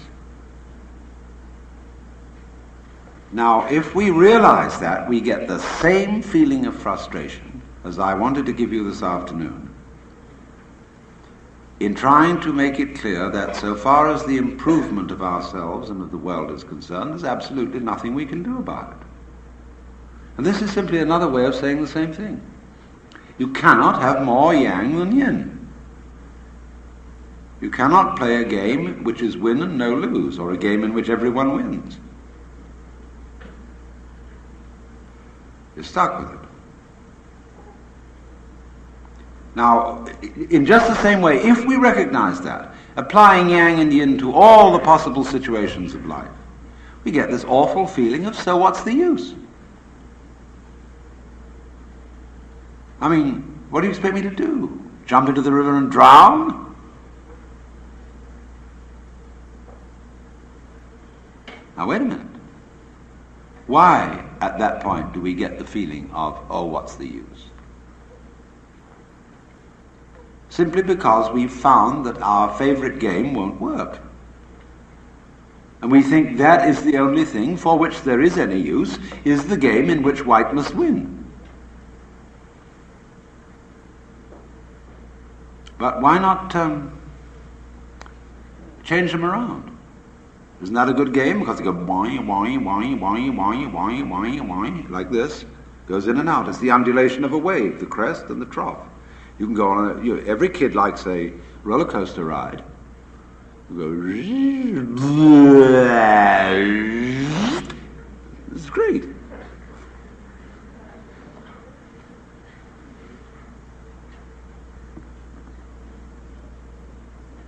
So having both is the game. See, it's no game. What we think is the game isn't a game at all. To win all the time. Win, win, win. That's no game.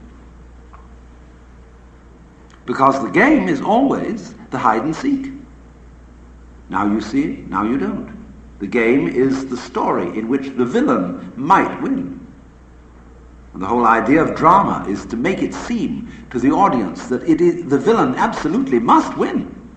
There's no way out, and then suddenly, for whom, the secret thing is revealed and the hero wins. Or if you want a good cry, they have a tragedy and the villain wins. But don't you see, there is no vitality unless there's that negative element. The villain, the devil, the nothing, the death, the out. You've lost. Finish. Bye-bye. Quits. See, if that's not there, then the other one isn't there. And you're always winning. Supposing you sit at home with your wife and you play cribbage. Lots of married couples try to forget holy deadlock by playing games at night.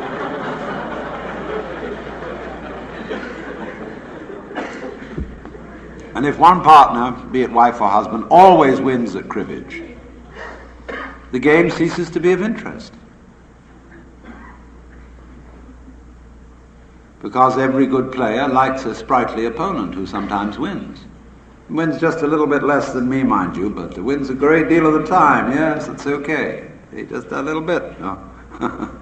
So,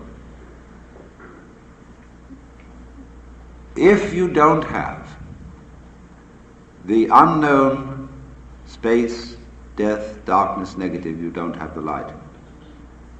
So the art of life consists rather in something else than trying to make white win. You needn't sit down and weep because somebody tells you you can't make white win all the time, forever and always, so that black doesn't exist. Because black, by its very nature, is darkness and it doesn't exist. You're trying to make it not exist. It's irrelevant. The very fact that it doesn't exist is its power. Non-existence is the necessary condition for existence, just as like you have to have a front before you can have a back, or a back before you can have a front. They come into being together, so do existence and non-existence. So what are you afraid of? in trying to get rid of nothing which is already gotten rid of.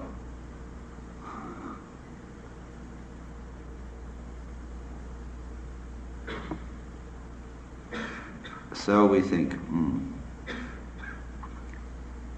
But surely this is rather monotonous. It goes up and down, up and down, up and down, seesaw, life, death, life, death, life, death, or birth, death, birth, death, birth, death. Isn't there some way of, must we play this game? It's like the game of one-upmanship I showed you earlier this afternoon. You can't get out of it. You're always playing it. And if you say, I won't play, it means I've got a more interesting game than yours. Which is just the same game all over again. Would there be a way somehow to transcend black and white? So we've got black and we've got white. That makes it even. But isn't there something else? Couldn't there be a tertium quid?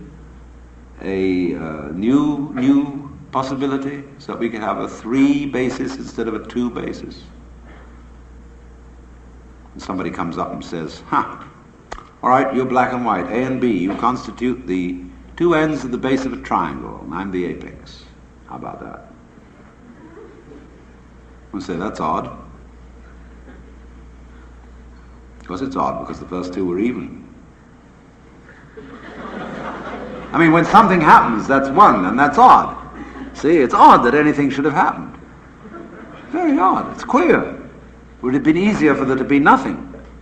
But then something happened. So then they said, that's odd. Then they recognized there was something and nothing. And then they said, all right, that's right, we're even. So this third fellow comes along and says, now, what about it? And they say, you're odd. Oh, wait a minute. You stand over against us. So that makes 2. We're even, and you're odd. All right, so that makes 2 out of 3. 3 equals 2. Because we're together, we 2. We recognize that we're black and white. You can't have one without the other, so we're together. And you say you want to be different, okay? That makes black and white different from whatever you say you are, so we got the new yang and yin. You can't get out of it.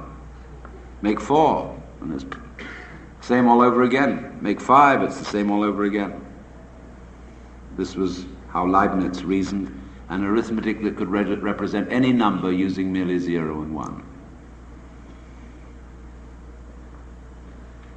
Say, damn it. Can't we get out of this? Hey, what would it be if you were allowed 5 minutes with God, and you're allowed to ask one question? What do you want to know? Because you thought this over now. You know about the opposites, about the yang and the yin. And you know you can't ask God and say, hey, Big Daddy, will you give me a tip to beat the game? It won't work. And what shall I ask God? So you can think of all the things you might ask for. An electric guitar and $1 million. And you know that wouldn't be the answer, because that would be yang. There'd be a big yin along with it somewhere. I don't know what to ask. So you go in and say, God, beyond positive and negative, what is reality? And God says, my child, your question has no meaning. Oh dear, you thought, there it's gone, my one chance lost. You think, you get a friend of yours and say, hey, look, you go in. And tell me what he says. You ask him, what question should I ask you? He goes in and says, oh God, what question should I ask you? And God says, so you do want a problem.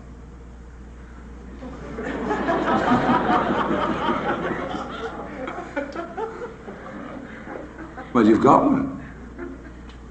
You thought it up. You wanted a game in which white only wins. There's your problem. You made it up. You had to have that problem. Because otherwise, if you don't have a problem, you wouldn't know you were here. It's like, you can't be yourself without something you call other. How will you know you are you unless somebody else is somebody else altogether? In other words, the sensation of I here, living, sensitive, alive, peeking out, beady-eyed out of my skin, entirely is with reference to something over there, which isn't me. I don't know what it is, but it works all by itself, and this is pretty scared of it. And there it is. But I can't have this feeling without that feeling. So there's the same hocus pocus going on here. If I can't feel me without having other, that's exoteric. Esoteric means I am the other. They're inseparable. How can you have self without other? How can there be other without self? You other on me and self on yourself. I self on me and other on you. But you can't, as it says, you can't have one without the other. Yang and yin. So in the same way, I say, well, this other, I'd like to manage it. I'd like to control it. Now, I don't know all these people around messing up my life. I don't want them to be that much other. I'm going to fix you. Then I get on a power kick. And there are all kinds of power kicks, let me warn you. It's not just politics and the economics and business. The worst power kicks are spiritual. Like astrology. You'd like to know the future? Would you really? It's a power kick to know the future so that you can control it. No surprise. If you know the future, it's already past. But if you want to know something and to have knowledge, then there must be the unknown. Just as if you want self, you must have other. So the future is always the unknown. The past is the known. And what we witness as our present is the magical appearance of the known from the unknown. You know what's going to happen the next second. I mean, there might be another big earthquake right underneath us. Any minute now. Or the Russians might decide to release the A-bomb. Any minute. You would have a heart attack, drop dead. You don't know what's coming. Well, relax.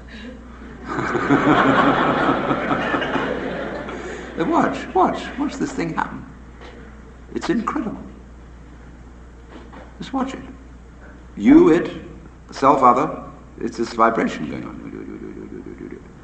But you think also now, wait a minute, self and other, that means voluntary versus involuntary. What I do and what happens to me. Now, what do I do? Well, I walk, I think, I talk, I move my hands. I can be nice to you or nasty to you. I would regard both as my doing. But what about my blood circulation? I normally think that happens to me. I mean, if my heart would stop, I wouldn't say I'd done it. I would have said it happened to me. But Buddhists will say, your heart stopped, that was your karma. And karma means nothing else except doing. It's your doing that your heart stopped.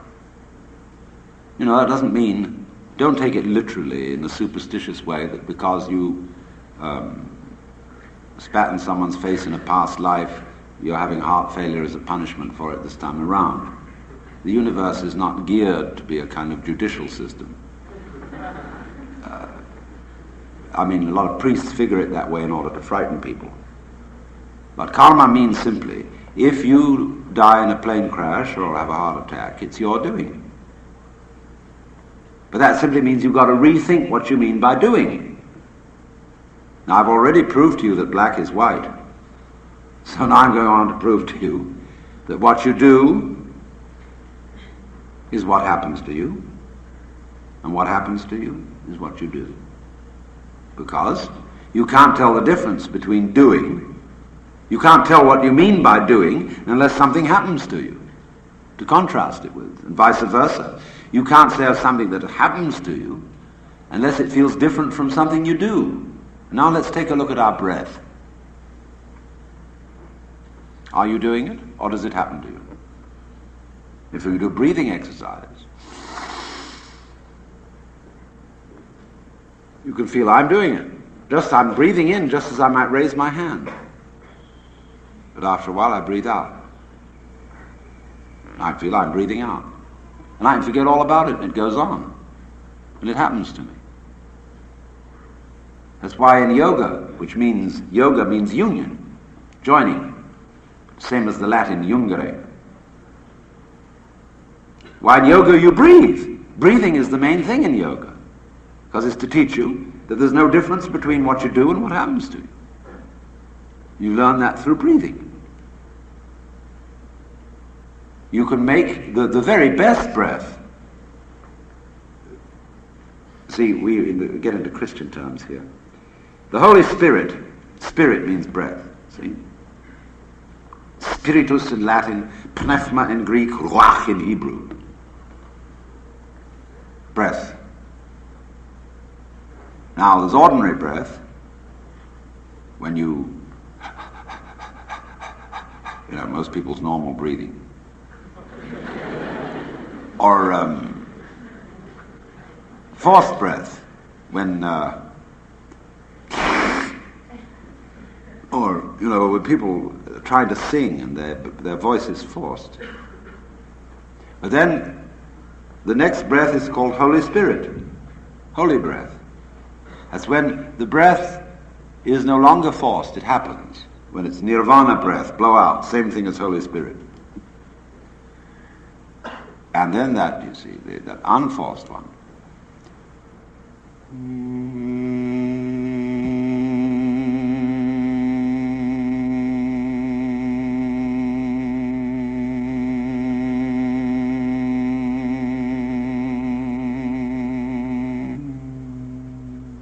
Go on and on. So that's why when monks chant, or devotees of any kind chant, they have the idea that I am a flute, and the breath, the prana, the spiritus of the divine flows through it. It's what chanting's all about. Make yourself a tube for the divine wind. But that also means realize the unity of the voluntary and the involuntary. That's really what's meant by doing the will of God. Do the will.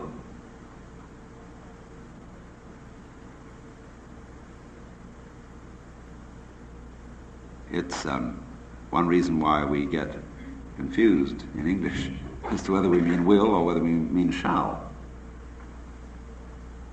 I will drown and no one shall save me. So, think, behind what you call voluntary, you decide.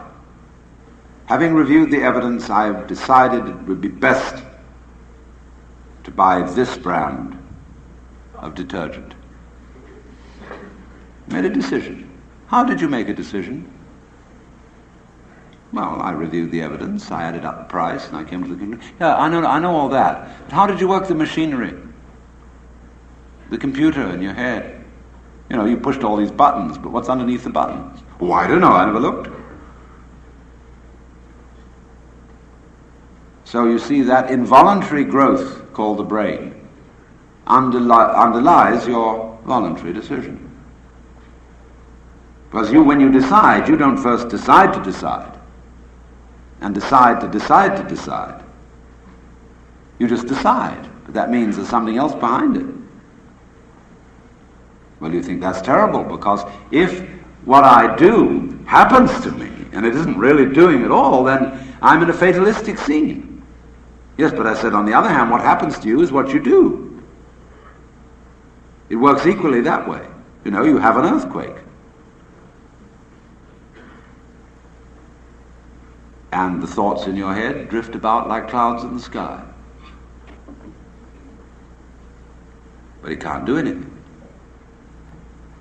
So in the same way, this whole strain, the futility of the strain to make right win and to improve the world, that entire futility, the frustration of it is what you mean by I. Now it goes. It won't work, and the I collapses. Everybody is terrified of this happening, suddenly finding out that you don't have an ego. Heaven preserve me from that, because I've been building up this personality of mine all these years. I've been very carefully nurtured this personality. You tell me it doesn't exist? No, because your personality is a phantom even more insubstantial than your body. Personality is a work of art. It's like music, which vanishes as soon as it's played. In my talk last night, I was discussing the disparity between the way in which most human beings experience their own existence and the way man's being and nature is described in the sciences. I was pointing out that in such sciences as ecology and biology, ecology, for example, describes and studies the relationship between all organisms and their environments. The way in which they describe human, animal, and insect behavior is in flat contradiction with the way in which most of us experience our thinking and our action and our existence. We have been brought up to experience ourselves as isolated centers of awareness and action, placed in a world that is not us, that is foreign, alien, other, which we confront. Whereas, in fact, the way an ecologist describes human behavior is as an action. What you do is what the whole universe is doing at the place you call here and now.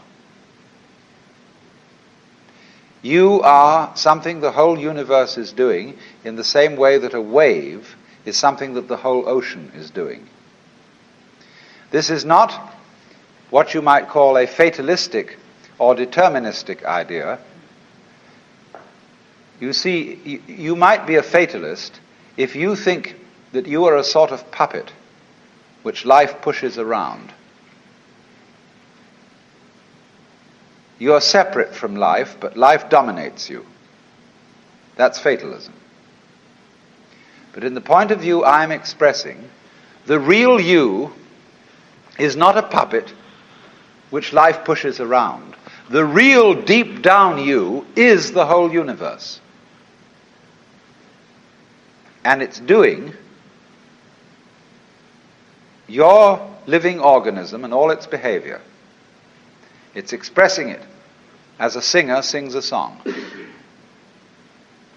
We've been hoodwinked into the feeling that we exist only inside our skins. And I was showing last night that that is a hallucination. It's just as nutty as anybody could be, like a fruitcake, who thinks he's Napoleon or something or other. Thinks he's a poached egg and goes around finding a piece of toast to sit on. It's just like that, a hallucination. And I was showing how we need to experience ourselves in such a way that we could say that our real body is not just what's inside the skin, but our whole total external environment. Because if we don't experience ourselves that way, we mistreat our environment. We treat it as an enemy. We try to beat it into submission. And if we do that, comes disaster. We exploit the world we live in. we don't treat it with love and gentleness and respect, we cut down millions of acres of forests to turn it into newspaper, of all things. Lovely trees turned into information about nothing. And we don't replace them properly. We kick the world around in revenge for feeling that really we are puppets which the world kicks around. So my main point last night was then that we need a new kind of consciousness in which every individual becomes aware that his real self is not just his conscious ego. You know, let's take a headlight of a car. The headlight shines on the road in front. The headlight does not shine on the wire which connects it with its own battery. So in a way, the headlight is unaware of how it shines. And in the same way, we are unaware of the sources of our consciousness. We don't know how we know. There was a young man who said, though, it seems that I know, what I would like to see is the I that knows me when I know that I know that I know.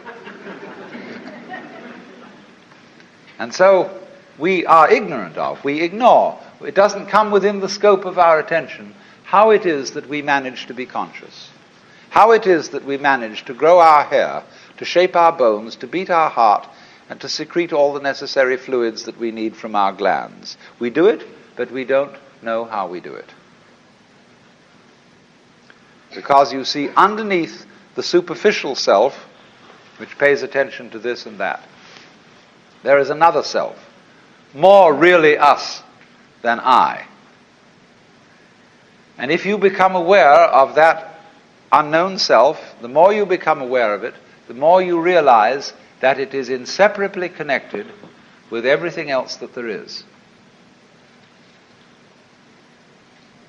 That you are a function of this total galaxy, bounded by the Milky Way, and that furthermore this galaxy is a function of all other galaxies. And that vast thing that you see far off with telescopes, and you look and look and look, one day you're going to wake up and say, why, that's me. And in knowing that, you see that you never die.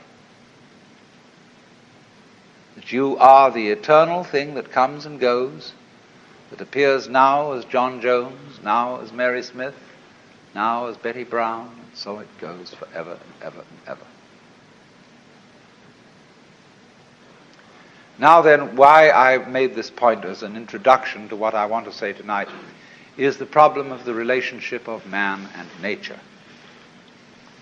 Do you know, in the history of philosophy, there are really 3 theories of nature. Incidentally, what do you mean when you use the word nature? What is nature study? Natural history. The Museum of Natural History. What do you expect to find there? Well, for many people, nature means the birds, the bees, and the flowers. It means everything that is not artificial. People think, for example, a building like this is not natural, it's artificial. The natural state of the human being is to be naked, but we wear clothes, and that's artificial. We build houses. Is there any difference between a human house and a wasp's nest? Or a bird's nest? Not really. But we do have in our minds, you see, the idea that nature is somehow outside us. We've got some nature in us. We say there's a thing called human nature, and mostly bad. Human nature, according to Dr. Freud, is motivated by the libido. And you know what that is. And you can't trust it. In the old days, they used to beat it with whips, but Freud said, don't do it that way. You have to treat it as a good horse trainer trains a horse by giving it a lump of sugar every now and then, and get it controlled that way. Be kind to it. Respect it, even though it's really very, very disrespectable. Well, now, there are, as I said, in the history of mankind, 3 theories of nature. The first theory is the Western theory, which is that nature is a machine or an artifact. We inherit this from the Hebrews, who believed that nature was made by God in somewhat the same way as a potter makes a pot out of clay, or a carpenter makes a table out of wood. It is not insignificant that Jesus is the son of the carpenter.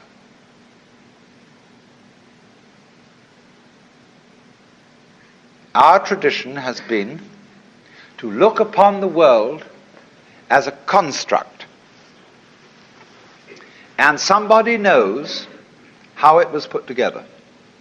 Somebody understands, and that is the constructor, the architect, the Lord God. But it so happened that in the 18th century, Western thought began to change. They became increasingly doubtful as to whether there was a maker, whether there was a God, but they continued to look upon the creation as an artifact, as a machine. And by the time of Newton, people were explaining the world in terms of mechanism. And we are still under the influence of that idea, because after all, in things like Life magazine and so on, when they give you an article on human physiology, they usually make drawings which show the human being as a kind of mechanism, as a sort of factory. And they show how the peristaltic action carries the food in, and how it's processed by this organ and that organ, as just as if a certain product is fed into a factory, cow at one end, and it comes out canned corned beef at the other. Just in such a way, the human is illustrated, and so too in some kinds of rather degraded medicine that is now practiced. When you go to the hospital for a medical examination, you are treated as a machine. They process you. You're not a person. You're put in a wheelchair immediately. Even if you're perfectly healthy and can walk, nevertheless they have to have you in this wheelchair. And they put you through a process. And the heart specialist looks only at your heart because he can't understand anything else. The otorhinolaryngologist, which means an ear, nose, and throat man, looks at that section of you, and he doesn't know about anything else. And maybe a psychiatrist takes a look at you, and goodness knows what happens there, and so on and so on. Everybody looks at you from their specialized point of view as if they were a bunch of mechanics examining your automobile. Because, as I said last night, we just asked for this, because most of us consider ourselves as chauffeurs inside our bodies, which we own in the same way as you own a car. And when it goes wrong, you take it to the mechanic to fix it. You don't really identify with your body, just as you don't really identify with your car.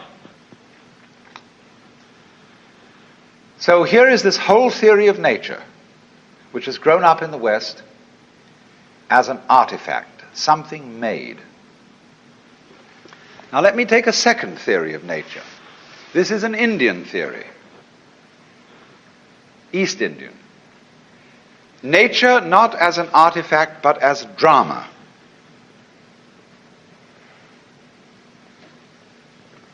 Basic to all Hindu thought is the idea that the world is Maya. That is a Sanskrit word which means many things. It means magic, illusion, art, play. All the world's a stage. And in the Hindu idea, there is the ultimate reality of the universe, is the self, which they call Brahman, or Atman. That's what there is. The self, universal, eternal, boundless, indescribable. And everything that happens, happens on the self. Like you say, it's on me. The drinks tonight are on me. Or like we say, when you hear the radio, it's on the speaker. You see, everything you hear on the radio, flutes, drums, human voices, traffic noises, any imaginable sound, all those sounds are vibrations of the diaphragm in the speaker. But the radio doesn't tell you that. The announcer doesn't come on and say every morning, "Good morning, ladies and gentlemen, this is KQED.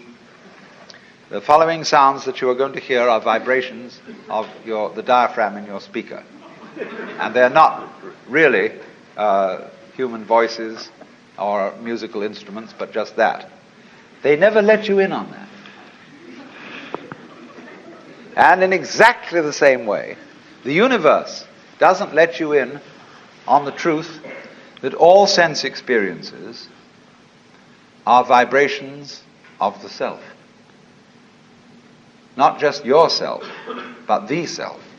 And all of us share this self in common because it is pretending to be all of us.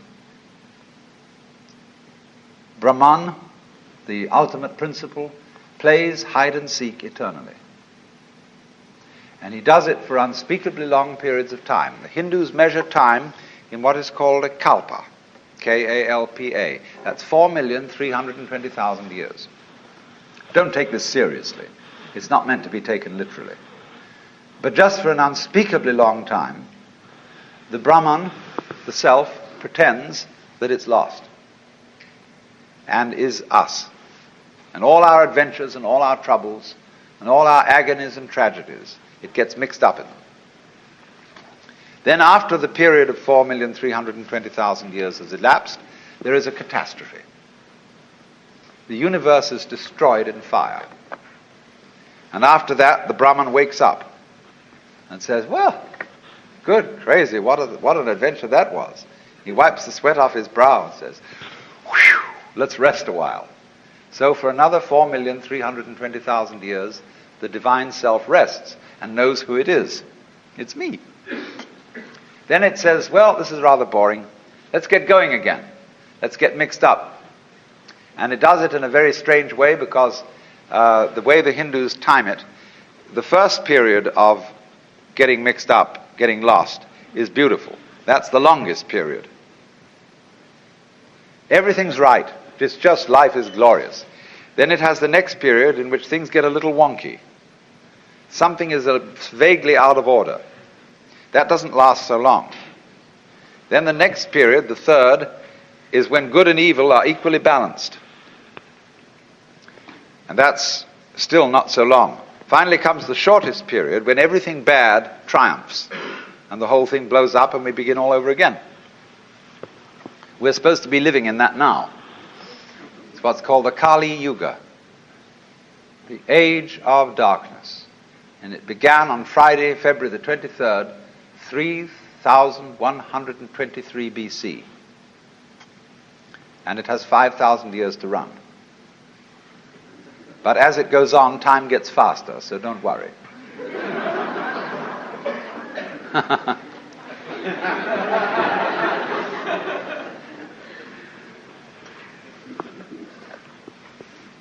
So you see, that's a theory of nature as a drama. It's a play. Now there's a third theory of nature, which is Chinese. And this is very interesting. The Chinese word for nature, they call ziran. And this expression means of itself so. What happens of itself. Or we might say spontaneity. It almost means automatic, because automatic is what is self-moving. Only, we associate the word automatic with machinery. But Ziran, what is so of itself, is associated in the Chinese mind not with machinery, but with biology. Your hair grows by itself. You don't have to think how to grow it. Your heart beats by itself. You don't have to make up your mind how to beat it. That's what they mean by nature. The poem says, sitting quietly, doing nothing, spring comes and grass grows of itself. So their principle of nature is called the Tao, T-A-O, pronounced Dao in the Mandarin dialect, Tao in the Shanghai dialect, To in the Cantonese dialect. Take your choice. Tao means the course of nature. And Lao Tzu, who was a philosopher who lived a little later than 400 BC, wrote a book about the Tao. And he said, the Tao which can be spoken is not the eternal Tao. You can't describe it. He said the principle of the Tao is spontaneity. He said the great Tao flows everywhere, both to the left and to the right. It loves and nourishes all things, but does not lord it over them. It accomplishes merits and lays no claim to them.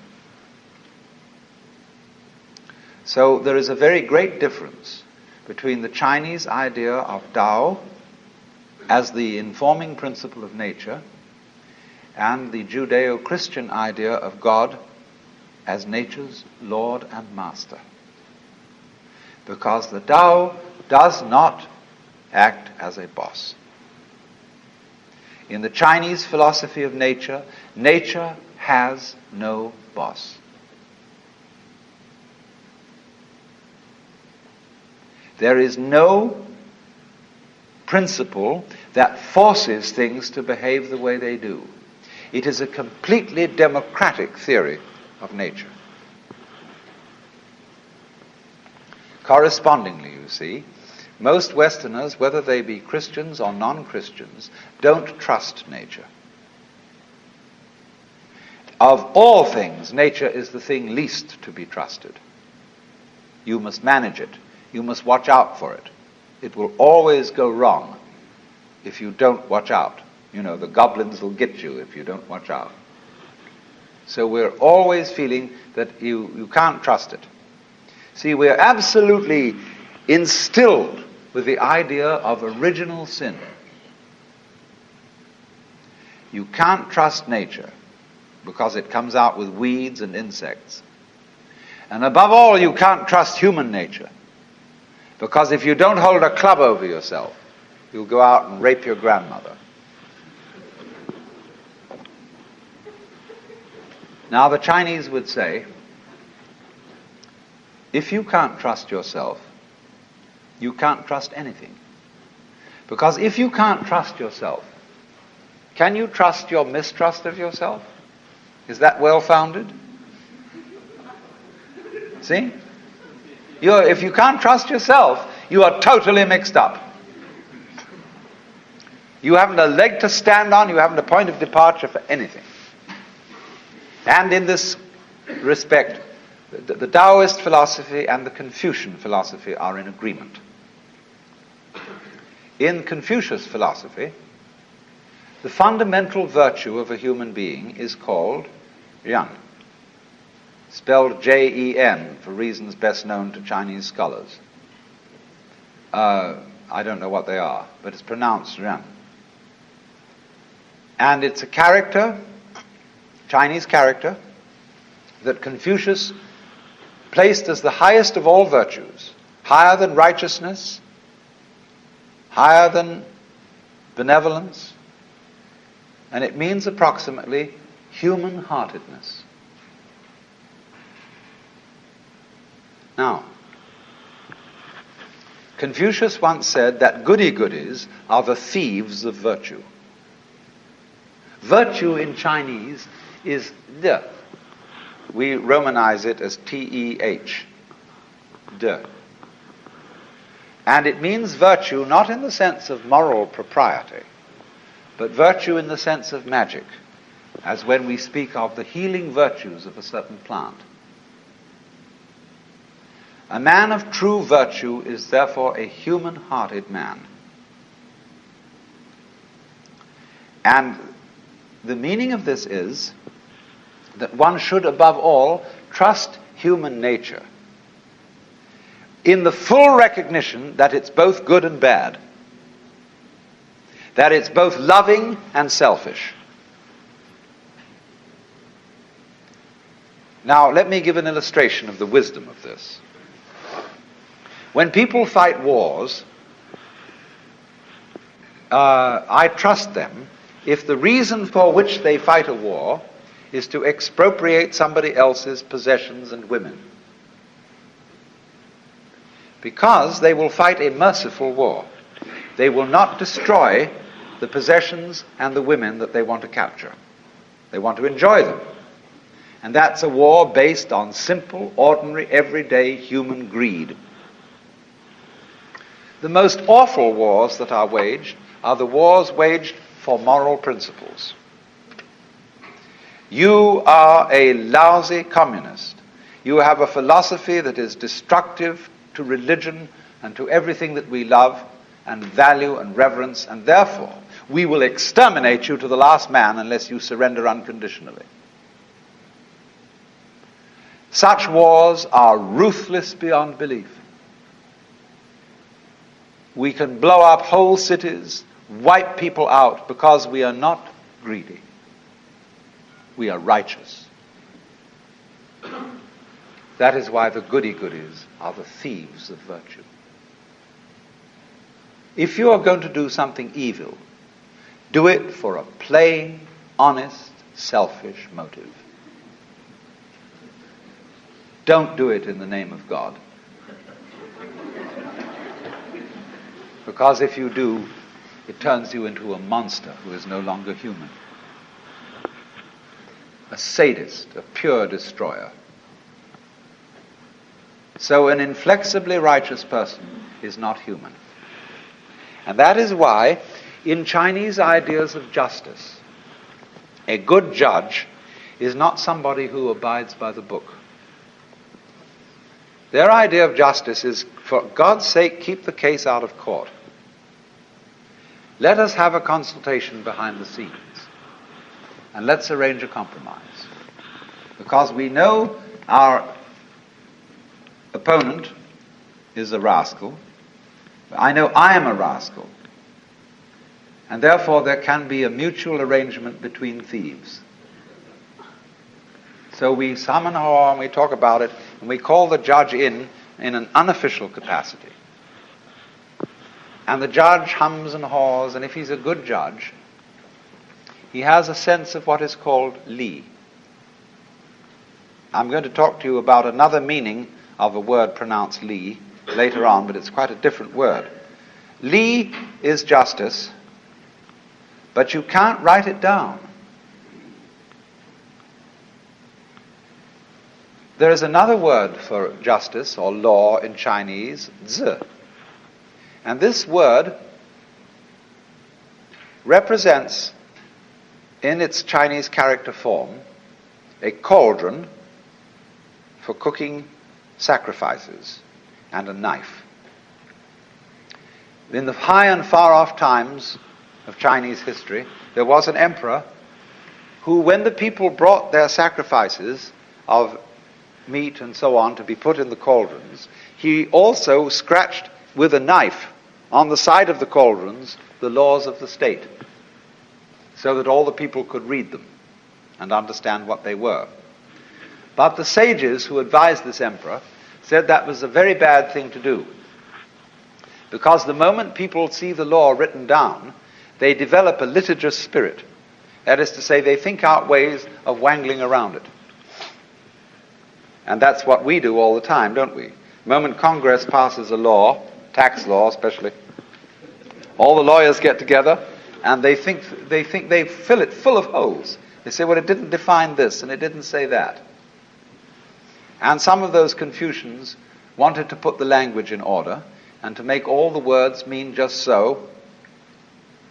But the Taoists laughed at them and said, if you define the words, with what words are you going to define the words that define the words? So they said, therefore, the emperor should not have written the laws down, because a sense of justice is not something you can put in words. It's what our lawyers call equity. And you talk to any lawyer, and he, in discussing various judges around town, he will say, well, Judge so-and-so is pretty much a stickler for the letter of the law. But on the other hand, Judge so-and-so has a sense of equity. He knows when the law, the letter of the law, just doesn't apply to this particular case. And he just has an innate sense of fair play. That's the man to be trusted as a judge. So this is what the Chinese mean by a judge who has the sense of li, of real justice. It can't be written down, it can't be explained, because every case is individual. But what such a man has fundamentally in his heart, he trusts the good and bad of human nature. Human beings are complex. We don't know ourselves at all, really. Consider your nervous system. Neurologists haven't even begun to figure it out. And yet all your conscious decisions are based on this thing that you don't understand.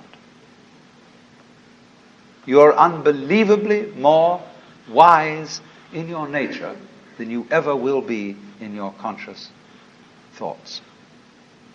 Because behind your conscious thoughts lies your nervous system.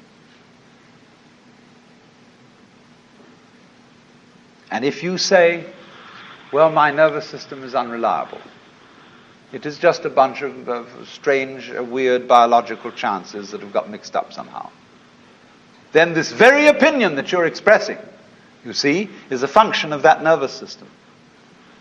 So you're saying that you are a total hoax. You can't trust yourself at all. So that is a set of game rules that don't lead anywhere. It's totally self-frustrating. So you see, what the Chinese have developed here is a theory of nature. I said there are three theories. The Western mechanical theory, nature as an artifact, the Hindu dramatic theory, and the Chinese organic theory. Nature, human nature included, is an organism. And an organism is a system of orderly anarchy. There is no boss in it, but it gets along by being left alone and being allowed to do its stuff. That's what the Chinese Taoist philosophy calls Wu Wei, which means not doing nothing, but not interfering with the course of events, not acting against the grain. Now this is the time to introduce the second word, li, in Chinese. The first li meant justice. The second li is a character which had the original meaning of the markings in jade, the grain in wood, and the fiber in muscle. And it's usually translated reason or the principle of things. These are not very good translations. The best translation of li is organic pattern. Now look here. When you look at the clouds, they aren't symmetrical. They don't form fours. They don't come along in cubes. But you know at once that they're not a mess. A dirty old ashtray full of junk may be a mess, but clouds don't look like that. When you look at the patterns of foam on water, they never make an artistic mistake. And they're not mess. They are wiggly, but in a way orderly, and it's difficult for us to describe that kind of order. Now take a look at yourselves. You're all wiggly. We think we are pretty ordinary because there are a lot of us that look approximately the same. So when we see a human being, we think, well, that's pretty much in order and kind of regular and it's okay. But we don't realize how wiggly we are. We're just like clouds, rocks, and stars. Look at the way the stars are arranged. Do you criticize the way the stars are arranged? Would you like them to form fours? Would you like them to be sort of set out like needlepoint on the canvas of the skies? There was somebody in the 18th century, in the days when they built formal gardens of clipped hedges and made all the tulips stand together like soldiers, who criticized the stars for being irregularly arranged. But today we don't feel that way. We love the way the stars are scattered. And they never make a mistake in their arrangement. What about mountain ranges? Do you criticize the valleys for being low and praise the peaks for being high? You just say it's great, it's the way it is. Now that kind of order, the artist pays a tribute to it by painting a landscape. People, in every national park, there's a place called Inspiration Point. And people go there and they say, oh, it's just like a picture. And nobody knew this 400 years ago. It took the artists to paint landscape, and then people realized how beautiful it is. Nowadays, artists are painting pictures of damp, stained walls and floors where people have dropped a lot of paint. And one day people will walk into a room where there's a lot of paint been scattered on the floor and a general thing, and they'll say, my goodness, it's just like a Jackson Pollock. Oh, ain't it just like a picture? See? It always takes the artist to show us the vision. But of course, in the meantime, it is difficult. You go to an exhibition of contemporary non-objective painting, and a kind of square fellow walks in there and he says, that's not what I call a picture. Because it's against his prejudices. But I say to people now, excuse me, wait a minute. Take a look at that again. I'm going to tell you something. That painting is a colored photograph of guess what? And he looks at it in astonishment and entirely new eyes. What could that be a photograph of? And he begins to see it might be a photograph through a microscope of globules, of germs floating in liquid. It might be anything, but there it is. It suddenly comes at him. Goodness knows whether that was what the artist intended, but that's a method of giving people a shock, of seeing things in a new way.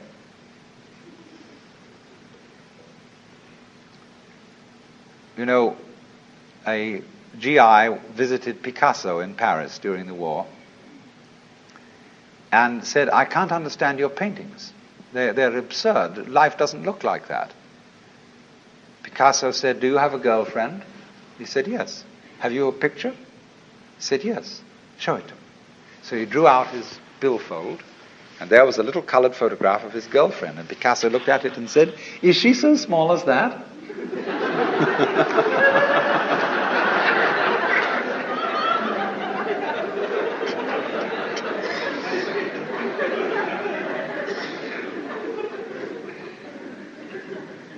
Now then, the idea of Li, the idea of natural order, is like this patterns on foam, patterns in jade, the shapes of the clouds, the shapes of trees and mountains. They are orderly, but we cannot put our finger on the order. We know it's orderly, but we don't know why. And we know it's completely different from a mess. From a mess, The order of nature is in that way then indefinable. When St. Augustine was asked what is time, he said, I know what it is, but when you ask me, I don't. And so in the same way, the Chinese would say, we know what the order of nature is, but if you ask us, we don't.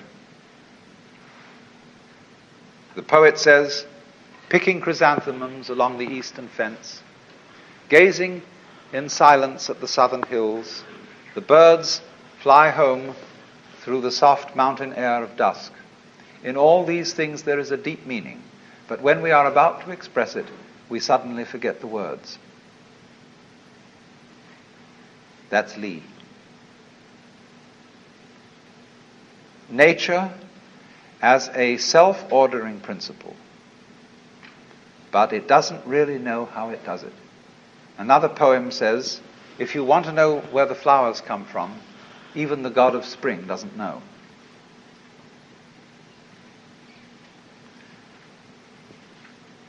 This is a very remarkable attitude to nature.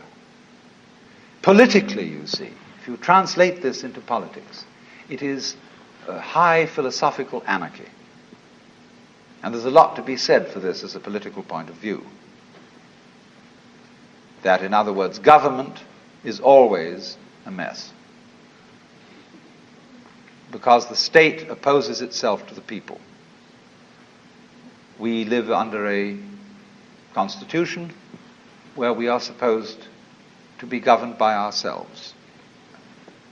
As somebody once said, down with democracy when we get it.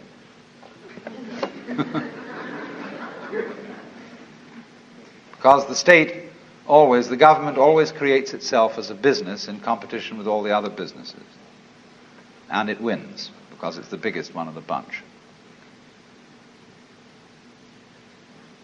The Taoists said of the state that it should be as anonymous and as unobtrusive as possible.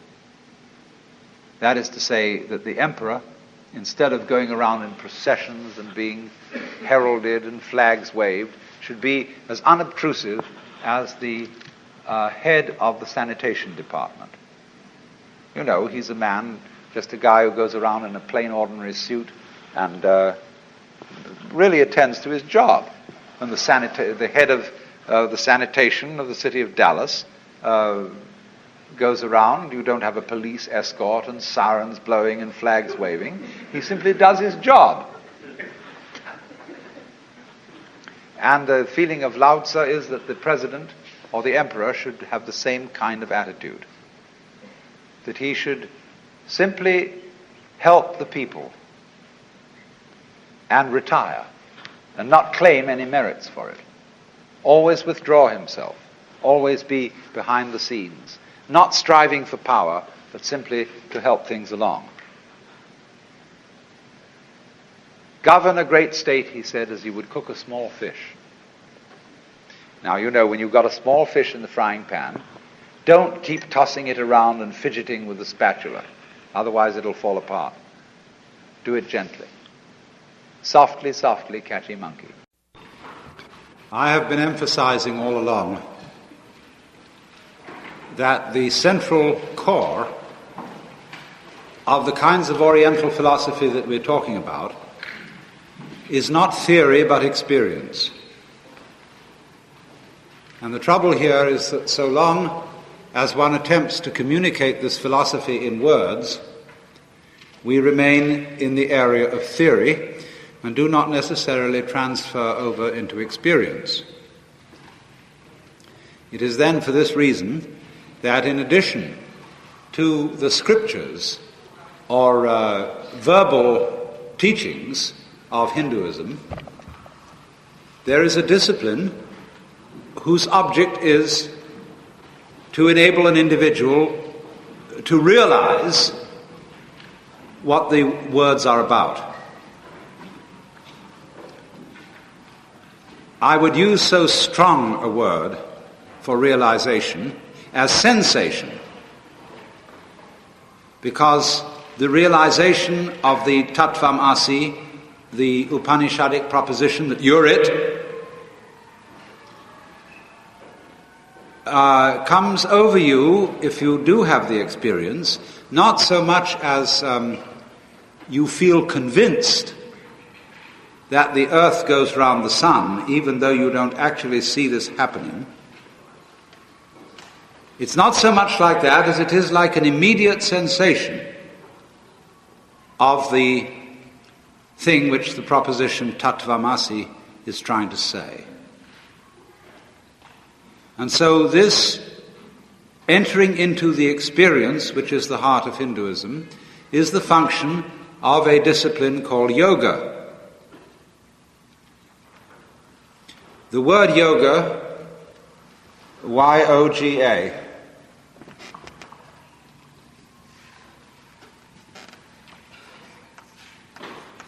don't say, as many people do, yogi.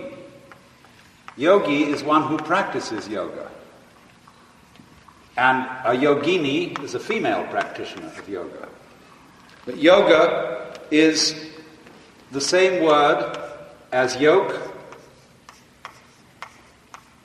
Latin jungere, to join, and English union.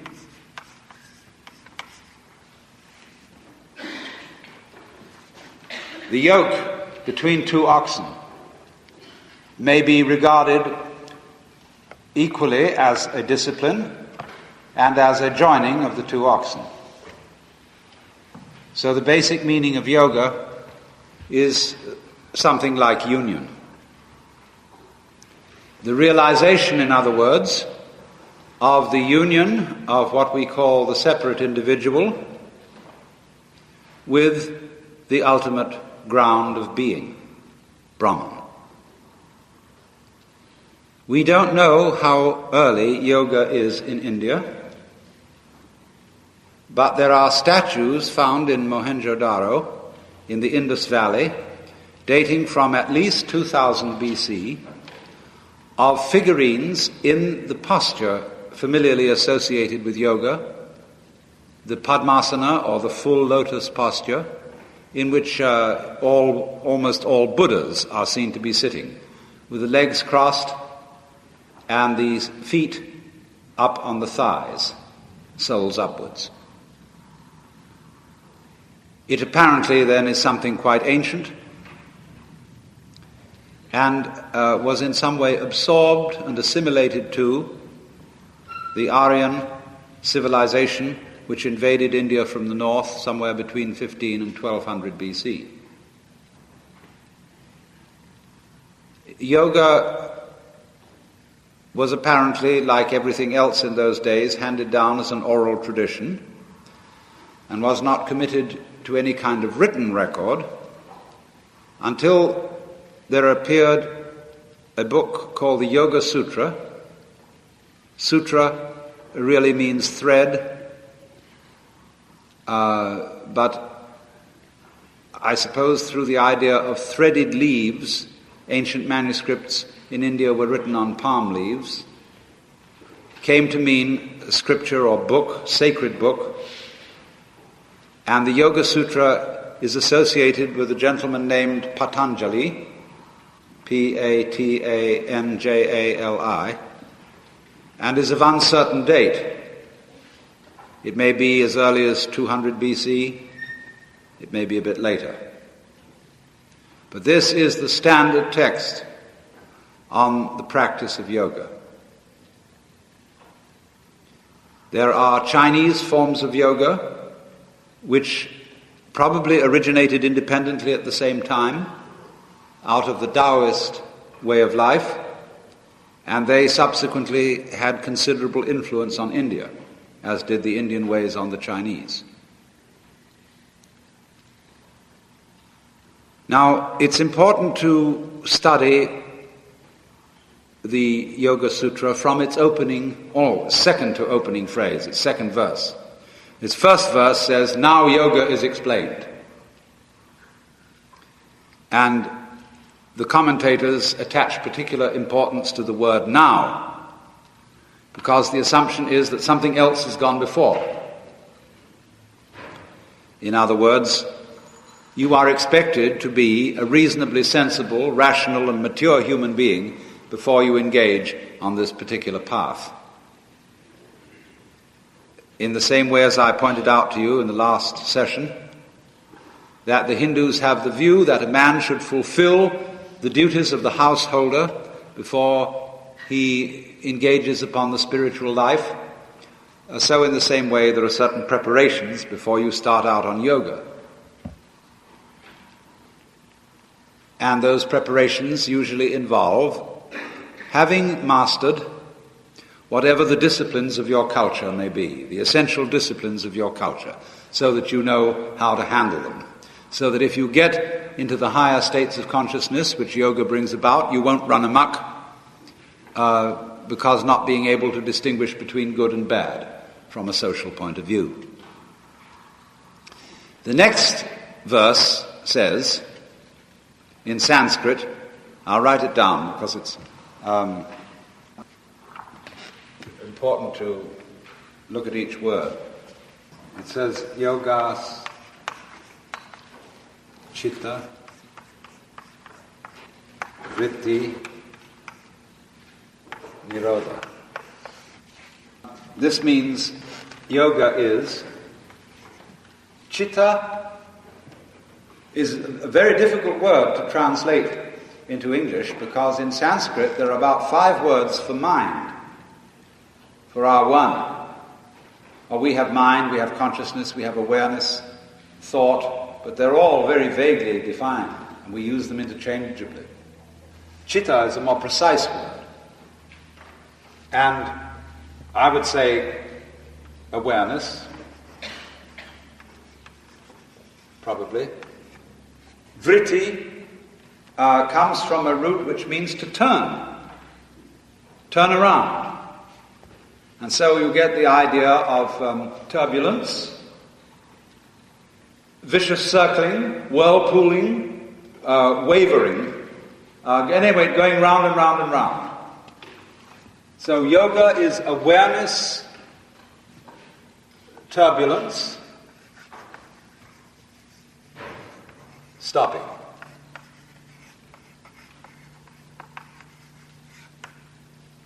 There it is, all in one sentence. You can take this sort of analogy, which is used by yoga teachers. Take it that awareness is something like a pool of water. When the water is quite still, you can see in it the reflection of the sky and everything in the bottom of the pool. When it's muddy and turbulent, you can't. So in the same way, your awareness of the world is like reflecting pool. And if it's turbulent, you don't see clearly. You're not clearly aware. You don't have a mind like a mirror. You have a mind like a distorting mirror, which keeps wiggling. So, yoga then is the art of stilling the mind. There are various schools of thought about what a still mind is. According to one school of thought, the goal of yoga is samadhi.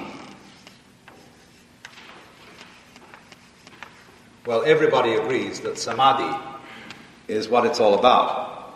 What is this word, samadhi? It refers to a state of consciousness which is sam. Don't say sam, that's different. Sam, related to our word, sam. From the Latin summa, eventually Sanskrit sam. Complete, total. Also related to the word same. Looking on everything equally. Having an equal mind towards all events. Samarasa in Sanskrit. Equanimity. Calmness. Having, as it were, the same attitude in victory and defeat. Also same in the sense of the knower and the known are the same. There is no further division between myself on the one hand and what I am aware of on the other. It's all one. Samadhi. In yoga, there are differentiated two kinds of samadhi. One is called vikalpa, and the other is called nirvikalpa. The word vikalpa means an idea or conception. So there could be a samadhi with an idea in it of some kind, a concept. Nirvikalpa would mean without a concept. Or a samadhi produced by way of a gimmick, a technique, and the ideal samadhi, look mama, no hands, no gimmick. But some schools, as I was saying, there are different opinions about what this all means, interpret nirvikalpa samadhi as being a state in which there is such a degree of absorption or of trance that there is no awareness left of the physical world. You are completely, well, if a psychiatrist looked at you, he would say you were catatonic. Sitting in that posture, immobile, absorbed, rapt. And this is held by one school of thought to be the highest attainment of the human mind. I don't agree with this point of view. I follow another school of thought which has a different idea of nirvikalpa samadhi.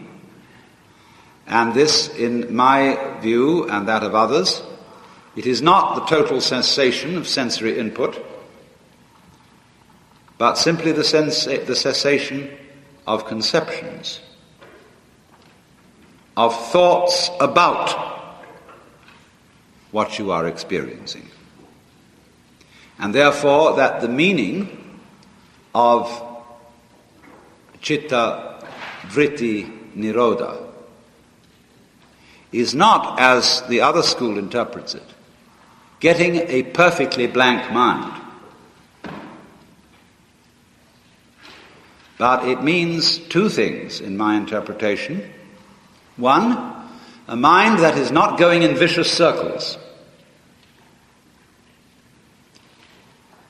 And two, the mind free from the hypnotic influence exercised by thoughts, ideas, words. So then let's consider first of all, what is a mind in the grip of vicious circles? Well, one of the most obvious instances that we all know is the phenomenon of worry. The doctor tells you that you have to have an operation. And that has been set up so that automatically everybody worries about it. But since worrying takes away your appetite and your sleep, it's not good for you. So the doctor tells you not to worry because he wants you on the operating table in a state of good health, well rested, etc. But you can't stop worrying, and therefore you get additionally worried that you are worrying, and therefore will not be in the right shape to be on the operating table. And then, furthermore, because that is quite absurd, and you are mad at yourself because you do it, you are worried because you worry because you worry. That is a vicious circle. Another form of vicious circle is when a person is convinced that they ought to be unselfish, and are so convinced for selfish reasons. I would like to think of myself as an unselfish person, because that's the sort of person I'm supposed to be. So therefore I have a selfish reason for wanting to be unselfish, and because of that, no amount of effort will ever succeed in making me unselfish, but will only succeed in sending me around in circles. I'll be proud that I'm humble, etc. That is citta vritti, turnings of the mind. See? So now, yoga is initially stopping that. Can you allow your mind to be quiet? Isn't it difficult? Because the mind seems to be like a monkey, jumping up and down and jabbering all the time. Once you've learned to think, you can't stop. And an enormous number of people devote their lives to keeping their minds busy and feel extremely uncomfortable with silence. When you're alone, say in a doctor's waiting room, which may be very uninteresting, nobody's saying anything, there's nothing to do, there's this worry, this lack of distraction. I'm left alone with myself, and I want to get away from myself. I'm always wanting to get away from myself. That's why I go to the movies, that's why I read mystery stories, that's why I go after to girls or anything that you do, or get drunk or whatever. I don't want to be with myself. I feel queer. I feel like, you know how it is when you run your fingernails up a blackboard on a cold day? Creepy. So, well, why do you want to run away from yourself? What's so bad about it? Why do you want to forget this? Why do you want to become absorbed? Because you are addicted to thoughts. And this is a drug, a real dangerous one. Compulsive thinking, going on and on and on and on and on all the time. It's a habit. As you keep telling yourself where you are, who you are, what's going on, how good it is, how bad it is, reading the newspaper of your mind. You know a lot of people, they get hold of a newspaper, and the newspaper reads them, they don't read it. Newspaper is designed to read you. Typographers, the layout people, very carefully calculated how to carry your eye from one end of it to another. So there's a difficulty about stopping that activity. And you really have to stop it if you want to be sane. Because if I talk all the time, I don't hear what anyone else has to say. And then I'll end up in the situation of having nothing to talk about but my own talking.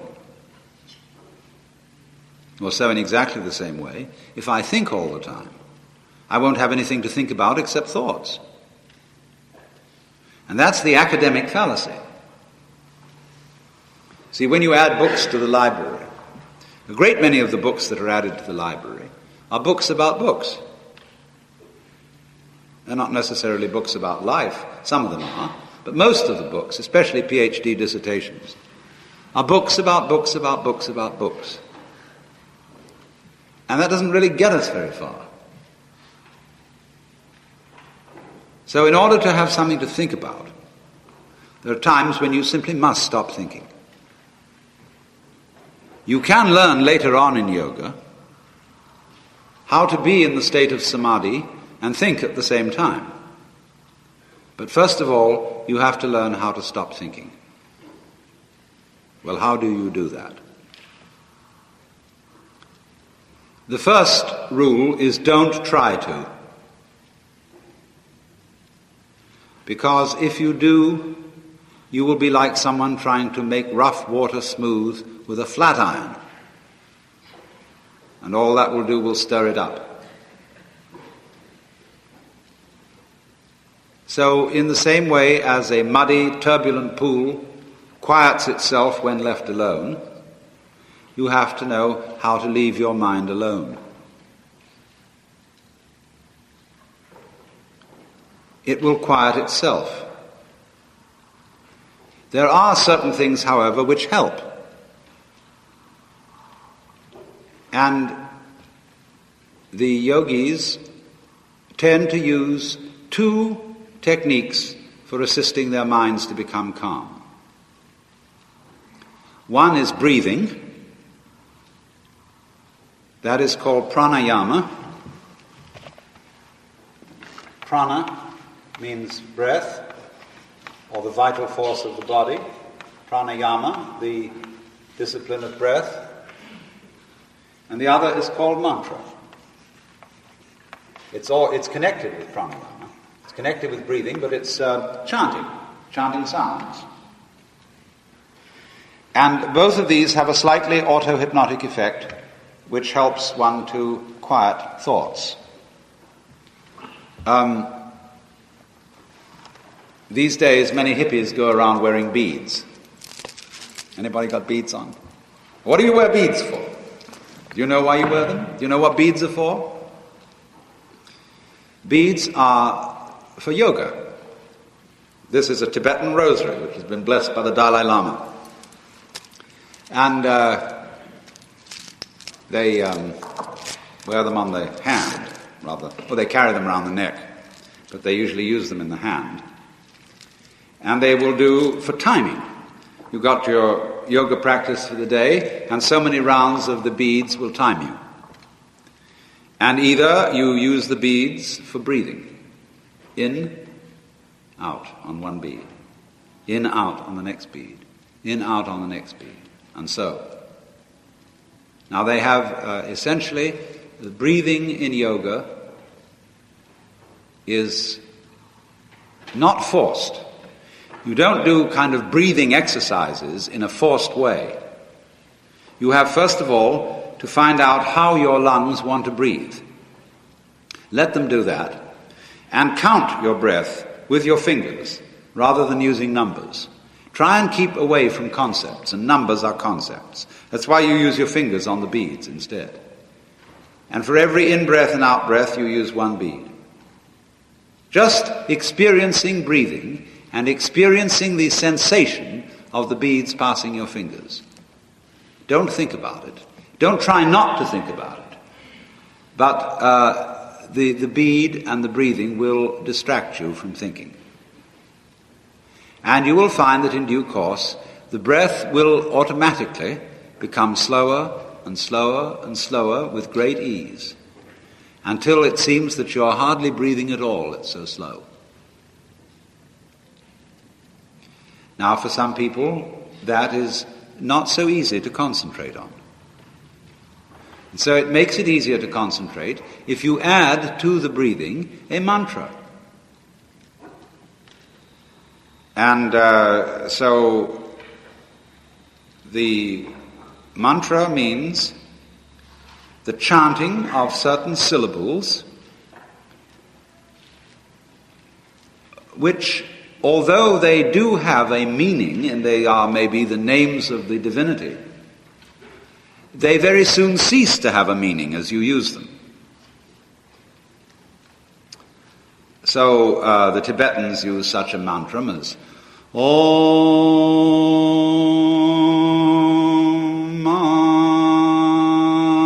Mani Padme.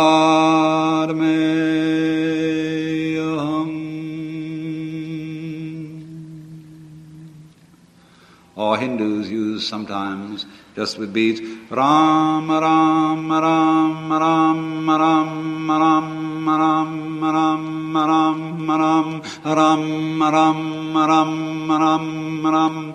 Or more complicated ones, Om Ram, Shri Ram, Jai Jai Ram, Om Ram, Shri Ram, Jai Jai Ram, Om Ram, Shri Ram, Jai Jai Ram. Oh, such things.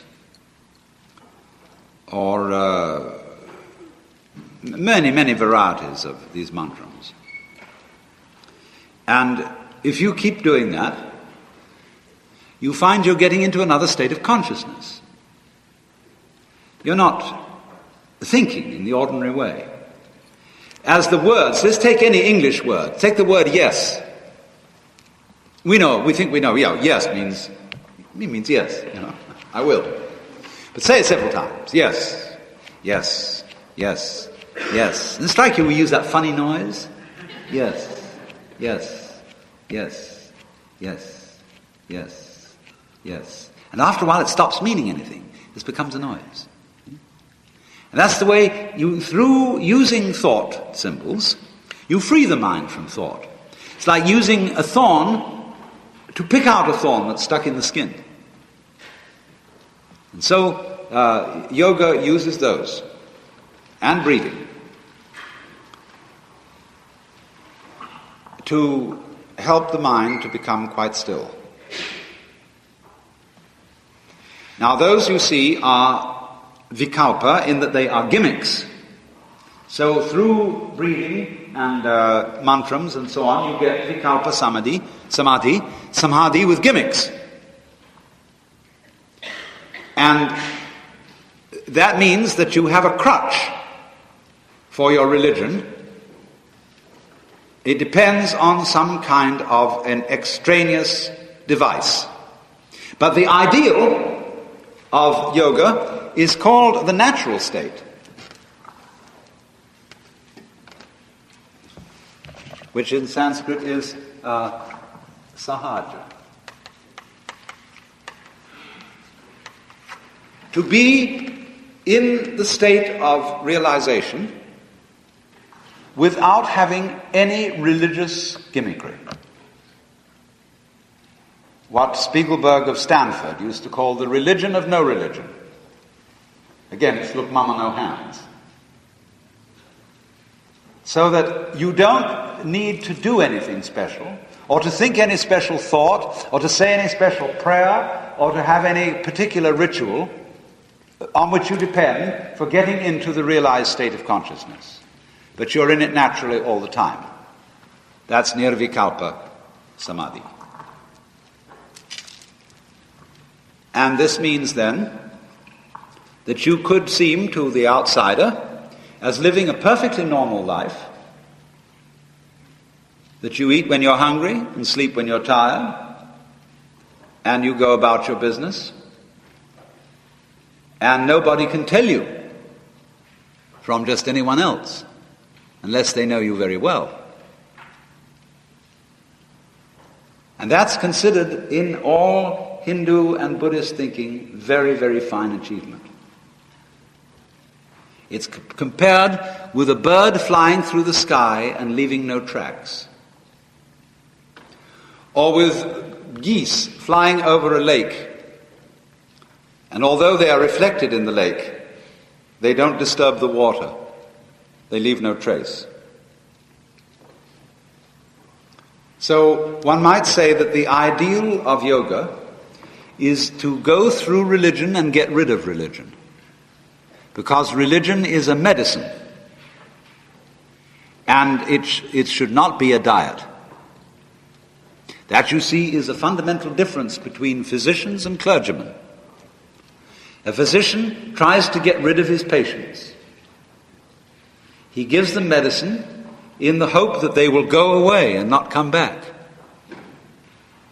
But unfortunately, the clergyman tries to get you hooked on the medicine so that you'll come to church every Sunday and pay your contribution to pay off the mortgage. That's a very serious problem with churches. The investment in buildings and such liabilities. But the doctor, you see, although they have these hospitals, they hope that the turnover will be big enough to pay for it. And they can't get a big turnover unless they're successful in getting rid of patients. But the patients who have been successfully got rid of go and recommend this doctor to other patients. And so they keep coming through because they're always sick people. And the Hindu, in a way, and especially the Buddhist, take very much this view of religion. Religion is not something to get hooked up on. A person hung up on religion or hung up on yoga is felt to be still in bondage. So yoga is to get rid of yoga and come to the final state here called nirvikalpa samadhi, where you are in the realized state naturally. Now, of course, the doctrine of the Upanishads is that everybody is in the state of union, of yoga, of union with Brahman, whether you know it or whether you don't.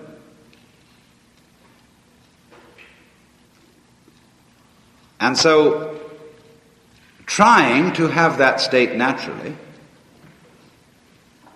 is really and truly doing something redundant. You are trying to be where you are, to become what you are. But that's because you don't know you're there. And we can see, if we go back, why you don't know that you're there. Because if you are the Brahman, you in the beginning of things deliberately pretended you weren't. Only you did it so well that by now you've forgotten you did it. And so to wake up again, you have to press on trying to get back, although that's unnecessary. You will only learn that it's unnecessary through trying to get there. Sort of making a fool of yourself. Trying to get what you already have. So that in a way, I've been told that there are idiots who sit in padded cells trying to catch their thumb. You know, you put your hand round your thumb like this, so here's your thumb wiggling like that, and then you say, ooh, whoops, let's try and catch it. No, it went away. No. No, it's gone. Oh, see? You can't catch it. Because, of course, it's the thing you're trying to catch is the catcher. So, in the same way, when you set out to realize that you are the ground of being, the Brahman, you're doing just that. You're trying to catch your own thumb. See? And it doesn't work. And you think, oh dear, this is becoming a very difficult task. I must ask my teacher about it. I must be sure he's a good teacher, because I've set myself this very, very tough problem. Well, it's a silly problem. Only, in most cases, it takes years of sweating at it to see how silly it is. That's all it amounts to, basically. So, what happens in yoga is that you get a set of hurdles, discipline hurdles, to go through. And I'm only giving you a very, very sketchy account of this, because I could go into all kinds of technicalities. But you can read those in the books. All about the chakras up the spine and the complicated ways of breathing to awaken the different chakras or levels of consciousness and all that jazz. But all that is jazz, essentially, over certain fundamental principles. And what I want to be sure of is that you get the fundamental principles.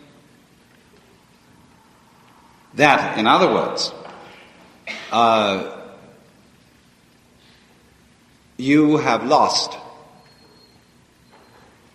your sense of harmonious coherence with the whole domain of being. And you're puzzled as to what's the right thing to do, what's the wrong thing to do, how I ought to be, how to control my mind, how to do this, that, and the other. And everybody has contradictory advice for you. He who hesitates is lost. Look before you leap.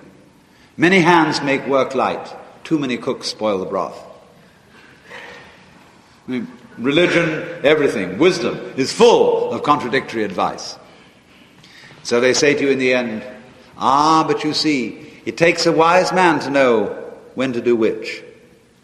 Well, you say, how do you become wise? Well, it's a matter of experience. It's like you apply for a job and they say, well, how much experience do you have? Well, you say, I haven't had a job before. Well, you must get one, and then we can give you one. To him that hath shall be given. And it's the same way all these people talk. You ask a question, and the guru answers. When you know the answer, you won't ask the question. Well, that's pretty obvious.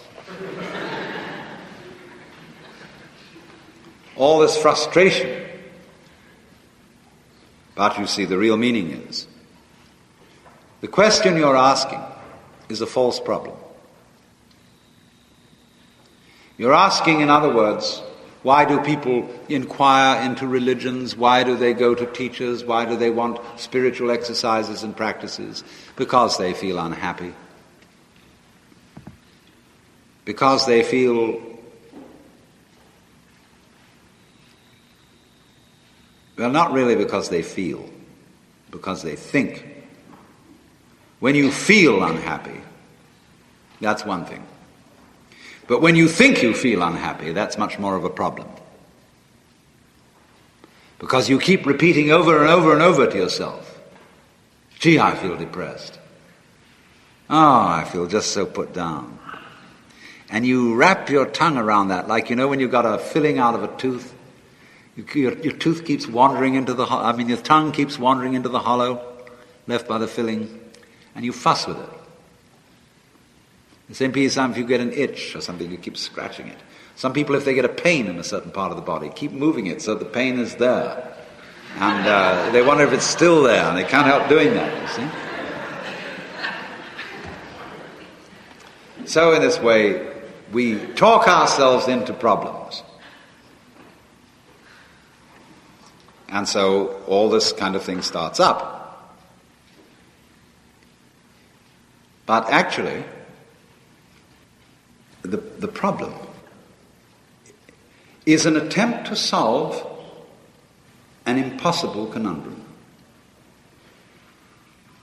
That's the most frustrating problem of all. See, all sensible questions have sensible answers. How do you cook swordfish steak? Problem. Well, someone can tell you. It's quite simple. How do I draw a square circle? Well, the question doesn't mean anything. So naturally there's no answer to it. So how can I get myself into a state where I'm always happy? How can we arrange things in this room so that they're all up? Silly question. So was the other one. How can I attain peace of mind? Well, there's a Zen story about that, where the master says, bring out your mind and I'll pacify it. And the questioner says, but when I look for my mind, I can't find it. He said, there, it's pacified.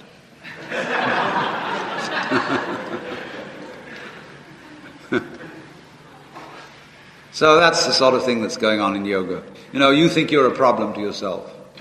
And so that Guru says, find you.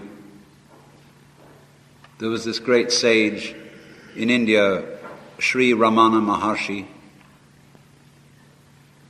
And people used to, he lived in modern times.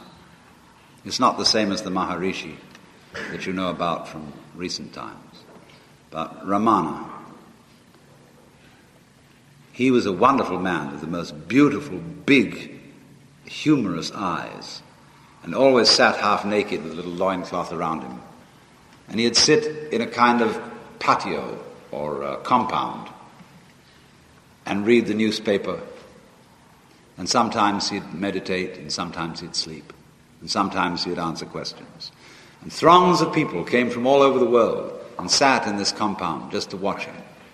And there were chickens around scratching, and mothers feeding their babies, and dogs and so on. He took very little notice of it all, but they just wanted to sit in his presence. And they would come to him and say, oh, Maharshi, who was I in my past life? And he'd come back and say, who wants to know? Oh, Maharshi, how many years will it take me to attain liberation? He'll say, who wants to attain liberation? Always, he'd throw every question back on the source of the question. Who are you? Well, that's something you see you can't get hold of. That's this thing, you see. Who am I? Wow. Who am I? Can't get it. So the yoga teacher sets you to doing this as fast as he can get you going, as ruthlessly, as relentlessly. Who are you? Find out when you breathe. What is breathing? Find out when you know. What is knowing? Get to the root of the matter. Ask, ask, ask, inquire, inquire, inquire. And one day, it all becomes clear.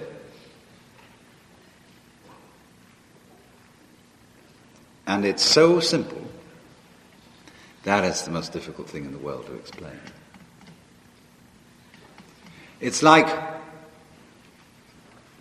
you just see, well, this is it. This is the way it is. There is no problem about it.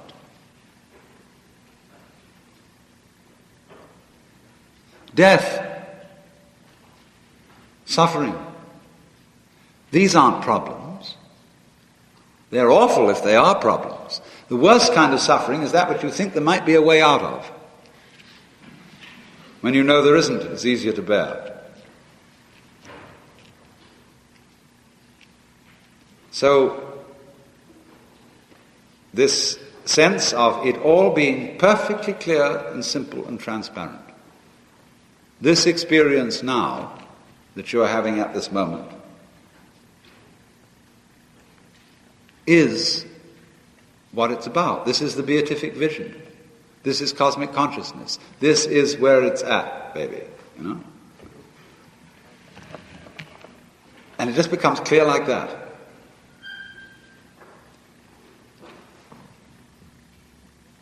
But you see, when you say that to someone who may not have had such an experience, they say, so what? You mean it's just what's going on now? I would say, why do you use the word just for what's going on now? Because that means you're only half awake, if awake at all. You are bolting your life, like some people bolt their food. And you think you've experienced now. Or you say, I have now, after now, after now, after now, after now. Now, boop, that one goes down, boop, that one goes down, boop, that one goes down, boop, that one goes down. I still feel hungry. I want the good one. I hope that somewhere down on the end of the line in the future is going to be a sudden now experience which will be, that's the thing I wanted. But tomorrow never comes. I find it a little difficult to say what the subject matter of this seminar is going to be, because it's too fundamental to give it a title. I'm going to talk about what there is.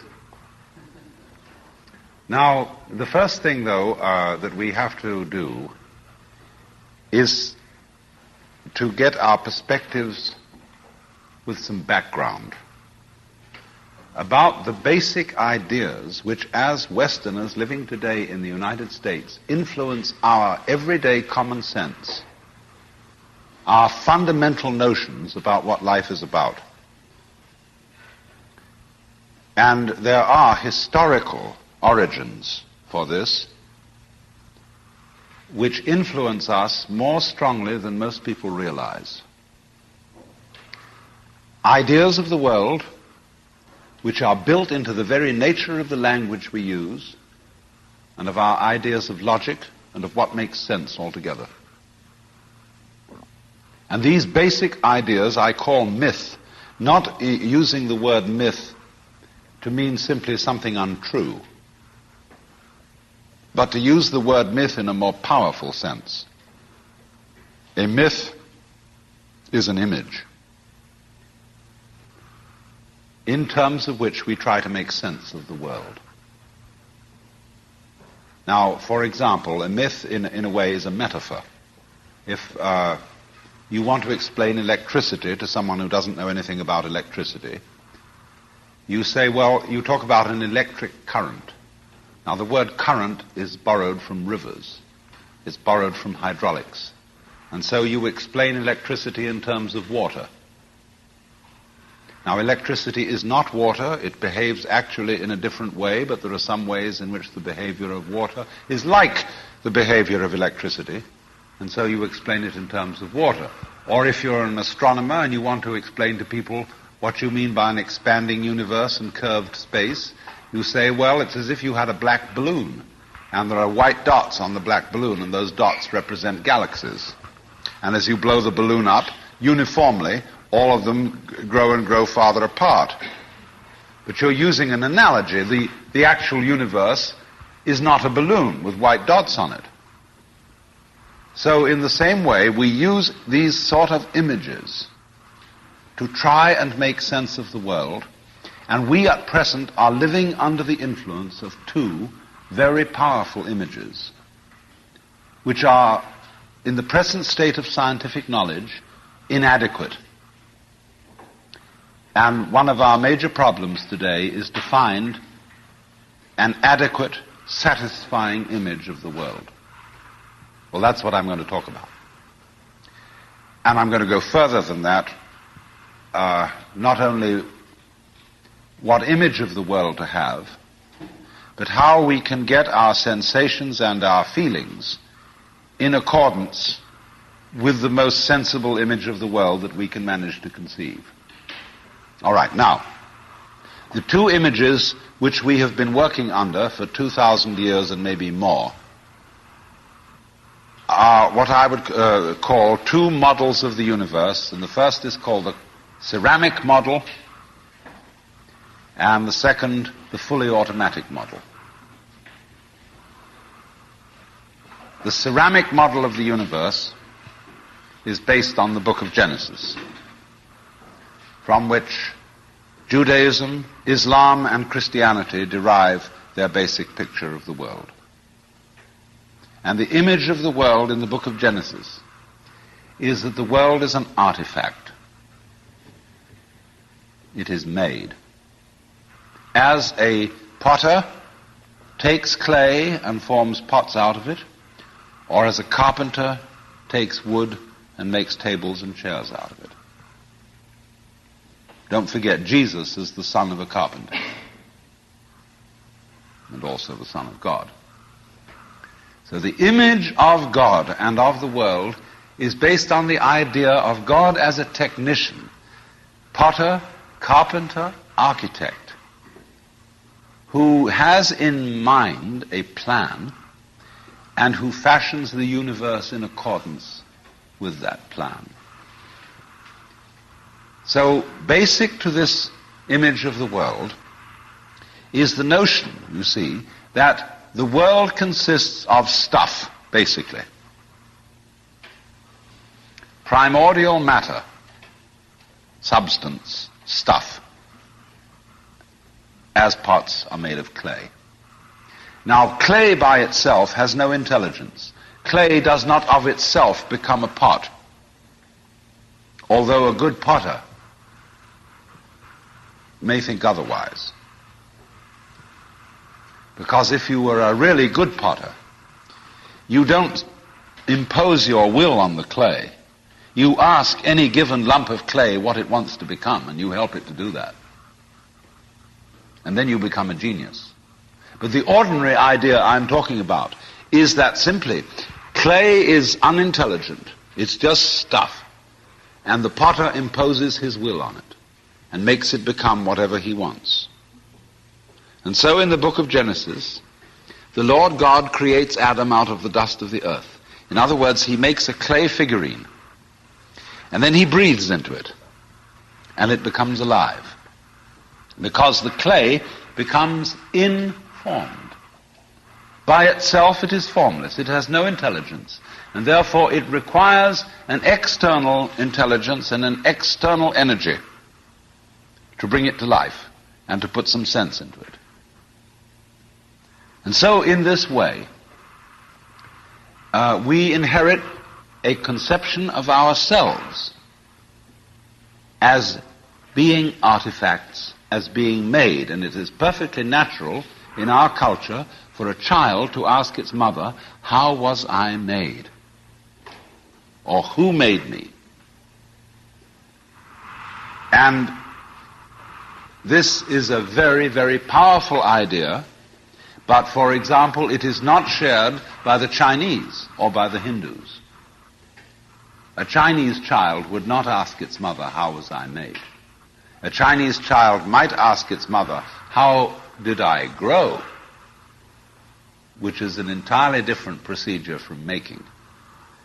You see, when you make something, you put it together, you arrange parts.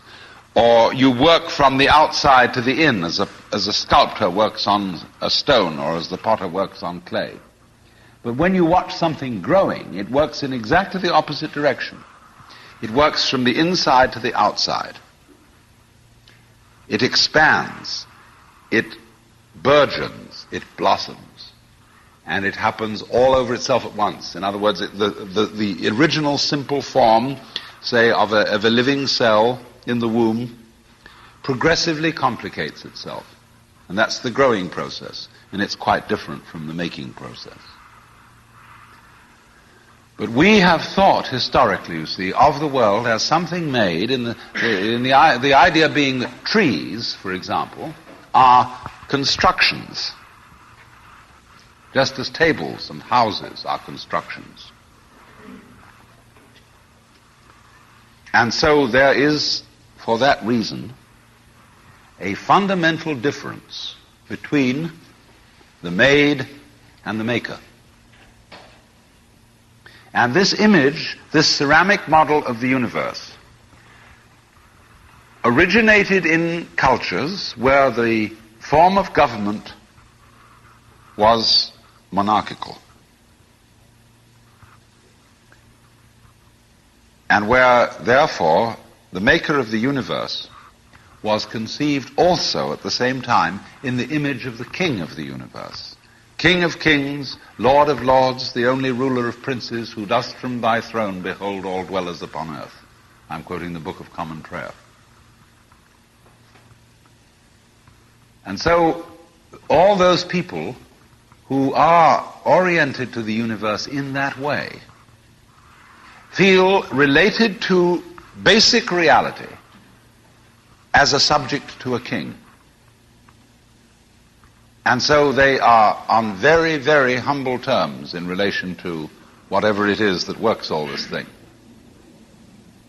I find it odd in the United States that people who are citizens of a republic have a monarchical theory of the universe. That you can talk about the President of the United States as LBJ, or Ike, or Harry. But you can't talk about the Lord of the universe in such familiar terms. Because we are carrying over from the very ancient Near Eastern cultures the notion that the Lord of the universe must be respected in a certain way. People kneel, people bow, people prostrate themselves. Because, and you know what the reason for all that is, that nobody is more frightened of everybody else than a tyrant. He sits with his back to the wall, and his guards on either side of him. And he has you face downwards on the ground because you can't use weapons that way. When you come into his presence, you don't stand up and face him because you might attack. And he has reason to fear that you might because he's ruling you all. And the man who rules you all is the biggest crook in the bunch. Because he's the one who's succeeded in crime. The other people are pushed aside because the criminals, the people we lock up in jail, are simply the people who didn't make it. So naturally, the real boss sits with his back to the wall and his henchmen on either side of him. And so when you design a church, what does it look like? Catholic church with the altar as it used to be. It's changing now because the Catholic religion is changing. But the Catholic church has the altar with its back to the wall at the east end of the church. And there the altar is the throne, and the priest is the chief vizier of the court, and he is making obeisance to the throne in front, but there is the throne of God, the altar. And all the people are facing it and kneeling down. And a great Catholic cathedral is called a basilica, from the Greek basileus, which means king. So a basilica is the house of a king. And the ritual of the Catholic Church is based on the court rituals of Byzantium. A Protestant church is a little different, but basically the same. The furniture of a Protestant church is based on a judicial courthouse. The pulpit, the judge in an American court wears a black robe. He wears exactly the same dress as a Protestant minister. And everybody sits in these boxes. Like there's a jury box, there's a box for the judge, there's a box for this, a box for that, and those are the pews in an ordinary kind of colonial-type Protestant church. So both these kinds of churches, which have an autocratic view of the nature of the universe, decorate themselves, are architecturally constructed in accordance with political images of the universe. One is the king and the other is the judge. Your Honor. There's sense in this. When in court you have to refer to the judge as Your Honor, it stops the people engaged in litigation from losing their tempers and getting rude. There's a certain sense to that. But when you want to apply that image to the universe itself, to the very nature of life, it has limitations. For one thing, the idea of a difference between matter and spirit. This idea doesn't work anymore. Long, long ago, physicists stopped asking the question, what is matter? They began that way. They wanted to know, what is the fundamental substance of the world? And the more they asked that question, the more they realized they couldn't answer it. Because if you're going to say what matter is, you've got to describe it in terms of behavior. And that is to say, in terms of form, in terms of pattern. You tell what it does. You describe the smallest shapes of it that you can see. Do you see what happens? You look, say, at a piece of stone, and you want to say, well, what is this piece of stone made of? Well, you take your microscope, and you look at it, and instead of just this block of stuff, you see ever so many tinier shapes, little crystals. So you say, fine, so far so good. Now, what are these crystals made of? And you take a more powerful instrument, and you find that they are made of molecules. And then you take still more powerful instruments to find out what the molecules are made of, and you begin to describe atoms, electrons, protons, mesons, all sorts of subnuclear particles. But you never arrive at the basic stuff. Because there isn't any. What happens is this. Stuff is a word for the world as it looks when our eyes are out of focus. Fuzzy. Stuff, the idea of stuff is that it's undifferentiated as some kind of a goo. And when your eyes are not in sharp focus, everything looks fuzzy. When you get your eyes into focus, you see a form, you see a pattern. But when you want to change the level of magnification and go in closer and closer and closer, you get fuzzy again before you get clear. So every time you get fuzzy, you go through thinking there's some kind of stuff there. But when you get clear, you see a shape. And so all that we can talk about is patterns. We never can talk about the stuff of which these patterns is supposed to be made, because you don't really have to suppose that there is any. It's enough to talk about the world in terms of pattern. It describes anything that can be described. And you don't really then have to suppose that there is some stuff which constitutes the essence of the pattern in the same way that clay constitutes the essence of pots. clay, and so for this reason, you don't really have to suppose that the world is some kind of helpless, passive, unintelligent junk which an outside agency has to inform and make it into intelligent shapes. So the picture of the world in the most sophisticated physics of today is not formed stuff, potted clay, but pattern. A self-moving, self-designing pattern, a dance. And we haven't yet, our common sense as individuals hasn't yet caught up with this. Well now, in the course of time, in the evolution of Western thought, the ceramic image of the world ran into trouble and changed into what I call the fully automatic model or image of the world.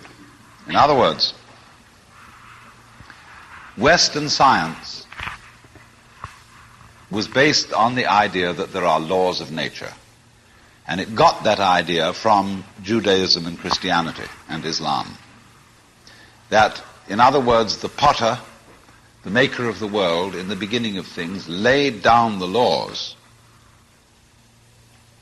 And the law of God, which is also the law of nature, is called the Logos. And in Christianity, the Logos is the second person of the Trinity, incarnate as Jesus Christ, who thereby is the perfect exemplar of the divine law.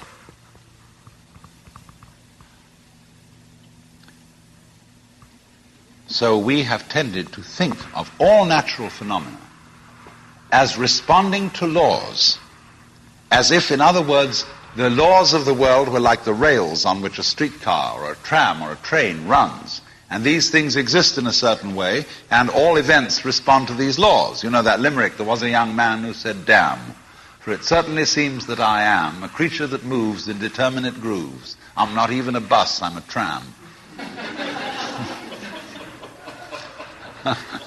So, here's this idea that there's a kind of a plan, and everything responds and obeys that plan. Well, in the 18th century, Western intellectuals began to suspect this idea. And what they suspected is whether there is a lawmaker, whether there is an architect of the universe. And they found out, or they reasoned, that you don't have to suppose that there is. Why? Because the hypothesis of God does not help us to make any predictions.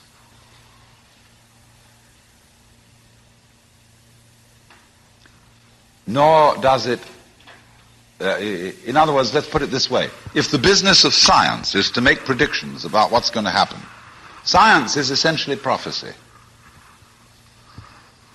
What's going to happen? By studying the behavior of the past and describing it carefully, we can make predictions about what's going to happen in the future. That's really the whole of science.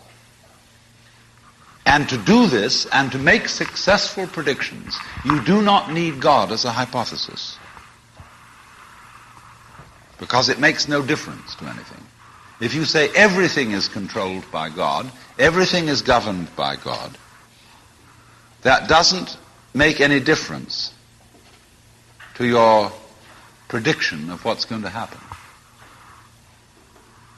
And so what they did was simply drop that hypothesis. But they kept the hypothesis of law.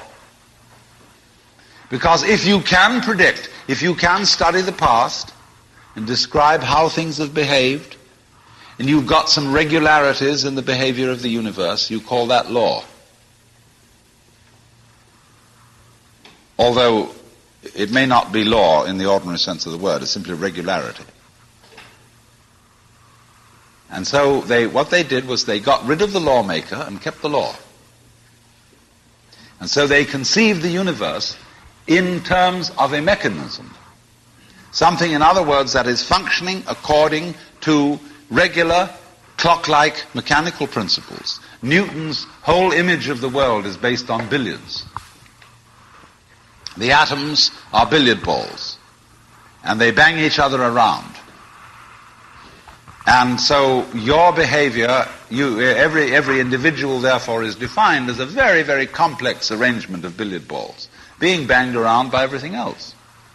And so behind the fully automatic model of the universe is the notion that reality itself is, to use the favorite term of 19th century scientists, blind energy. In, say, the metaphysics of Ernst Haeckel and T.H. Huxley, the world is basically nothing but energy. Blind, unintelligent force. And likewise, in parallel to this, in the philosophy of Freud, the basic psychological energy is libido, which is blind lust. And it is only a fluke. It is only as a result of pure chances that, resulting from the exuberance of this energy, there are people with values, with reason, with languages, with cultures, and with love. Just a fluke. Like, 1,000 monkeys typing 1,000 typewriters for 1,000,000 years will eventually type the Encyclopedia Britannica. And, of course, the moment they stop typing the Encyclopedia Britannica, they will relapse into nonsense. And so in order that that shall not happen, because you and I are flukes in this cosmos, and we like our way of life, we like being human, if we want to keep it, say these people, we've got to fight nature, because it'll turn us back into nonsense the moment we let it. And so we've got to impose our will upon this world as if we were something completely alien to it from outside. And so we get a culture based on the idea of the war between man and nature. And we talk about the conquest of space, the conquest of Everest. And the great symbols of our culture are the rocket and the bulldozer. The rocket.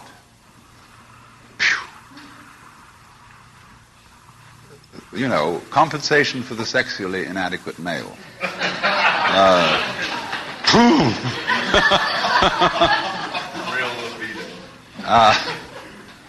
So we're going to conquer space.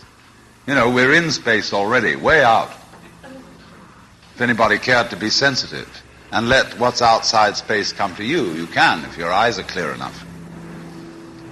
Aided by telescopes, aided by radio astronomy, aided by all the kind of sensitive instruments we can devise. We are as far out in space as we're ever going to get. But, sensitivity isn't the pitch. Especially in the WASP culture of the United States, we define manliness in terms of aggression. You see, because we're a little bit frightened as to whether we are really men. And so we put on this great show of being a tough guy.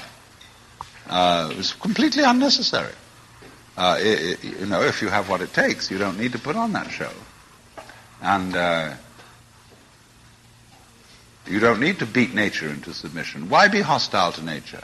Because after all, you are a symptom of nature.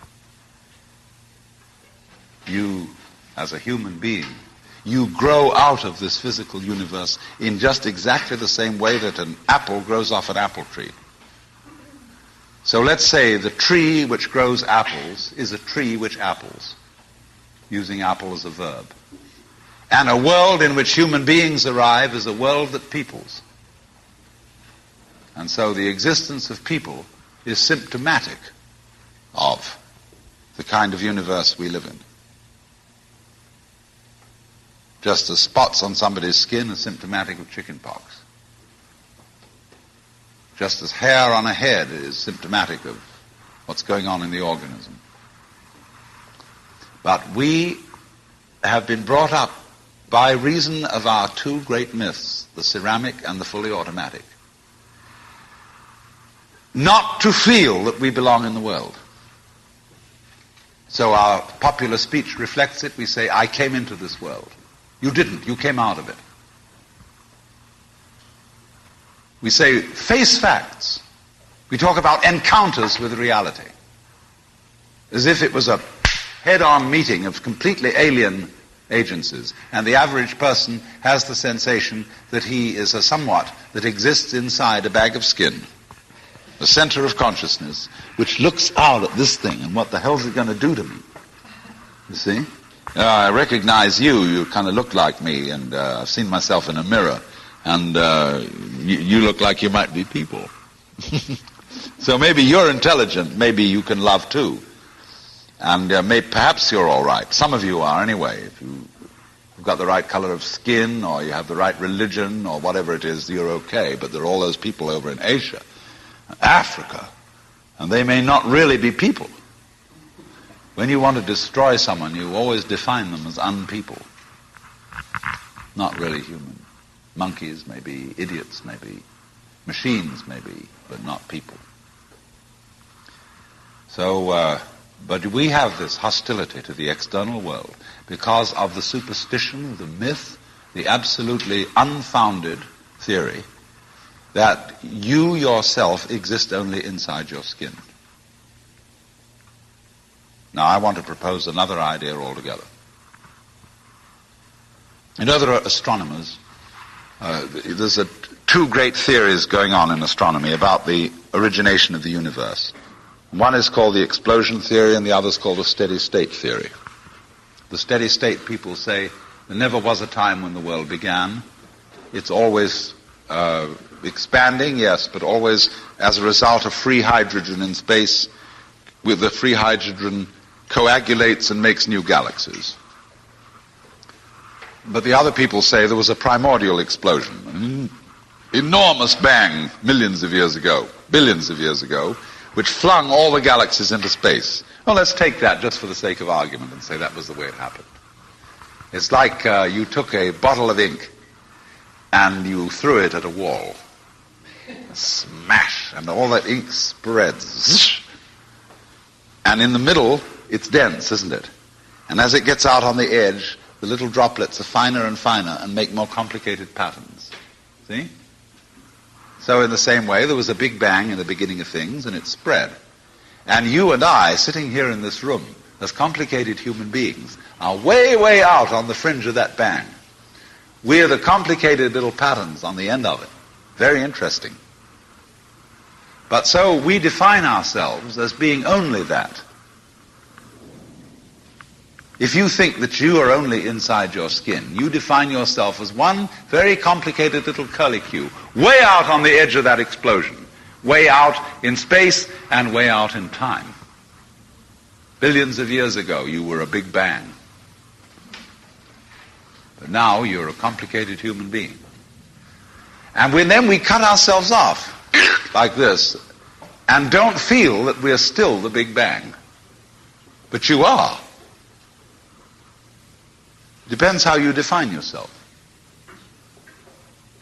You are actually, if this is the way things started, if there was a Big Bang in the beginning, you're not something that is a result of the Big Bang.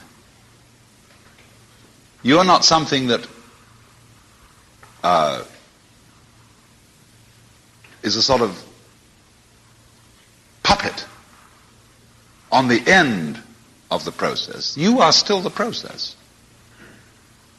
You are the Big Bang, the original force of the universe, coming on as whoever you are. See, when I meet you, I see not just what you define yourself as, Mr. So-and-so, Miss So-and-so, Mrs. So-and-so. I see every one of you as the primordial energy of the universe coming on at me in this particular way. I know I'm that too. But we've learned to define ourselves as separate from it. And so what I would call a kind of a basic problem we've got to go through first is to understand that there are no such things as things. That is to say, separate things or separate events. That is only a way of talking. And if you can understand this, you're going to have no further problems. I once asked a group of high school children, what do you mean by a thing? And first of all, they gave me all sorts of synonyms. They said it's an object, which is simply another word for a thing. It doesn't tell you anything about what you mean by a thing. And finally, a very smart girl from Italy, who was in the group, said a thing is a noun. And she was quite right. A noun isn't a part of nature, it's a part of speech. There are no nouns in the physical world. There are no separate things in the physical world either. See, the physical world is wiggly. It's something like this.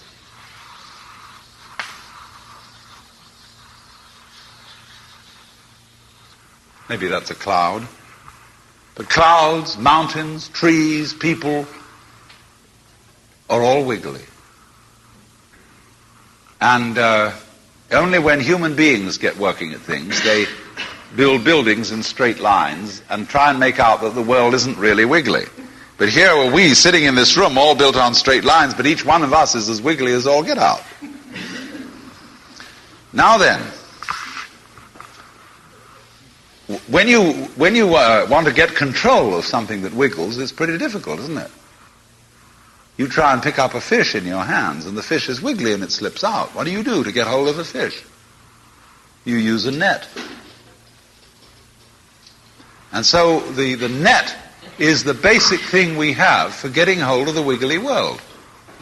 And so if you want to get hold of this wiggle, you've got to put a net over it.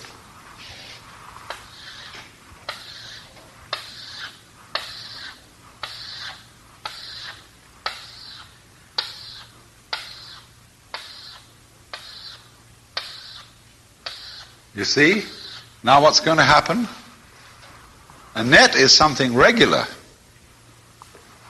And I can number the holes in a net. So many holes up, so many holes across. And if I can number these holes, I can count exactly where each wiggle is in terms of a hole in that net. And that's the beginning of calculus, the art of measuring the world. But in order to do that, I've got to break up the wiggle into bits. And I've got to call this a specific bit, and this the next bit of the wiggle, and this the next bit, and this the next bit of the wiggle. And so these bits are things or events. Bits of wiggles, which I mark out in order to talk about the wiggle, in order to measure it, and therefore in order to control it. But in nature, in fact, in the physical world, the wiggle isn't bitted. Like you don't get a cut-up fryer out of an egg. But you have to cut the chicken up in order to eat it. You bite it. But it doesn't come bitten. So the world doesn't come thinged. It doesn't come evented. You and I are all as much continuous with the physical universe as a wave is continuous with the ocean. The ocean waves, and the universe peoples. And as the wave, I wave at you and say, you! The world is waving at you, at me with you, and saying, hi, I'm here. But our consciousness, the way we feel and sense our existence, being based on a myth that we are made, that we are parts, that we are things, our consciousness has been influenced so that each one of us does not feel that. We feel we have been hypnotized, literally hypnotized, by social convention into feeling and sensing that we exist only inside our skins. That we are not the original bang, but just something out on the end of it. And therefore we are scared stiff. Because my wave is going to disappear. And I'm going to die. And that would be awful. We've got a mythology going now, which as Father Maskell put it, We're nothing but something that happens between the maternity ward and the crematorium. And that's it. And therefore everybody feels unhappy and miserable. You know, this is what people really believe today. You may go to church, you may say you believe in this, that, and the other, but you don't. Even Jehovah's Witnesses, who are the most fundamentalists, they're polite when they come round and knock at the door.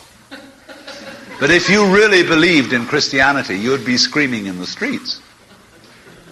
But nobody does.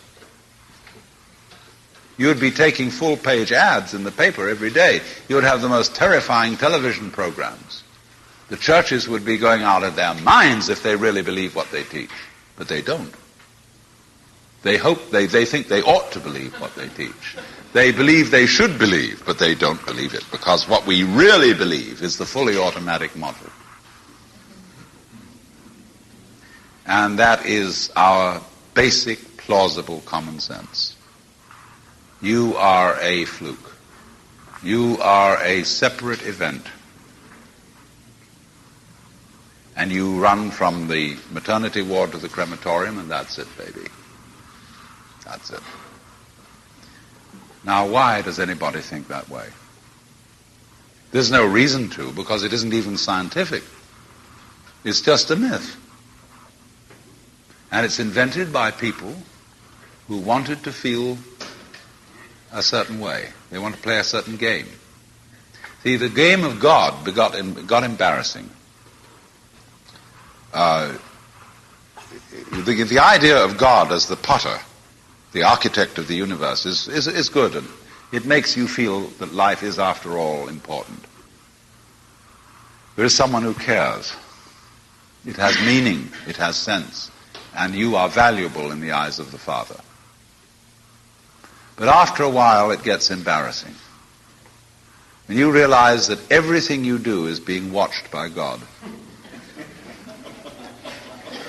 He knows your tiniest, inmost feelings and thoughts, and you say after a while, quit bugging me. I don't want you around. So you become an atheist, just to get rid of it. Then you feel terrible after that, because you got rid of God, but that means you got rid of yourself. You're just nothing but a machine. And your idea that you're a machine is just a machine too. So if you're a smart kid, you commit suicide. Camus said there is only really one serious philosophical question, which is whether or not to commit suicide. I think there are 4 or 5 serious philosophical questions. The first one is, who started it? The second is, are we going to make it? The third is, where are we going to put it? The fourth is, who's going to clean up? And the fifth, is it serious? But still, should you or not commit suicide? This is a good question. Why go on? And you only go on if the game is worth the candle. Now, the universe has been going on for an incredible long time. And so really, a satisfactory theory of the universe has to be one that's worth betting on. That's it seems to me, absolutely elementary common sense. If you make a theory of the universe which isn't worth betting on, why bother? Just commit suicide. But if you want to go on playing the game, you've got to have an optimal theory for playing the game. Otherwise, there's no point in it. But the people who coined the fully automatic theory of the universe were playing a very funny game. What they wanted to say was this: all you people who believe in religion are